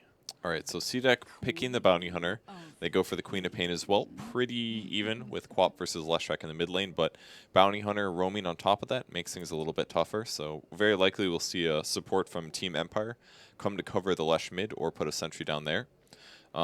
In addition to that, we'll see if Empire can deal with a bounty like we've seen a couple other teams deal with it. We've been seeing a lot of bounties still, but a lot of teams seem to be figuring out how to defend against the roam. We saw Virtus Pro defend against the bounty earlier, and we'll see if Team Empire can do it as well. Bane, the second pick for Empire. Definitely a change of pace. Great lockdown against the Queen of Pain. Both Fiend's Grip and Nightmare. Obvious synergy there with the Leshrac to set up for Split Earths and just follow-up damage in general when they're locked in place. I like it. You don't see Bane picked up this early very often, but he's been pretty popular this tournament, actually. Maybe not drafted this early, but in a lot of ways he's a bit of a safe support. He's very strong at level 1. Really high movement speed. I think he's about 315 or something like that. He has a good animation. It's a little bit low range, but really good base stats as well. He gets 22 in all of his 3 things. So decent armor for support at 4, I believe. Good animation, good damage. Mana pool's a bit weak, and the best part is his first skill is usually Brain Sap, which does 90 pure damage and also heals you for that amount. So if you're trading with one hero, you can almost always win the trade with Bane. Yeah, definitely. So next few bans on the way. Sneaky offlaners here banned out by Empire, both Darkseer as well as the Broodmother. C-Deck, they'll ban out the Earthshaker and thinking about their 4th. So what else has made it through here? I feel like there's a couple other heroes that we're missing that have been highly sought after. Yeah, Bloodseeker's one of them. I don't know if Empire's going to want to draft it again, though, after that game. Winter Wyvern also still in the pool. Yeah, it was a hero that prioritized in the last game. Dazzle is also not picked by either team. I don't know if I would want a Dazzle and a Bane on the same team. Bane's very single target. They did ban out a PL, so maybe you don't have to worry too much about AoE carries, but maybe it's a bit too weak on the offensive department. But it's pretty good with Leshrac, I guess. Maybe a good solution there. Clockwork, the pick for C-Deck, very good against Bane and Lesh. A hero that was maybe the most popular offlaner right when we started the tournament, but since then it's pretty much just definitely been all in on Tusk. Clockwork more situational now. Yeah, in the wild card we saw quite a few clockwork bans, and like you said, sort of as the tournament's progressed, we've seen him prioritized less and less. Still very strong though. Rubik will be the second support. Great Another counter. good setup with the Lesh, and good Counters pick the here. clock completely because if he hook shots and battery assaults on one of the supports, you just like, oh, lift you up Telekinesis clockwork and and you throw 'em throw out. them away, and then Yeah. less damage being done there. So Rubik, a very good counter there. It's a support that's not picked as much by the Western teams. Seems like the Eastern teams really like him, but still very, very good hero. Yeah. You can steal Quap Ult, you can steal Quap Blink, you can steal Track from Bounty Hunter. He is a tried and true classic for Empire, though. They're definitely Yeah. one of the Western teams that plays a lot of Rubik. Is it Always Wanna Fly that usually plays him? Or I believe so, but they're also one of these teams that switch around their Rubik player, if I'm not mistaken. Okay. But I believe it's usually Always Wanna Fly, yeah. All right. So next pick from C-Deck here, they are missing one support and a hard carry, unless they do put Queen of Pain in the safe lane. It's been Yeah. seeing a lot I of mean- teams doing that. Yeah, they could take like a Shadow Fiend and put Quap safe lane. That is definitely an option here. Don't know they really want to match that I up don't like against SF Lesh. Yeah. because they're really lacking disables or slows or any kind of hold people in place with the exclusion of Clockwork, obviously. So I feel like SF is not really a good pick here. In addition, I feel like it'd be very easy for any one support plus Lesh to kill an SF in the mid lane, so that'd be kind of tough. Not that that happens that often, but it seems like most roaming lately has been two, although VP did do a lot of roaming with their Crystal Maiden, so who knows. Yeah, a Visage, okay, not expecting that one at all, but kind of a cool pick. The first synergy that I'm seeing is the way Visage's second skill works is as you take damage or any heroes, your allies or your opponents take damage, you get these soul counters, and it allows you to throw a big nuke on a 4-second cooldown. And the hero that does amazing AoE damage, Leshrac. So as Leshrac does damage, you can very quickly throw out nukes very often. But most people prioritize Visage around his familiars and some minus armor strats. So maybe it's not as much focus on soul assumption, maybe more on other things like you can use the bats to kill or to stun Bane as Bane is trying to Fiend's Grip you. And it's also physical damage coming from a support role, which is good against Lesh. So maybe that's the solution, or maybe that's the purpose here. You also have familiars that can interrupt the channel of Bane's ultimate if they're in the right position. Yep. Another little minor bonus there. Yeah, they're very good at that. Don't forget C-Deck is the Viper team. They're the ones that we mentioned before that really like Viper more than any other team on this patch. And Is this the Viper? It's pretty good against Lesh, I guess. yeah, it's good in the lane. And I'm looking at that as just they don't have too many other hard carries that are available that they play frequently. They play a little bit of Shadow Fiend. We already talked about that. They do play Drow Ranger quite a bit as well. So it could be a Drow Visage. They have Bounty and Clock that's 2 melees. I feel like it's 2 all-in, and it's really bad against Spirit Breaker. Yeah, I don't disagree can you with gust you. the charge? I think you can. But it is definitely in their top play, just to throw it out there. I like the SB pick from Empire here. It's very good against Bounty Hunter. If you ever find where he is, you charge him down, and with the dust, you can usually catch him. Also good against Quap. Yeah, very good against blink Quap as well. Another hero that's very hard to chase in most cases. So they've got very good stuns on Empire right now. Pretty good teamfight disruption, and Spirit Breaker can be the tanky hero that they need to cause disruption and allow Lesh to have a bit more survivability due to positioning. Yeah. So what does Team Empire ban out here? This is a tough last ban. Really not sure what C-Deck is looking for. Oh, it's I think carry. Viper could Hard be. carry. Yeah, Viper could be a ban they consider if they really just don't want to deal with that. I mean, Viper's pretty good against Lesh, but I don't know if it's that amazing. Yeah. I would almost rather see an Ember Spirit instead, maybe. Maybe Ember is a little bit weak as well against SB. They kind of counter each other in some ways. Yeah. If you can get the Searing Chains off, then... They do end up banning the Drow Ranger in anticipation of that being one of C-Deck's combos. Would have given them some pretty strong lanes. Quap most likely would have been able to stomp his lane a little harder than usual. And Rubik would have definitely been very vulnerable to Visage Bats later on in the game. So that would have been tough. They take the Razor. Okay. All right. Yeah, So- it's basically like Viper, but I think fits the situation a lot better. Yeah. Very similar hero, but more physical damage and a lot more physical damage with right click at least. Yeah. A little more versatile. Able to steal some damage against a hero like Juggernaut, the final pick for I Empire. haven't seen a Jug in a while. No. We have... I'm trying to think if I've seen any Jug in all the games that I've watched so far. I still think he's a good hero, though. Maybe not amazing versus Quap because she goes Orchid often, but Omni Slash is good against Razor, at least in the early game. Pretty good against Visage. Can you Omni Slash the birds for a one-hit? I don't know right now, but you can definitely Omni Slash Clockwork in the early laning stage. He can try to Cog push you back, but as a whole, I feel Jug can definitely solo kill a Clock, and he can definitely go the typical items, the old Manta, Mask of Madness, Scotty, into Butterfly, or whatever other item you need third, and be a serious threat in terms of carry potential. So Yeah.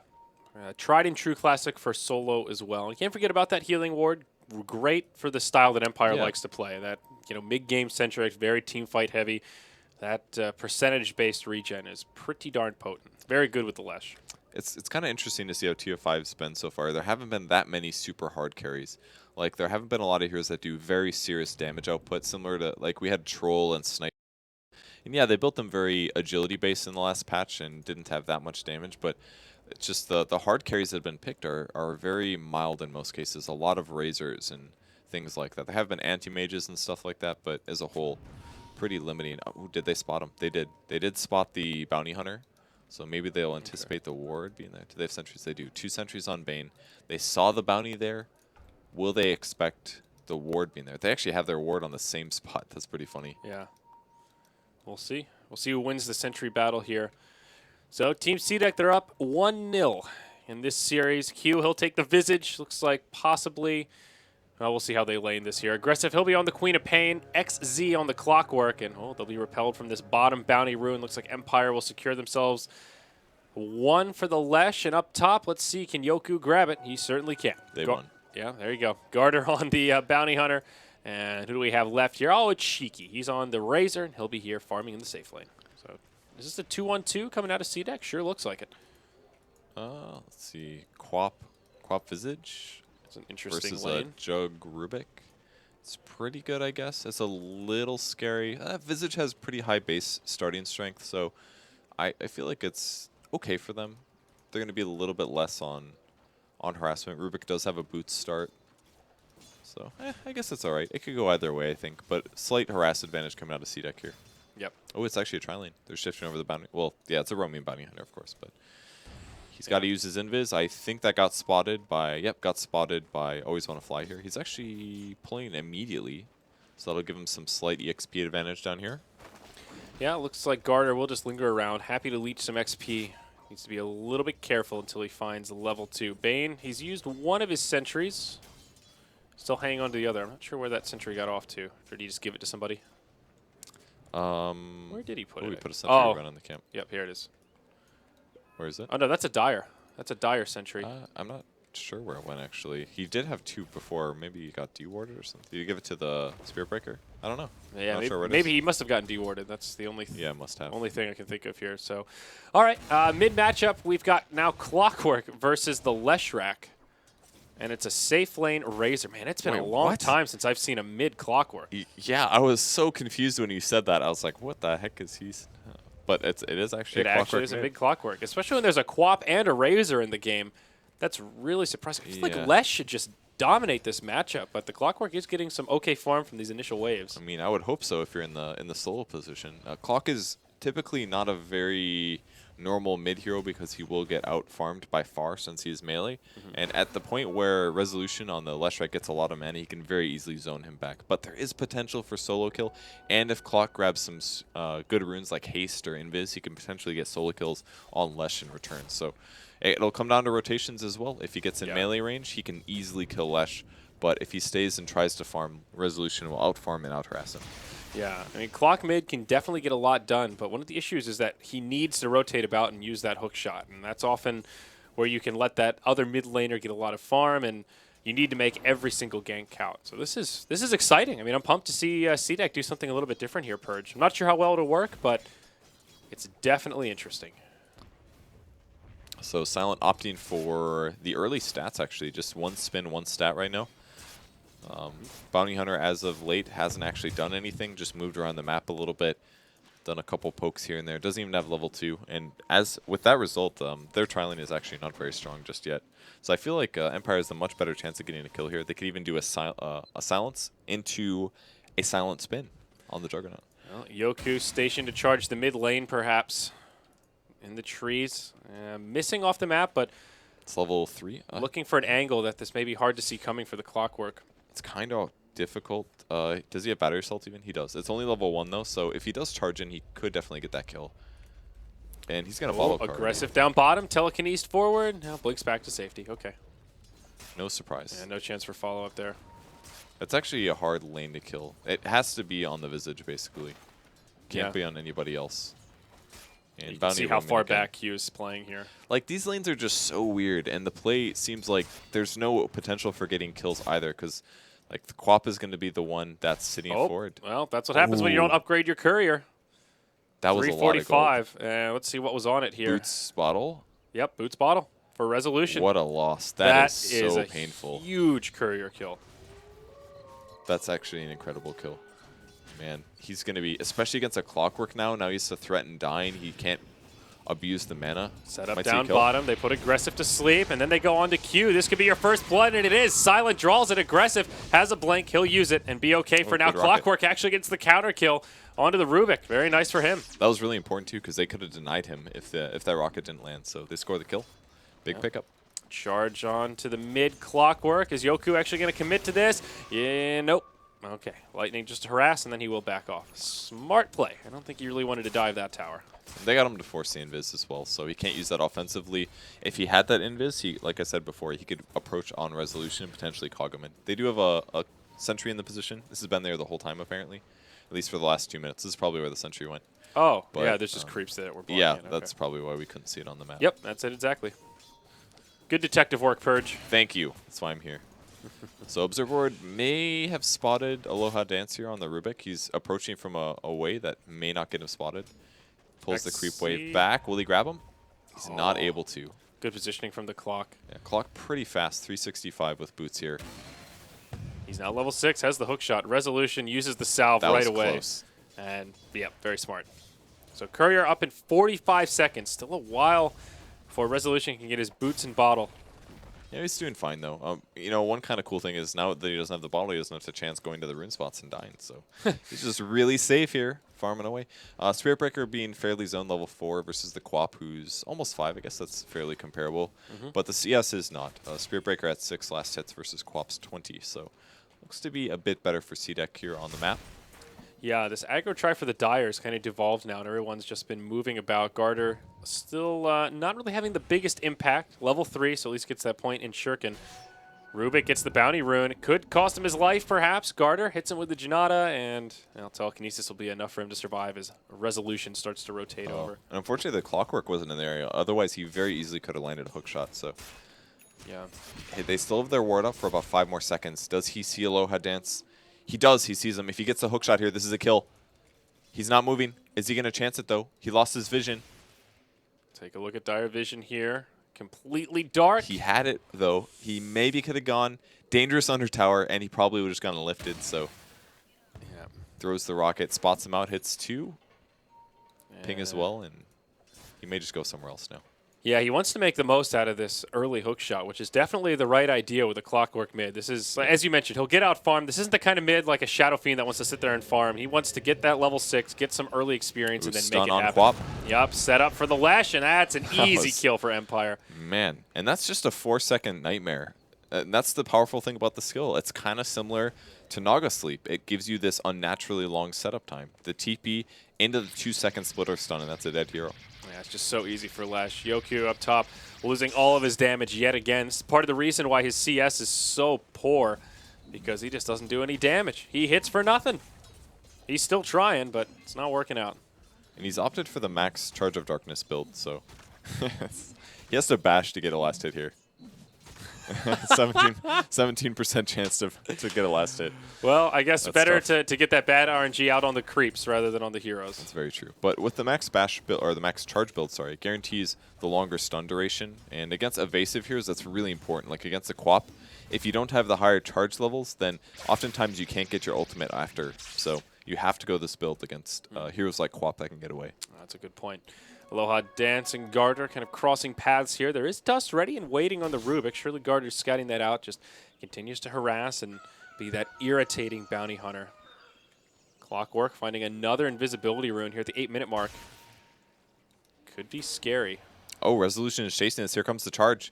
He's got a blink in about 6 seconds. Keeps throwing the lightning. He's going to have a stun and another spell in a second. Oh, here's the Aggressive's in charge. big Here trouble comes the here. stun. He's a little bit out of position. He messed up a little bit. He Oh, threw no. another lightning to be greedy there, but he needed to have the stun follow up after the charge. Now they and might get Quap's able to punished. get away. Yeah. C-Deck here. They're starting to tighten Oh, up. the hookshot lands. Right onto Resolution. They'll be able to charge a darkness away. The Spirit Breaker will live. Resolution on the run. Battery Assault doing a lot of damage. Aggressive. Blinks forward. Lesh wanted to turn and hit him with the lightning, but he just couldn't. As C-Deck get another one up on the scoreboard. Now 2 apiece, just shy of the 9-minute mark. Yeah, that's the misplay of the Lesh. They should have had that kill, and if they would have gotten it, I think that would have been worth it. And maybe even Lesh would have survived if he didn't have that extra blink scream at the end. So, pretty big mistake there. Spirit Breaker did live, though, I believe. Yep, yeah, he has did. not He was died. able to charge away. Now, all the while, Silent has just been farming away in the safe lane. Really, same for the Razor. Shiki's getting a lot of farm himself. Looks like he'll just go for that very standard early mech. And Jug, what's he got here? Ring of Health, Sage's Mask. What's he building? It's not cool. I knew that. I just figured I would confuse you like Yeah, before. but the Ring of Health, a little bit interesting here. Do you think it's just a casual ring? I mean, is he going to go like a Battle Fury or something crazy here? I mean, it could be a Battle Fury. If the game gets really delayed, Battle Fury is one of the fastest farming items in the game, and Phase helps with that as well because you can get from camp to camp really fast. So it's a possibility.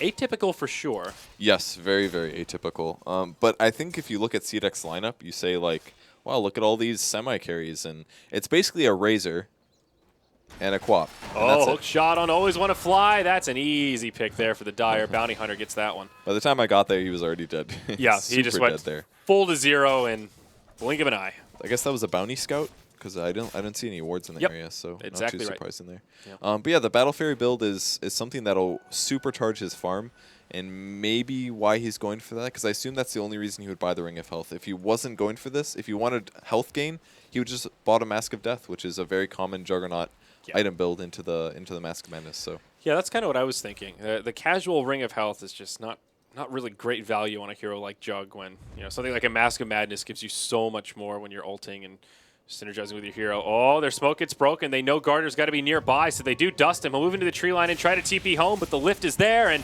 it'll be a dead Bounty Hunter for sure. Silent getting credit for that one. and immediately transitioning into the stacked jungle creep camp, which they will farm. So they're happy about that one. Didn't have to use Omni Slash either, so that was pretty cool for them. They've got to be happy. Yeah, 4 points in stats here. He's going for the second point in Blade Fury and just that value crit here, level 1.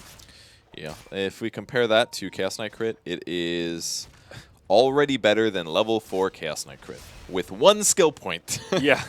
That is why Jug was overpowered, guys. Yeah, it's value a pretty point. darn good crit, that's for sure. It's even better than level 1 Phantom Assassin Ultimate. Is it actually the best crit?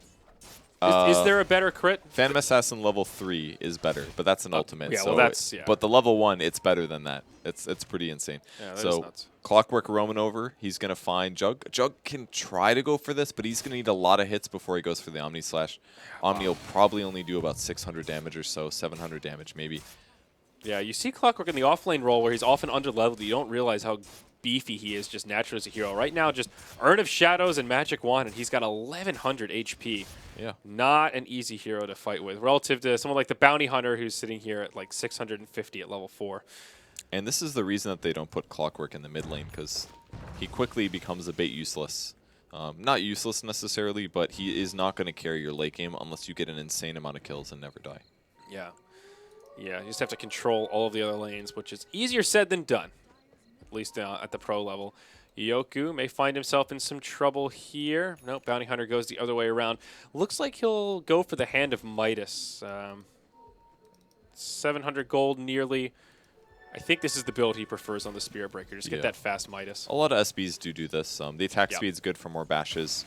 He's quite surrounded right now by about 4. Oh, His hookshot misses, the hookshot though. just barely off the mark. Yeah, he just needs that extra experience as well. Spirit Breaker, another one of those heroes that kind of loses momentum towards the late game, and Yeah. the Midas helps him keep up. Yeah, he's just simply bad at farming pretty much, so having the Midas is really good to accelerate him. He actually does a charge here all the way under the Razor. He got zapped by that, but here comes the charge. They're also going to spot out the Clockwork and bash him in the meantime. Yeah, oh my gosh, Resolution just barely lives. Aggressive doing a lot of damage. This fight going into many different directions here. Aggressive taking a lot of damage, but might still be able to live. Yoku now on the retreat from under the tower. Bane, the first casualty, or second casualty on Empire, and now Shiki comes in with the big damage. They bring down Silent. Aggressive just barely lives. Man. Resolution wanted to finish him off, but he couldn't do it. All of a sudden, it's a 5-0. Where did that come from? It looked like an even fight, but CDEC just split the damage. Empire couldn't focus fire, and it's a 3,200 net worth swing at the 13-minute mark. That is just poor focus firing. They charged in on the Razor, and he just should have ultied the Quap or something like that, because he committed, and then they said, oh, we're going back in, we got to kill that guy, and then they backed up again, and they were just super indecisive, and the team fight was split as well. But it seemed like a really chaotic split team fight, but the difference was that CDEC just kept kind of reinitiating and finding that numbers advantage. so the charge is coming. They're going to try to stop this. The fast respawn times. He doesn't have his ultimate, though, and he gives up on the charge, which is really what he needs to do there. So Man, CDEC was hanging on to a minor lead, but now it's a 3K net worth and experience edge for this that dire was side. super big. They do kill one of the bats at least. Get themselves 100 gold here. Mm-hmm. And they still can kind of fight, but they're lacking some levels here. Well, CDEC can certainly fight. They're going to go charging in here. Bounty Hunter in the front lines. Yoku losing a lot of damage, and conversely, Shiki starting to hit pretty darn hard. There we go. Aggressive blink from Aggressive. Putting some damage onto Aloha Dance. They just turn on to Always Want to Fly. He gets gotta healed up, deny him. but Oh, it's they not enough. He dies to the DOT. They don't even get the deny off. Oh, no. Q with some Soul Assumption charges ready to rock, but won't get a chance to use them. Man, they just can't run into the enemy team. And now, because they won that fight, Shiki here is a mech and an Ogre Club. So survivability is through the roof right now. And XZ will just go straight for the Aghanim Scepter so he can bounce around with that hook shot. Point booster already picked up, and the tower goes down. Shiki getting credit for that one. They might just go for another one here and keep pressuring. Empire are not in fighting shape right now. Yeah, they aren't. And it's going to be a while until Silent feels really strong as well. He's only got level 1 Omni Slash. He's trying to build his Battle Fury. He's got the Perseverance ready. Oh, look at all the TPs. If they land the hook shot on Silent, he's super dead here. Looking for the juke. Will he be able to Omni Slash? He goes for the Omni. Might be able to. Oh, the mech is there, and that's going to keep him alive. The charge comes through, though. Maybe they will actually get one. They do. Silent's on the run. The hook shot's going to miss slightly, but the battery assault, the healing ward down as well, and they're healing at 2% per second. It's going to keep him alive just barely, despite the rocket. And right. they did it. They Just a 1 for somehow nil. got it. Somehow, some way, the Juggernaut does it. All right, so that's a step in the right direction. That's a little pick-me-up there. The mech making it a much closer fight. But it hasn't even really started yet, Purge. The Bounty Hunter, 6 XP away from level 6, and that's when they can start really balling out of control if they continue taking fights the way that they are. The Quap reading this perfectly. He's like, oh, Jug's going to come to the bot lane in last hit. But I think it's a hard kill. He's got about 750 HP. He's getting 5 per second from the Perseverance. Got a Bounty Hunter on the way. I think the two of them Okay, can do it. they can without definitely an do it Omni. with 2. This will be level 6 for Bounty. If they get one more creep, he'll level up. And now he's hiding. Rocket's going to hit him. They know. And there's the spin TP. Blade Fury TP. Even that is a victory, though. Forcing Silent to head back to the well. That's time he's not farming. He does pick up the Claymore, though, so this will be not really a decently timed Battle Fury, but he will have one. Well, for a Juggernaut, I think it's pretty good because it's not as reliable the last hit. You have to actually be concerned about dying most of the time since you can't just magically teleport away in a short distance. Yeah. But I think he's pretty happy with this. He also has an Aquila, which is far more than what an anti-mage usually picks up in the early game. That's like a 1,000 gold item. Yeah, so that's a good really point. his Battle Fury would be finished already if he did have that. Track comes out, though, and Silent says, okay, they know where I am. And again, really aggressive wards from CDEC. They do this pretty much every single game here. Yeah, they like to bring the aggression, man. They get the tier 1 tower kill in the bottom lane. Empire with the same idea up top. But, oh, mid, are they going to go on the Jug? Static Link steals some damage. A lot of damage, 84. And they will let him live, though, and they'll trade tier 1 for tier 1. Now, Resolution did go Yule's Scepter first on the Lesh, and does have it completed once he gets a turn with the Courier. Probably as a setup to kill Queen of Pain, maybe, because they don't have... I mean, they do kind of have decent setup. He can dodge, he can use the Clockwork, Yeah. I guess. This build Kinda has weird. definitely been less popular. I feel like the early Bloodstone is kind of taken over as the prominent opening build for Lesh. Just so you're a bit beefier. The problem with the Yule's first is Sure, you're fast, but you just lack on stats. And he did go power treads to try and make up for it, but hold that thought as there's a hook shot onto Silent, stuck inside of the cogs. He will make it out, charge onto XZ. There's a lot of support on the way for both sides, but it looks like the Dire will have the numbers advantage. Huge Sonic Wave from the Queen of Pain, secures the kill on Bane and Rubik, but Omni Slash bouncing around, Yoku in there as well. They get the kill on Aggressive, and maybe even Q as well. It's a 2 for 2, and it's not done yet. Silent trapped in the second set of cogs. Oh, will end up the falling. Shuriken bounce. It could be another 5-man wipe. Yoku just barely makes it away thanks to Charge of Darkness. But again, it's C-Deck with a great exchange, and this time they had track kills. The rocket's coming for him. Puts him low, 72 HP's. Track, they know where he is. Can he snipe him with the last one? 7 seconds left on the rocket flare. He knows that he knows. Here it comes. The rocket. Here it comes. He's charging away. Okay. Very smart. Well played by Yoku. Okay, so Handomitis did come out on the Spirit Breaker, though. He picked it up before that fight started when he charged out of the well. Okay. Just look at the Bounty Hunter, though. 2,200 gold after that fight because of all those track Oh, man. kills. He had such a mediocre early game, too. He just hit level 6, and all of a sudden... And he right-clicks a Force Staff. Yeah, that's pretty nice. Yeah, I'd say so. Ooh, always want to play might die here. There's a hook shot. Hook shot in, Suicide. stuck in the cogs. Oh, okay, that was good. Oh, And he's down. Okay. It's a good attempt. 0, 5, and 3 for the Bane. Definitely a bit of a rough Bane game. Like, there's been a lot of Banes today, but that's a hero that has very specific uses and lineups, and it's tough to find the value in that hero, especially this game, I think. If he gets initiated on, he's in some trouble. If he's the one that's ganking with his ultimate or something, that's great, but the opposite is very difficult. No TP on Juggernaut here. If he gets caught, he's in trouble. Well, set up mid, Yule's onto Aggressive, will connect with a Split Earth. Now they've got a Telekinesis, but there's great support force. inbound. He's forced as well as Mech. He'll just barely live. Now Resolution on the run. He is tracked up. They'll try and chase him down. He picks up a double damage rune, so he will be able to sip that bottle and regen up if he chooses to burn it. Split Earth connects onto Shiki, but that buys C-Deck time to get there and close the gap. That's a Lesh in the grave. If he would have popped his DD as he was running, he could have possibly bottled through that damage and maybe lived, but he was trying to save it. Kind of hard to know if that was going to work. He had to go for the stun because Razor's actually faster than him. Yeah. Despite having nothing but that was track based. That's why he was so fast. So Well, Sable Current though also gives him that. Yoki maybe in trouble. Gonna go for the TP. And he ultimate does have it, but missing about 100 damage. Yeah. He actually could have killed him there. He had about 500, and he would have ultied for 450. I'm sorry, that's with Scepter. Excuse me. Probably not then. Yeah. Close, but now there's a BKB also on Shiki. Still hasn't been used yet. 10 seconds of magic immunity on the Razor as now C-Deck move into the Roche Pit. They've got a medallion on somebody here. Yep, the Visage. And I don't think Empire are really in a position to try and contest this. They've even got an Illusion Rune to scout things out. C-Deck are just in great shape in this game, Purge. There seems like there's nothing slowing them down. 7,500 net worth lead now. With that said, Silent has gone for a much more efficient damage build.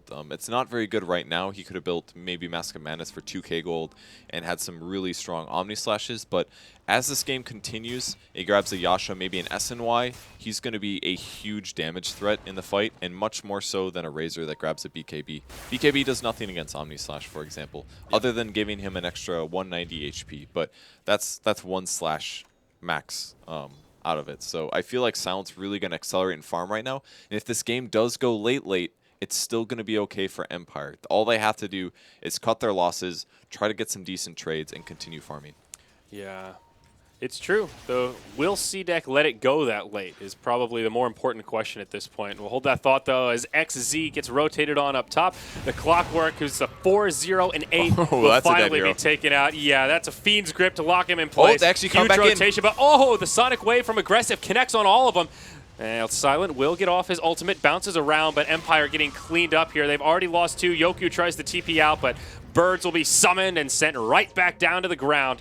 The Jug able to TP home. A 2 for 3 trade. C-Deck finding the advantage. Good rotations there. That's totally worth it for Empire. If you look at the fight recap, they only lost out by about 200 gold, 300 gold there. It's semi-significant, but Jug getting the kills. He finishes his Yasha now, so now he's extra fast. And it just snowballs him a little bit closer to just owning with Omni Slash and right clicks. So I think he's going to be pretty happy with that as a whole since they're behind. Yeah. Breaks the static link immediately. and now he can just last hit to his heart's He's content. definitely scary with this Battle Fury. Yeah. That's for sure. It sucked before, but now if you get to this point with an advantage, it's really starting to get really good. Like SNY into, I don't know, maybe Butterfly afterwards or something like that, and he gets really dangerous. Like, look how fast he farms. He's like an anti-mage, but he has a natural crit. Your farm rate just goes up so much with it. Yeah. So how do you itemize after the SNY? You're talking about Butterfly. I mean, is something like an Abyssal a good option here for extra lockdown on the Quap? And You Or is can that- Abyssal because you would be able to bashful your Omni Slashing. That's pretty cool, but usually you want to build attack speed items. Right. And he may actually go Manta over just Yasha to prevent a hypothetical silence or just. But the problem is that Battle Fury doesn't really make especially good illusions. They're still pretty good because he's got a natural crit. It's not as good as something like Anti-Mage, but it's still pretty good. yeah. And So, he doesn't you know, really need it to deal with the Queen of Pain. There's no Orchid there. Went for that Aghanims first, which has been picked up, by the way. So he probably doesn't need Manta, I would say. It would help him against Clockwork is one thing. He can also remove Track with it if he does get Manta. So he may want to go something like Manta into heavy stats. He could go SNY Scotty, go Manta Scotty. I think both of those would be really good. Probably Manta Scotty better, I would say. Well, some tower exchanging here. Tier 1 in the mid lane falls. Ooh, On hook side shot of him mid. C-Deck. Oh, right on Oh, great resolution. Yules. What a Yule! He's still dead, though. Stops the ulti, but yeah, okay. That was cool. Nice play. Got me excited there for half a second before I realized, oh, he's dead anyway. And All he may not even realize that was coming. Yeah. because he was pretty screwed as soon as he got hook shotted. Yeah. See, this is one of the downsides of the Yules build this game. I feel like this should have been a force instead, like maybe a force rush into a bloodstone or maybe a point booster into a force might have been better. Like the movement speed's great and the setup is great and you can remove track from yourself and all that good stuff, but he really needs a Clockwork counter. If he gets hook shotted, he's committed. If his team's not there, he dies. It's that simple. So I don't know. I don't much like the Yules this game. I feel like it's not of much use offensively, and its defensive use is also a bit mediocre here.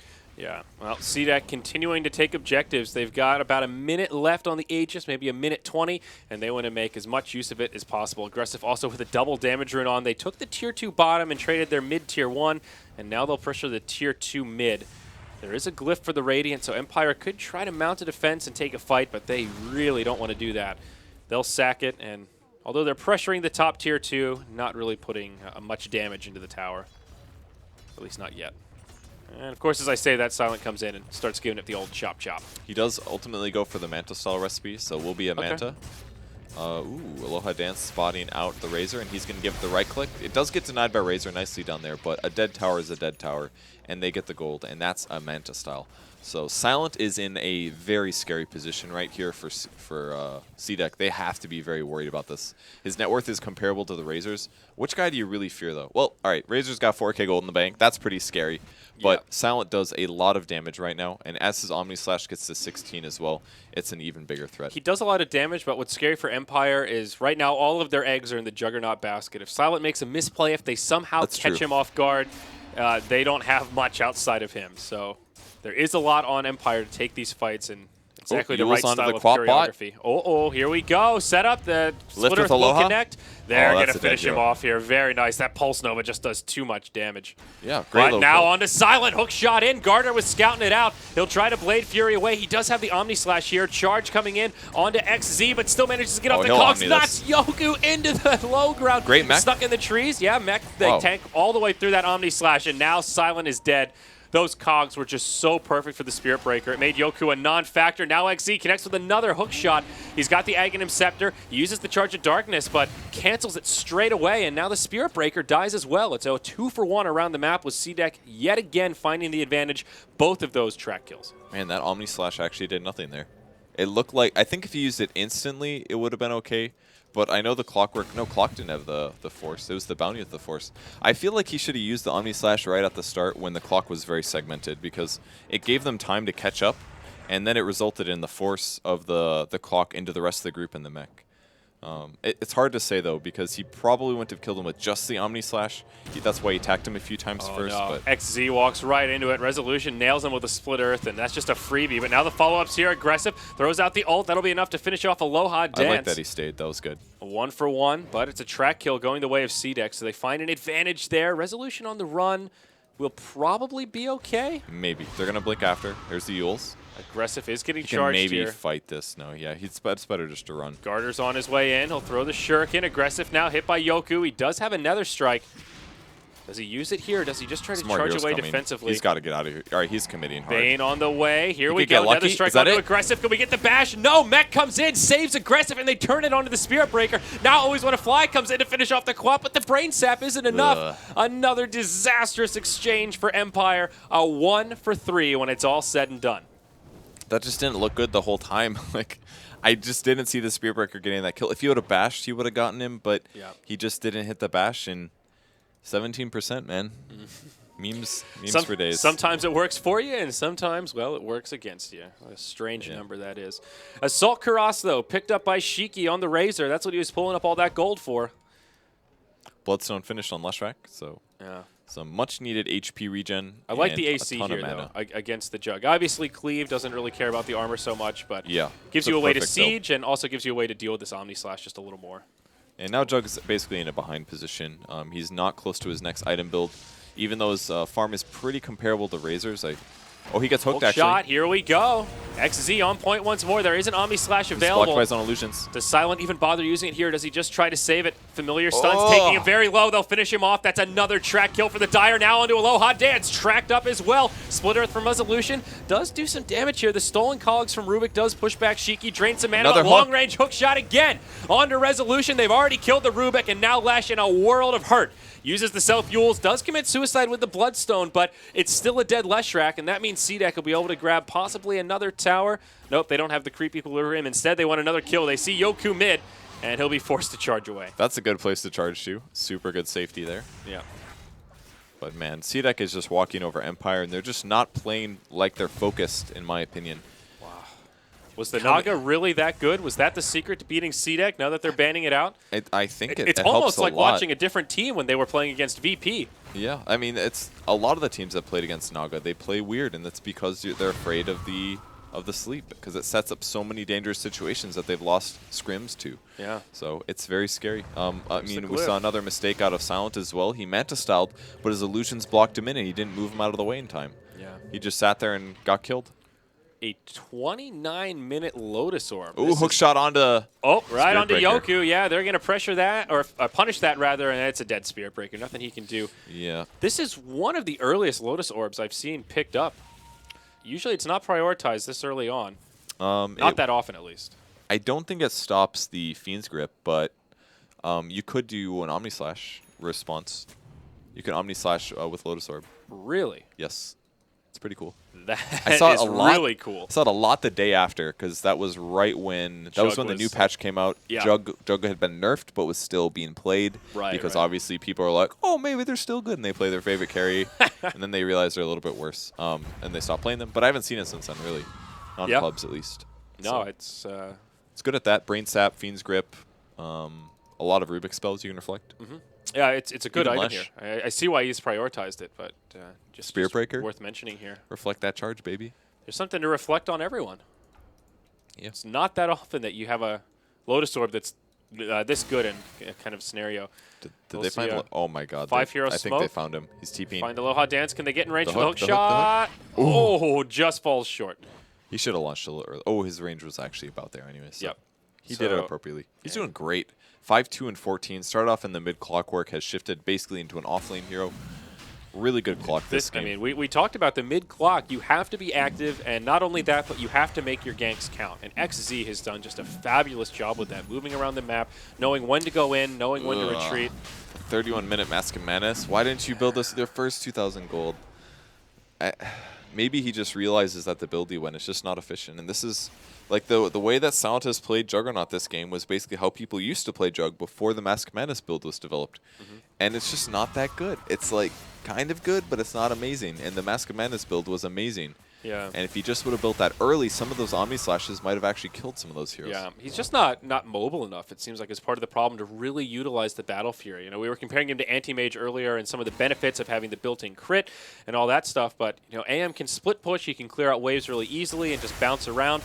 Jug can't really do that the same way, and since C-Deck are being so aggressive, he just doesn't have anywhere to farm and really use that cleave. Now the siege to the high ground continues. Another double damager and up on the Queen of Pain. We'll get that Lotus Orb buff as they take out the Tier 3 tower. This scared is for the rocky charge, I here think. for Empire. Although they could have used the charge from the fountain. Maybe they'll wait for the Lotus Orb to go up, and then oh, nope, not going to happen. Going in on the Quap. There's the damage. And Aggressive will use his BKB as soon as he gets hit by the charge. On the other side of it, Shiki taking some damage, but he's got the Aegis of the Immortal, so they're happy to put him in the front lines. Oh, that's huge for Empire. Big movement speed advantage now going to Empire. That's the important part. And there's the next charge on Shiki. He's going to pop his ulti. Lotus Orb coming down as well, and they're going to have to disengage. Oh, they were going to Omni Slash that, but great use of the Lotus Orb indeed. Now hook shot back in. Resolution isolated from the team. Takes a Soul Assumption. Sonic Wave connects on Silent. He gets an Omni Slash. Omni. Oh, the damage to the Sonic Wave. Oh, no! Oh, Silent with the Ultra Kill. Oh, that Quap ult from Aloha Dance and Silent. Oh, and he bashes him. Oh, he uses the ult. It does that no matter what. But what a fight. Are they back into it? I think they might be. Shiki, he's going to die definitely. Rampage for oh Silent. My gosh. Talk about recovery. How? Absolutely incredible. That is... They had 25% more farm than Empire, and all of a sudden, man, that Sonic Wave. This guy right here, Aloha Dance. The stolen Sonic Wave set it up for Silent to just completely clean house. Yeah. That Mask of Madness pickup, absolutely worth it. It was already a really good Omni Slash. He hit the back line. It was all the supports. They were taking the damage. It was Battle Fury. But then that pure damage shredded through, and then it was panic mode, and they just got cleaned up. Big gold swing from that, I am sure. And that was... It was like 8K half gold of their advantage right there that CDEC had over Empire. And now things get really scary. Items are being purchased by Silent. It is almost Scotty time. And when he gets this, more attack speed, he's going to apply some slows and have way more HP. Always want to fly. Stalked by Garter. Okay, no initiation there. And in the mid, CDEC only got the melee barracks. I mean, that's something, but not worth a Rampage and an Aegis going the way of this Juggernaut here. They didn't even get a... Oh, they did get a Rax, I was going to say. Yeah, they got the melee racks, but I hesitate to... not worth it, I don't think. Yeah, probably not. Considering that they definitely got back in the game with that much gold. Like, Jug is by far the highest farm person in the game at the moment. Yep, 2K net worth up on the Razor, who was very happily seated at that #1 position for quite a while. Shiki does have a lot of gold sitting on him right now, about 3.4K. Curious what he'll invest in next, if he goes for something like the Aghanims, or if he just continues to tank up like a Scotty of his own. Which area are you talking about? Razor? I don't know his damage numbers. I hate looking at Razor late game because it looks like he has no damage at all. Yeah. When in reality he does from his ultimate, but he needs a solution towards the Jug, I think. Scotty's not a bad idea because it's a melee hero. You can deal with him that way, but I just don't know if that's the perfect solution. Scotty's up on Jug. He does way more damage. He can easily 1v1 the Razor if he doesn't get static linked, is basically the trade-off. Yep.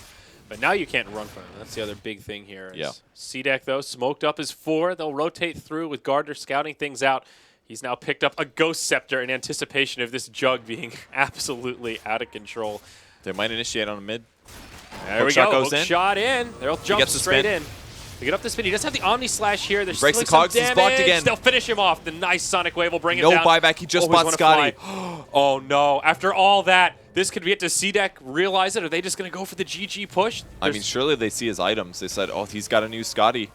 He doesn't have the money, and there's the buyback from Bane. Now, do you go tier 4s? Do you just go for the bottom? There is a tier 2 standing up top, so they can't take Megas here within the next minute, even if they wipe up Empire. Just take a second Rax. 2 Rax advantage is massive. It's so hard to come back from that.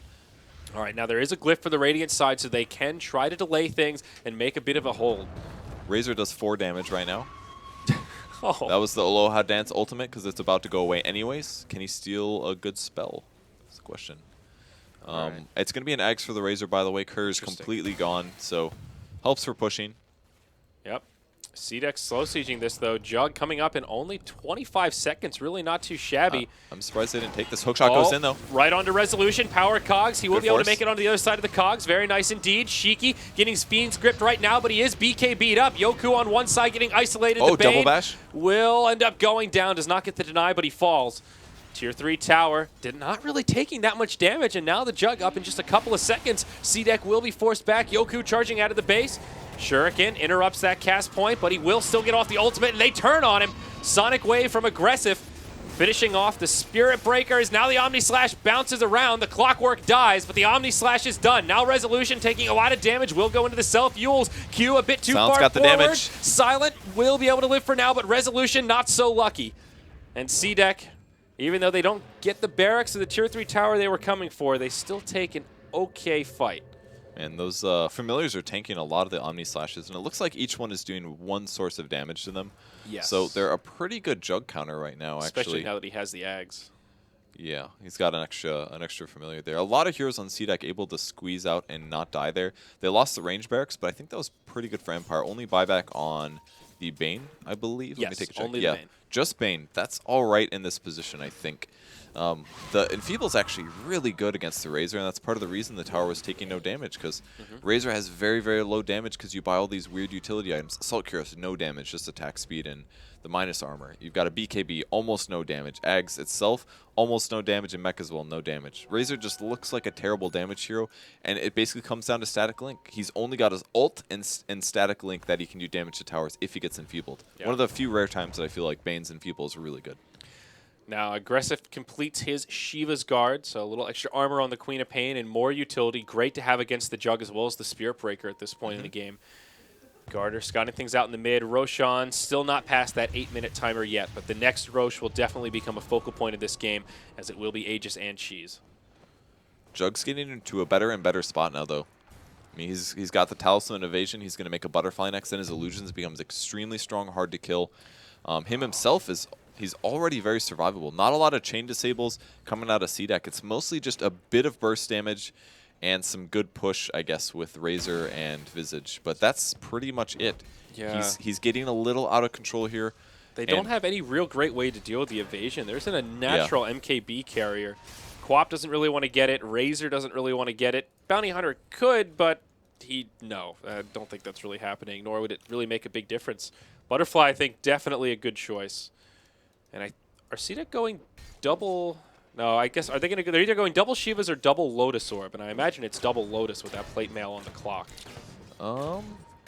Because they already have an AC of Shivas and a Lotus Orb, so it's, it's a duplicate of something. The Lotus Orbs are really good this game. We already saw it like counter the Rubik lift. The Rubik ended up lifting himself. There's so many things that it's good against in this game, so I feel like more Lotus Orbs is. And if you can recast an Omni Slash, that's really huge. Yes, it's that kind of would what be really good. They're banking on a little bit, perhaps. But it's going to be a little bit hard. The average good player like Silent is probably not going to fall for that. It's pretty easy to read when it's a panic ulti, but most of the time it's hard to read it's actually time to go, and you don't want to actually be in the area to cast Lotus Orb when that happens. Yeah. Otherwise it gets scary. Now, fast Roche respawn. C-Deck will be the first to scout it out. They've got a familiar sitting in the pit.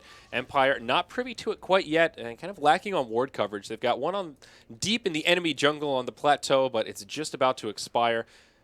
C-Deck utilizing that rocket flare to see where Empire are lingering about and if they're near the pit. This could end up being a nice easy Roche here for C-Deck. Lesh is in a pretty good place at this point, too. I mean, there's a lot of self-sacrifice going on Empire. You have about 3 heroes that are doing very poorly, and it's pretty much down to Silent to try to carry his team here. Rubik also putting in a good performance. He's almost got an Ags of his own. He could steal some really good stuff here. Quap ult, track, Razor ulti would be good, too. There's the smoke. They don't spot the ward. Both teams smoked up right here, Purge. This is big. The winner of this will be able to claim Roche. The smoke broke on the bats. They know they're up at the top. Low hat dance going in first. This is dangerous. Hook shot in onto XC. He's already got the Lotus Orb on. Resolution there as well. It looks like Empire could be in some trouble. Double Omni Slash, I think. Yep, they're bouncing all around. A lot of chaos here, but Resolution, the one that's getting low, he's forced to run out. It's Empire getting cleaned up here. They lost the Jug. They've lost 4. It's just the Spirit Breaker left alive, and perhaps not for long. He'll charge across. No way to interrupt it. He will make it out. This should be an easy Roche for C-Deck. There's 2 buybacks available for Empire if they wanted to contest this, but there's just no way they can do it with only 3. Yeah, I think the Clockwork got the Omni Slash off there with the Lotus Orb, because things got really crazy. And Jug was a little bit, he was inside the cogs, I believe, and he wanted to get out, so he Omni Slashed out, and it just did not provide anything good for them. I think it was a really big mistake to try to approach up the cliff like that. Maybe they should have wrapped around this way instead. That way it's even ground. But when you go up a hill like that, everything's so choked in. Yeah. And at that point, they stood around for a little bit too long, and the Clockwork hook shot started things off. Absolutely. So this will be a nice, easy Roche for the Dire. Who grabs the Aegis and who grabs the Cheese? Clockwork will get the second life, and Garter he'll get that little bit of Gouda for the belly. So Yoki doing his best to push the wave out, but all he's got is a Vlad's pretty much, more or less. Might get hooked here. Gets hooked! Nice hook shot here from BKB in XZ. 2. He'll be able to BKB TP out. That's an 8-second BKB charge. More importantly, a BKB on cooldown for this upcoming fight. Empire have a glyph available here, but this tier 3 tower falling very quickly. They will glyph it. Eye of the Storm still with a lot of duration left on it here. Somebody gets Lotus Orb, they should charge him, and then they would Razor has to charge back. But I don't know if they're doing that. Maybe they realize it might happen. Still 10 seconds until the Omni Slash is available. C-Deck feeling very comfortable on the high ground. They get the melee barracks first, now just range barracks standing. They've already got what they came for, but they want more. 5-second Omni. Shiki takes the Enfeeble. Very low on right-click power right now. Clockwork isolated by the Yules. Caught by the stun, but remember, he's the Aegis carrier. Oh, good bounce on Omni. Doing a lot of damage to the Razor. He's getting low, about half HP. He's going for him. Oh, a Fiend's now Grip as well. Grip. But can they actually finish him off? The Sonic Wave doing some big damage here. Silent stunned up by the Familiars. Aggressive BKB on. He's still alive. got no Silent damage. running low on HP, and he is in some trouble. XZ ends up going down to Resolution, but Aggressive living up to his name as he goes up to the high ground to try and deal with the Lesh. Silent is going down, and now Resolution on the run. He'll fall. Buyback from Silent, but how can they possibly hold this purge? It's a 5-on-2. The last lines of defense are crumbling for Empire as an upset is inbound. they're gonna grab Cogs him. outside of the well. Silent can't do anything about it. So close. They will not dive the well. They will. They get the kill. It's a 5-0 yet again. They only burn the Aegis and Cheese. GG is called, and C-Deck takes a 2-0 over Team Empire. And just showing they're the better team. I think that's pretty clear there. They had interesting lanes, but the roaming was just amazing, and there were just so many deaths that came out of Empire that probably didn't need to happen. So many times they got hook-shotted by Clockwork and killed solo, and their KDAs were just weak on so many heroes. I mean, like, Silent farmed so well early game, but he just had to get that early Mask of Madness. I don't know why he delayed it. Maybe he was worried about taking the bonus QoP damage or something, but you know, you're pretty safe. You turn on Mask of Madness, you Omni Slash, and immediately after you spin to remove the debuff, or the Mask of Madness, and so you're protected from it. Yeah. He just should have had that, and his Omni Slashes would have been better as a result, and his farming maybe as well. So the itemization could have been better on Silent, and I think his team could have played a lot better. They didn't get much value out of the Bane and stuff. Yeah, you know, it's always interesting when you see teams from different regions that rarely get to face off against each other. But that mid-Clockwork, we certainly didn't expect it. When we looked at the lane and realized it, our faces lit up like Christmas trees, and Empire probably had a similar reaction, seeing a Queen of Pain and a Razor, neither of which going mid. Kind of caught them off guard a little bit, and they just didn't have a great way to deal with that Clockwork. 5-5 and 26. Really well played by him. Very nice. Wow, what a day of games here, Purge. So to go full circle, we had Virtus Pro go 2-0 over C-Deck, Empire go 2-0 over Virtus Pro, and then C-Deck go 2-0 over Empire. The opposite of what we expected, basically. What an insane round robin of games that was. My so own me. C-Deck gets 3 points. Empire gets 3 points. VP gets 3 points. Is that correct?